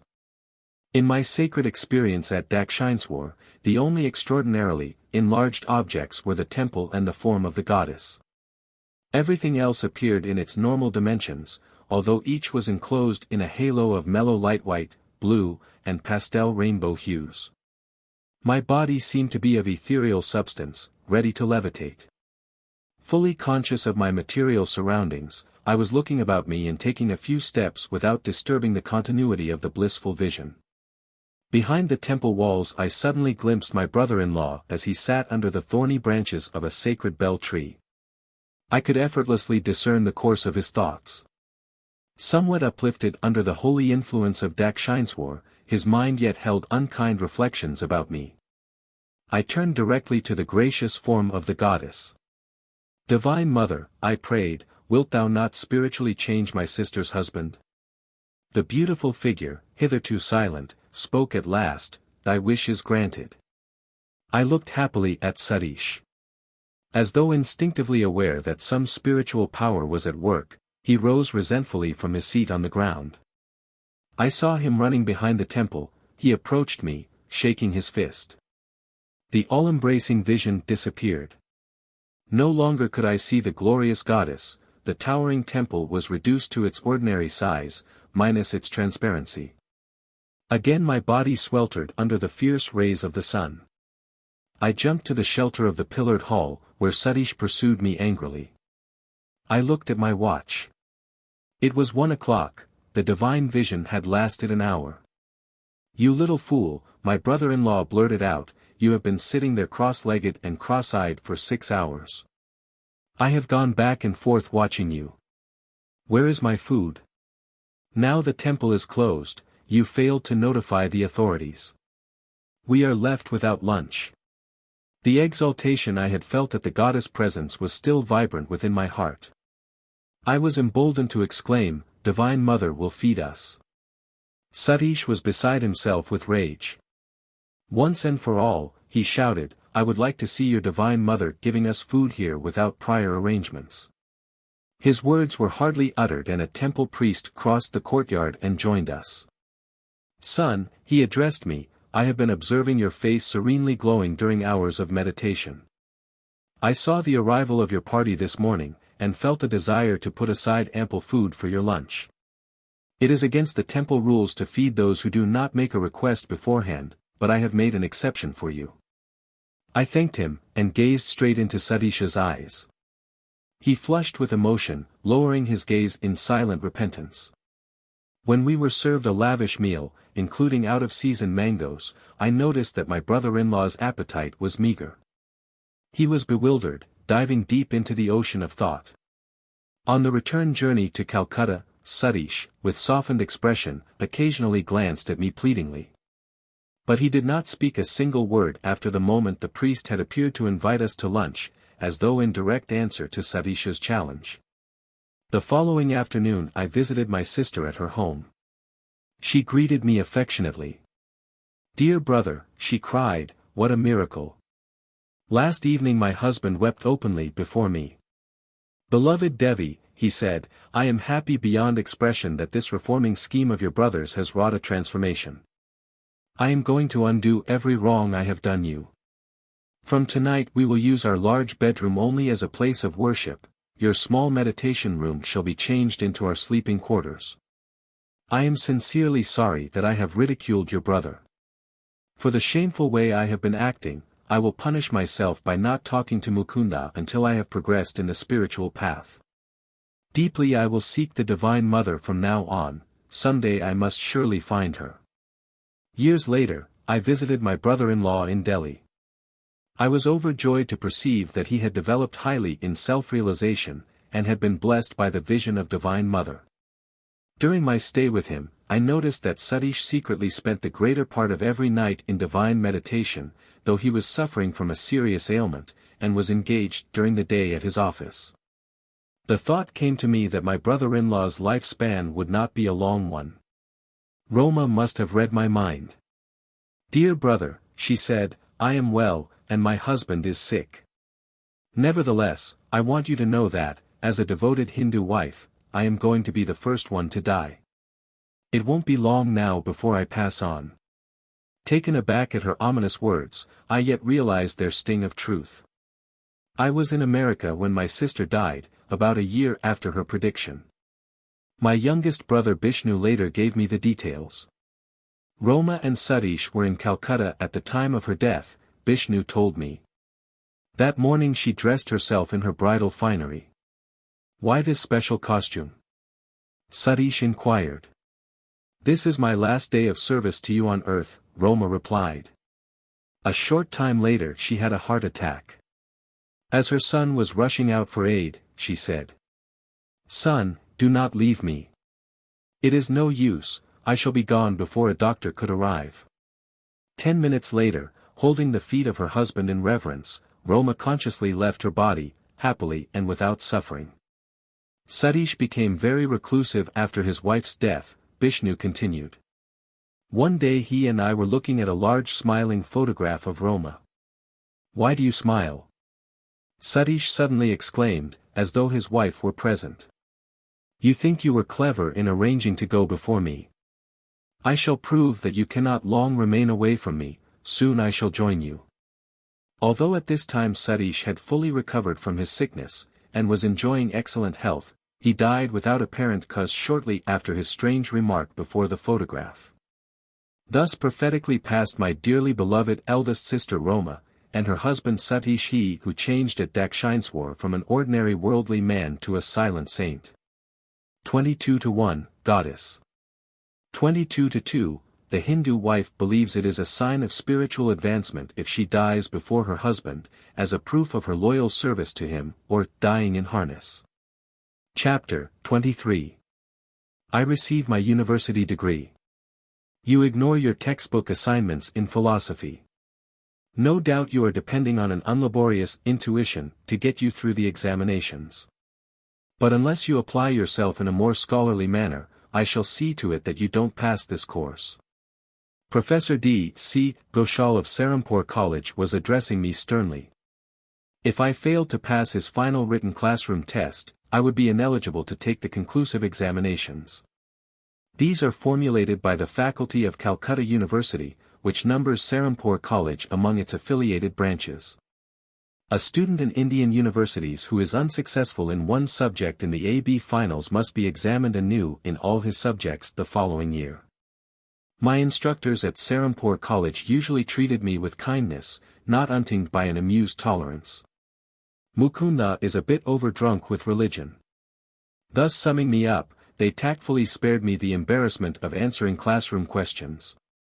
They trusted the final written tests to eliminate me from the list of AB candidates. The judgment passed by my fellow students was expressed in their nickname for me, Mad Monk. I took an ingenious step to nullify Professor Ghoshaal's threat to me of failure in philosophy. When the results of the final tests were about to be publicly announced, I asked a classmate to accompany me to the professor's study. "Come along. I want a witness," I told my companion. "I shall be very much disappointed if I have not succeeded in outwitting the instructor." Professor Ghoshal shook his head after I had inquired what rating he had given my paper. "You are not among those who have passed," he said in triumph. He hunted through a large pile on his desk.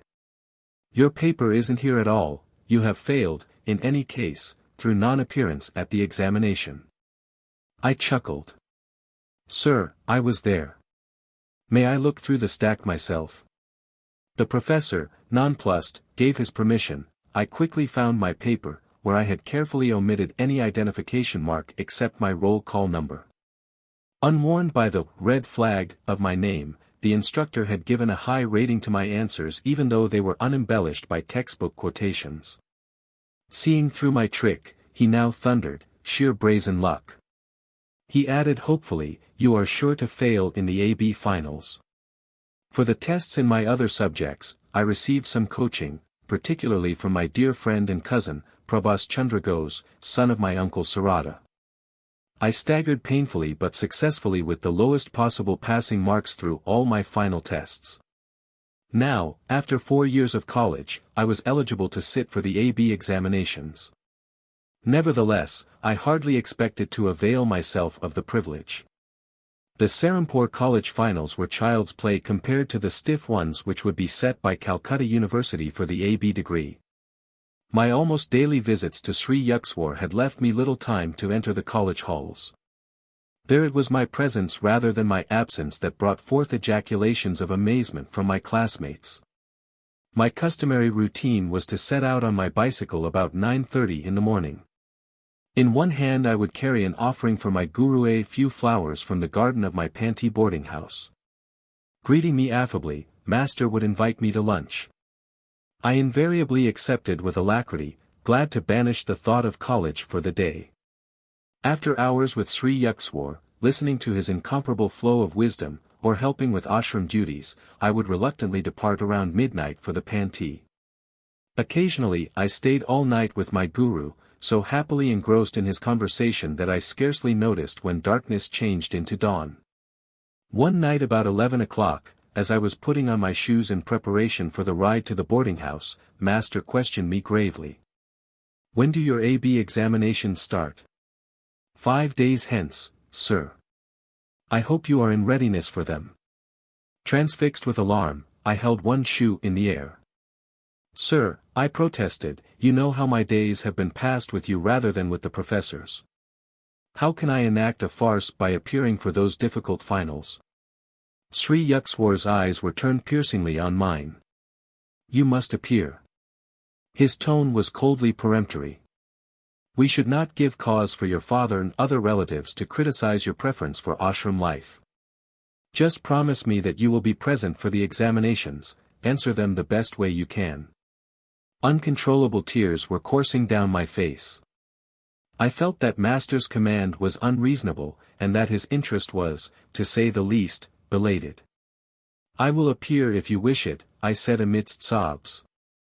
"But no time remains for proper preparation."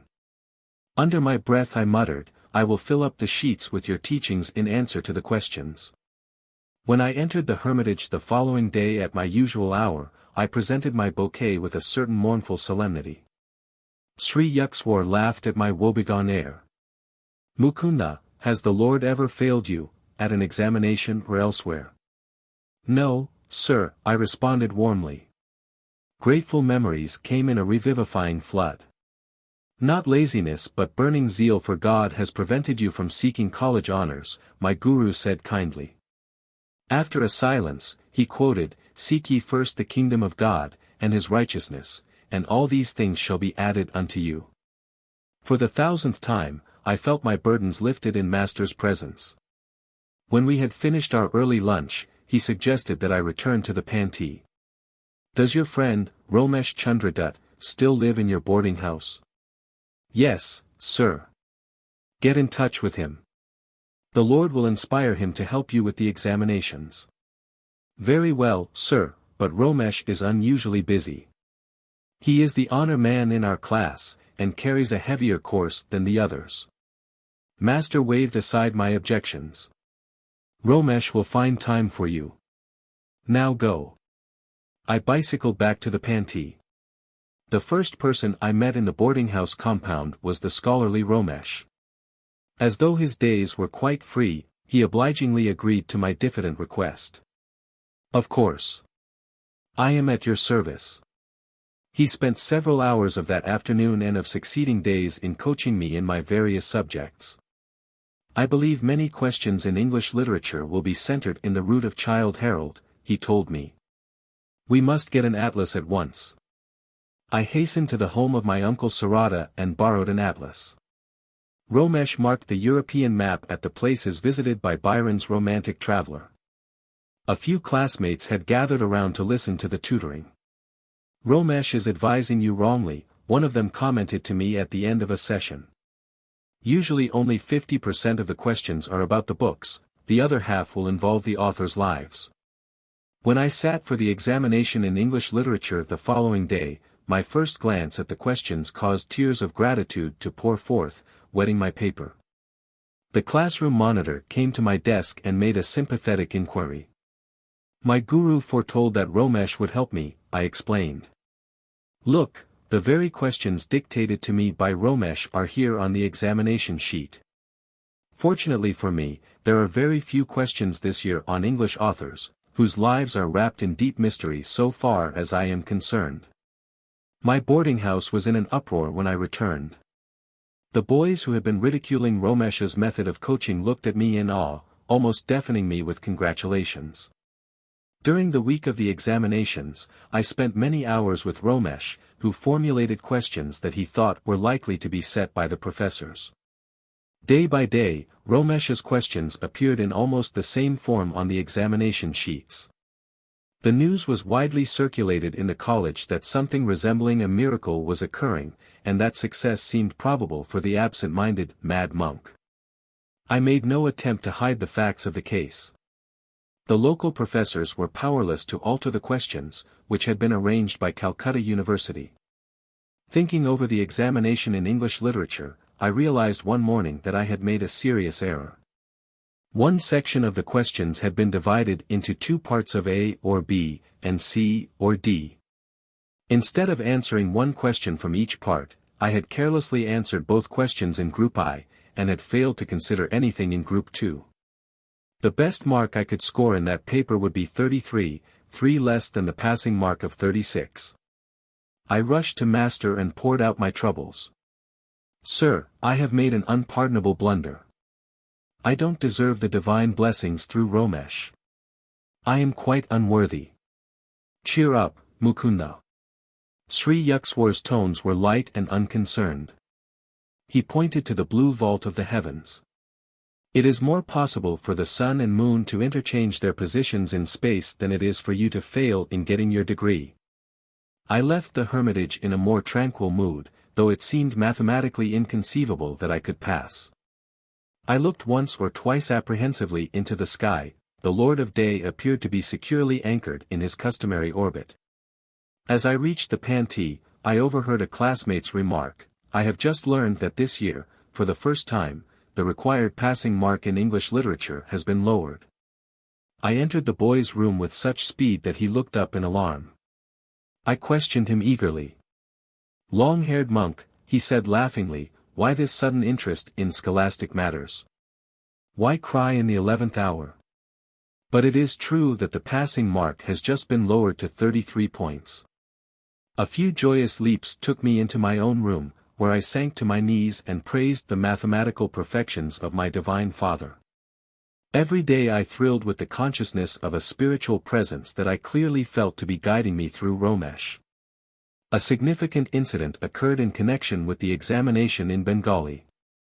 Romesh, who had touched little on that subject, called me back one morning as I was leaving the boarding house on my way to the examination hall. There is Romesh shouting for you, a classmate said to me impatiently. Don't return. We shall be late at the hall. Ignoring the advice, I ran back to the house. The Bengali examination is usually easily passed by our Bengali boys, Romesh told me. But I have just had a hunch that this year the professors have planned to massacre the students by asking questions from our ancient literature.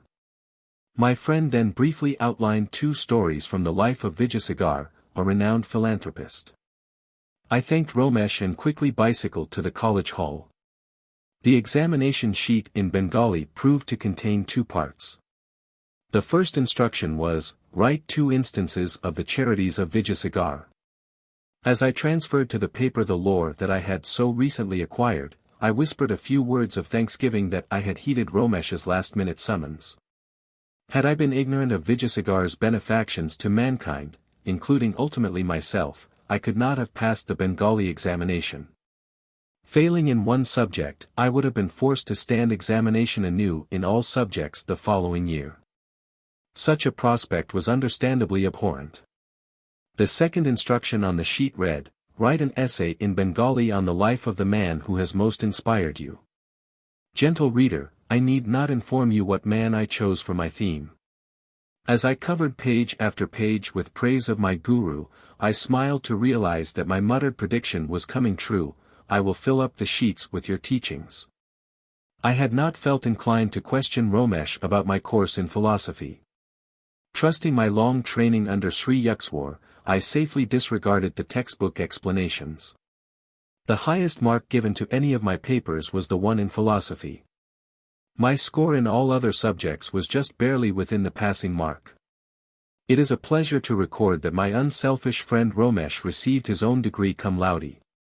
Father was wreathed in smiles at my graduation. I hardly thought you would pass, Mukunda, he confessed. You spend so much time with your guru. Master had indeed correctly detected the unspoken criticism of my father. For years I had been uncertain that I would ever see the day when an AB would follow my name. I seldom used the title without reflecting that it was a divine gift, conferred on me for reasons somewhat obscure. Occasionally I hear college men remark that very little of their crammed knowledge remained with them after graduation. That admission consoles me a bit for my undoubted academic deficiencies. On the day I received my degree from Calcutta University, I knelt at my guru's feet and thanked him for all the blessings flowing from his life into mine. Get up, Mukunda, he said indulgently. The Lord simply found it more convenient to make you a graduate than to rearrange the sun and moon. 23-1, I must do Professor Ghoshal the justice of admitting that the strained relationship between us was not due to any fault of his, but solely to my absences from classes and inattention in them. Professor Ghoshal was, and is, a remarkable orator with vast philosophical knowledge. In later years we came to a cordial understanding. 23-2, although my cousin and I have the same family name of Ghosh, Prabhas has accustomed himself to transliterating his name in English as Ghosh, therefore I follow his own spelling here. 23-3, a disciple always removes his shoes in an Indian hermitage. 23-4, Matthew 6 verse 33. Chapter 24. I become a monk of the Swami order. Master, my father has been anxious for me to accept an executive position with the Bengal-Nagpur Railway. But I have definitely refused it. I added hopefully, Sir, will you not make me a monk of the Swami order? I looked pleadingly at my guru. During preceding years, in order to test the depth of my determination, he had refused this same request. Today, however, he smiled graciously. Very well, tomorrow I will initiate you into Swamiship. He went on quietly, I am happy that you have persisted in your desire to be a monk. Lahiri Mahasaya often said, if you don't invite God to be your summer guest, he won't come in the winter of your life. Dear Master, I could never falter in my goal to belong to the Swami order like your revered self. I smiled at him with measureless affection. He that is unmarried careth for the things that belong to the Lord, how he may please the Lord, but he that is married careth for the things of the world, how he may please his wife. I had analyzed the lives of many of my friends who, after undergoing certain spiritual discipline, had then married. Launched on the sea of worldly responsibilities, they had forgotten their resolutions to meditate deeply. To allot God a secondary place in life was, to me, inconceivable. Though He is the sole owner of the cosmos, silently showering us with gifts from life to life, one thing yet remains which He does not own, and which each human heart is empowered to withhold or bestow: man's love. The Creator, in taking infinite pains to shroud with mystery His presence in every atom of creation, could have had but one motive: a sensitive desire that men seek Him only through free will. With what velvet glove of every humility has He not covered the iron hand of omnipotence? The following day was one of the most memorable in my life. It was a sunny Thursday, I remember, in July, 1914, a few weeks after my graduation from college. On the inner balcony of his Serampore hermitage, Master dipped a new piece of white silk into a dye of ochre, the traditional color of the Swami order. After the cloth had dried, my guru draped it around me as a renunciate's robe. "Someday you will go to the West, where silk is preferred," he said. "As a symbol, I have chosen for you this silk material instead of the customary cotton." In India, where monks embrace the ideal of poverty, a silk-clad Swami is an unusual sight. Many yogis, however, wear garments of silk, which preserve certain subtle bodily currents better than cotton. "I am averse to ceremonies," Sri Yukswar remarked. "I will make you a Swami in the Bidwat, non-ceremonious, manner." The Bibidasa or elaborate initiation into Swamiship includes a fire ceremony, during which symbolical funeral rites are performed. The physical body of the disciple is represented as dead, cremated in the flame of wisdom. The newly made Swami is then given a chant, such as, "This Atma is Brahma," or "Thou art that," or "I am He." Sri Yukswar, however, with his love of simplicity, dispensed with all formal rites and merely asked me to select a new name. "I will give you the privilege of choosing it yourself," he said, smiling. "Yogananda," I replied, after a moment's thought. The name literally means, bliss, Ananda, through divine union, yoga. "Be it so. Forsaking your family name of Mukunda Lal Ghosh, henceforth you shall be called Yogananda of the Giri branch of the Swami order." As I knelt before Sri Yukswar, and for the first time heard him pronounce my new name, my heart overflowed with gratitude. How lovingly and tirelessly had he labored, that the boy Mukunda be someday transformed into the monk Yogananda. I joyfully sang a few verses from the long Sanskrit chant of Lord Shankara. "Mind, nor intellect, nor ego, feeling. Sky nor earth nor metals am I. I am He, blessed Spirit, I am He. No birth, no death, no caste have I. Father, mother, have I none. I am He, blessed Spirit, I am He. Beyond the flights of fancy, formless am I. Permeating the limbs of all life. Bondage I do not fear, I am free, ever free. I am He, blessed Spirit, I am He." Every Swami belongs to the ancient monastic order which was organized in its present form by Shankara. Because it is a formal order, with an unbroken line of saintly representatives serving as active leaders, no man can give himself the title of Swami. He rightfully receives it only from another Swami. All monks thus trace their spiritual lineage to one common guru, Lord Shankara. By vows of poverty, chastity, and obedience to the spiritual teacher, many Catholic Christian monastic orders resemble the order of Swamis. In addition to his new name, usually ending in Ananda, the Swami takes a title which indicates his formal connection with one of the 10 subdivisions of the Swami order. These dasanamis or 10 agnomens include the Giri, mountain, to which Sri Yukswar, and hence myself, belong. Among the other branches are the Sagar, sea, Bharati, land, Aranya, forest, Puri, tract, Tirtha, place of pilgrimage, and Saraswati, wisdom of nature. The new name received by a Swami thus has a twofold significance, and represents the attainment of supreme bliss, Ananda, through some divine quality or state, love, wisdom, devotion, service, yoga, and through a harmony with nature. As expressed in her infinite vastness of oceans, mountains, skies.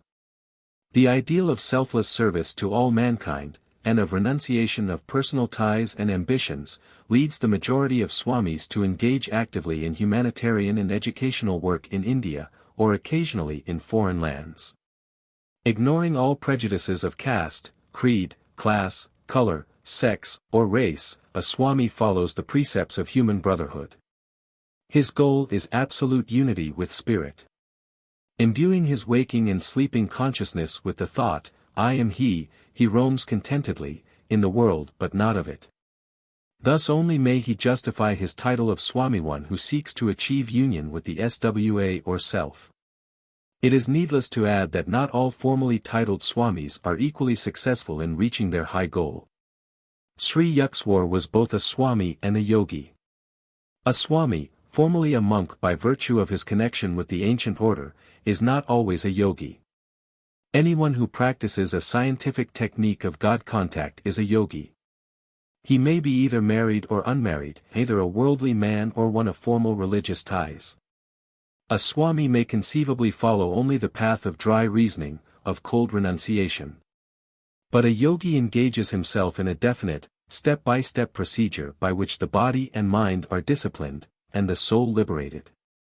Taking nothing for granted on emotional grounds, or by faith, a yogi practices a thoroughly tested series of exercises which were first mapped out by the early rishis. Yoga has produced, in every age of India, men who became truly free, truly yogi Christs. Like any other science, yoga is applicable to people of every clime and time. The theory advanced by certain ignorant writers that yoga is unsuitable for Westerners is wholly false, and has lamentably prevented many sincere students from seeking its manifold blessings. Yoga is a method for restraining the natural turbulence of thoughts, which otherwise impartially prevent all men, of all lands, from glimpsing their true nature of spirit. Yoga cannot know a barrier of east and west any more than does the healing and equitable light of the sun. So long as man possesses a mind with its restless thoughts, so long will there be a universal need for yoga or control. By B. K. Mitra in Kalyanakal. The Lord in his aspect as Shiva. Not a historical personage like Krishna, Shiva is the name given to God in the last aspect of his threefold nature, creator, preserver, destroyer. Shiva, the annihilator of Maya or delusion, is symbolically represented in the scriptures as the Lord of renunciates, the king of yogis. In Hindu art he is always shown with the new moon in his hair, and wearing a garland of hooded snakes, ancient emblem of evil overcome and perfect wisdom. The single eye of omniscience is open on his forehead. The ancient Rishi Patanjali defines yoga as control of the fluctuations of the mind stuff. His very short and masterly expositions, the Yoga Sutras, form one of the 6 systems of Hindu philosophy. In contradistinction to Western philosophies, all 6 Hindu systems embody not only theoretical but practical teachings. In addition to every conceivable ontological inquiry, the 6 systems formulate 6 definite disciplines aimed at the permanent removal of suffering and the attainment of timeless bliss. The common thread linking all 6 systems is the declaration that no true freedom for man is possible without knowledge of the ultimate reality. The later Upanishads uphold the Yoga Sutras, among the 6 systems, as containing the most efficacious methods for achieving direct perception of truth. Through the practical techniques of yoga, man leaves behind forever the barren realms of speculation and cognizes in experience the veritable essence. The yoga system as outlined by Patanjali is known as the Eightfold Path. The first steps, 1, Yama and 2, Niyama, require observance of 10 negative and positive moralities, avoidance of injury to others, of untruthfulness, of stealing, of incontinence, of gift receiving, which brings obligations. And purity of body and mind, contentment, self-discipline, study, and devotion to God. The next steps are 3. Asana, right posture, the spinal column must be held straight, and the body firm in a comfortable position for meditation. 4. Pranayama, control of prana, subtle life currents, and 5. Pratyahara, withdrawal of the senses from external objects. The last steps are forms of yoga proper. 6. Dharana, concentration, holding the mind to one thought. 7. Dhyana, meditation, and 8. Samadhi, superconscious perception. This is the eightfold path of yoga which leads one to the final goal of kaivalya, absoluteness, a term which might be more comprehensibly put as realization of the truth beyond all intellectual apprehension. Which is greater, one may ask, a Swami or a yogi? If and when final oneness with God is achieved, the distinctions of the various paths disappear.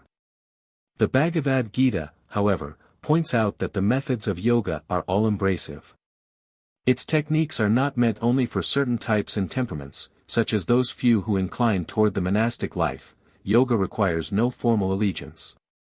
Because the yogic science satisfies a universal need, it has a natural universal applicability. A true yogi may remain dutifully in the world. There he is like butter on water, and not like the easily diluted milk of unchurned and undisciplined humanity.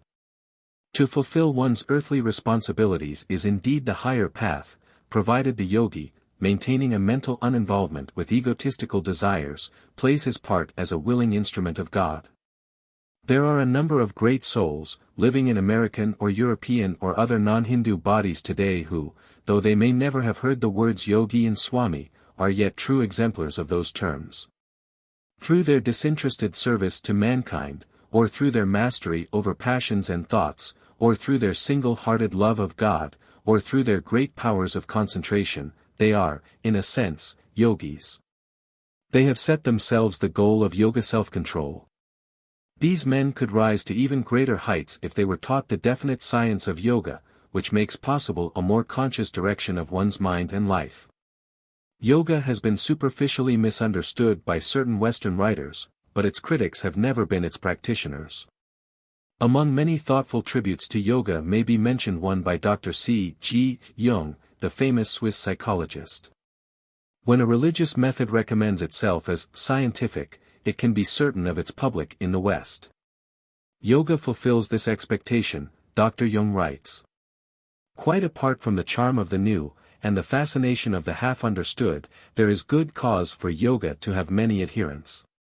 It offers the possibility of controllable experience, and thus satisfies the scientific need of facts, and besides this, by reason of its breadth and depth, its venerable age, its doctrine and method, which include every phase of life. It promises undreamed-of possibilities. Every religious or philosophical practice means a psychological discipline, that is, a method of mental hygiene. The manifold, purely bodily procedures of yoga also mean a physiological hygiene which is superior to ordinary gymnastics and breathing exercises, inasmuch as it is not merely mechanistic and scientific, but also philosophical. In its training of the parts of the body, it unites them with the whole of the spirit, as is quite clear, for instance, in the pranayama exercises where prana is both the breath and the universal dynamics of the cosmos. When the thing which the individual is doing is also a cosmic event, the effect experienced in the body, the innervation, unites with the emotion of the spirit, the universal idea, and out of this there develops a lively unity which no technique, however scientific, can produce.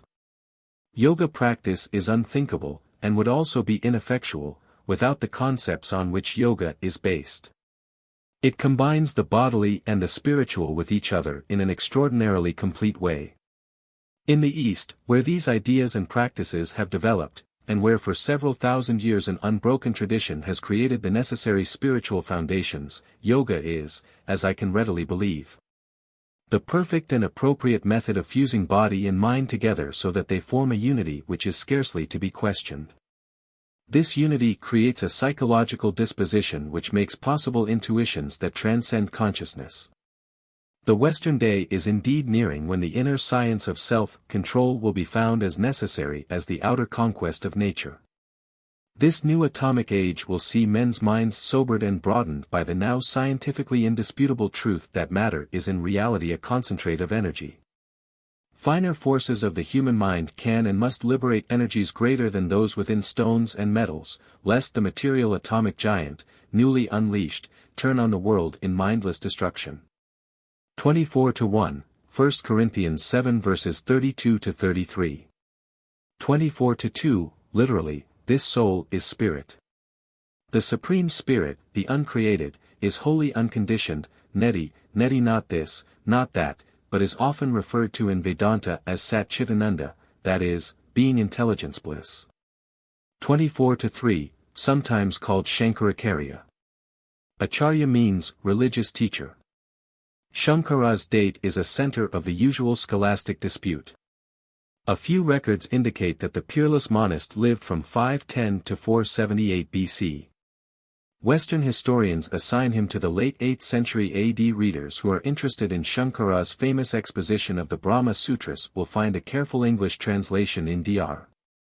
Paul Deusson's System of the Vedanta, Chicago, Open Court Publishing Company, 1912. Short extracts from his writings will be found in selected works of Sri Shankaracharya, Natesan and Company, Madras. 24-4, Chitvritti Nirodha, Yoga Sutra I-2. Patanjali's date is unknown, though a number of scholars place him in the 2nd century BC. The rishis gave forth treatises on all subjects with such insight that ages have been powerless to outmode them. Yet, to the subsequent consternation of historians, the sages made no effort to attach their own dates and personalities to their literary works.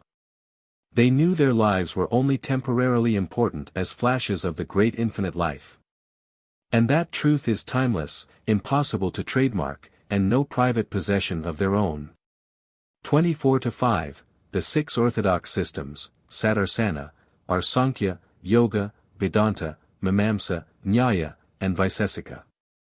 Readers of a scholarly bent will delight in the subtleties and broad scope of these ancient formulations as summarized, in English, in History of Indian Philosophy, Volume 1, by Professor Surendranath Dasgupta, Cambridge University Press, 1922. 24-6, not to be confused with the Noble Eightfold Path of Buddhism, a guide to man's conduct of life, as follows: 1. Right ideals, 2. Right motive, 3. Right speech, 4. Right action, 5. Right means of livelihood, 6. Right effort. 7. Right remembrance, of the self, 8. Right realization, samadhi. 24-7, Dr. Jung attended the Indian Science Congress in 1937 and received an honorary degree from the University of Calcutta. 24-8, Dr. Jung is here referring to Hatha Yoga, a specialized branch of bodily postures and techniques for health and longevity. Hatha is useful, and produces spectacular physical results, but this branch of yoga is little used by yogis bent on spiritual liberation. 24-9, in Plato's Timaeus story of Atlantis, he tells of the inhabitants' advanced state of scientific knowledge. The lost continent is believed to have vanished about 9500 BC through a cataclysm of nature. Certain metaphysical writers, however, state that the Atlanteans were destroyed as a result of their misuse of atomic power. 2 French writers have recently compiled a bibliography of Atlantis, listing over 1700 historical and other references. Chapter 25. Brother Ananta and Sister Nalini. Ananta cannot live, the sands of his karma for this life have run out. These inexorable words reached my inner consciousness as I sat one morning in deep meditation. Shortly after I had entered the Swami order, I paid a visit to my birthplace, Gorakhpur, as a guest of my elder brother Ananta. A sudden illness confined him to his bed. I nursed him lovingly. The solemn inward pronouncement filled me with grief. I felt that I could not bear to remain longer in Gorakhpur, only to see my brother removed before my helpless gaze. Amidst uncomprehending criticism from my relatives, I left India on the first available boat. It cruised along Burma and the China Sea to Japan. I disembarked at Kobe, where I spent only a few days. My heart was too heavy for sightseeing. On the return trip to India, the boat touched at Shanghai. There Dr. Mishra, the ship's physician, guided me to several curio shops, where I selected various presents for Sri Yukswar and my family and friends. For Ananta I purchased a large carved bamboo piece. No sooner had the Chinese salesman handed me the bamboo souvenir than I dropped it on the floor, crying out, "I have bought this for my dear dead brother." A clear realization had swept over me that his soul was just being freed in the infinite. The souvenir was sharply and symbolically cracked by its fall. Amidst sobs, I wrote on the bamboo surface, "For my beloved Ananta, now gone." My companion, the doctor, was observing these proceedings with a sardonic smile. "Save your tears," he remarked. "Why shed them until you are sure he is dead?" When our boat reached Calcutta, Dr. Mishra again accompanied me. My youngest brother Bishnu was waiting to greet me at the dock. "I know Ananta has departed this life," I said to Bishnu, before he had had time to speak. "Please tell me, and the doctor here, when Ananta died." Bishnu named the date, which was the very day that I had bought the souvenirs in Shanghai. "Look here," Dr. Mishra ejaculated. "Don't let any word of this get around. The professors will be adding a year's study of mental telepathy to the medical course, which is already long enough." Father embraced me warmly as I entered our Gorakhpur road home. "You have come," he said tenderly. 2 large tears dropped from his eyes. Ordinarily undemonstrative, he had never before shown me these signs of affection. Outwardly the grave father, inwardly he possessed the melting heart of a mother. In all his dealings with the family, his dual parental role was distinctly manifest. Soon after Ananta's passing, my younger sister Nalini was brought back from death's door by a divine healing. Before relating the story, I will refer to a few phases of her earlier life. The childhood relationship between Nalini and myself had not been of the happiest nature. I was very thin, she was thinner still. Through an unconscious motive or complex, which psychiatrists will have no difficulty in identifying, I often used to tease my sister about her cadaverous appearance. Her retorts were equally permeated with the callous frankness of extreme youth. Sometimes mother intervened, ending the childish quarrels, temporarily, by a gentle box on my ear, as the elder ear. Time passed, Nalini was betrothed to a young Calcutta physician, Panchanan Bose. He received a generous dowry from father, presumably, as I remarked to sister, to compensate the bridegroom-to-be for his fate in allying himself with a human beanpole. Elaborate marriage rites were celebrated in due time. On the wedding night, I joined the large and jovial group of relatives in the living room of our Calcutta home. The bridegroom was leaning on an immense gold-brocaded pillow, with Nalini at his side. A gorgeous purple silk sari could not, alas, wholly hide her angularity. I sheltered myself behind the pillow of my new brother-in-law and grinned at him in friendly fashion. He had never seen Nalini until the day of the nuptial ceremony, when he finally learned what he was getting in the matrimonial lottery. Feeling my sympathy, Dr. Bose pointed unobtrusively to Nalini, and whispered in my ear, "Say, what's this?" "Why, doctor," I replied, "it is a skeleton for your observation." Convulsed with mirth, my brother-in-law and I were hard put to it to maintain the proper decorum before our assembled relatives. As the years went on, Dr. Bose endeared himself to our family, who called on him whenever illness arose. He and I became fast friends, often joking together, usually with Nalini as our target. "It is a medical curiosity," my brother-in-law remarked to me one day. "I have tried everything on your lean sister: cod liver oil, butter, malt, honey, fish, meat, eggs, tonics. Still she fails to bulge even 1/100th of an inch." We both chuckled. A few days later I visited the Bose home. My errand there took only a few minutes. I was leaving, unnoticed, I thought, by Nalini. As I reached the front door, I heard her voice, cordial but commanding. "Brother, come here. You are not going to give me the slip this time. I want to talk to you." I mounted the stairs to her room. To my surprise, she was in tears. "Dear brother," she said, "let us bury the old hatchet. I see that your feet are now firmly set on the spiritual path. I want to become like you in every way." She added hopefully, "You are now robust in appearance, can you help me? My husband does not come near me, and I love him so dearly. But still more I want to progress in God realization, even if I must remain thin and unattractive. My heart was deeply touched at her plea. Our new friendship steadily progressed. One day she asked to become my disciple. Train me in any way you like. I put my trust in God instead of tonics. She gathered together an armful of medicines and poured them down the roof drain. As a test of her faith, I asked her to omit from her diet all fish, meat, and eggs. After several months, during which Nalini had strictly followed the various rules I had outlined, and had adhered to her vegetarian diet in spite of numerous difficulties, I paid her a visit. Sis, you have been conscientiously observing the spiritual injunctions, your reward is near. I smiled mischievously. How plump do you want to be, as fat as our aunt who hasn't seen her feet in years? No. But I long to be as stout as you are. I replied solemnly. By the grace of God, as I have spoken truth always, I speak truly now. Through the divine blessings, your body shall verily change from today, in 1 month it shall have the same weight as mine.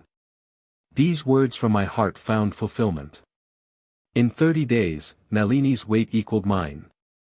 The new roundness gave her beauty, her husband fell deeply in love. Their marriage, begun so inauspiciously, turned out to be ideally happy. On my return from Japan, I learned that during my absence Nalini had been stricken with typhoid fever. I rushed to her home, and was aghast to find her reduced to a mere skeleton. She was in a coma.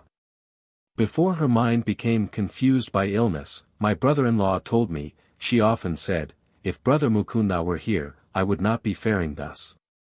He added despairingly, the other doctors and myself see no hope. Blood dysentery has set in, after her long bout with typhoid. I began to move heaven and earth with my prayers. Engaging an Anglo-Indian nurse, who gave me full cooperation, I applied to my sister various yoga techniques of healing. The blood dysentery disappeared. But Dr. Bose shook his head mournfully. She simply has no more blood left to shed. She will recover, I replied stoutly. In 7 days her fever will be gone. A week later I was thrilled to see Nalini open her eyes and gaze at me with loving recognition. From that day her recovery was swift. Although she regained her usual weight, she bore one sad scar of her nearly fatal illness: her legs were paralyzed. Indian and English specialists pronounced her a hopeless cripple. The incessant war for her life which I had waged by prayer had exhausted me. I went to Serampore to ask Sri Yukswar's help. His eyes expressed deep sympathy as I told him of Nalini's plight. Your sister's legs will be normal at the end of 1 month. He added, let her wear, next to her skin, a band with an unperforated 2-carat pearl, held on by a clasp. I prostrated myself at his feet with joyful relief. Sir, you are a master, your word of her recovery is enough. But if you insist I shall immediately get her a pearl. My guru nodded. Yes, do that. He went on to correctly describe the physical and mental characteristics of Nalini, whom he had never seen. Sir, I inquired, is this an astrological analysis? You do not know her birthday or hour. Sri Yukswar smiled. There is a deeper astrology, not dependent on the testimony of calendars and clocks. Each man is a part of the Creator, or cosmic man. He has a heavenly body as well as one of earth. The human eye sees the physical form, but the inward eye penetrates more profoundly, even to the universal pattern of which each man is an integral and individual part. I returned to Calcutta and purchased a pearl for Nalini. A month later, her paralyzed legs were completely healed. Sister asked me to convey her heartfelt gratitude to my guru. He listened to her message in silence. But as I was taking my leave, he made a pregnant comment. Your sister has been told by many doctors that she can never bear children. Assure her that in a few years she will give birth to 2 daughters.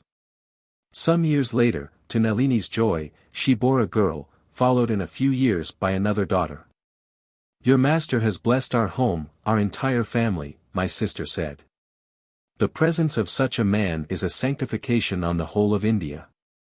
Dear brother, please tell Sri Yukteswari that, through you, I humbly count myself as one of his Kriya Yoga disciples. 25:1, the gracefully draped dress of Indian women. 25:2, because most persons in India are thin, reasonable plumpness is considered very desirable. 25:3, the Hindu scriptures declare that those who habitually speak the truth will develop the power of materializing their words. What commands they utter from the heart will come true in life. Chapter 26. The Science of Kriya Yoga. The science of Kriya Yoga, mentioned so often in these pages, became widely known in modern India through the instrumentality of Lahiri Mahasaya, my guru's guru. The Sanskrit root of Kriya is Kri, to do, to act and react. The same root is found in the word karma, the natural principle of cause and effect. Kriya Yoga is thus union, yoga, with the infinite through a certain action or rite. A yogi who faithfully follows its technique is gradually freed from karma or the universal chain of causation. Because of certain ancient yogic injunctions, I cannot give a full explanation of Kriya Yoga in the pages of a book intended for the general public. The actual technique must be learned from a Kriyaban or Kriya Yogi. Here a broad reference must suffice. Kriya Yoga is a simple, psychophysiological method by which the human blood is decarbonized and recharged with oxygen. The atoms of this extra oxygen are transmuted into life current to rejuvenate the brain and spinal centers. By stopping the accumulation of venous blood, the yogi is able to lessen or prevent the decay of tissues. The advanced yogi transmutes his cells into pure energy.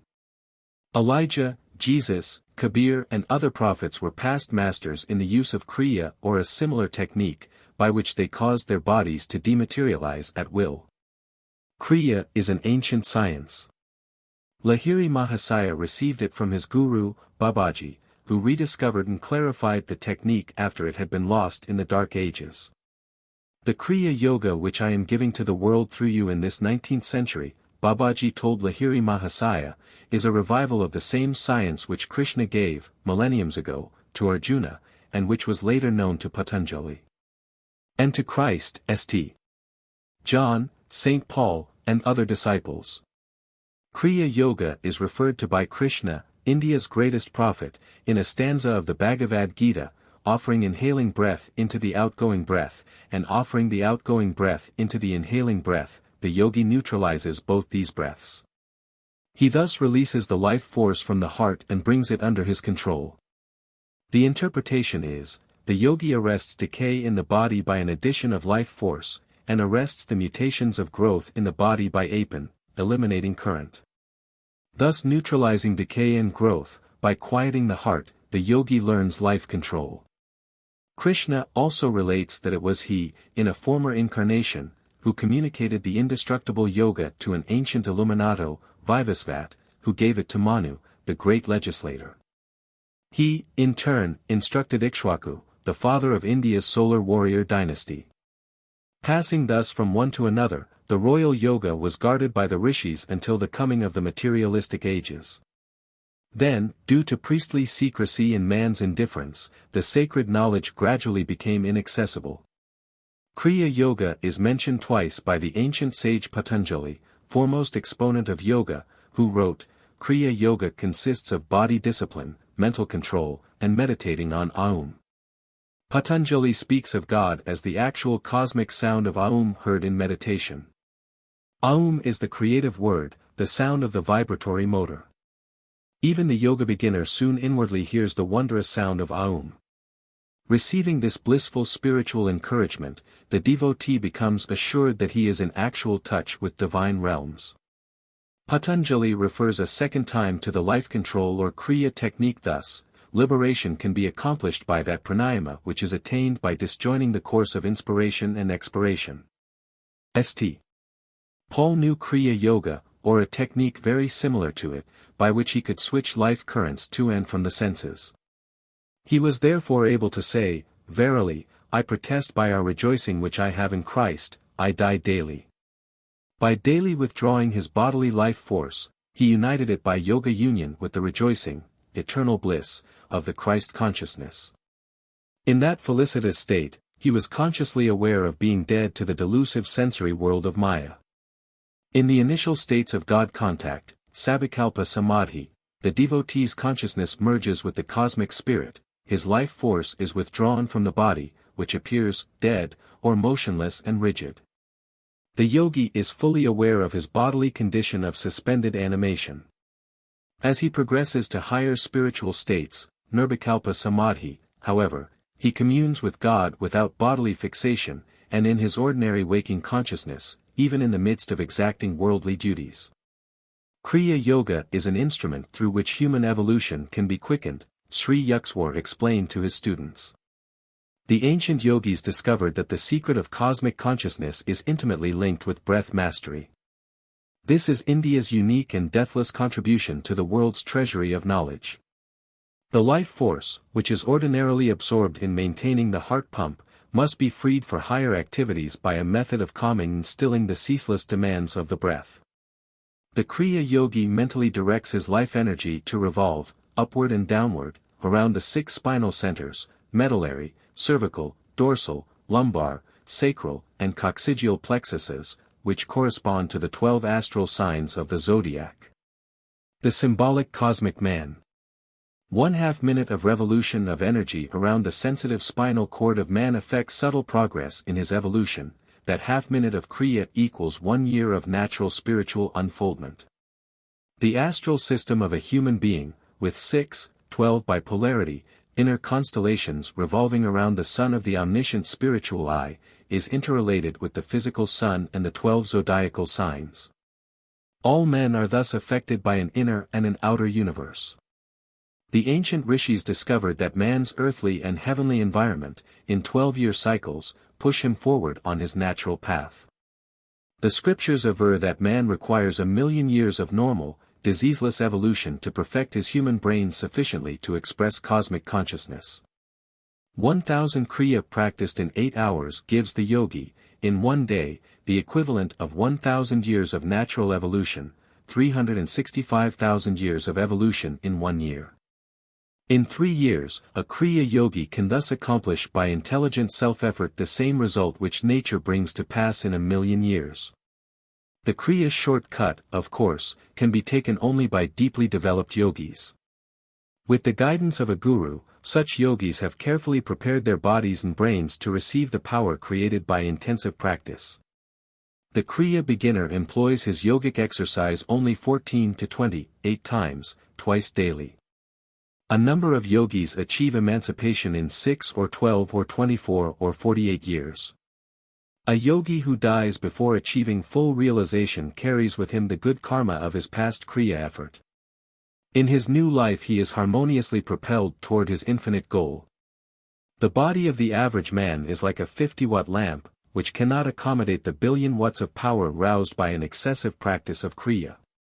Through gradual and regular increase of the simple and foolproof methods of Kriya, man's body becomes astrally transformed day by day, and is finally fitted to express the infinite potentials of cosmic energy, the first materially active expression of spirit.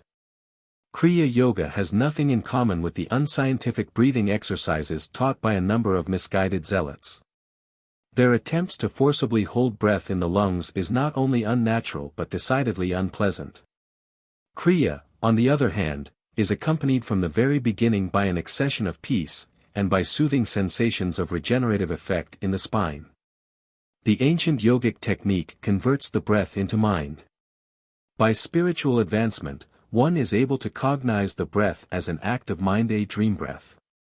Many illustrations could be given of the mathematical relationship between man's respiratory rate and the variations in his states of consciousness. A person whose attention is wholly engrossed, as in following some closely knit intellectual argument, or in attempting some delicate or difficult physical feat, automatically breathes very slowly. Fixity of attention depends on slow breathing. Quick or uneven breaths are an inevitable accompaniment of harmful emotional states, fear, lust, anger. The restless monkey breathes at the rate of 32 times a minute, in contrast to man's average of 18 times. The elephant, tortoise, snake and other animals noted for their longevity have a respiratory rate which is less than man's. The tortoise, for instance, who may attain the age of 300 years, breathes only 4 times per minute. The rejuvenating effects of sleep are due to man's temporary unawareness of body and breathing. The sleeping man becomes a yogi. Each night he unconsciously performs the yogic rite of releasing himself from bodily identification, and of merging the life force with healing currents in the main brain region and the 6 subdynamos of his spinal centers. The sleeper thus dips unknowingly into the reservoir of cosmic energy which sustains all life. The voluntary yogi performs a simple, natural process consciously, not unconsciously like the slow-paced sleeper. The Kriya yogi uses his technique to saturate and feed all his physical cells with undecaying light and keep them in a magnetized state. He scientifically makes breath unnecessary, without producing the states of subconscious sleep or unconsciousness. By Kriya, the outgoing life force is not wasted and abused in the senses, but constrained to reunite with subtler spinal energies. By such reinforcement of life, the yogi's body and brain cells are electrified with the spiritual elixir. Thus he removes himself from studied observance of natural laws, which can only take him by circuitous means as given by proper food, sunlight, and harmonious thoughts to a million-year goal. It needs 12 years of normal healthful living to effect even slight perceptible change in brain structure, and 1,000,000 solar returns are exacted to sufficiently refine the cerebral tenement for manifestation of cosmic consciousness. Untying the cord of breath which binds the soul to the body, Kriya serves to prolong life and enlarge the consciousness to infinity. The yoga method overcomes the tug of war between the mind and the matter-bound senses, and frees the devotee to re-inherit his eternal kingdom. He knows his real nature is bound neither by physical encasement nor by breath, symbol of the mortal enslavement to air, to nature's elemental compulsions. Introspection, or sitting in the silence, is an unscientific way of trying to force apart the mind and senses, tied together by the life force. The contemplative mind, attempting its return to divinity, is constantly dragged back toward the senses by the life currents. Kriya, controlling the mind directly through the life force, is the easiest, most effective, and most scientific avenue of approach to the infinite. In contrast to the slow, uncertain, bullock cart theological path to God, Kriya may justly be called the airplane route. The yogic science is based on an empirical consideration of all forms of concentration and meditation exercises. Yoga enables the devotee to switch off or on, at will, life current from the 5 sense telephones of sight, sound, smell, taste, and touch. Attaining this power of sense disconnection, the yogi finds it simple to unite his mind at will with divine realms or with the world of matter. No longer is he unwillingly brought back by the life force to the mundane sphere of rowdy sensations and restless thoughts. Master of his body and mind, the Kriya yogi ultimately achieves victory over the last enemy, death. So shalt thou feed on death, that feeds on men, and death once dead, there's no more dying then. The life of an advanced Kriya yogi is influenced, not by effects of past actions, but solely by directions from the soul. The devotee thus avoids the slow, evolutionary monitors of egoistic actions, good and bad, of common life, cumbrous and snail-like to the eagle hearts. The superior method of soul living frees the yogi who, shorn of his ego prison, tastes the deep air of omnipresence. The thraldom of natural living is, in contrast, set in a pace humiliating.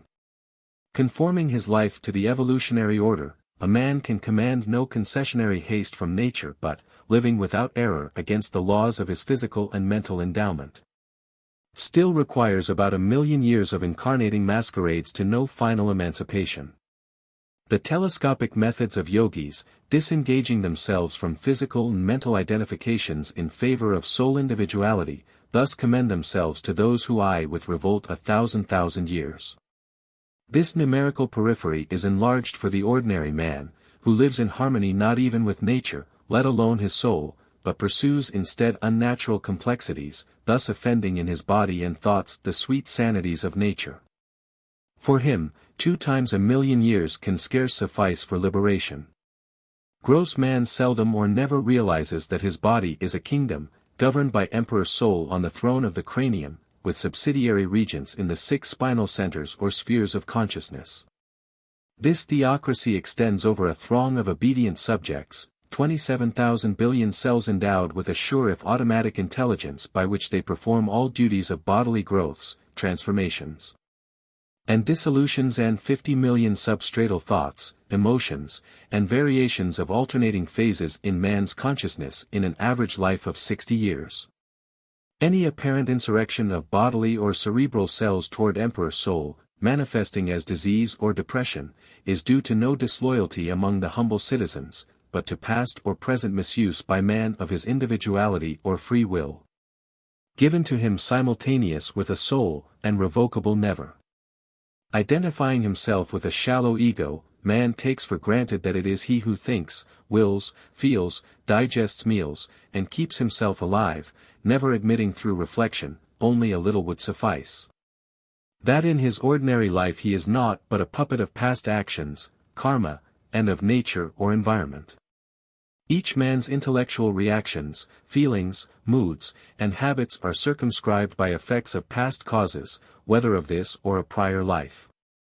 Lofty above such influences, however, is his regal soul. Spurning the transitory truths and freedoms, the Kriya Yogi passes beyond all disillusionment into his unfettered being.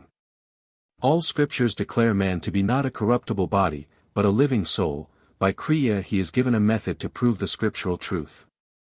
Outward ritual cannot destroy ignorance, because they are not mutually contradictory, wrote Shankara in his famous century of verses. Realized knowledge alone destroys ignorance. Knowledge cannot spring up by any other means than inquiry. Who am I? How was this universe born? Who is its maker? What is its material cause? This is the kind of inquiry referred to. The intellect has no answer for these questions, hence the rishis evolved yoga as the technique of spiritual inquiry. Kriya Yoga is the real fire rite often extolled in the Bhagavad Gita. The purifying fires of yoga bring eternal illumination, and thus differ much from outward and little effective religious fire ceremonies, where perception of truth is oft burnt, to solemn chanted accompaniment, along with the incense. The advanced yogi, withholding all his mind, will, and feeling from false identification with bodily desires, uniting his mind with superconscious forces in the spinal shrines, thus lives in this world as God hath planned. Not impelled by impulses from the past nor by new witlessnesses of fresh human motivations. Such a yogi receives fulfillment of his supreme desire, safe in the final haven of inexhaustibly blissful spirit. The yogi offers his labyrinthine human longings to a monotheistic bonfire dedicated to the unparalleled God. This is indeed the true yogic fire ceremony, in which all past and present desires are fuel consumed by love divine. The ultimate flame receives the sacrifice of all human madness, and man is pure of dross. His bones stripped of all desirous flesh, his karmic skeleton bleached in the antiseptic suns of wisdom, he is clean at last, inoffensive before man and maker.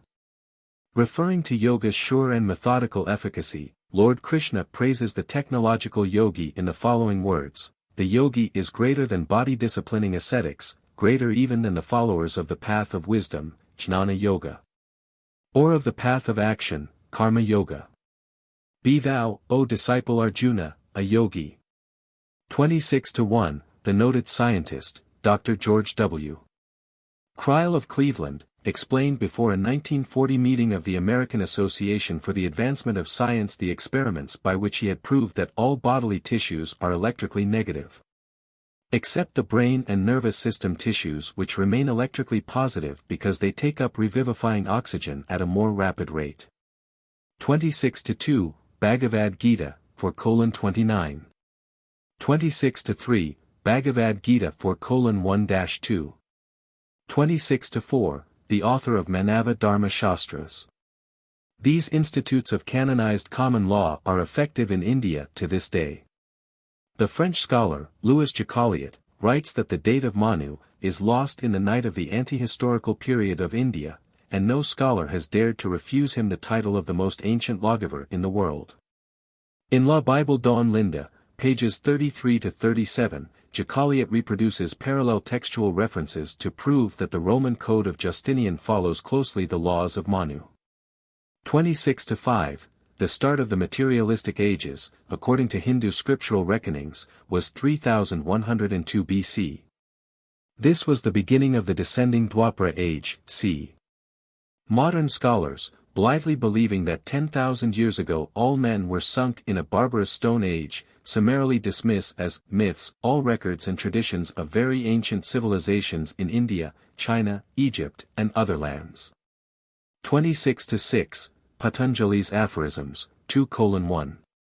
In using the words Kriya Yoga, Patanjali was referring to either the exact technique taught by Babaji, or one very similar to it. That it was a definite technique of life control is proved by Patanjali's Aphorism 2:49. 26-7, Patanjali's Aphorisms, I-27. 26-8, In the beginning was the Word, and the Word was with God, and the Word was God. All things were made by him. And without him was not anything made that was made. John 1:1-3.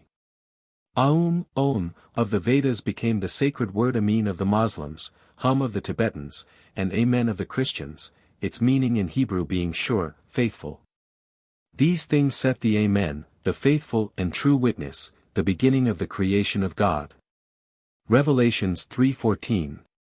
26-9, Aphorisms 2:49. 26-10, 1 Corinthians 15 verse 31.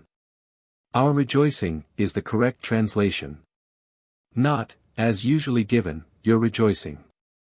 St. Paul was referring to the omnipresence of the Christ consciousness. 26-11, Kalpa means time or aeon. Sabikalpa means subject to time or change, some link with Prakriti or matter remains. Nirbikalpa means timeless, changeless, this is the highest state of Samadhi. 26-12, according to the Lincoln Library of Essential Information, page 1030, the giant tortoise lives between 200 and 300 years. 26-13, Shakespeare, Sonnet number 146. 26-14, Bhagavad Gita, 6:46. Chapter 27. Founding a yoga school at Ranchi. Why are you averse to organizational work? Master's question startled me a bit. It is true that my private conviction at the time was that organizations were hornets' nests. It is a thankless task, sir, I answered. No matter what the leader does or does not, he is criticized. Do you want the whole divine chana, milk curd, for yourself alone? My guru's retort was accompanied by a stern glance. Could you or anyone else achieve God contact through yoga if a line of generous-hearted masters had not been willing to convey their knowledge to others? He added, God is the honey, organizations are the hives, both are necessary. Any form is useless, of course, without the spirit, but why should you not start busy hives full of the spiritual nectar? His counsel moved me deeply. Although I made no outward reply, an adamant resolution arose in my breast. I would share with my fellows, so far as lay in my power, the unshackling truths I had learned at my guru's feet. Lord, I prayed, may thy love shine forever on the sanctuary of my devotion, and may I be able to awaken that love in other hearts. On a previous occasion, before I had joined the monastic order, Sri Yukswar had made a most unexpected remark. How you will miss the companionship of a wife in your old age, he had said. Do you not agree that the family man, engaged in useful work to maintain his wife and children, thus plays a rewarding role in God's eyes? Sir, I had protested in alarm, you know that my desire in this life is to espouse only the cosmic beloved. Master had laughed so merrily that I understood his observation was made merely as a test of my faith. Remember, he had said slowly, that he who discards his worldly duties can justify himself only by assuming some kind of responsibility toward a much larger family. The ideal of an all-sided education for youth had always been close to my heart. I saw clearly the arid results of ordinary instruction, aimed only at the development of body and intellect. Moral and spiritual values, without whose appreciation no man can approach happiness, were yet lacking in the formal curriculum. I determined to found a school where young boys could develop to the full stature of manhood. My first step in that direction was made with 7 children at Dihika, a small country site in Bengal. A year later, in 1918, through the generosity of Sir Munindra Chandra Nandi, the Maharaja of Kasimbazar, I was able to transfer my fast-growing group to Ranchi. This town in Bihar, about 200 miles from Calcutta, is blessed with one of the most healthful climates in India. The Kasimbazar Palace at Ranchi was transformed into the headquarters for the new school, which I called Brahmacharya Vidyalaya in accordance with the educational ideals of the rishis. Their forest ashrams had been the ancient seats of learning, secular and divine, for the youth of India.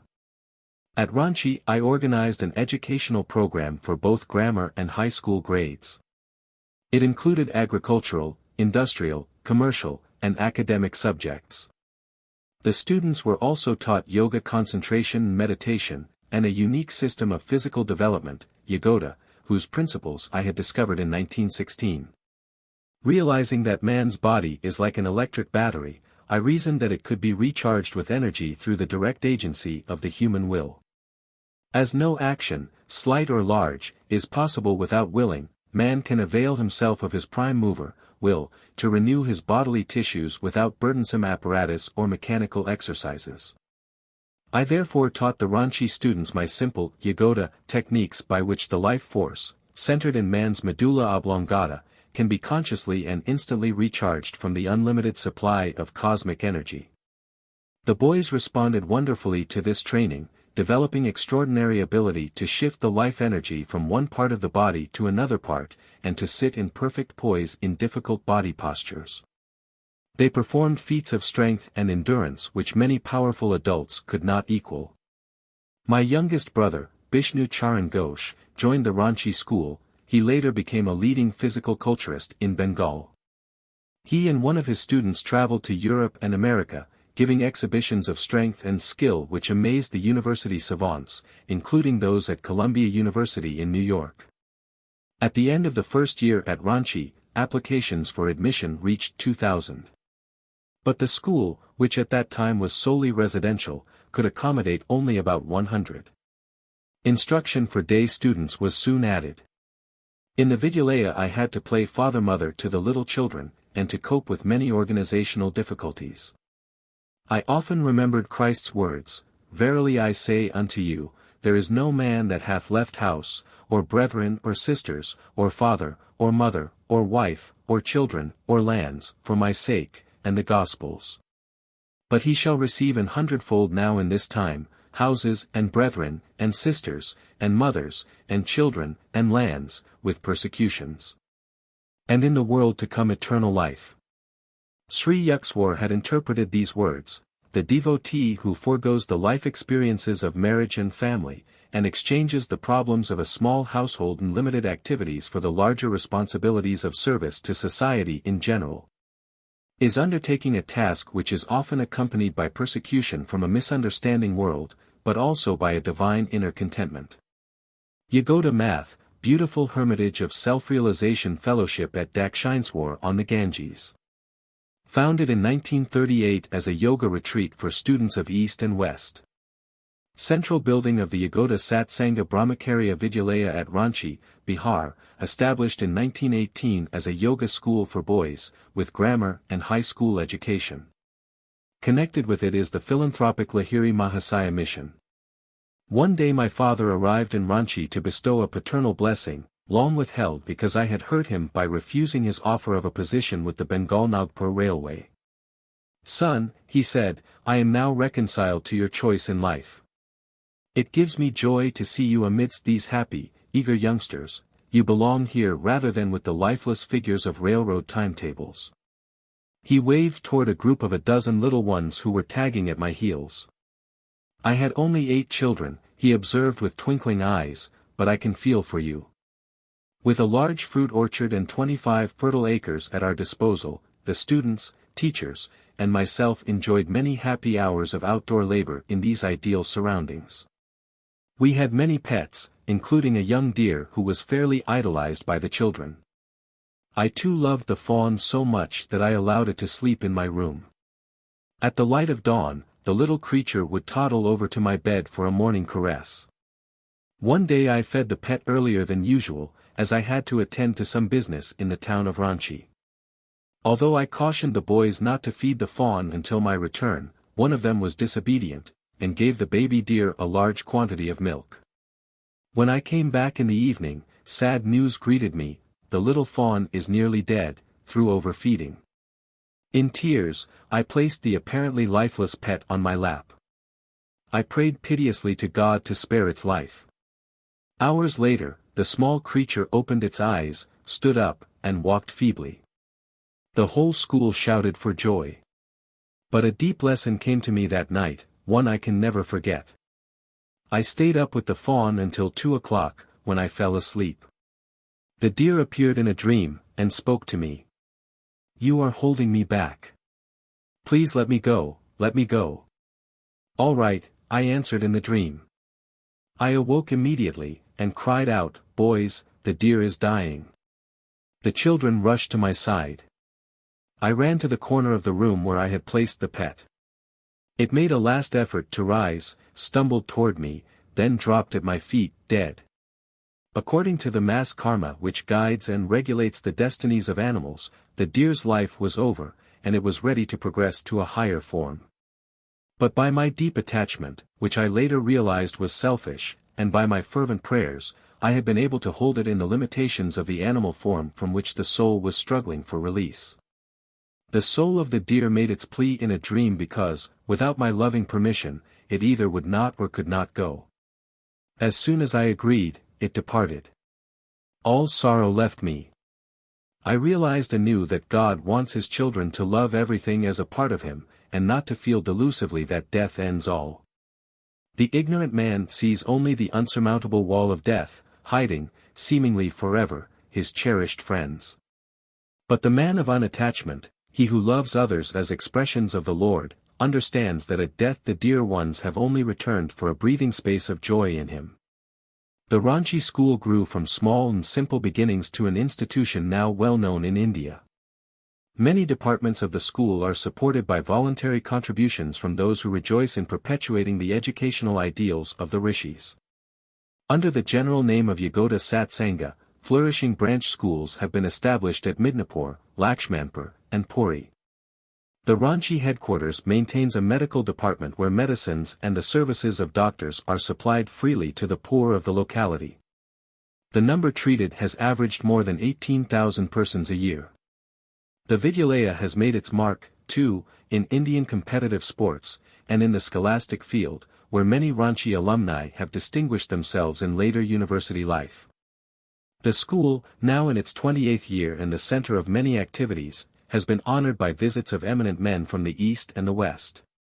One of the earliest great figures to inspect the Vidyalaya in its first year was Swami Pranabhananda, the Benares saint with 2 bodies.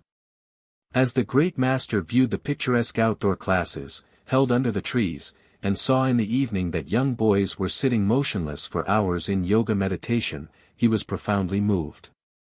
"Joy comes to my heart," he said, "to see that Lahiri Mahasaya's ideals for the proper training of youth are being carried on in this institution. My Guru's blessings be on it." A young lad sitting by my side ventured to ask the great yogi a question. "Sir," he said, "shall I be a monk? Is my life only for God?" Though Swami Pranabhananda smiled gently, his eyes were piercing the future. "Child," he replied, "when you grow up, there is a beautiful bride waiting for you." The boy did eventually marry, after having planned for years to enter the Swami order. Some time after Swami Pranabhananda had visited Ranchi, I accompanied my father to the Calcutta house where the yogi was temporarily staying. Pranabhananda's prediction, made to me so many years before, came rushing to my mind: "I shall see you, with your father, later on." As father entered the Swami's room, the great yogi rose from his seat and embraced my parent with loving respect. "Bhagavati," he said, "what are you doing about yourself? Don't you see your son racing to the infinite?" I blushed to hear his praise before my father.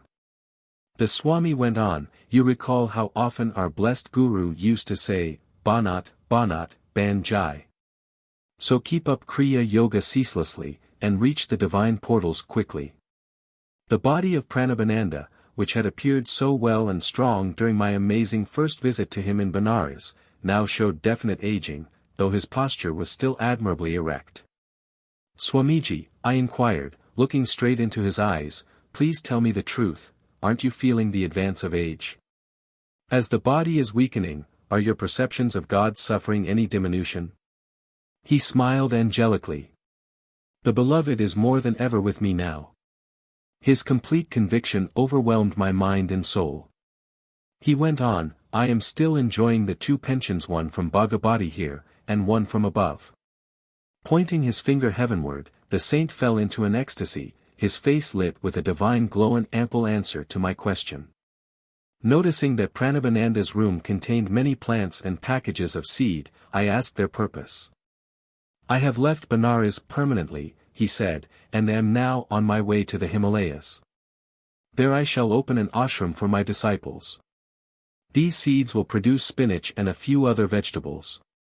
My dear ones will live simply, spending their time in blissful God union. Nothing else is necessary." Father asked his brother disciple when he would return to Calcutta. "Never again," the saint replied.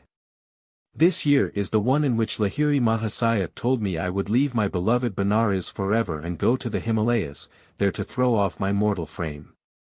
My eyes filled with tears at his words, but the Swami smiled tranquilly.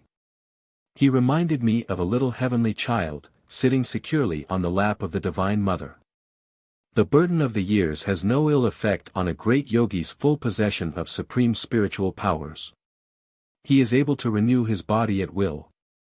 Yet sometimes he does not care to retard the aging process, but allows his karma to work itself out on the physical plane, using his old body as a time-saving device to exclude the necessity of working out karma in a new incarnation. Months later I met an old friend, Sanandan, who was one of Pranabananda's close disciples. "My adorable guru is gone," he told me, amidst sobs. "He established a hermitage near Rishikesh, and gave us loving training." When we were pretty well settled, and making rapid spiritual progress in his company, he proposed one day to feed a huge crowd from Rishikesh. I inquired why he wanted such a large number. "This is my last festival ceremony," he said. I did not understand the full implications of his words. Pranabanandaji helped with the cooking of great amounts of food. We fed about 2,000 guests. After the feast, he sat on a high platform and gave an inspired sermon on the infinite. At the end, before the gaze of thousands, he turned to me, as I sat beside him on the dais, and spoke with unusual force. "Sanandan, be prepared, I am going to kick the frame." After a stunned silence, I cried loudly, "Master, don't do it. Please, please, don't do it." The crowd was tongue-tied, watching us curiously. My guru smiled at me, but his solemn gaze was already fixed on eternity. "Be not selfish," he said, "nor grieve for me. I have been long cheerfully serving you all. Now rejoice and wish me Godspeed. I go to meet my cosmic beloved." In a whisper, Pranabanandaji added, "I shall be reborn shortly. After enjoying a short period of the infinite bliss, I shall return to earth and join Babaji. You shall soon know when and where my soul has been encased in a new body." He cried again, "Sanandan, here I kick the frame by the second Kriya Yoga." He looked at the sea of faces before us, and gave a blessing. Directing his gaze inwardly to the spiritual eye, he became immobile. While the bewildered crowd thought he was meditating in an ecstatic state, he had already left the tabernacle of flesh and plunged his soul into the cosmic vastness. The disciples touched his body, seated in the lotus posture, but it was no longer the warm flesh. Only a stiffened frame remained, the tenant had fled to the immortal shore. I inquired where Pranabananda was to be reborn. "That's a sacred trust one cannot divulge to anyone," Sanandan replied. "Perhaps you may find out some other way." Years later I discovered from Swami Keshabananda that Pranabananda, a few years after his birth in a new body, had gone to Badranarayan in the Himalayas, and there joined the group of saints around the great Babaji. 27-1, Vidyalaya, school. Brahmacharya here refers to one of the 4 stages in the Vedic plan for man's life, as comprising that of 1. The celibate student, Brahmachari, 2. The householder with worldly responsibilities, Grihastha, 3. The hermit, Vanaprastha. 4. The forest dweller or wanderer, free from all earthly concerns, Sannyasi. This ideal scheme of life, while not widely observed in modern India, still has many devout followers. The 4 stages are carried out religiously under the lifelong direction of a guru. 27-2, a number of American students also have mastered various asanas or postures, including Bernard Cole, an instructor in Los Angeles of the Self-Realization Fellowship teachings. 27-3, Mark 10 verses 29-30. 27-4, Yagoda, yoga, union, harmony, equilibrium, that which imparts. Satsanga, sat, truth, sangha, fellowship. In the West, to avoid the use of a Sanskrit name, the Yagoda Satsanga movement has been called the Self-Realization Fellowship. 27-5, the activities at Ranchi are described more fully in. The Lakshmanpur school is in the capable charge of Mr. G. C. Day, B.A. The medical department is ably supervised by Drive S. N. Pal and Susi Bhusan Mullik. 27-6, one of Lahiri Mahasaya's favorite remarks, given as encouragement for his students' perseverance. A free translation is, striving, one day behold the divine goal. 27-7, i.e., give up the body. 27-8, Lahiri Mahasaya's guru, who is still living. c. 27-9, the second kriya, as taught by Lahiri Mahasaya, enables the devotee that has mastered it to leave and return to the body consciously at any time. Advanced yogis use the second kriya technique during the last exit of death, a moment they invariably know beforehand. 27-10, my meeting with Keshavananda is described in Chapter 28. Kashi, reborn and rediscovered. Please do not go into the water. Let us bathe by dipping our buckets. I was addressing the young Ranchi students who were accompanying me on an 8-mile hike to a neighboring hill. The pond before us was inviting, but a distaste for it had arisen in my mind. The group around me followed my example of dipping buckets, but a few lads yielded to the temptation of the cool waters. No sooner had they dived than large water snakes wiggled around them. The boys came out of the pond with comical alacrity. We enjoyed a picnic lunch after we reached our destination. I sat under a tree, surrounded by a group of students. Finding me in an inspirational mood, they plied me with questions. Please tell me, sir, one youth inquired, if I shall always stay with you in the path of renunciation. Ah, no, I replied, you will be forcibly taken away to your home, and later you will marry. Incredulous, he made a vehement protest. Only if I am dead can I be carried home. But in a few months, his parents arrived to take him away, in spite of his tearful resistance. Some years later, he did marry. After answering many questions, I was addressed by a lad named Kashi. He was about 12 years old, a brilliant student, and beloved by all. Sir, he said, what will be my fate? You shall soon be dead. The reply came from my lips with an irresistible force. This unexpected disclosure shocked and grieved me as well as everyone present. Silently rebuking myself as an enfant terrible, I refused to answer further questions. On our return to the school, Kashi came to my room. If I die, will you find me when I am reborn, and bring me again to the spiritual path? He sobbed. I felt constrained to refuse this difficult occult responsibility.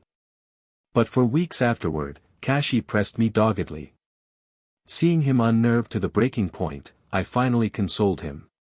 Yes, I promised. If the Heavenly Father lends his aid, I will try to find you. During the summer vacation, I started on a short trip. Regretting that I could not take Kashi with me, I called him to my room before leaving, and carefully instructed him to remain, against all persuasion, in the spiritual vibrations of the school. Somehow I felt that if he did not go home, he might avoid the impending calamity. No sooner had I left than Kashi's father arrived in Ranchi.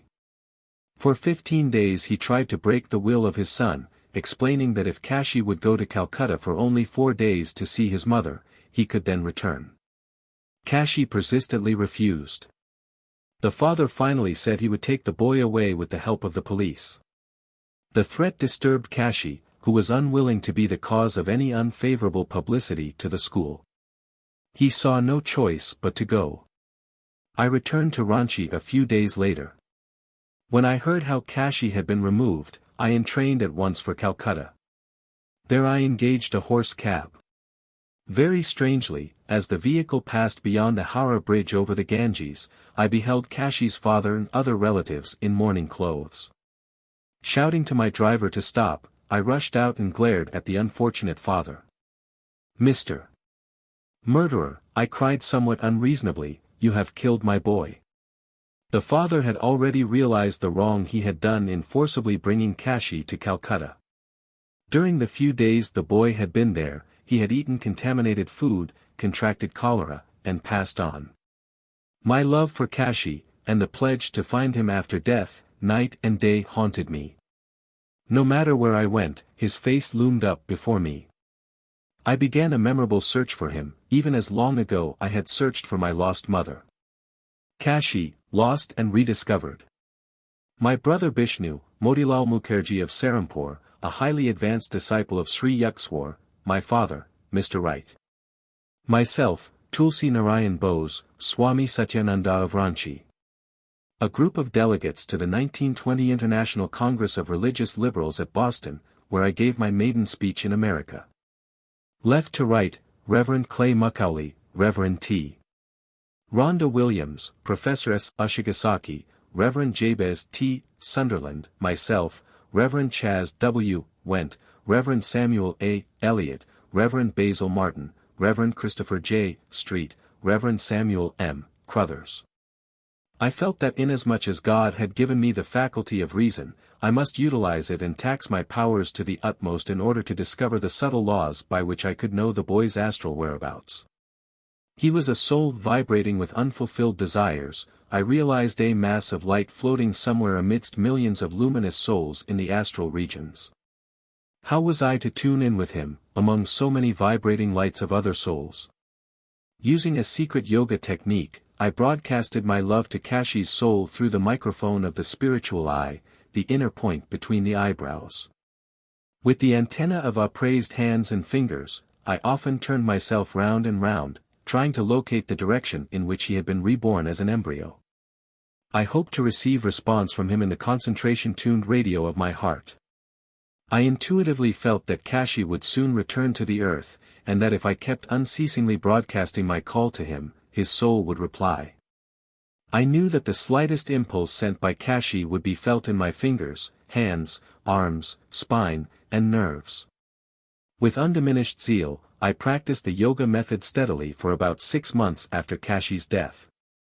Walking with a few friends one morning in the crowded Bobazar section of Calcutta, I lifted my hands in the usual manner. For the first time, there was response. I thrilled to detect electrical impulses trickling down my fingers and palms. These currents translated themselves into one overpowering thought from a deep recess of my consciousness: I am Kashi, come to me. The thought became almost audible as I concentrated on my heart radio.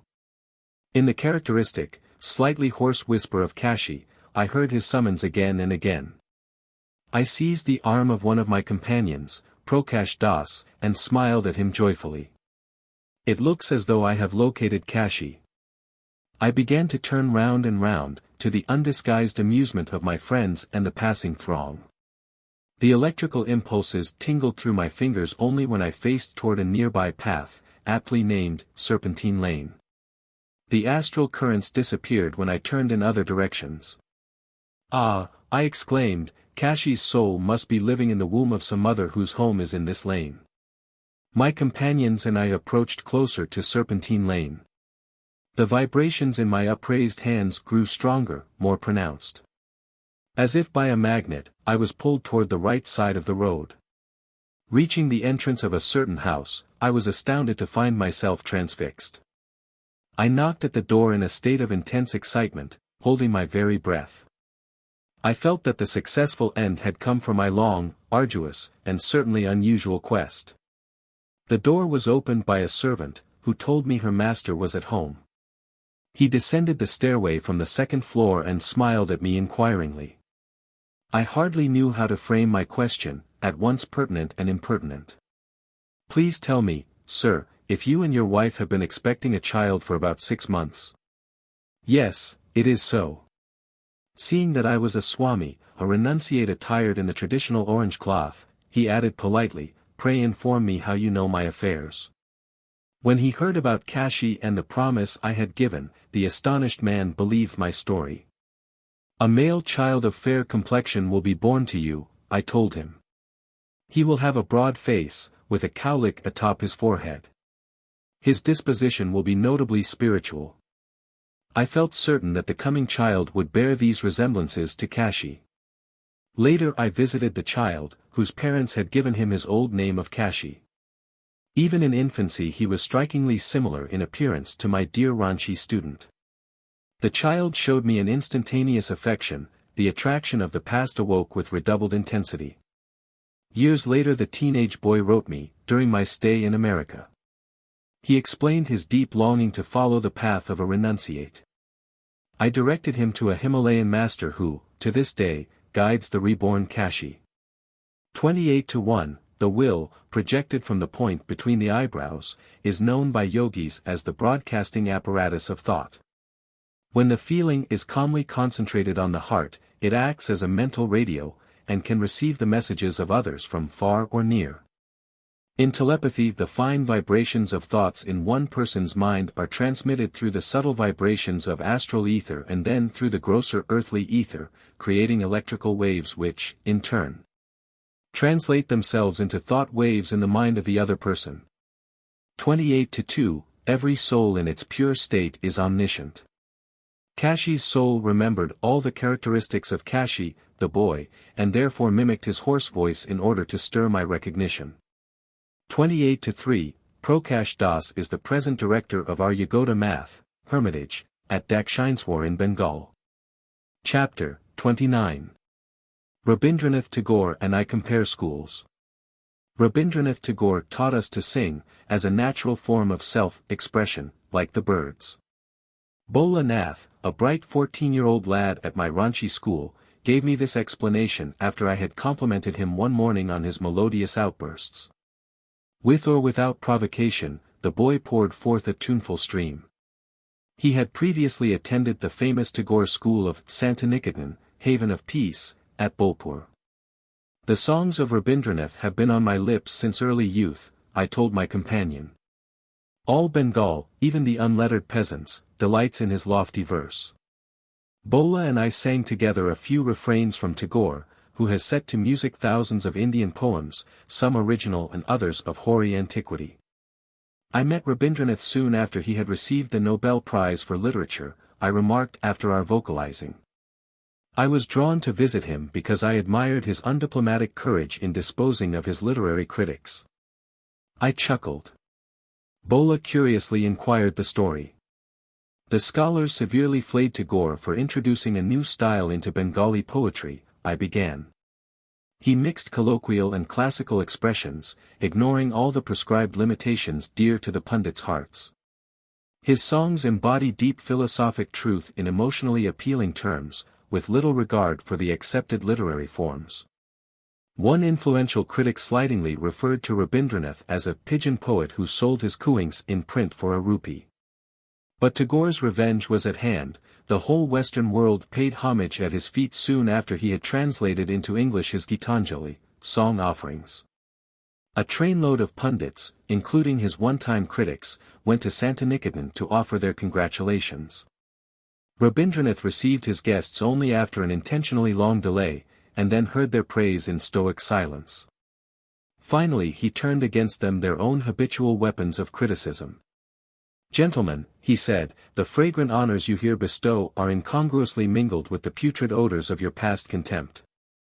Is there possibly any connection between my award of the Nobel Prize, and your suddenly acute powers of appreciation? I am still the same poet who displeased you when I first offered my humble flowers at the shrine of Bengal. The newspapers published an account of the bold chastisement given by Tagore. I admired the outspoken words of a man unhypnotized by flattery, I went on. I was introduced to Rabindranath in Calcutta by his secretary, Mr. C.F. Andrews, who was simply attired in a Bengali dhoti. He referred lovingly to Tagore as his Gurudiva. Rabindranath received me graciously. He emanated a soothing aura of charm, culture, and courtliness. Replying to my question about his literary background, Tagore told me that one ancient source of his inspiration, besides our religious epics, had been the classical poet, Vidyapati. Inspired by these memories, I began to sing Tagore's version of an old Bengali song, Light the Lamp of Thy Love. Bola and I chanted joyously as we strolled over the Vidyalaya grounds. About 2 years after founding the Ranchi school, I received an invitation from Rabindranath to visit him at Santiniketan in order to discuss our educational ideals. I went gladly. The poet was seated in his study when I entered. I thought then, as at our first meeting, that he was as striking a model of superb manhood as any painter could desire. His beautifully chiseled face, nobly patrician, was framed in long hair and flowing beard. Large, melting eyes, an angelic smile. And a voice of flute-like quality which was literally enchanting. Stalwart, tall, and grave, he combined an almost womanly tenderness with the delightful spontaneity of a child. No idealized conception of a poet could find more suitable embodiment than in this gentle singer. Tagore and I were soon deep in a comparative study of our schools, both founded along unorthodox lines. We discovered many identical features: outdoor instruction, simplicity, ample scope for the child's creative spirit. Rabindranath, however, laid considerable stress on the study of literature and poetry, and the self-expression through music and song which I had already noted in the case of Bola. The Santiniketan children observed periods of silence, but were given no special yoga training. The poet listened with flattering attention to my description of the energizing yoga exercises and the yoga concentration techniques which are taught to all students at Ranchi. Tagore told me of his own early educational struggles. I fled from school after the 5th grade, he said, laughing. I could readily understand how his innate poetic delicacy had been affronted by the dreary, disciplinary atmosphere of a schoolroom. That is why I opened Santiniketan under the shady trees and the glories of the sky. He motioned eloquently to a little group studying in the beautiful garden. A child is in his natural setting amidst the flowers and songbirds. Only thus may he fully express the hidden wealth of his individual endowment. True education can never be crammed and pumped from without, rather it must aid in bringing spontaneously to the surface the infinite hoards of wisdom within. I agreed. The idealistic and hero-worshipping instincts of the young are starved on an exclusive diet of statistics and chronological eras. The poet spoke lovingly of his father, Devendranath, who had inspired the Santiniketan beginnings. Father presented me with this fertile land, where he had already built a guest house and temple, Rabindranath told me. I started my educational experiment here in 1901, with only 10 boys. The £8,000 which came with the Nobel Prize all went for the upkeep of the school.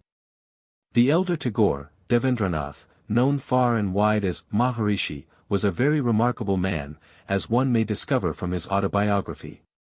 2 years of his manhood were spent in meditation in the Himalayas. In turn, his father, Dwarkanath Tagore, had been celebrated throughout Bengal for his munificent public benefactions.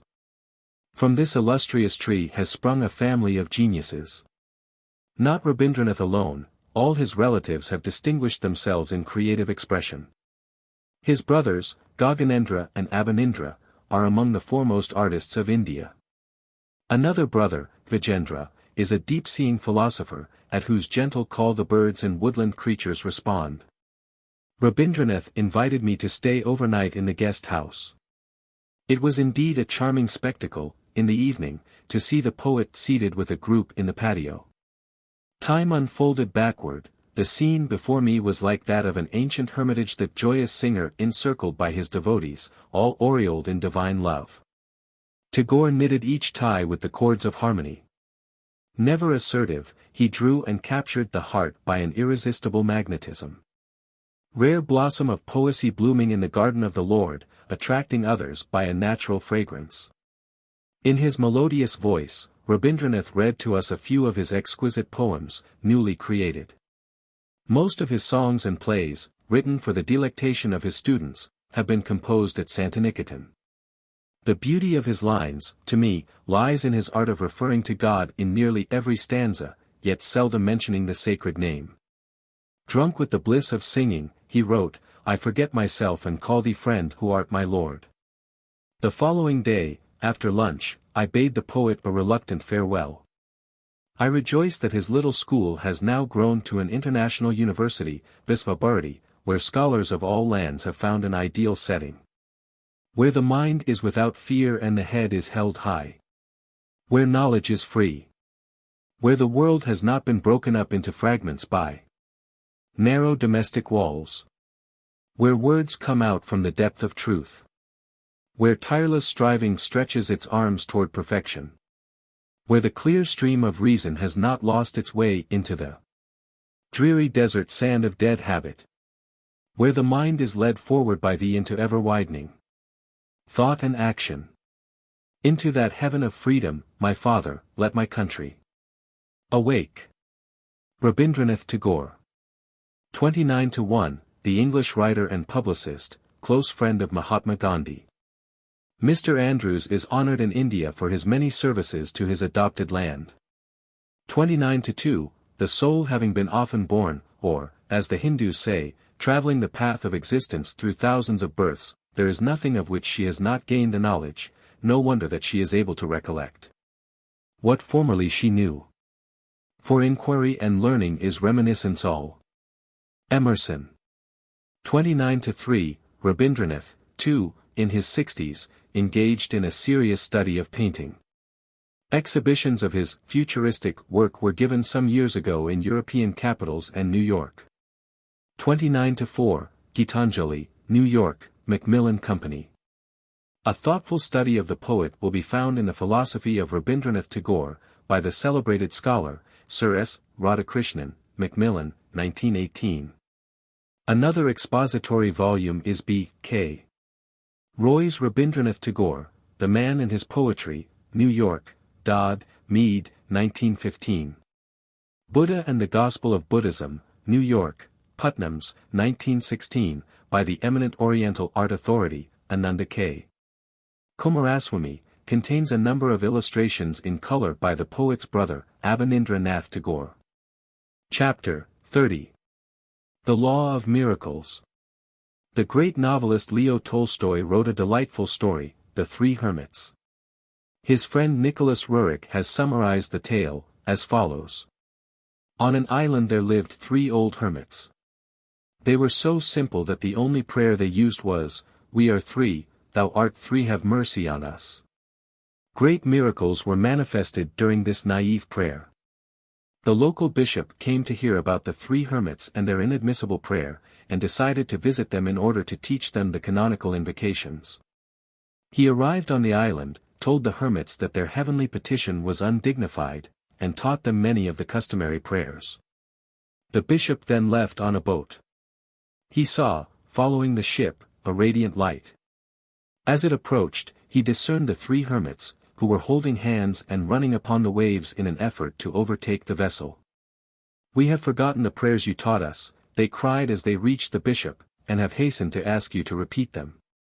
The awed bishop shook his head. "Dear ones," he replied humbly, "continue to live with your old prayer. How did the three saints walk on the water? How did Christ resurrect his crucified body? How did Lahiri Mahasaya and Sri Yukswar perform their miracles? Modern science has, as yet, no answer. Though with the advent of the atomic bomb and the wonders of radar, the scope of the world mind has been abruptly enlarged. The word, impossible, is becoming less prominent in the scientific vocabulary. The ancient Vedic scriptures declare that the physical world operates under one fundamental law of Maya, the principle of relativity and duality. God, the sole life, is an absolute unity. He cannot appear as the separate and diverse manifestations of a creation except under a false or unreal veil. That cosmic illusion is Maya. Every great scientific discovery of modern times has served as a confirmation of this simple pronouncement of the rishis. Newton's law of motion is a law of Maya. To every action there is always an equal and contrary reaction. The mutual actions of any two bodies are always equal and oppositely directed. Action and reaction are thus exactly equal. To have a single force is impossible. There must be, and always is, a pair of forces equal and opposite. Fundamental natural activities all betray their Maic origin. Electricity, for example, is a phenomenon of repulsion and attraction. Its electrons and protons are electrical opposites. Another example, the atom or final particle of matter is, like the Earth itself, a magnet with positive and negative poles. The entire phenomenal world is under the inexorable sway of polarity. No law of physics, chemistry, or any other science is ever found free from inherent opposite or contrasted principles. Physical science, then, cannot formulate laws outside of Maya, the very texture and structure of creation. Nature herself is Maya. Natural science must perforce deal with her ineluctable quiddity. In her own domain, she is eternal and inexhaustible. Future scientists can do no more than probe one aspect after another of her varied infinitude. Science thus remains in a perpetual flux, unable to reach finality, fit indeed to formulate the laws of an already existing and functioning cosmos, but powerless to detect the law framer and sole operator. The majestic manifestations of gravitation and electricity have become known, but what gravitation and electricity are, no mortal knoweth. By B. K. Mitra in Kalyanakal. A Guru and Disciple. Forest hermitages were the ancient seats of learning, secular and divine, for the youth of India. Here a venerable guru, leaning on a wooden meditation elbow prop, is initiating his disciple into the august mysteries of spirit. To surmount Maya was the task assigned to the human race by the millennial prophets. To rise above the duality of creation and perceive the unity of the Creator was conceived of as man's highest goal. Those who cling to the cosmic illusion must accept its essential law of polarity, flow and ebb, rise and fall, day and night, pleasure and pain, good and evil, birth and death. This cyclic pattern assumes a certain anguishing monotony. After man has gone through a few thousand human births, he begins to cast a hopeful eye beyond the compulsions of Maya. To tear the veil of Maya is to pierce the secret of creation. The yogi who thus denudes the universe is the only true monotheist. All others are worshipping heathen images. So long as man remains subject to the dualistic delusions of nature, the Janus-faced Maya is his goddess, he cannot know the one true God. The world illusion, Maya, is individually called avidya, literally, not knowledge, ignorance, delusion. Maya or avidya can never be destroyed through intellectual conviction or analysis, but solely through attaining the interior state of nirvikalpa samadhi. The Old Testament prophets, and seers of all lands and ages, spoke from that state of consciousness. Ezekiel says, 43:1-2, afterwards he brought me to the gate, even the gate that looketh toward the east, and, behold, the glory of the God of Israel came from the way of the east, and his voice was like a noise of many waters, and the earth shined with his glory. Through the divine eye in the forehead, east, the yogi sails his consciousness into omnipresence, hearing the word or aum, divine sound of many waters or vibrations which is the sole reality of creation. Among the trillion mysteries of the cosmos, the most phenomenal is light. Unlike sound waves, whose transmission requires air or other material media, light waves pass freely through the vacuum of interstellar space. Even the hypothetical ether, held as the interplanetary medium of light in the undulatory theory, can be discarded on the Einsteinian grounds that the geometrical properties of space render the theory of ether unnecessary. Under either hypothesis, light remains the most subtle, the freest from material dependence, of any natural manifestation. In the gigantic conceptions of Einstein, the velocity of light, 186,000 miles per second, dominates the whole theory of relativity. He proves mathematically that the velocity of light is, so far as man's finite mind is concerned, the only constant in a universe of unstable flux. On the sole absolute of light velocity depend all human standards of time and space. Not abstractly eternal as hitherto considered, time and space are relative and finite factors, deriving their measurement validity only in reference to the yardstick of light velocity. In joining space as a dimensional relativity, time has surrendered age-old claims to a changeless value. Time is now stripped to its rightful nature, a simple essence of ambiguity. With a few equational strokes of his pen, Einstein has banished from the cosmos every fixed reality except that of light. In a later development, his unified field theory, the great physicist embodies in one mathematical formula the laws of gravitation and of electromagnetism. Reducing the cosmical structure to variations on a single law, Einstein reaches across the ages to the rishis who proclaimed a sole texture of creation, that of a protean Maya. On the epical theory of relativity have arisen the mathematical possibilities of exploring the ultimate atom.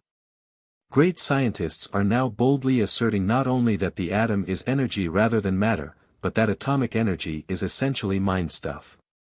The frank realization that physical science is concerned with a world of shadows is one of the most significant advances, Sir Arthur Stanley Eddington writes in The Nature of the Physical World. In the world of physics we watch a shadowgraph performance of the drama of familiar life. The shadow of my elbow rests on the shadow table as the shadow ink flows over the shadow paper. It is all symbolic, and as a symbol the physicist leaves it. Then comes the alchemist mind who transmutes the symbols. To put the conclusion crudely, the stuff of the world is mind stuff. The realistic matter and fields of force of former physical theory are altogether irrelevant except in so far as the mind stuff has itself spun these imaginings. The external world has thus become a world of shadows. In removing our illusions we have removed the substance, for indeed we have seen that substance is one of the greatest of our illusions. With the recent discovery of the electron microscope came definite proof of the light essence of atoms and of the inescapable duality of nature. The New York Times gave the following report of a 1937 demonstration of the electron microscope before a meeting of the American Association for the Advancement of Science. The crystalline structure of tungsten, hitherto known only indirectly by means of X-rays, stood outlined boldly on a fluorescent screen, showing 9 atoms in their correct positions in the space lattice, a cube, with 1 atom in each corner and 1 in the center. The atoms in the crystal lattice of the tungsten appeared on the fluorescent screen as points of light, arranged in geometric pattern. Against this crystal cube of light the bombarding molecules of air could be observed as dancing points of light, similar to points of sunlight shimmering on moving waters. The principle of the electron microscope was first discovered in 1927 by Drs. Clinton J. Davison and Lester H. Germer of the Bell Telephone Laboratories, New York City, who found that the electron had a dual personality partaking of the characteristic of both a particle and a wave. The wave quality gave the electron the characteristic of light, and a search was begun to devise means for focusing electrons in a manner similar to the focusing of light by means of a lens. For his discovery of the Jekyll-Hyde quality of the electron, which corroborated the prediction made in 1924 by de Broglie, French Nobel Prize-winning physicist, and showed that the entire realm of physical nature had a dual personality, Dr. Davison also received the Nobel Prize in Physics. The stream of knowledge, Sir James Jeans writes in The Mysterious Universe, is heading towards a non-mechanical reality. The universe begins to look more like a great thought than like a great machine. 20th century science is thus sounding like a page from the Hoary Vedas. From science, then, if it must be so, let man learn the philosophic truth that there is no material universe, its warp and woof is Maya, illusion. Its mirages of reality all break down under analysis.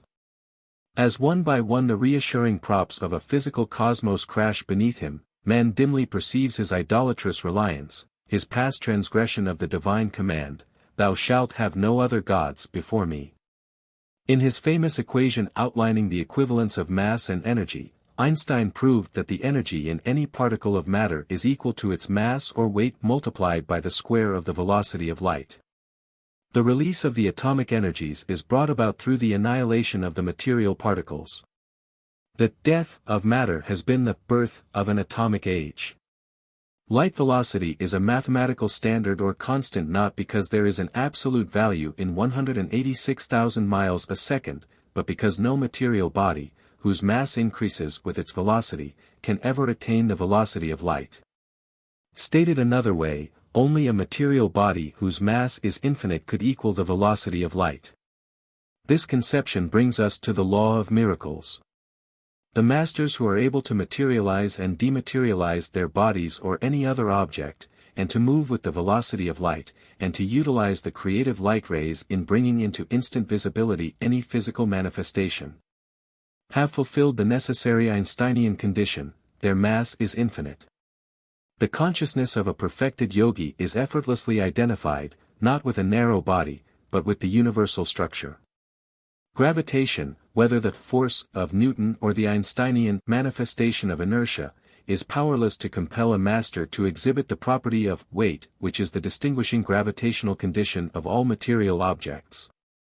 He who knows himself as the omnipresent spirit is subject no longer to the rigidities of a body in time and space. Their imprisoning rings pass not, have yielded to the solvent, I am he. Fiat lux. And there was light. God's first command to his ordered creation, Genesis 1 verse 3, brought into being the only atomic reality, light. On the beams of this immaterial medium occur all divine manifestations. Devotees of every age testify to the appearance of God as flame and light. The King of kings, and Lord of lords, who only hath immortality, dwelling in the light which no man can approach unto. A yogi who through perfect meditation has merged his consciousness with the Creator perceives the cosmical essence as light. To him there is no difference between the light rays composing water and the light rays composing land. Free from matter consciousness, free from the three dimensions of space and the fourth dimension of time, a master transfers his body of light with equal ease over the light rays of earth, water, fire, or air.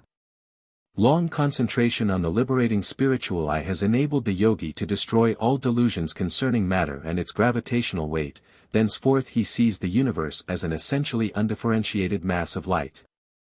Optical images, Dr. L.T. Troland of Harvard tells us, are built up on the same principle as the ordinary half-tone engravings, that is, they are made up of minute dottings or striplings far too small to be detected by the eye. The sensitiveness of the retina is so great that a visual sensation can be produced by relatively few quanta of the right kind of light. Through a master's divine knowledge of light phenomena, he can instantly project into perceptible manifestation the ubiquitous light atoms. The actual form of the projection, whether it be a tree, a medicine, a human body, is in conformance with a yogi's powers of will and of visualization. In man's dream consciousness, where he has loosened in sleep his clutch on the egoistic limitations that daily hem him round, the omnipotence of his mind has a nightly demonstration. Lo! There in the dream stand the long-dead friends, the remotest continents, the resurrected scenes of his childhood. With that free and unconditioned consciousness, known to all men in the phenomena of dreams, the God-tuned master has forged a never-severed link. Innocent of all personal motives, and employing the creative will bestowed on him by the Creator, a yogi rearranges the light atoms of the universe to satisfy any sincere prayer of a devotee. For this purpose were man and creation made, that he should rise up as master of Maya, knowing his dominion over the cosmos. And God said, Let us make man in our image, after our likeness, and let them have dominion over the fish of the sea, and over the fowl of the air, and over the cattle, and over all the earth, and over every creeping thing that creepeth upon the earth.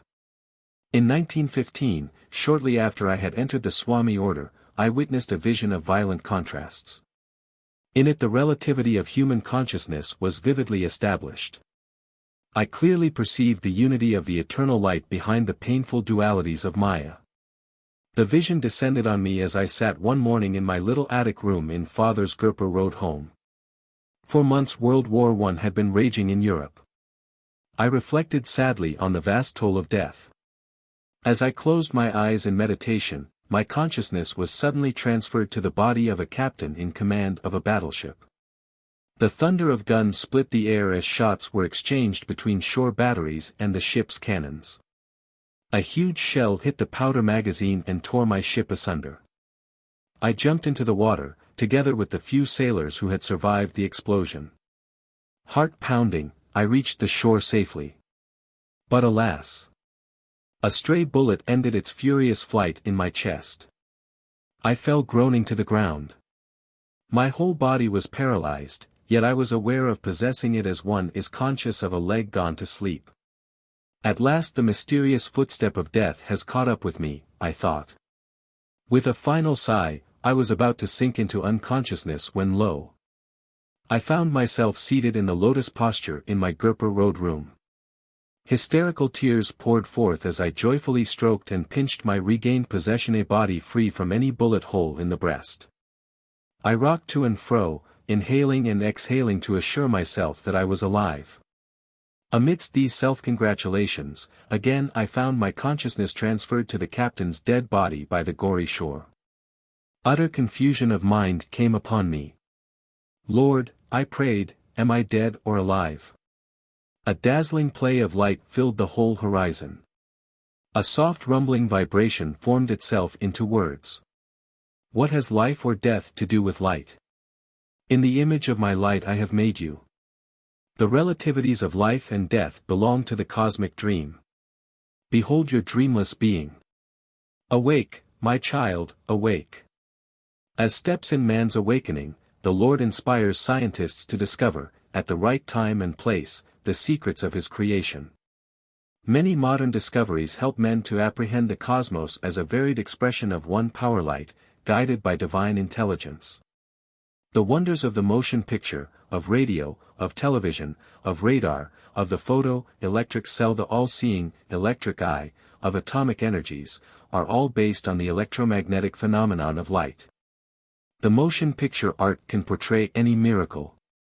From the impressive visual standpoint, no marvel is barred to trick photography. A man's transparent astral body can be seen rising from his gross physical form, he can walk on the water, resurrect the dead, reverse the natural sequence of developments, and play havoc with time and space.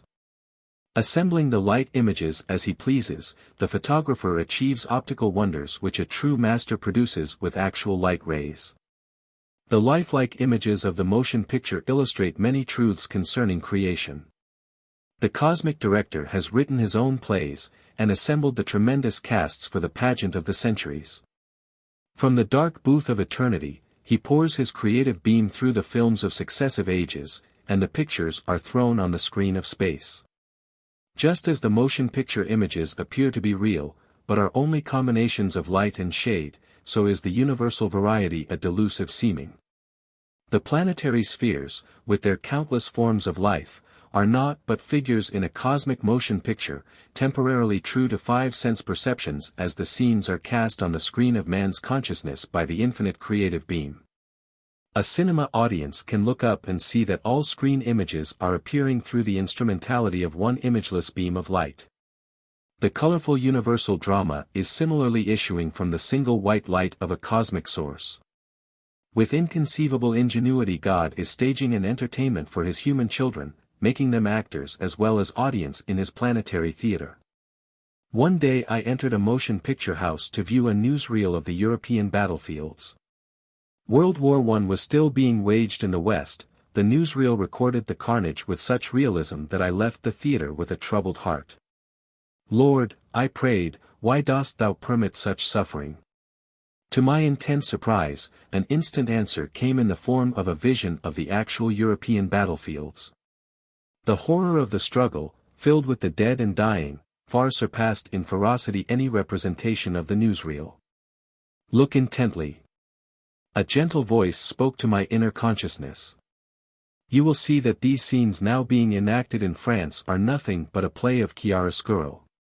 They are the cosmic motion picture, as real and as unreal as the theater newsreel you have just seen a play within a play. My heart was still not comforted. The divine voice went on, creation is light and shadow both, else no picture is possible. The good and evil of Maya must ever alternate in supremacy. If joy were ceaseless here in this world, would man ever seek another? Without suffering he scarcely cares to recall that he has forsaken his eternal home. Pain is a prod to remembrance. The way of escape is through wisdom. The tragedy of death is unreal, those who shudder at it are like an ignorant actor who dies of fright on the stage when nothing more is fired at him than a blank cartridge. My sons are the children of light. They will not sleep forever in delusion. Although I had read scriptural accounts of Maya, they had not given me the deep insight that came with the personal visions and their accompanying words of consolation. One's values are profoundly changed when he is finally convinced that creation is only a vast motion picture, and that not in it, but beyond it, lies his own reality. As I finished writing this chapter, I sat on my bed in the lotus posture. My room was dimly lit by 2 shaded lamps. Lifting my gaze, I noticed that the ceiling was dotted with small mustard-colored lights, scintillating and quivering with a radium-like luster. Myriads of penciled rays, like sheets of rain, gathered into a transparent shaft and poured silently upon me. At once my physical body lost its grossness and became metamorphosed into astral texture. I felt a floating sensation as, barely touching the bed, the weightless body shifted slightly and alternately to left and right. I looked around the room. The furniture and walls were as usual, but the little mass of light had so multiplied that the ceiling was invisible. I was wonderstruck. This is the cosmic motion picture mechanism. A voice spoke as though from within the light. Shedding its beam on the white screen of your bed sheets, it is producing the picture of your body. Behold, your form is nothing but light. I gazed at my arms and moved them back and forth, yet could not feel their weight. An ecstatic joy overwhelmed me. This cosmic stem of light, blossoming as my body, seemed a divine replica of the light beams streaming out of the projection booth in a cinema house and manifesting as pictures on the screen. For a long time I experienced this motion picture of my body in the dimly lighted theater of my own bedroom. Despite the many visions I have had, none was ever more singular. As my illusion of a solid body was completely dissipated, and my realization deepened that the essence of all objects is light, I looked up to the throbbing stream of lifetrons and spoke entreatingly. Divine light, please withdraw this, my humble bodily picture, into thyself, even as Elijah was drawn up to heaven by a flame. This prayer was evidently startling, the beam disappeared. My body resumed its normal weight and sank on the bed. The swarm of dazzling ceiling lights flickered and vanished. My time to leave this earth had apparently not arrived. Besides, I thought philosophically, the prophet Elijah might well be displeased at my presumption. 30-1, this famous Russian artist and philosopher has been living for many years in India near the Himalayas. From the peaks comes revelation, he has written. In caves and upon the summits lived the rishis. Over the snowy peaks of the Himalayas burns a bright glow, brighter than stars and the fantastic flashes of lightning. 30-2, the story may have a historical basis. An editorial note informs us that the bishop met the 3 monks while he was sailing from Archangel to the Slovitsky monastery, at the mouth of the Dvina river.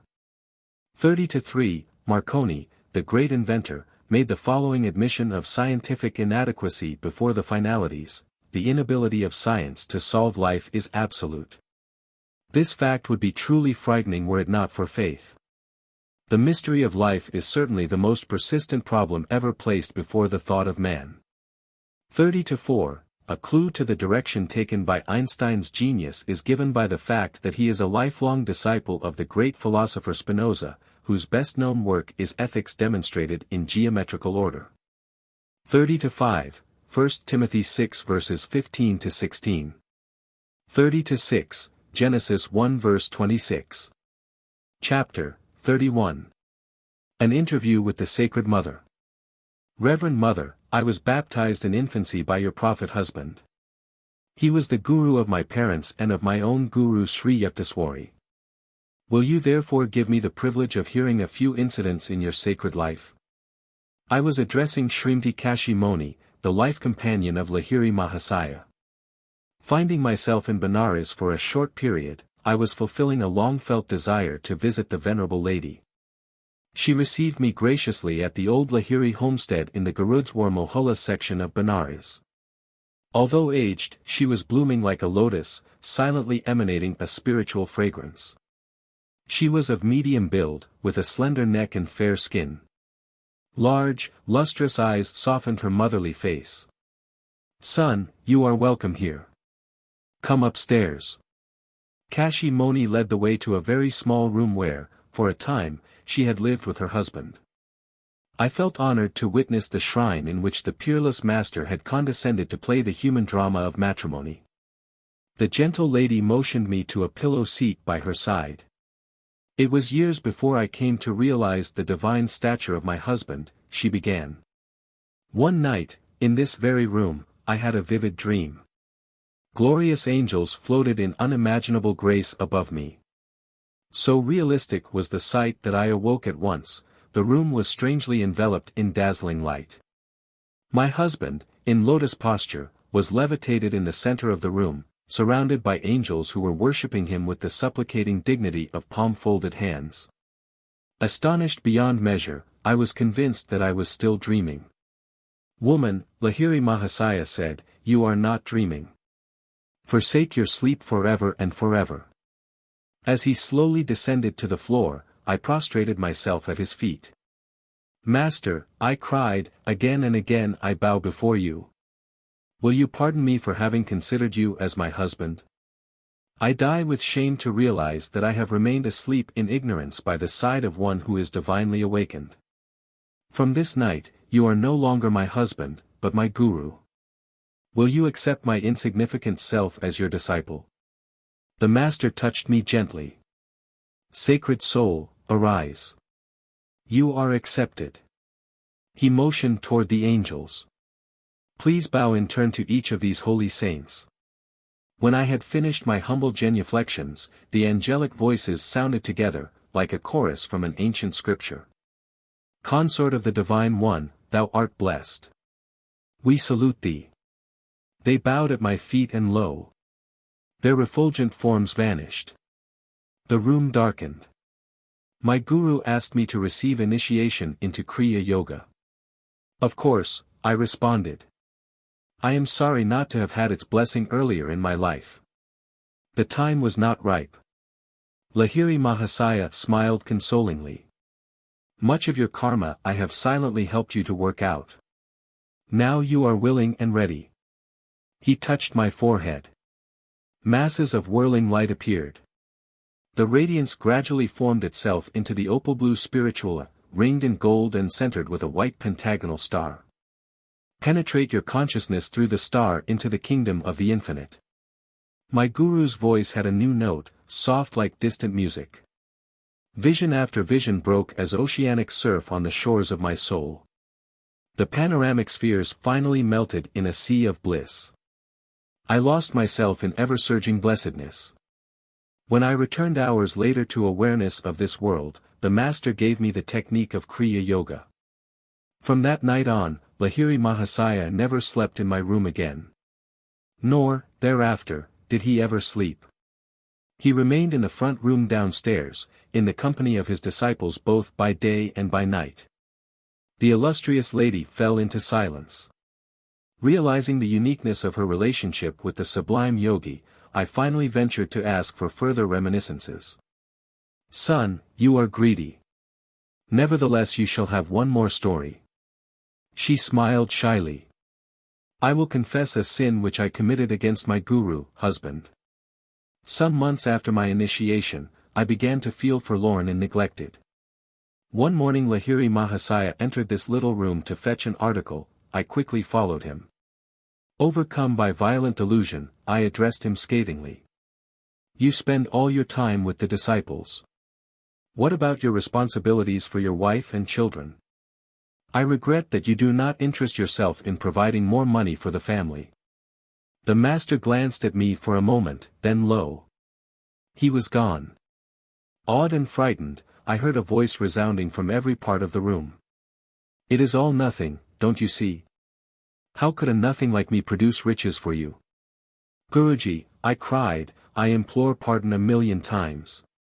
My sinful eyes can see you no more, please appear in your sacred form. I am here. This reply came from above me. I looked up and saw the master materialize in the air, his head touching the ceiling. His eyes were like blinding flames. Beside myself with fear, I lay sobbing at his feet after he had quietly descended to the floor. Woman, he said, seek divine wealth, not the paltry tinsel of earth. After acquiring inward treasure, you will find that outward supply is always forthcoming. He added, one of my spiritual sons will make provision for you. My guru's words naturally came true, a disciple did leave a considerable sum for our family. I thanked Kashi Moni for sharing with me her wondrous experiences. On the following day I returned to her home and enjoyed several hours of philosophical discussion with Tinkuri and Dukuri Lahiri. These two saintly sons of India's great yogi followed closely in his ideal footsteps. Both men were fair, tall, stalwart, and heavily bearded, with soft voices and an old-fashioned charm of manner. His wife was not the only woman disciple of Lahiri Mahasaya, there were hundreds of others, including my mother. A woman Chela once asked the guru for his photograph. He handed her a print, remarking, if you deem it a protection, then it is so, otherwise it is only a picture. A few days later this woman and Lahiri Mahasaya's daughter-in-law happened to be studying the Bhagavad Gita at a table behind which hung the guru's photograph. An electrical storm broke out with great fury. Lahiri Mahasaya, protect us. The women bowed before the picture. Lightning struck the book which they had been reading, but the two devotees were unhurt. I felt as though a sheet of ice had been placed around me to ward off the scorching heat, the Chela explained. Lahiri Mahasaya performed 2 miracles in connection with a woman disciple, Abhoya. She and her husband, a Calcutta lawyer, started one day for Benares to visit the Guru. Their carriage was delayed by heavy traffic. They reached the Howrah main station only to hear the Benares train whistling for departure. Abhoya, near the ticket office, stood quietly. Lahiri Mahasaya, I beseech thee to stop the train, she silently prayed. I cannot suffer the pangs of delay in waiting another day to see thee. The wheels of the snorting train continued to move round and round, but there was no onward progress. The engineer and passengers descended to the platform to view the phenomenon. An English railroad guard approached Abhoya and her husband. Contrary to all precedent, he volunteered his services. Babu, he said, give me the money. I will buy your tickets while you get aboard. As soon as the couple was seated and had received the tickets, the train slowly moved forward. In panic, the engineer and passengers clambered again to their places, knowing neither how the train started, nor why it had stopped in the first place. Arriving at the home of Lahiri Mahasaya in Benares, Abhoya silently prostrated herself before the master, and tried to touch his feet. Compose yourself, Abhoya, he remarked. How you love to bother me. As if you could not have come here by the next train. Abhoya visited Lahiri Mahasaya on another memorable occasion. This time she wanted his intercession, not with a train, but with the stork. I pray you to bless me that my 9th child may live, she said. 8 babies have been born to me, all died soon after birth. The master smiled sympathetically. Your coming child will live. Please follow my instructions carefully. The baby, a girl, will be born at night. See that the oil lamp is kept burning until dawn. Do not fall asleep and thus allow the light to become extinguished. Abhoya's child was a daughter, born at night, exactly as foreseen by the omniscient Guru. The mother instructed her nurse to keep the lamp filled with oil. Both women kept the urgent vigil far into the early morning hours, but finally fell asleep. The lamp oil was almost gone, the light flickered feebly. The bedroom door unlatched and flew open with a violent sound. The startled women awoke. Their astonished eyes beheld the form of Lahiri Mahasaya. Abhoya, behold, the light is almost gone. He pointed to the lamp, which the nurse hastened to refill. As soon as it burned again brightly, the master vanished. The door closed, the latch was affixed without visible agency. Abhoya's 9th child survived. In 1935, when I made inquiry, she was still living. One of Lahiri Mahasaya's disciples, the Venerable Kali Kumar Roy, related to me many fascinating details of his life with the master. I was often a guest at his Benares home for weeks at a time, Roy told me. I observed that many saintly figures, Danda Swamis, arrived in the quiet of night to sit at the Guru's feet. Sometimes they would engage in discussion of meditational and philosophical points. At dawn the exalted guests would depart. I found during my visits that Lahiri Mahasaya did not once lie down to sleep. During an early period of my association with the master, I had to contend with the opposition of my employer, Roy went on. He was steeped in materialism. I don't want religious fanatics on my staff, he would sneer. If I ever meet your charlatan guru, I shall give him some words to remember. This alarming threat failed to interrupt my regular program. I spent nearly every evening in my guru's presence. One night my employer followed me and rushed rudely into the parlor. He was doubtless fully bent on uttering the pulverizing remarks he had promised. No sooner had the man seated himself than Lahiri Mahasaya addressed the little group of about 12 disciples. Would you all like to see a picture? When we nodded, he asked us to darken the room. Sit behind one another in a circle, he said, and place your hands over the eyes of the man in front of you. I was not surprised to see that my employer also was following, albeit unwillingly, the master's directions. In a few minutes Lahiri Mahasaya asked us what we were seeing. Sir, I replied, a beautiful woman appears. She wears a red, bordered sari, and stands near an elephant ear plant. All the other disciples gave the same description. The master turned to my employer. Do you recognize that woman? Yes. The man was evidently struggling with emotions new to his nature. I have been foolishly spending my money on her, though I have a good wife. I am ashamed of the motives which brought me here. Will you forgive me, and receive me as a disciple? If you lead a good moral life for 6 months, I shall accept you. The master enigmatically added, otherwise I won't have to initiate you. For 3 months my employer refrained from temptation, then he resumed his former relationship with the woman. 2 months later he died. Thus I came to understand my guru's veiled prophecy about the improbability of the man's initiation. Lahiri Mahasaya had a very famous friend, Swami Trailanga, who was reputed to be over 300 years old. The two yogis often sat together in meditation. Trailanga's fame is so widespread that few Hindus would deny the possibility of truth in any story of his astounding miracles. If Christ returned to earth and walked the streets of New York, displaying his divine powers, it would cause the same excitement that was created by Trailanga decades ago as he passed through the crowded lanes of Benares. On many occasions the Swami was seen to drink, with no ill effect, the most deadly poisons.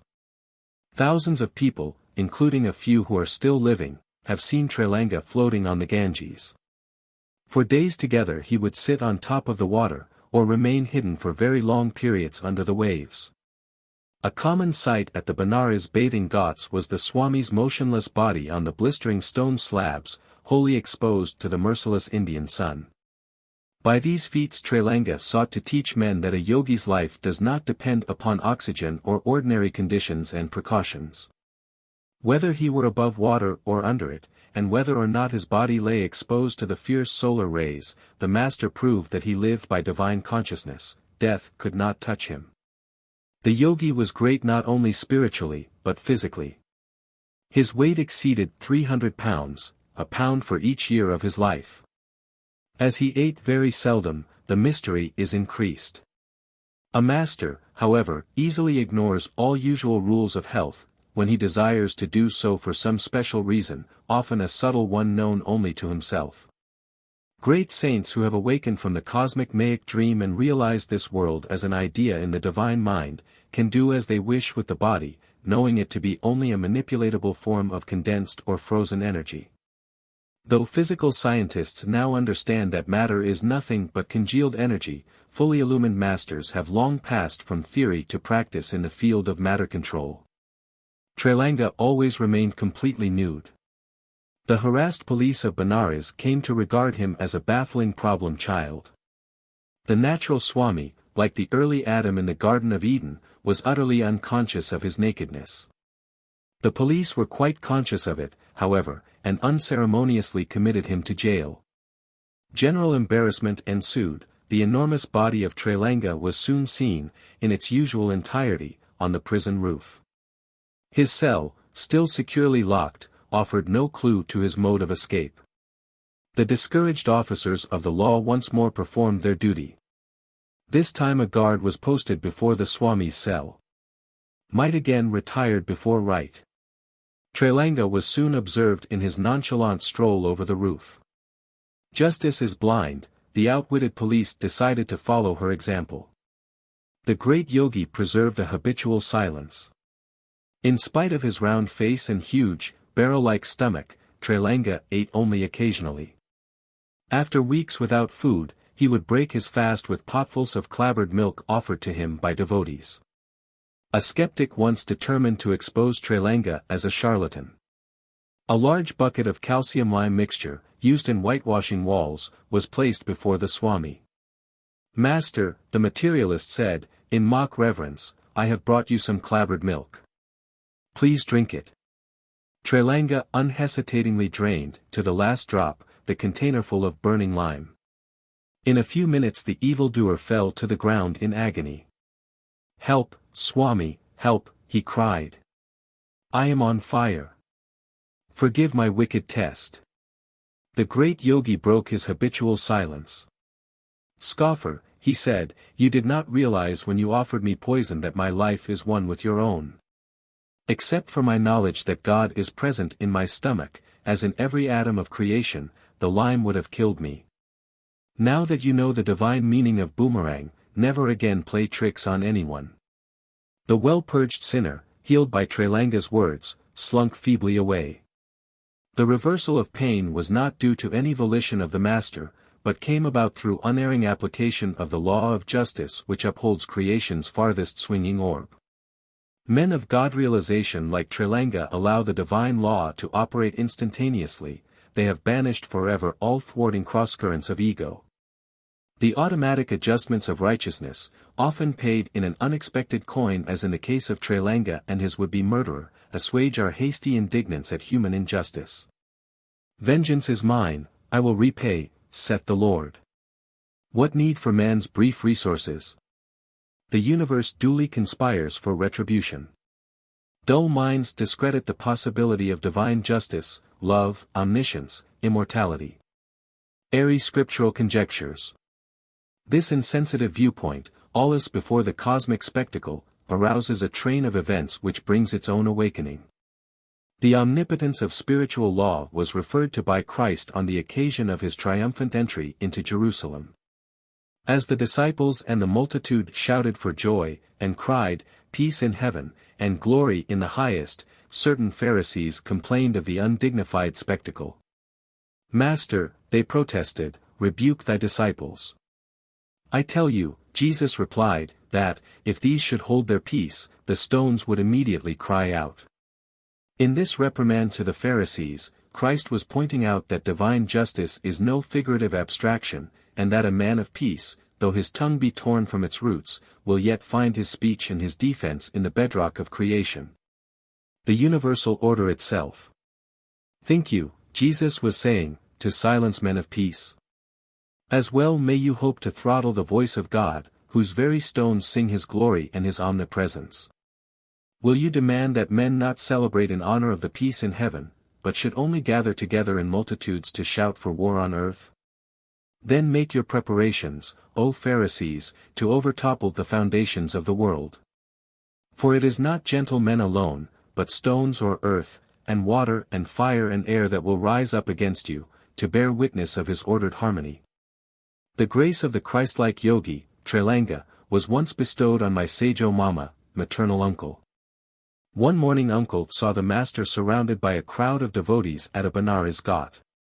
He managed to edge his way close to Trailanga, whose feet he touched humbly. Uncle was astonished to find himself instantly freed from a painful chronic disease. The only known living disciple of the great yogi is a woman, Shankari Maiju. Daughter of one of Trailanga's disciples, she received the Swami's training from her early childhood. She lived for 40 years in a series of lonely Himalayan caves near Badrinath, Kedarnath, Amarnath, and Pasupadinath. The Brahmacharini, woman ascetic, born in 1826, is now well over the century mark. Not aged in appearance, however, she has retained her black hair, sparkling teeth, and amazing energy. She comes out of her seclusion every few years to attend the periodical melas or religious fairs. This woman saint often visited Lahiri Mahasaya. She has related that one day, in the Gorakhpur section near Calcutta, while she was sitting by Lahiri Mahasaya's side, his great guru Babaji quietly entered the room and held converse with them both. On one occasion her master Trailanga, forsaking his usual silence, honored Lahiri Mahasaya very pointedly in public. A Benares disciple objected. "Sir," he said, "why do you, a Swami and a renunciate, show such respect to a householder?" "My son," Trailanga replied, "Lahiri Mahasaya is like a divine kitten, remaining wherever the cosmic mother has placed him.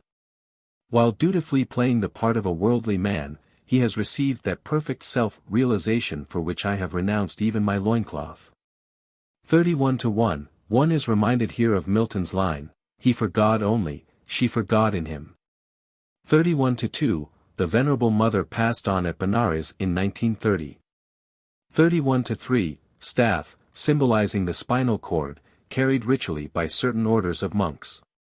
31:4, he was a muni, a monk who observes mauna, spiritual silence. The Sanskrit root muni is akin to Greek monos, alone, single, from which are derived the English words monk, monism, etc. 31:5, Romans 12 verse 19. 31:6, Luke 19 verses 37-40. 31:7, the lives of Trailanga and other great masters remind us of Jesus' words, "And these signs shall follow them that believe, in my name, the Christ consciousness, they shall cast out devils, they shall speak with new tongues. They shall take up serpents, and if they drink any deadly thing, it shall not hurt them, they shall lay hands on the sick, and they shall recover." Mark 16:17-18. Chapter 32. Rama is raised from the dead. Now a certain man was sick, named Lazarus. When Jesus heard that, he said, "This sickness is not unto death, but for the glory of God, that the Son of God might be glorified thereby." Sri Yukswar was expounding the Christian scriptures one sunny morning on the balcony of his Serampore hermitage. Besides a few of Master's other disciples, I was present with a small group of my Ranchi students. In this passage Jesus calls himself the Son of God. Though he was truly united with God, his reference here has a deep impersonal significance, my guru explained. The Son of God is the Christ or divine consciousness in man. No mortal can glorify God.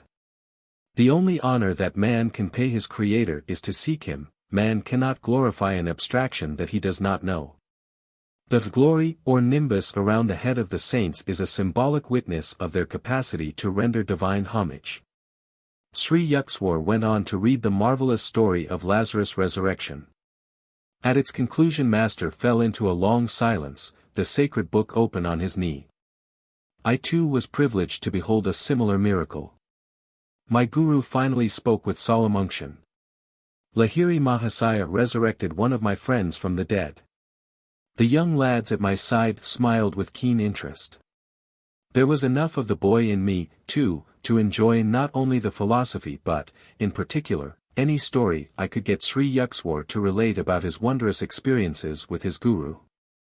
My friend Rama and I were inseparable, Master began. Because he was shy and reclusive, he chose to visit our Guru Lahiri Mahasaya only during the hours of midnight and dawn, when the crowd of daytime disciples was absent. As Rama's closest friend, I served as a spiritual vent through which he let out the wealth of his spiritual perceptions. I found inspiration in his ideal companionship. My Guru's face softened with memories.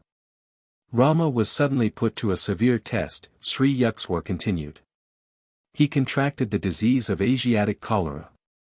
As our master never objected to the services of physicians at times of serious illness, 2 specialists were summoned. Amidst the frantic rush of ministering to the stricken man, I was deeply praying to Lahiri Mahasaya for help. I hurried to his home and sobbed out the story. The doctors are seeing Rama. He will be well. My Guru smiled jovially. I returned with a light heart to my friend's bedside, only to find him in a dying state. He cannot last more than 1 or 2 hours, one of the physicians told me with a gesture of despair. Once more I hastened to Lahiri Mahasaya. The doctors are conscientious men. I am sure Rama will be well. The master dismissed me blithely. At Rama's place I found both doctors gone. One had left me a note, "We have done our best, but his case is hopeless." My friend was indeed the picture of a dying man. I did not understand how Lahiri Mahasaya's words could fail to come true, yet the sight of Rama's rapidly ebbing life kept suggesting to my mind, all is over now. Tossing thus on the seas of faith and apprehensive doubt, I ministered to my friend as best I could. He roused himself to cry out. "Yukswar, run to master and tell him I am gone. Ask him to bless my body before its last rites." With these words Rama sighed heavily and gave up the ghost. I wept for an hour by his beloved form. Always a lover of quiet, now he had attained the utter stillness of death. Another disciple came in. I asked him to remain in the house until I returned. Half dazed, I trudged back to my Guru. "How is Rama now?" Lahiri Mahasaya's face was wreathed in smiles. "Sir, you will soon see how he is," I blurted out emotionally. "In a few hours you will see his body, before it is carried to the crematory grounds." I broke down and moaned openly. "Yukswar, control yourself. Sit calmly and meditate." My Guru retired into samadhi. The afternoon and night passed in unbroken silence. I struggled unsuccessfully to regain an inner composure. At dawn Lahiri Mahasaya glanced at me consolingly. "I see you are still disturbed. Why didn't you explain yesterday that you expected me to give Rama tangible aid in the form of some medicine?" The master pointed to a cup-shaped lamp containing crude castor oil. "Fill a little bottle from the lamp. Put 7 drops into Rama's mouth." "Sir," I remonstrated, "he has been dead since yesterday noon. Of what use is the oil now?" "Never mind, just do as I ask." Lahiri Mahasaya's cheerful mood was incomprehensible. I was still in the unassuaged agony of bereavement.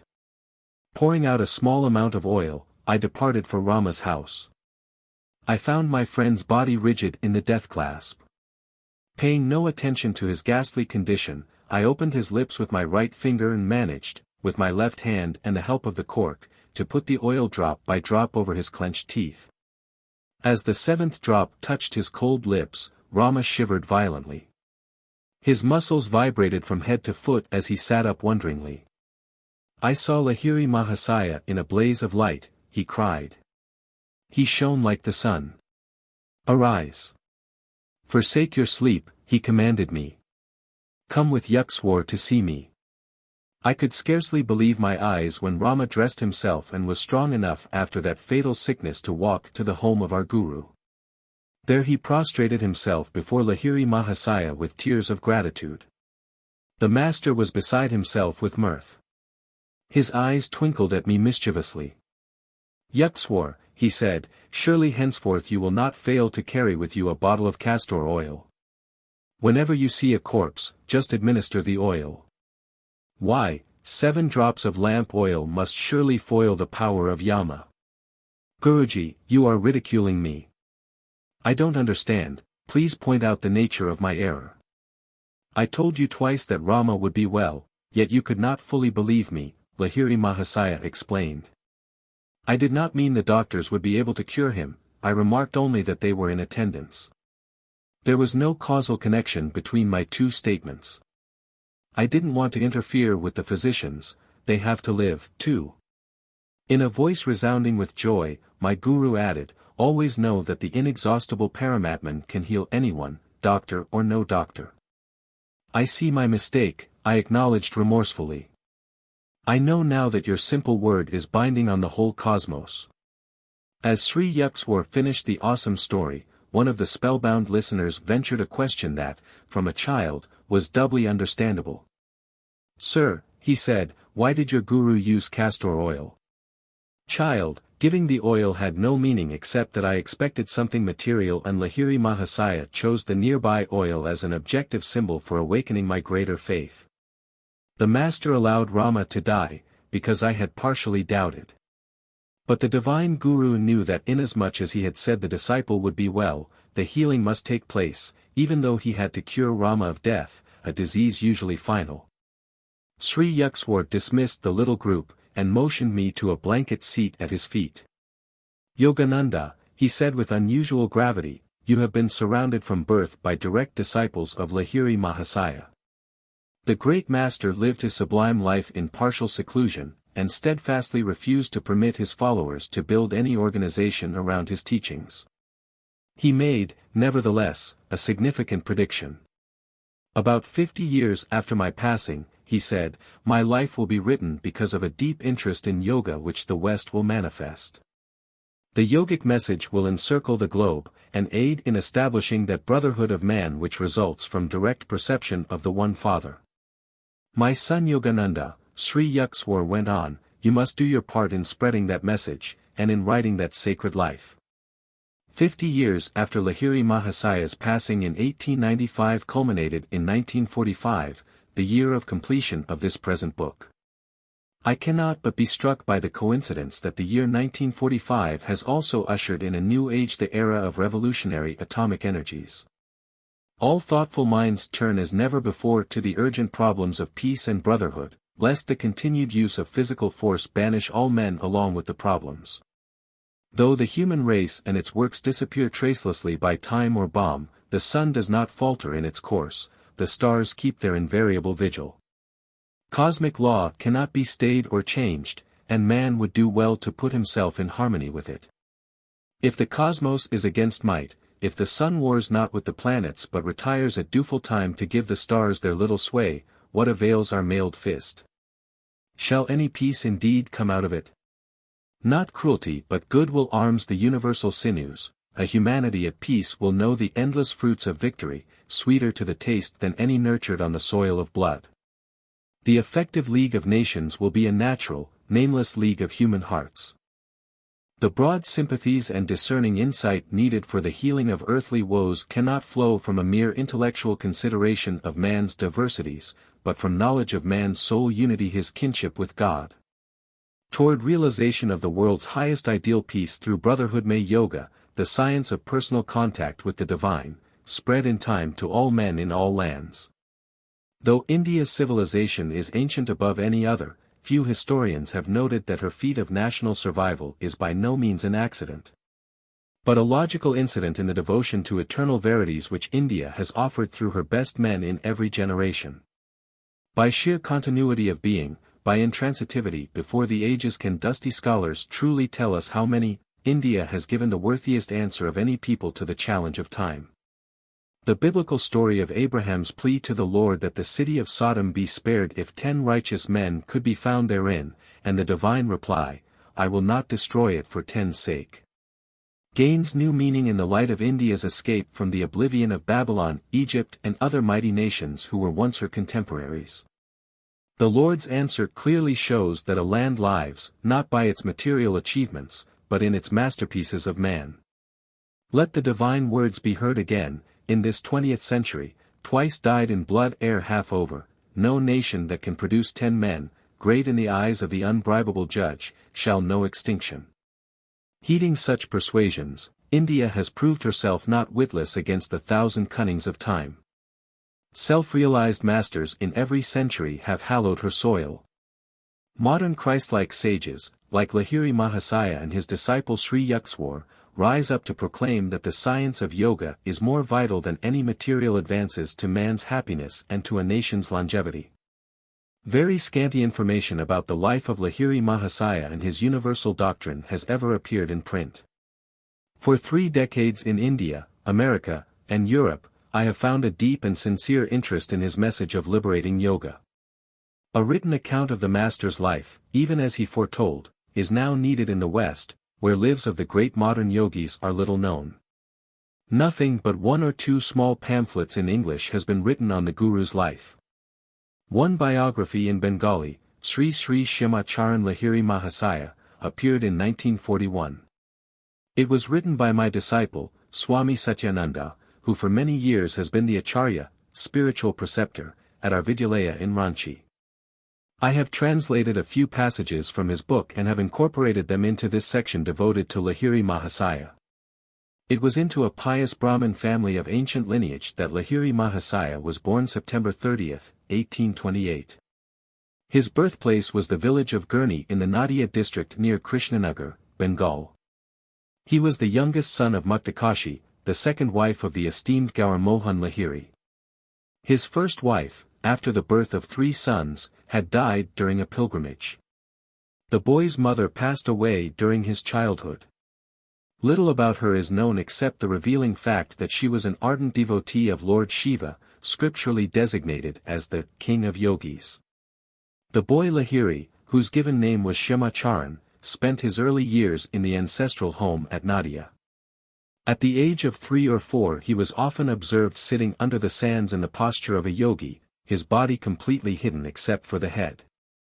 The Lahiri estate was destroyed in the winter of 1833, when the near-by Jalangi River changed its course and disappeared into the depths of the Ganges. One of the Shiva temples founded by the Lahiris went into the river along with the family home. A devotee rescued the stone image of Lord Shiva from the swirling waters and placed it in a new temple, now well known as the Gurni Shiva site. Gaur Mohan Lahiri and his family left Nadia and became residents of Benares, where the father immediately erected a Shiva temple. He conducted his household along the lines of Vedic discipline, with regular observance of ceremonial worship, acts of charity, and scriptural study. Just and open-minded, however, he did not ignore the beneficial current of modern ideas. The boy Lahiri took lessons in Hindi and Urdu in Benares study groups. He attended a school conducted by Joy Narayan Ghoshal, receiving instruction in Sanskrit, Bengali, French, and English. Applying himself to a close study of the Vedas, the young yogi listened eagerly to scriptural discussions by learned Brahmins, including a Maratha Pundit named Nagbhatta. Shima Charan was a kind, gentle, and courageous youth, beloved by all his companions. With a well-proportioned, bright, and powerful body, he excelled in swimming and in many skillful activities. In 1846 Shima Charan Lahiri was married to Srimati Kashi Moni, daughter of Sri Debnarayan Sanyal. A model Indian housewife, Kashi Moni cheerfully carried on her home duties and the traditional householder's obligation to serve guests and the poor. 2 saintly sons, Tinkuri and Dukuri, blessed the union.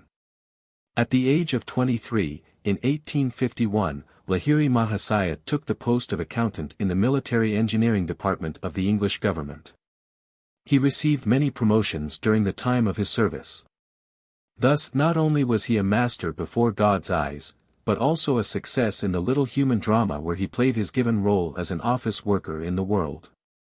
As the offices of the army department were shifted, Lahiri Mahasaya was transferred to Gazipur, Mirzapur, Danapur, Nainital, Benares, and other localities. After the death of his father, Lahiri had to assume the entire responsibility of his family, for whom he bought a quiet residence in the Garudswar Mohalla neighborhood of Benares. It was in his 33rd year that Lahiri Mahasaya saw fulfillment of the purpose for which he had been reincarnated on earth. The ash-hidden flame, long smoldering, received its opportunity to burst into flame.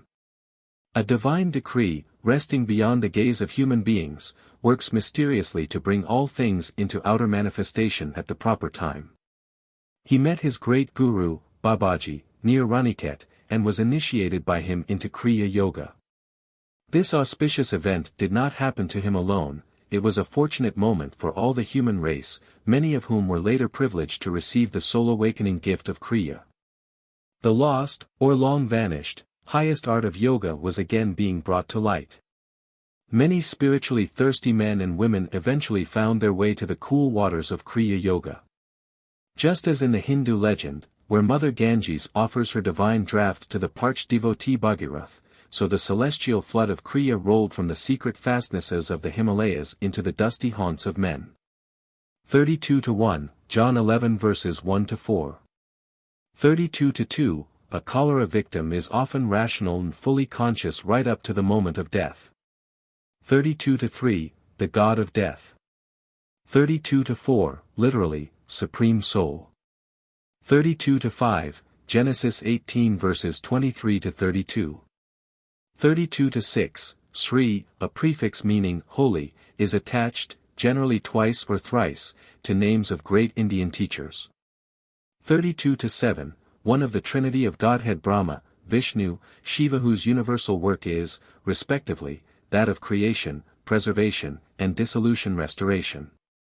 Shiva, sometimes spelled Shiva, represented in mythology as the Lord of Renunciates, appears in visions to his devotees under various aspects, such as Mahadeva, the matted-haired ascetic, and Natraja, the cosmic dancer. Chapter 33. Babaji, the Yogi Christ of modern India. The northern Himalayan crags near Badranarayan are still blessed by the living presence of Babaji, Guru of Lahiri Mahasaya. The secluded master has retained his physical form for centuries, perhaps for millenniums. The deathless Babaji is an Avatara. This Sanskrit word means descent, its roots are ava, down, and tri, to pass. In the Hindu scriptures, Avatara signifies the descent of divinity into flesh. Babaji's spiritual state is beyond human comprehension, Sri Yukswar explained to me. The dwarfed vision of men cannot pierce to his transcendental star. One attempts in vain even to picture the Avatar's attainment. It is inconceivable. The Upanishads have minutely classified every stage of spiritual advancement. A Siddha, perfected being, has progressed from the state of a Jivanmukta, freed while living, to that of a Paramukta, supremely free, full power over death. The latter has completely escaped from the Maic thraldom and its reincarnational round. The Paramukta therefore seldom returns to a physical body; if he does, he is an avatar, a divinely appointed medium of supernal blessings on the world. An avatar is unsubject to the universal economy, his pure body, visible as a light image, is free from any debt to nature. The casual gaze may see nothing extraordinary in an avatar's form, but it casts no shadow nor makes any footprint on the ground. These are outward symbolic proofs of an inward lack of darkness and material bondage. Such a God-man alone knows the truth behind the relativities of life and death. Omar Khayyam, so grossly misunderstood, sang of this liberated man in his immortal scripture, the Rubaiyat. Ah, moon of my delight who knowst no wane, the moon of heaven is rising once again. How oft hereafter rising shall she look through this same garden after me in vain? The moon of delight is God, eternal Polaris, anachronous never. The moon of heaven is the outward cosmos, fettered to the law of periodic recurrence. Its chains have been dissolved forever by the Persian seer through his self-realization. How oft hereafter rising shall she look after me in vain? What frustration of search by a frantic universe for an absolute omission! Christ expressed his freedom in another way, and a certain scribe came, and said unto him, Master, I will follow thee whithersoever thou goest. And Jesus saith unto him, The foxes have holes, and the birds of the air have nests. But the Son of Man hath not where to lay his head. Spacious with omnipresence, could Christ indeed be followed except in the overarching spirit? Krishna, Rama, Buddha, and Patanjali were among the ancient Indian avatars. A considerable poetic literature in Tamil has grown up around Agastya, a South Indian avatar. He worked many miracles during the centuries preceding and following the Christian era, and is credited with retaining his physical form even to this day. Babaji's mission in India has been to assist prophets in carrying out their special dispensations. He thus qualifies for the scriptural classification of Mahavatar, great avatar. He has stated that he gave yoga initiation to Shankara, ancient founder of the Swami order, and to Kabir, famous medieval saint. His chief 19th-century disciple was, as we know, Lahiri Mahasaya, revivalist of the lost Kriya art. Babaji, the Mahavatar. Guru of Lahiri Mahasaya. I have helped an artist to draw a true likeness of the great Yogi Christ of modern India. The Mahavatar is in constant communion with Christ. Together they send out vibrations of redemption, and have planned the spiritual technique of salvation for this age. The work of these two fully illumined masters, one with the body, and one without it, is to inspire the nations to forsake suicidal wars, race hatreds, religious sectarianism, and the boomerang evils of materialism. Babaji is well aware of the trend of modern times, especially of the influence and complexities of Western civilization, and realizes the necessity of spreading the self-liberations of yoga equally in the West and in the East. That there is no historical reference to Babaji need not surprise us. The great Guru has never openly appeared in any century. The misinterpreting glare of publicity has no place in his millennial plans. Like the Creator, the sole but silent power, Babaji works in a humble obscurity.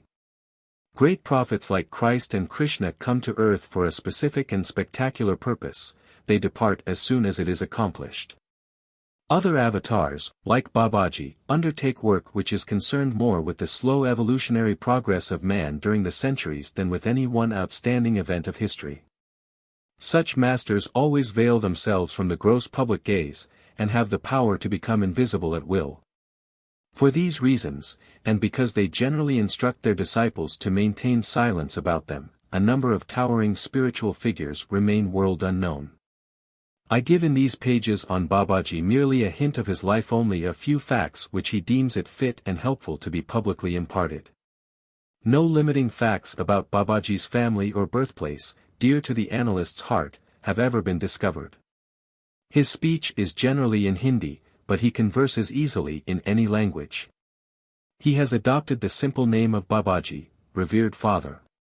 Other titles of respect given him by Lahiri Mahasaya's disciples are Mahamuni Babaji Maharaj, Supreme Ecstatic Saint, Mahayogi, Greatest of Yogis, Trumbak Baba and Shiva Baba, titles of avatars of Shiva.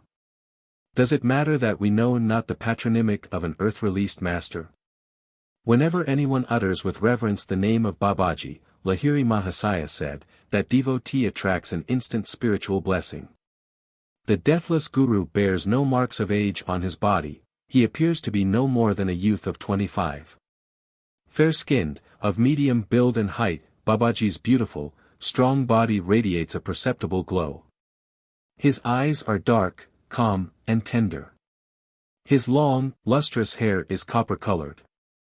A very strange fact is that Babaji bears an extraordinarily exact resemblance to his disciple Lahiri Mahasaya.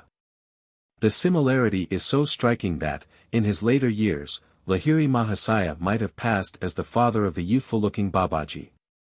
Swami Kebalananda, my saintly Sanskrit tutor, spent some time with Babaji in the Himalayas. The peerless master moves with his group from place to place in the mountains, Kebalananda told me. His small band contains 2 highly advanced American disciples. After Babaji has been in one locality for some time, he says, Dara Danda Yutheo. Let us lift our camp and staff. He carries a symbolic danda, bamboo staff. His words are the signal for moving with his group instantaneously to another place. He does not always employ this method of astral travel. Sometimes he goes on foot from peak to peak. Babaji can be seen or recognized by others only when he so desires. He is known to have appeared in many slightly different forms to various devotees, sometimes without beard and mustache, and sometimes with them. As his undecaying body requires no food, the master seldom eats. As a social courtesy to visiting disciples, he occasionally accepts fruits, or rice cooked in milk and clarified butter. Two amazing incidents of Babaji's life are known to me, Kebalananda went on. His disciples were sitting one night around a huge fire which was blazing for a sacred Vedic ceremony. The master suddenly seized a burning log and lightly struck the bare shoulder of a chela who was close to the fire. "Sir, how cruel!" Lahiri Mahasaya, who was present, made this remonstrance. "Would you rather have seen him burn to ashes before your eyes, according to the decree of his past karma?" With these words Babaji placed his healing hand on the chela's disfigured shoulder. "I have freed you tonight from painful death. The karmic law has been satisfied through your slight suffering by fire." On another occasion Babaji's sacred circle was disturbed by the arrival of a stranger. He had climbed with astonishing skill to the nearly inaccessible ledge near the camp of the master. "Sir, you must be the great Babaji." The man's face was lit with inexpressible reverence. "For months I have pursued a ceaseless search for you among these forbidding crags. I implore you to accept me as a disciple." When the great Guru made no response, the man pointed to the rocky chasm at his feet. "If you refuse me, I will jump from this mountain. Life has no further value if I cannot win your guidance to the divine." "Jump then," Babaji said unemotionally. "I cannot accept you in your present state of development." The man immediately hurled himself over the cliff. Babaji instructed the shocked disciples to fetch the stranger's body. When they returned with the mangled form, the master placed his divine hand on the dead man. Lo! He opened his eyes and prostrated himself humbly before the Omnipotent One. "You are now ready for discipleship." Babaji beamed lovingly on his resurrected chela. "You have courageously passed a difficult test. Death shall not touch you again, now you are one of our immortal flock." Then he spoke his usual words of departure, "Dara Danda Yutheo." The whole group vanished from the mountain. An avatar lives in the omnipresent spirit, for him there is no distance inverse to the square. Only one reason, therefore, can motivate Babaji in maintaining his physical form from century to century, the desire to furnish humanity with a concrete example of its own possibilities. Were man never vouchsafed a glimpse of divinity in the flesh, he would remain oppressed by the heavy Maic delusion that he cannot transcend his mortality. Jesus knew from the beginning the sequence of his life. He passed through each event not for himself, not from any karmic compulsion, but solely for the upliftment of reflective human beings. His four reporter disciples Matthew, Mark, Luke, and John recorded the ineffable drama for the benefit of later generations. For Babaji, also, there is no relativity of past, present, future, from the beginning he has known all phases of his life.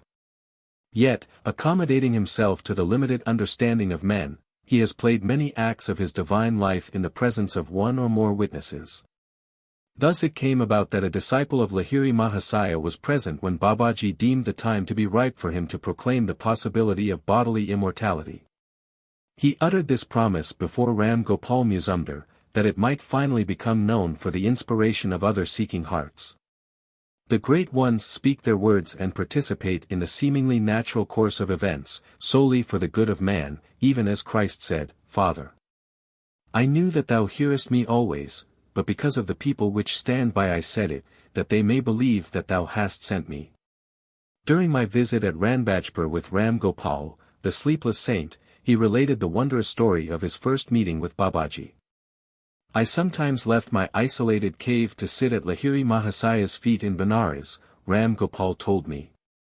"One midnight as I was silently meditating in a group of his disciples, the master made a surprising request.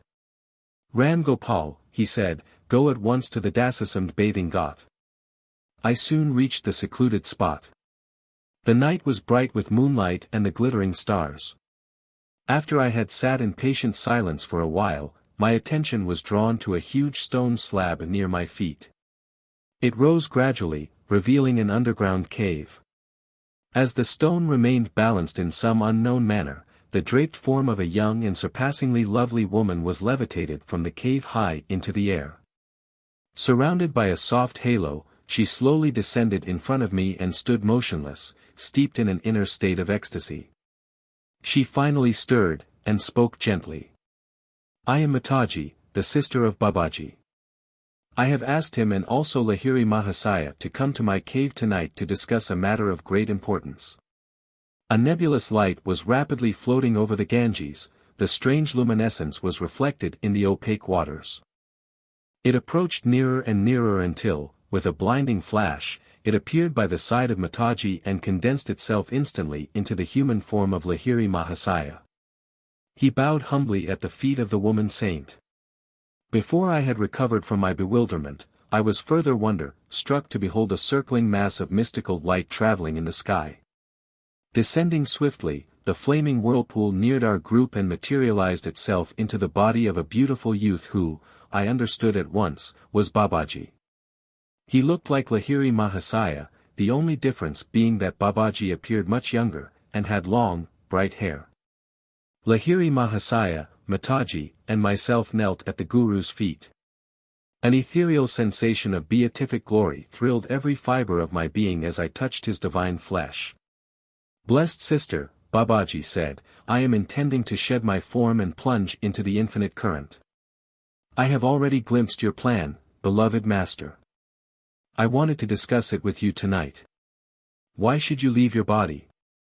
The glorious woman looked at him beseechingly. "What is the difference if I were a visible or invisible wave on the ocean of my spirit?" Mataji replied with a quaint flash of wit. "Deathless Guru, if it makes no difference, then please do not ever relinquish your form." "Be it so," Babaji said solemnly. "I will never leave my physical body. It will always remain visible to at least a small number of people on this earth. The Lord has spoken his own wish through your lips." As I listened in awe to the conversation between these exalted beings, the great Guru turned to me with a benign gesture.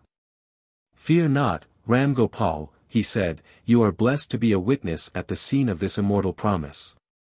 As the sweet melody of Babaji's voice faded away, his form and that of Lahiri Mahasaya slowly levitated and moved backward over the Ganges.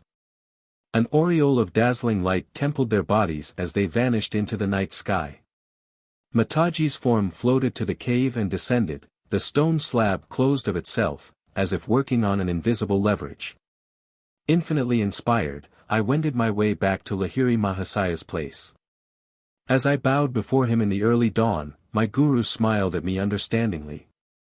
"I am happy for you, Ram Gopal," he said.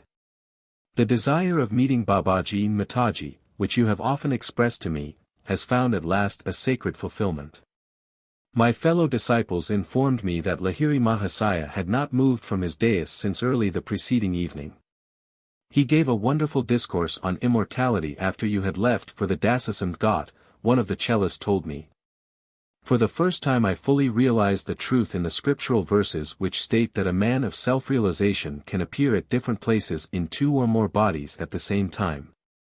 Lahiri Mahasaya later explained to me many metaphysical points concerning the hidden divine plan for this earth. Ram Gopal concluded. Babaji has been chosen by God to remain in his body for the duration of this particular world cycle. Ages shall come and go, still the deathless master, beholding the drama of the centuries, shall be present on this stage terrestrial. 33-1, Matthew 8 verses 19-20. 33-2, John 11 verses 41-42. 33-3, the omnipresent yogi who observed that I failed to bow before the Turkesvar shrine. 33-4, Holy Mother.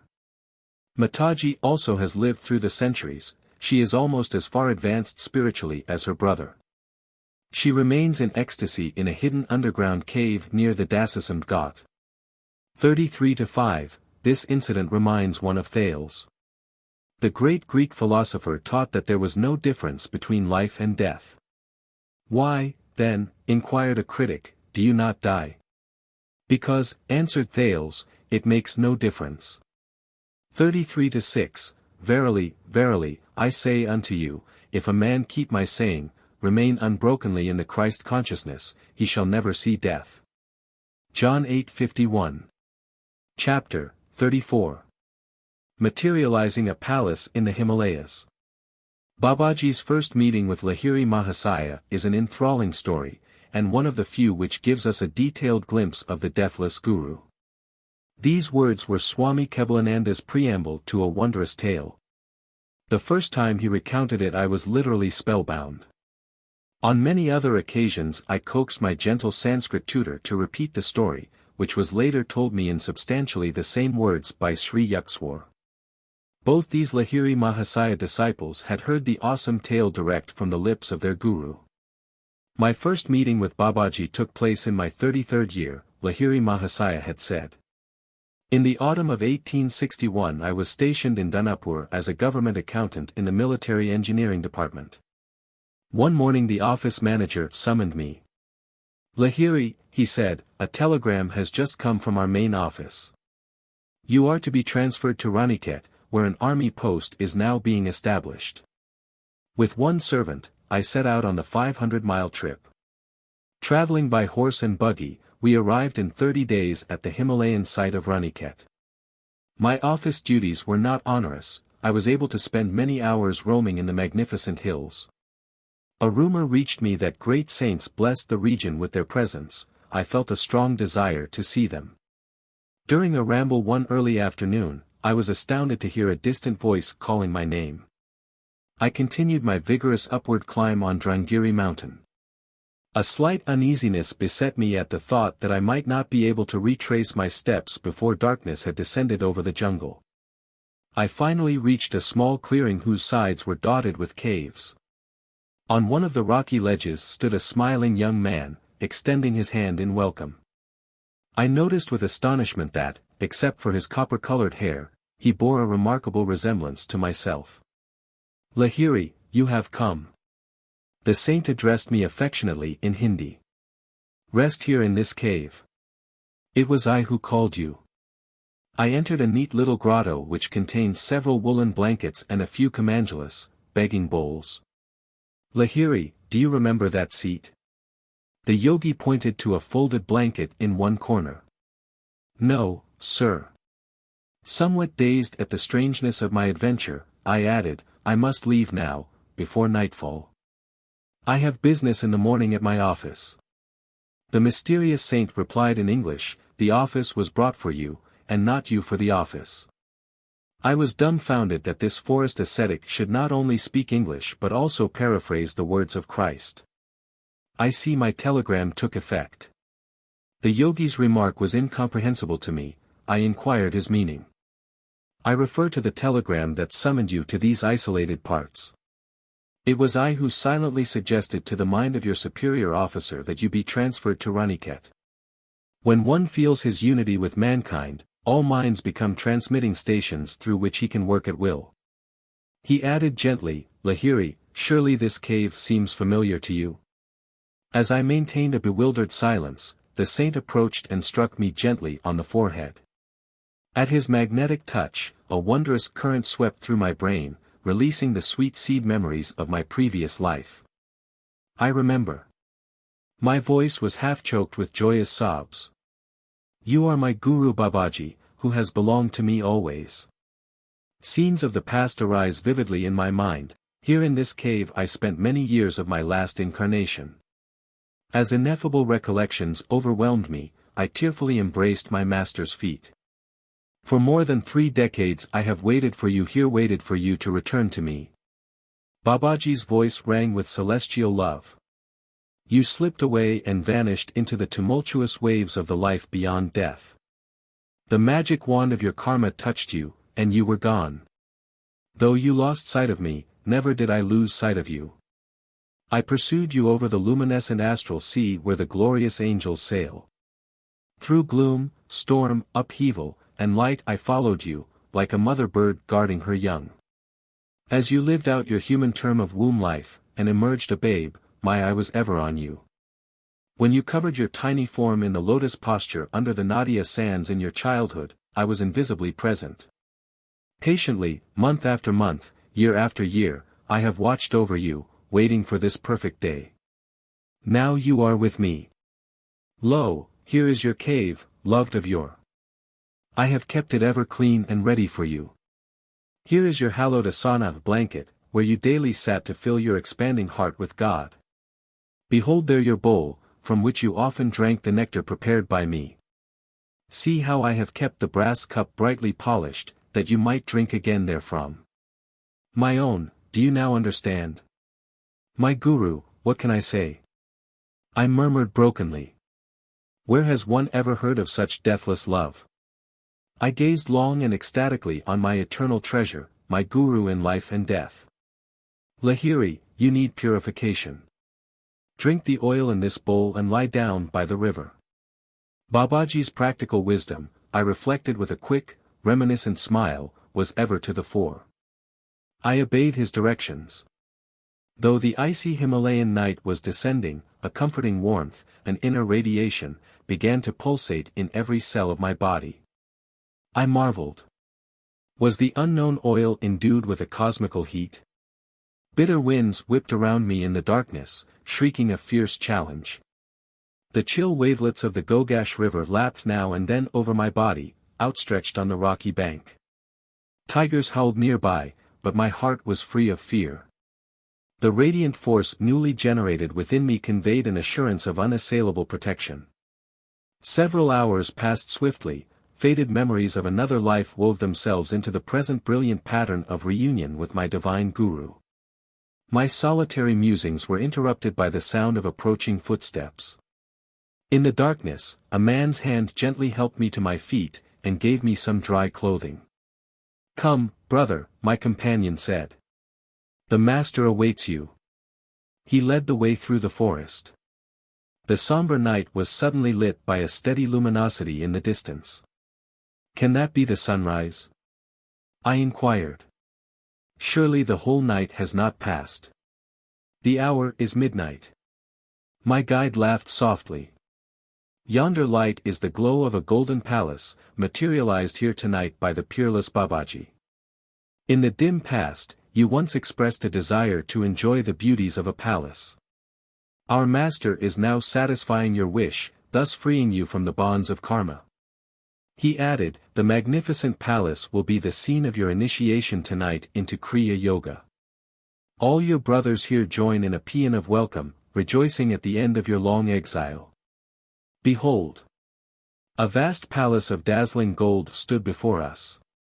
Studded with countless jewels, and set amidst landscaped gardens, it presented a spectacle of unparalleled grandeur.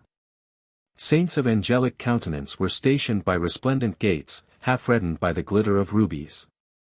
Diamonds, pearls, sapphires, and emeralds of great size and luster were embedded in the decorative arches. I followed my companion into a spacious reception hall. The odor of incense and of roses wafted through the air. Dim lamps shed a multicolored glow. Small groups of devotees, some fair, some dark-skinned, chanted musically, or sat in the meditative posture, immersed in an inner peace. A vibrant joy pervaded the atmosphere. Feast your eyes. Enjoy the artistic splendors of this palace, for it has been brought into being solely in your honor. My guide smiled sympathetically as I uttered a few ejaculations of wonderment. Brother, I said, the beauty of this structure surpasses the bounds of human imagination. Please tell me the mystery of its origin. I will gladly enlighten you. My companion's dark eyes sparkled with wisdom. In reality there is nothing inexplicable about this materialization. The whole cosmos is a materialized thought of the Creator. This heavy, earthly clod, floating in space, is a dream of God. He made all things out of his consciousness, even as man in his dream consciousness reproduces and vivifies a creation with its creatures. God first created the earth as an idea. Then he quickened it, energy atoms came into being. He coordinated the atoms into this solid sphere. All its molecules are held together by the will of God. When he withdraws his will, the earth again will disintegrate into energy. Energy will dissolve into consciousness. The earth idea will disappear from objectivity. The substance of a dream is held in materialization by the subconscious thought of the dreamer. When that cohesive thought is withdrawn in wakefulness, the dream and its elements dissolve. A man closes his eyes and erects a dream creation which, on awakening, he effortlessly dematerializes. He follows the divine archetypal pattern. Similarly, when he awakens in cosmic consciousness, he will effortlessly dematerialize the illusions of the cosmic dream. Being one with the infinite all-accomplishing will, Babaji can summon the elemental atoms to combine and manifest themselves in any form. This golden palace, instantaneously created, is real, even as this earth is real. Babaji created this palatial mansion out of his mind and is holding its atoms together by the power of his will, even as God created this earth and is maintaining it intact. He added, when this structure has served its purpose, Babaji will dematerialize it. As I remained silent in awe, my guide made a sweeping gesture. This shimmering palace, superbly embellished with jewels, has not been built by human effort or with laboriously mined gold and gems. It stands solidly, a monumental challenge to man. Whoever realizes himself as a son of God, even as Babaji has done, can reach any goal by the infinite powers hidden within him. A common stone locks within itself the secret of stupendous atomic energy. Even so, a mortal is yet a powerhouse of divinity. The sage picked up from a nearby table a graceful vase whose handle was blazing with diamonds. Our great guru created this palace by solidifying myriads of free cosmic rays, he went on. Touch this vase and its diamonds, they will satisfy all the tests of sensory experience. I examined the vase, and passed my hand over the smooth room walls, thick with glistening gold. Each of the jewels scattered lavishly about was worthy of a king's collection. Deep satisfaction spread over my mind. A submerged desire, hidden in my subconsciousness from lives now gone, seemed simultaneously gratified and extinguished. My stately companion led me through ornate arches and corridors into a series of chambers richly furnished in the style of an emperor's palace. We entered an immense hall. In the center stood a golden throne, encrusted with jewels shedding a dazzling medley of colors. There, in lotus posture, sat the supreme Babaji. I knelt on the shining floor at his feet. Lahiri, are you still feasting on your dream desires for a golden palace? My guru's eyes were twinkling like his own sapphires. Wake! All your earthly thirsts are about to be quenched forever. He murmured some mystic words of blessing. My son, arise. Receive your initiation into the kingdom of God through Kriya Yoga. Babaji stretched out his hand, a homa, sacrificial, fire appeared, surrounded by fruits and flowers. I received the liberating yogic technique before this flaming altar. The rites were completed in the early dawn. I felt no need for sleep in my ecstatic state, and wandered around the palace, filled on all sides with treasures and priceless objets d'art. Descending to the gorgeous gardens, I noticed, nearby, the same caves and barren mountain ledges which yesterday had boasted no adjacency to palace or flowered terrace.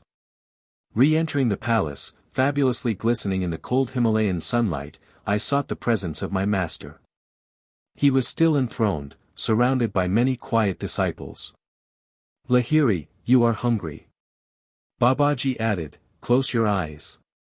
When I reopened them, the enchanting palace and its picturesque gardens had disappeared.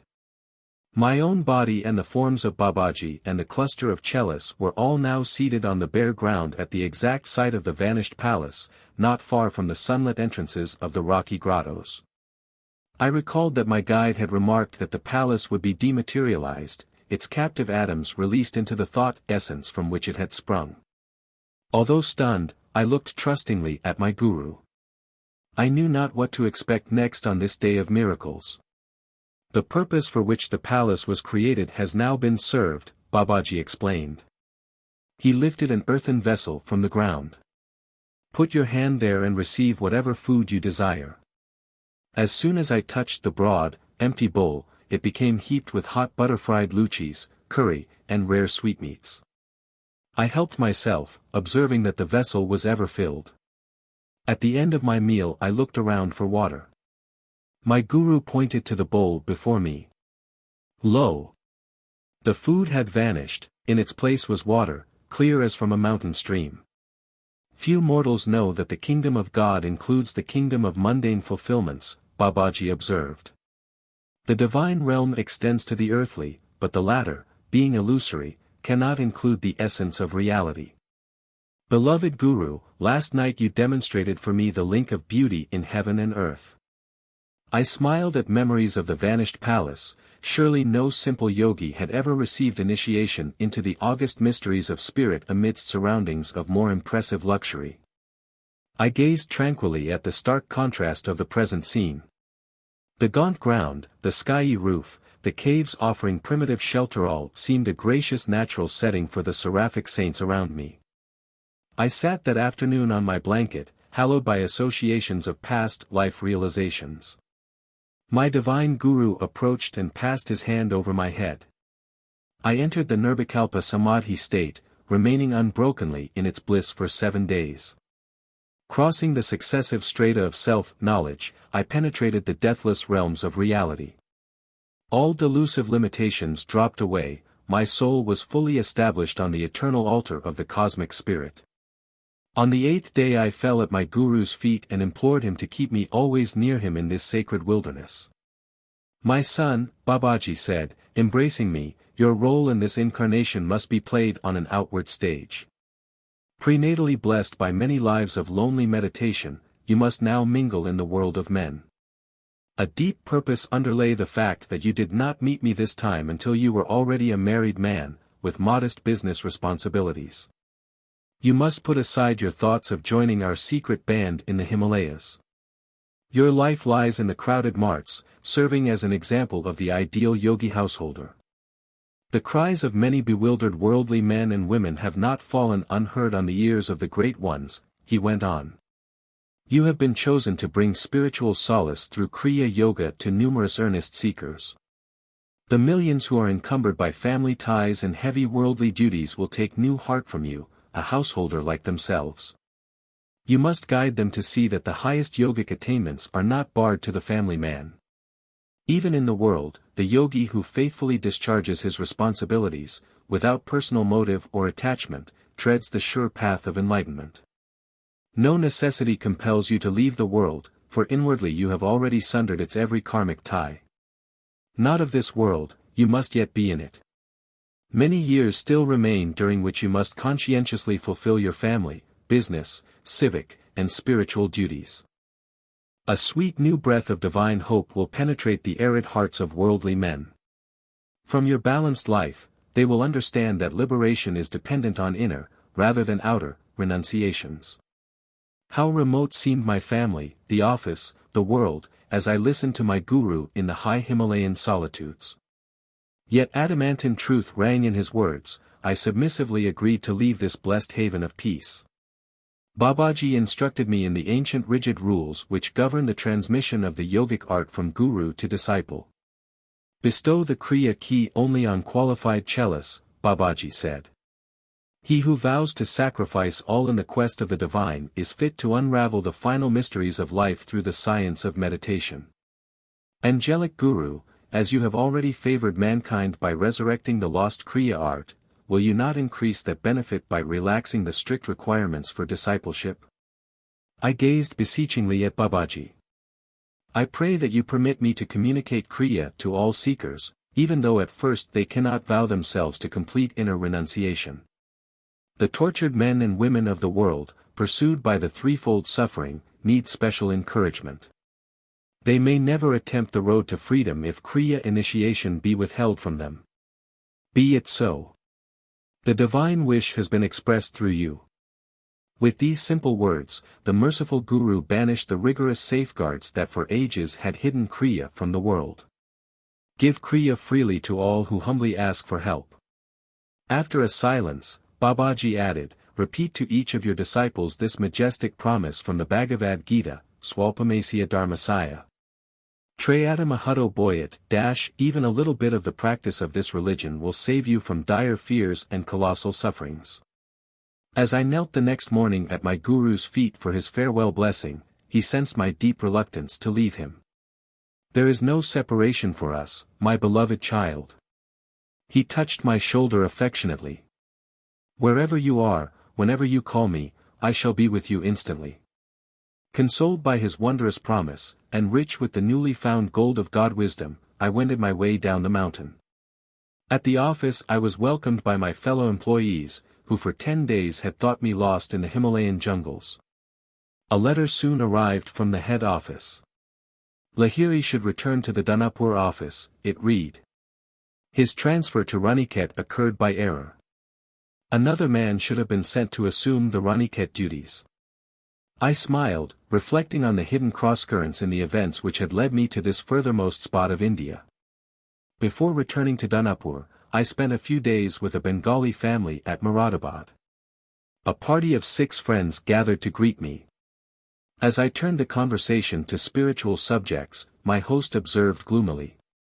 "Oh, in these days India is destitute of saints." "Babu," I protested warmly, "of course there are still great masters in this land." In a mood of exalted fervor, I felt impelled to relate my miraculous experiences in the Himalayas. The little company was politely incredulous. "Lahiri," one man said soothingly, "your mind has been under a strain in those rarefied mountain airs.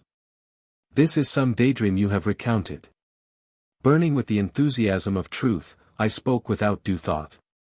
"If I called him, my guru will appear right in this house." Interest gleamed in every eye. It was no wonder that the group was eager to behold a saint materialized in such a strange way.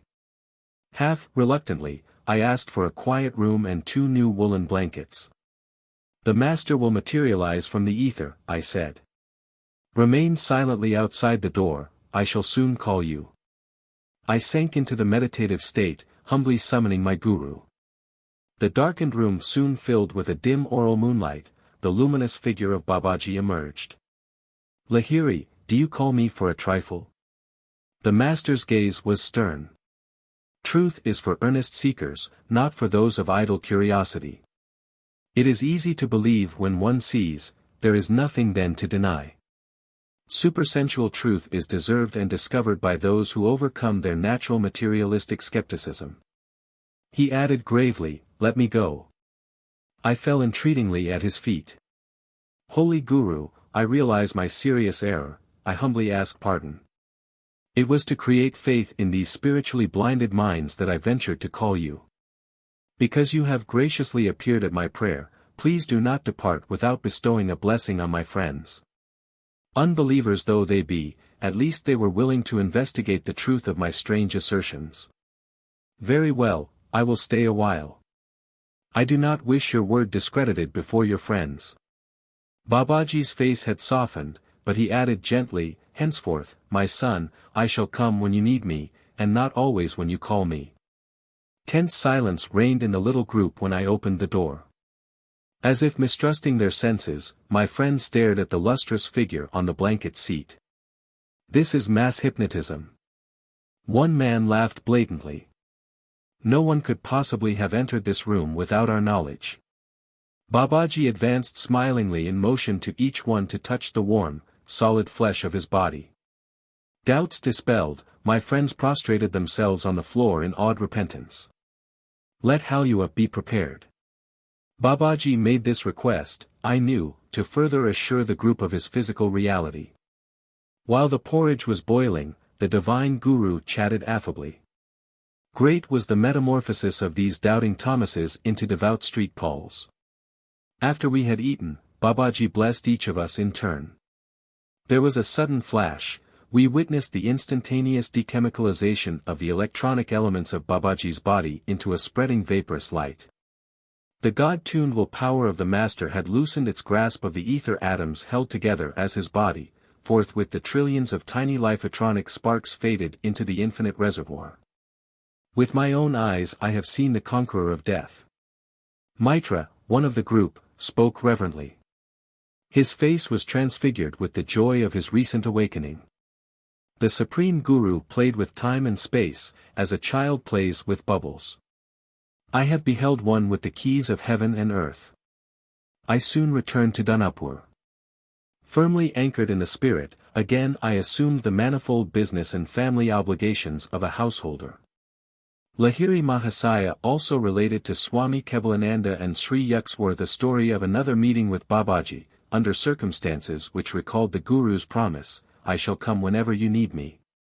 The scene was a Kumbh Mela at Allahabad. Lahiri Mahasaya told his disciples. I had gone there during a short vacation from my office duties. As I wandered amidst the throng of monks and sadhus who had come from great distances to attend the holy festival, I noticed an ash-smeared ascetic who was holding a begging bowl. The thought arose in my mind that the man was hypocritical, wearing the outward symbols of renunciation without a corresponding inward grace. No sooner had I passed the ascetic than my astounded eye fell on Babaji. He was kneeling in front of a matted-haired anchorite. Guruji. I hastened to his side. Sir, what are you doing here? I am washing the feet of this renunciate, and then I shall clean his cooking utensils. Babaji smiled at me like a little child. I knew he was intimating that he wanted me to criticize no one, but to see the Lord as residing equally in all body temples, whether of superior or inferior men. The great Guru added, by serving wise and ignorant sadhus, I am learning the greatest of virtues, pleasing to God above all others humility. 34-1, now a military sanatorium. By 1861 the British government had already established certain telegraphic communications. 34-2, Raniket, in the Almora district of United Provinces, is situated at the foot of Nanda Devi, the highest Himalayan peak, 25,661 feet, in British India. 34-3, the Sabbath was made for man, and not man for the Sabbath. Mark 2 verse 27. 34-4, the karmic law requires that every human wish find ultimate fulfillment. Desire is thus the chain which binds man to the reincarnational wheel. 34-5. What is a miracle? 'Tis a reproach. 'Tis an implicit satire on mankind. Edward Young, in Night Thoughts. 34-6, the theory of the atomic structure of matter was expounded in the ancient Indian Vaisesika and Nyaya treatises. There are vast worlds all placed away within the hollows of each atom, multifarious as the motes in a sunbeam. Yoga Vasishtha. 34-7, physical, mental, and spiritual suffering. Manifested, respectively, in disease, in psychological inadequacies or complexes, and in soul ignorance. 34-8, Chapter 2:40. 34-9, a town near Benares. 34-10, in the path to the infinite, even illumined masters like Lahiri Mahasaya may suffer from an excess of zeal, and be subject to discipline. In the Bhagavad Gita, we read many passages where the divine Guru Krishna gives chastisement to the prince of devotees, Arjuna. 34-11, a porridge made of cream of wheat fried in butter, and boiled with milk. 34-12, the man, Maitra, to whom Lahiri Mahasaya is here referring, afterward became highly advanced in self-realization. I met Maitra shortly after my graduation from high school. He visited the Mahamandal Hermitage in Benares while I was a resident. He told me then of Babaji's materialization before the group in Moradabad. As a result of the miracle, Maitra explained to me, I became a lifelong disciple of Lahiri Mahasaya. Chapter 35. The Christ-like life of Lahiri Mahasaya. Thus it becometh us to fulfill all righteousness. In these words to John the Baptist, and in asking John to baptize him, Jesus was acknowledging the divine rights of his Guru. From a reverent study of the Bible from an Oriental viewpoint, and from intuitional perception, I am convinced that John the Baptist was, in past lives, the Guru of Christ. There are numerous passages in the Bible which infer that John and Jesus in their last incarnations were, respectively, Elijah and his disciple Elisha. These are the spellings in the Old Testament. The Greek translators spelled the names as Elias and Elysius. They reappear in the New Testament in these changed forms. The very end of the Old Testament is a prediction of the reincarnation of Elijah and Elisha. Behold, I will send you Elijah the prophet before the coming of the great and dreadful day of the Lord. Thus John, Elijah, sent before the coming of the Lord, was born slightly earlier to serve as a herald for Christ. An angel appeared to Zacharias the father to testify that his coming son John would be no other than Elijah, Elias. But the angel said unto him, Fear not, Zacharias, for thy prayer is heard, and thy wife Elizabeth shall bear thee a son, and thou shalt call his name John. And many of the children of Israel shall he turn to the Lord their God. And he shall go before him in the spirit and power of Elias, to turn the hearts of the fathers to the children, and the disobedient to the wisdom of the just, to make ready a people prepared for the Lord. Jesus twice unequivocally identified Elijah, Elias, as John. Elias is come already, and they knew him not. Then the disciples understood that he spake unto them of John the Baptist. Again, Christ says, For all the prophets and the law prophesied until John. And if ye will receive it, this is Elias, which was for to come. When John denied that he was Elias, Elijah, he meant that in the humble garb of John he came no longer in the outward elevation of Elijah the great guru. In his former incarnation he had given the mantle of his glory and his spiritual wealth to his disciple Elisha. And Elisha said, I pray thee, let a double portion of thy spirit be upon me. And he said, Thou hast asked a hard thing, nevertheless, if thou see me when I am taken from thee, it shall be so unto thee. And he took the mantle of Elijah that fell from him. The roles became reversed, because Elijah John was no longer needed to be the ostensible guru of Elisha Jesus, now perfected in divine realization. When Christ was transfigured on the mountain it was his guru Elias, with Moses, whom he saw. Again, in his hour of extremity on the cross, Jesus cried out the divine name, Eli, Eli, lama sabachthani. That is to say, my God, why hast thou forsaken me?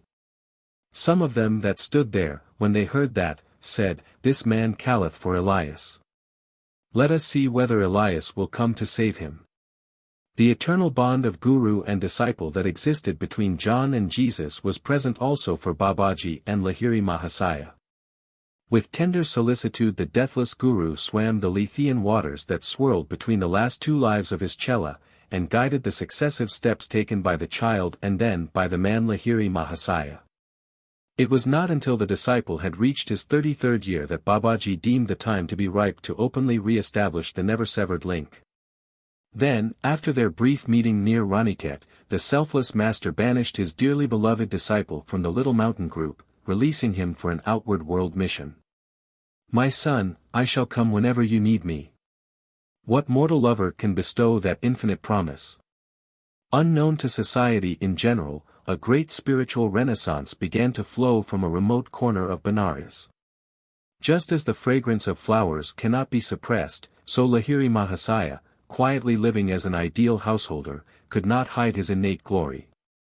Slowly, from every part of India, the devotee bees sought the divine nectar of the liberated master. The English office superintendent was one of the first to notice a strange transcendental change in his employee, whom he endearingly called ecstatic Babu. Sir, you seem sad. What is the trouble? Lahiri Mahasaya made this sympathetic inquiry one morning to his employer. My wife in England is critically ill. I am torn by anxiety. I shall get you some word about her. Lahiri Mahasaya left the room and sat for a short time in a secluded spot. On his return he smiled consolingly. Your wife is improving, she is now writing you a letter. The omniscient yogi quoted some parts of the missive. Ecstatic Babu, I already know that you are no ordinary man. Yet I am unable to believe that, at will, you can banish time and space. The promised letter finally arrived. The astounded superintendent found that it contained not only the good news of his wife's recovery, but also the same phrases which, weeks earlier, Lahiri Mahasaya had repeated. The wife came to India some months later. She visited the office, where Lahiri Mahasaya was quietly sitting at his desk.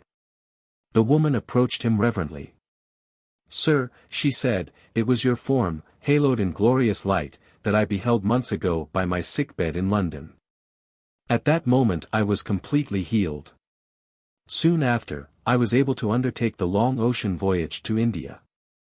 Day after day, one or two devotees besought the sublime Guru for Kriya initiation. In addition to these spiritual duties, and to those of his business and family life, the great master took an enthusiastic interest in education. He organized many study groups, and played an active part in the growth of a large high school in the Bengalidhala section of Benares. His regular discourses on the scriptures came to be called his Gita Assembly, eagerly attended by many truth-seekers. By these manifold activities, Lahiri Mahasaya sought to answer the common challenge: after performing one's business and social duties, where is the time for devotional meditation? The harmoniously balanced life of the great householder guru became the silent inspiration of thousands of questioning hearts. Earning only a modest salary, thrifty, unostentatious, accessible to all, the master carried on naturally and happily in the path of worldly life. Though ensconced in the seat of the Supreme One, Lahiri Mahasaya showed reverence to all men, irrespective of their differing merits. When his devotees saluted him, he bowed in turn to them. With a childlike humility, the master often touched the feet of others, but seldom allowed them to pay him similar honor, even though such obeisance toward the Guru is an ancient Oriental custom. A significant feature of Lahiri Mahasaya's life was his gift of Kriya initiation to those of every faith. Not Hindus only, but Muslims and Christians were among his foremost disciples. Monists and dualists, those of all faiths or of no established faith, were impartially received and instructed by the universal Guru. One of his highly advanced cellists was Abdul Ghaffar Khan, Mohammedan. It shows great courage on the part of Lahiri Mahasaya that, although a high-caste Brahmin, he tried his utmost to dissolve the rigid caste bigotry of his time. Those from every walk of life found shelter under the master's omnipresent wings.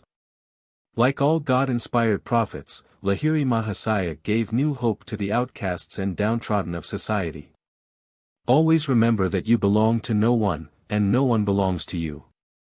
Reflect that someday you will suddenly have to leave everything in this world, so make the acquaintanceship of God now, the great Guru told his disciples. Prepare yourself for the coming astral journey of death by daily riding in the balloon of God perception. Through delusion you are perceiving yourself as a bundle of flesh and bones, which at best is a nest of troubles. Meditate unceasingly, that you may quickly behold yourself as the infinite essence, free from every form of misery. Cease being a prisoner of the body, using the secret key of Kriya, learn to escape into spirit. The great Guru encouraged his various students to adhere to the good traditional discipline of their own faith.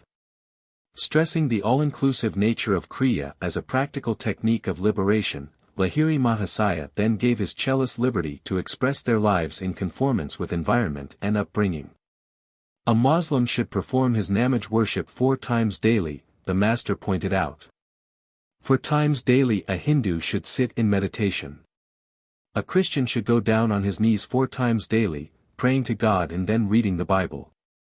With wise discernment the Guru guided his followers into the paths of bhakti, devotion, karma, action, jnana, wisdom, or raja, royal or complete, yogas, according to each man's natural tendencies. The master, who was slow to give his permission to devotees wishing to enter the formal path of monkhood, always cautioned them to first reflect well on the austerities of the monastic life. The great Guru taught his disciples to avoid theoretical discussion of the scriptures. He only is wise who devotes himself to realizing, not reading only, the ancient revelations, he said. Solve all your problems through meditation. Exchange unprofitable religious speculations for actual God contact. Clear your mind of dogmatic theological debris, let in the fresh, healing waters of direct perception. Attune yourself to the active inner guidance. The divine voice has the answer to every dilemma of life. Though man's ingenuity for getting himself into trouble appears to be endless, the infinite succor is no less resourceful. Lahiri Mahasaya, disciple of Babaji and Guru of Sri Yukteswar. The master's omnipresence was demonstrated one day before a group of disciples who were listening to his exposition of the Bhagavad Gita. As he was explaining the meaning of Katastha Chaitanya or the Christ consciousness in all vibratory creation, Lahiri Mahasaya suddenly gasped and cried out. I am drowning in the bodies of many souls off the coast of Japan. The next morning the cellist read a newspaper account of the death of many people whose ship had foundered the preceding day near Japan. The distant disciples of Lahiri Mahasaya were often made aware of his enfolding presence. I am ever with those who practice Kriya, he said consolingly to cellists who could not remain near him. I will guide you to the cosmic home through your enlarging perceptions. Swami Satyananda was told by a devotee that, unable to go to Benares, the man had nevertheless received precise Kriya initiation in a dream. Lahiri Mahasaya had appeared to instruct the Chela in answer to his prayers. If a disciple neglected any of his worldly obligations, the master would gently correct and discipline him. Lahiri Mahasaya's words were mild and healing, even when he was forced to speak openly of a Chela's faults, Sri Yukswar once told me. He added ruefully, no disciple ever fled from our master's barbs. I could not help laughing, but I truthfully assured Sri Yukswar that, sharp or not, his every word was music to my ears. Lahiri Mahasaya carefully graded Kriya into 4 progressive initiations. He bestowed the 3 higher techniques only after the devotee had manifested definite spiritual progress. One day a certain Chela, convinced that his worth was not being duly evaluated, gave voice to his discontent. Master, he said, surely I am ready now for the 2nd initiation. At this moment the door opened to admit a humble disciple, Brinda Bhagat. He was a Benares postman. Brinda, sit by me here. The great Guru smiled at him affectionately. Tell me, are you ready for the 2nd technique of Kriya? The little postman folded his hands in supplication. Gurudiva, he said in alarm, no more initiations, please. How can I assimilate any higher teachings? I have come today to ask your blessings, because the first divine Kriya has filled me with such intoxication that I cannot deliver my letters. Already Brinda swims in the sea of spirit. At these words from Lahiri Mahasaya, his other disciple hung his head. Master, he said, I see I have been a poor workman, finding fault with my tools. The postman, who was an uneducated man, later developed his insight through Kriya to such an extent that scholars occasionally sought his interpretation on involved scriptural points. Innocent alike of sin and syntax, little Brinda won renown in the domain of learned pundits. Besides the numerous Benares disciples of Lahiri Mahasaya, hundreds came to him from distant parts of India. He himself traveled to Bengal on several occasions, visiting at the homes of the fathers-in-law of his 2 sons. Thus blessed by his presence, Bengal became honeycombed with small Kriya groups. Particularly in the districts of Krishnanagar and Bishnupur, many silent devotees to this day have kept the invisible current of spiritual meditation flowing. Among many saints who received Kriya from Lahiri Mahasaya may be mentioned the illustrious Swami Vaskarananda Saraswati of Benares, and the Diagar ascetic of high stature, Balananda Brahmachari. For a time Lahiri Mahasaya served as private tutor to the son of Maharaja Iswari Narayan Sinha Bahadur of Benares. Recognizing the master's spiritual attainment, the Maharaja, as well as his son, sought Kriya initiation, as did the Maharaja Jyotindra Mohan Thakur. A number of Lahiri Mahasaya's disciples with influential worldly position were desirous of expanding the Kriya circle by publicity. The Guru refused his permission. One Chela, the royal physician to the Lord of Benares, started an organized effort to spread the master's name as Kashi Baba, exalted one of Benares. Again the Guru forbade it. Let the fragrance of the Kriya flower be wafted naturally, without any display, he said. Its seeds will take root in the soil of spiritually fertile hearts. Although the great master did not adopt the system of preaching through the modern medium of an organization, or through the printing press, he knew that the power of his message would rise like a resistless flood, inundating by its own force the banks of human minds. The changed and purified lives of devotees were the simple guarantees of the deathless vitality of Kriya. In 1886, 25 years after his Raniket initiation, Lahiri Mahasaya was retired on a pension. With his availability in the daytime, disciples sought him out in ever-increasing numbers. The great guru now sat in silence most of the time, locked in the tranquil lotus posture. He seldom left his little parlor, even for a walk or to visit other parts of the house.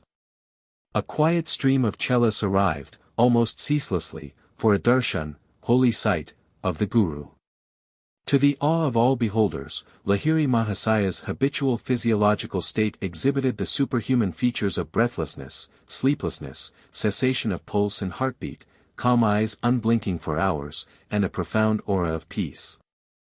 No visitors departed without upliftment of spirit, all knew they had received the silent blessing of a true man of God. The master now permitted his disciple, Panchanan Bhattacharya, to open an Arya Mission institution, in Calcutta. Here the saintly disciple spread the message of Kriya Yoga, and prepared for public benefit certain yogic herbal medicines. In accordance with ancient custom, the master gave to people in general a neem oil for the cure of various diseases. When the guru requested a disciple to distill the oil, he could easily accomplish the task. If anyone else tried, he would encounter strange difficulties, finding that the medicinal oil had almost evaporated after going through the required distilling processes. Evidently the master's blessing was a necessary ingredient. Lahiri Mahasaya's handwriting and signature, in Bengali script, are shown above. The lines occur in a letter to a chela. The great master interprets a Sanskrit verse as follows: "He who has attained a state of calmness wherein his eyelids do not blink, has achieved Sambhavi Mudra." Signed, Sri Shima Charan Deva Sharman. The Arya Mission Institution undertook the publication of many of the Guru's scriptural commentaries. Like Jesus and other great prophets, Lahiri Mahasaya himself wrote no books, but his penetrating interpretations were recorded and arranged by various disciples. Some of these voluntary amanuenses were more discerning than others in correctly conveying the profound insight of the Guru, yet, on the whole, their efforts were successful. Through their zeal, the world possesses unparalleled commentaries by Lahiri Mahasaya on 26 ancient scriptures. Sri Ananda Mohan Lahiri, a grandson of the master, has written an interesting booklet on Kriya. The text of the Bhagavad Gita is a part of the great epic, the Mahabharata, which possesses several knot points, Vyaskutas, Sri Ananda wrote. Keep those knot points unquestioned, and we find nothing but mythical stories of a peculiar and easily misunderstood type. Keep those knot points unexplained, and we have lost a science which the East has preserved with superhuman patience after a quest of thousands of years of experiment. It was the commentaries of Lahiri Mahasaya which brought to light, clear of allegories, the very science of religion that had been so cleverly put out of sight in the riddle of scriptural letters and imagery. No longer a mere unintelligible jugglery of words, the otherwise unmeaning formulas of Vedic worship have been proved by the master to be full of scientific significance.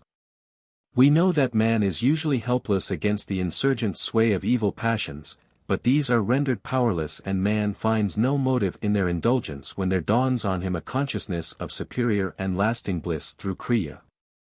Here the give-up, the negation of the lower passions, synchronizes with a take-up, the assertion of a beatitude.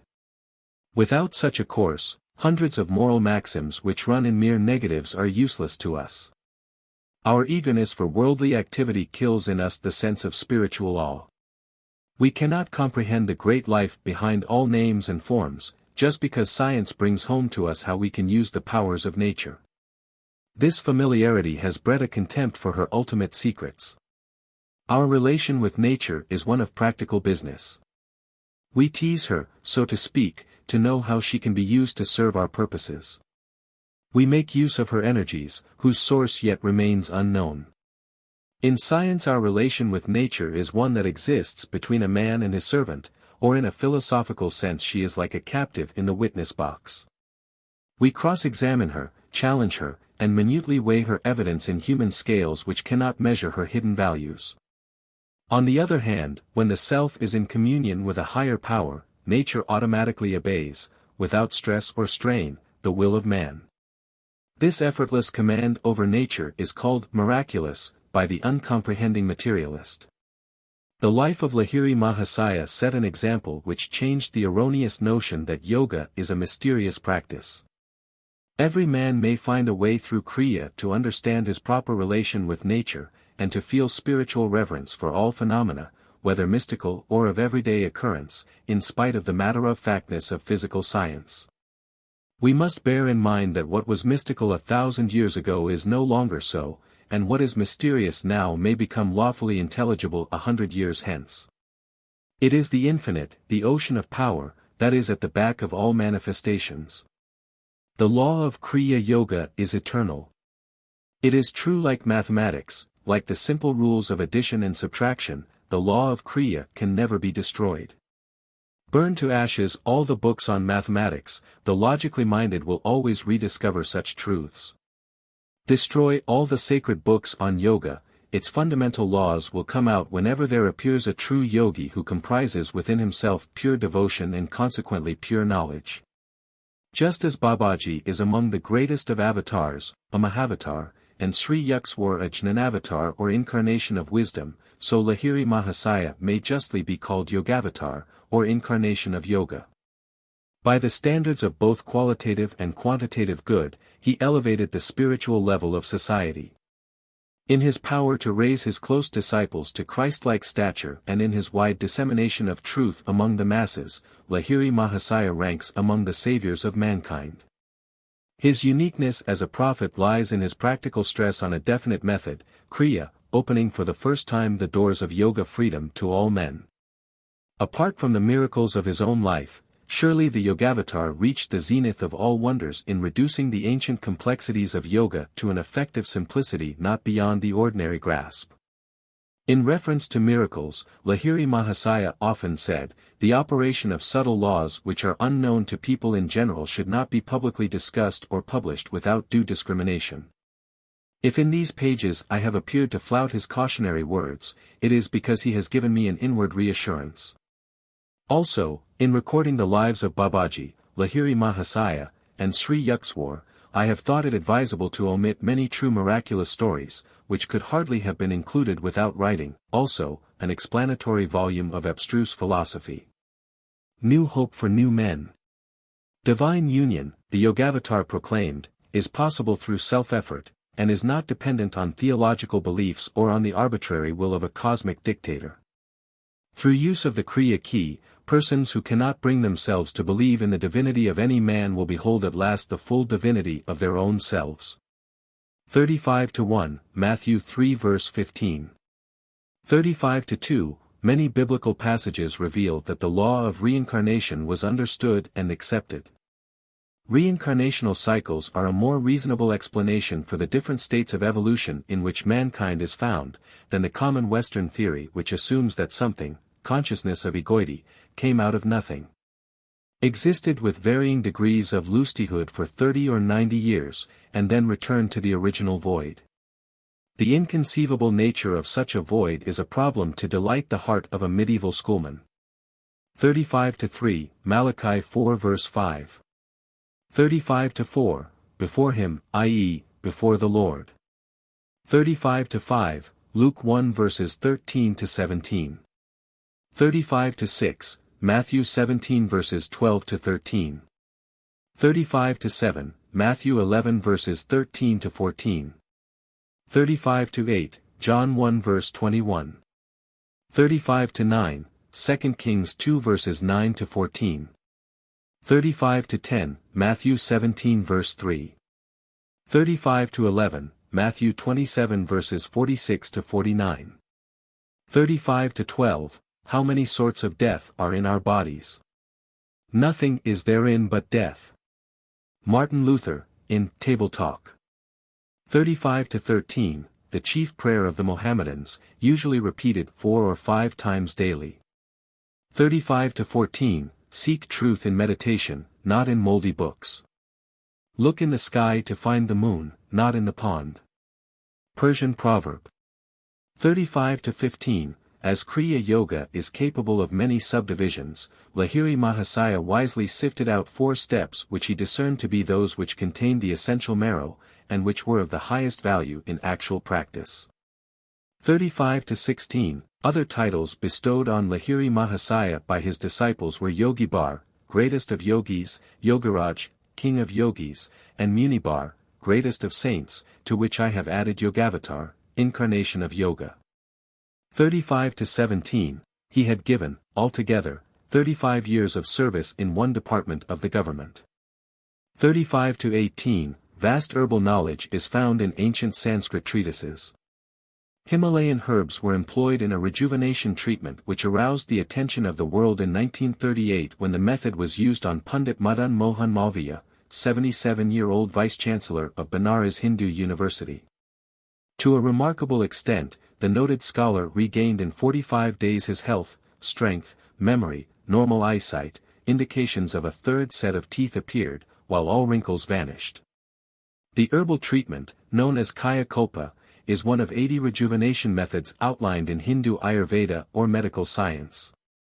Pandit Malviya underwent the treatment at the hands of Sri Kalpakarya Swami Beshandasji, who claimed 1766 as his birth year. He possesses documents proving him to be more than 100 years old. Associated Press reporters remarked that he looked about 40. Ancient Hindu treatises divided medical science into 8 branches: Salya, surgery; Salakya, diseases above the neck; Kayachikitsa, medicine proper; Buddhavidya, mental diseases; Kaumara, care of infancy; Agata, toxicology; Rasayana, longevity; Bhajakarana, tonics. Vedic physicians used delicate surgical instruments, employed plastic surgery, understood medical methods to counteract the effects of poison gas, performed caesarean sections and brain operations, were skilled in dynamization of drugs. Hippocrates, famous physician of the 5th century BC, borrowed much of his materia medica from Hindu sources. 35 to 19, the East Indian margosa tree. Its medicinal values have now become recognized in the West, where the bitter neem bark is used as a tonic, and the oil from seeds and fruit has been found of utmost worth in the treatment of leprosy and other diseases.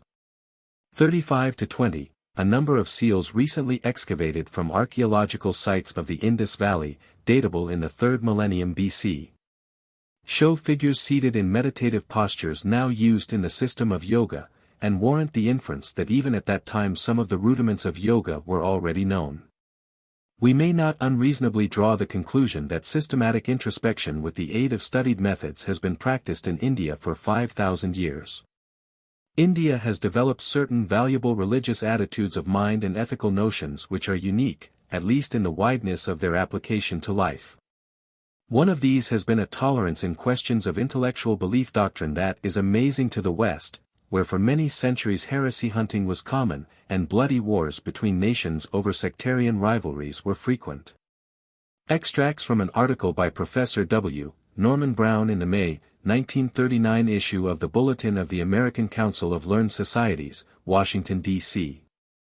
35 to 21, one thinks here of Carlyle's observation in Sartor Resartus, the man who cannot wonder, who does not habitually wonder, and worship, were he president of innumerable royal societies and carried the epitome of all laboratories and observatories, with their results, in his single head, is but a pair of spectacles behind which there is no eye.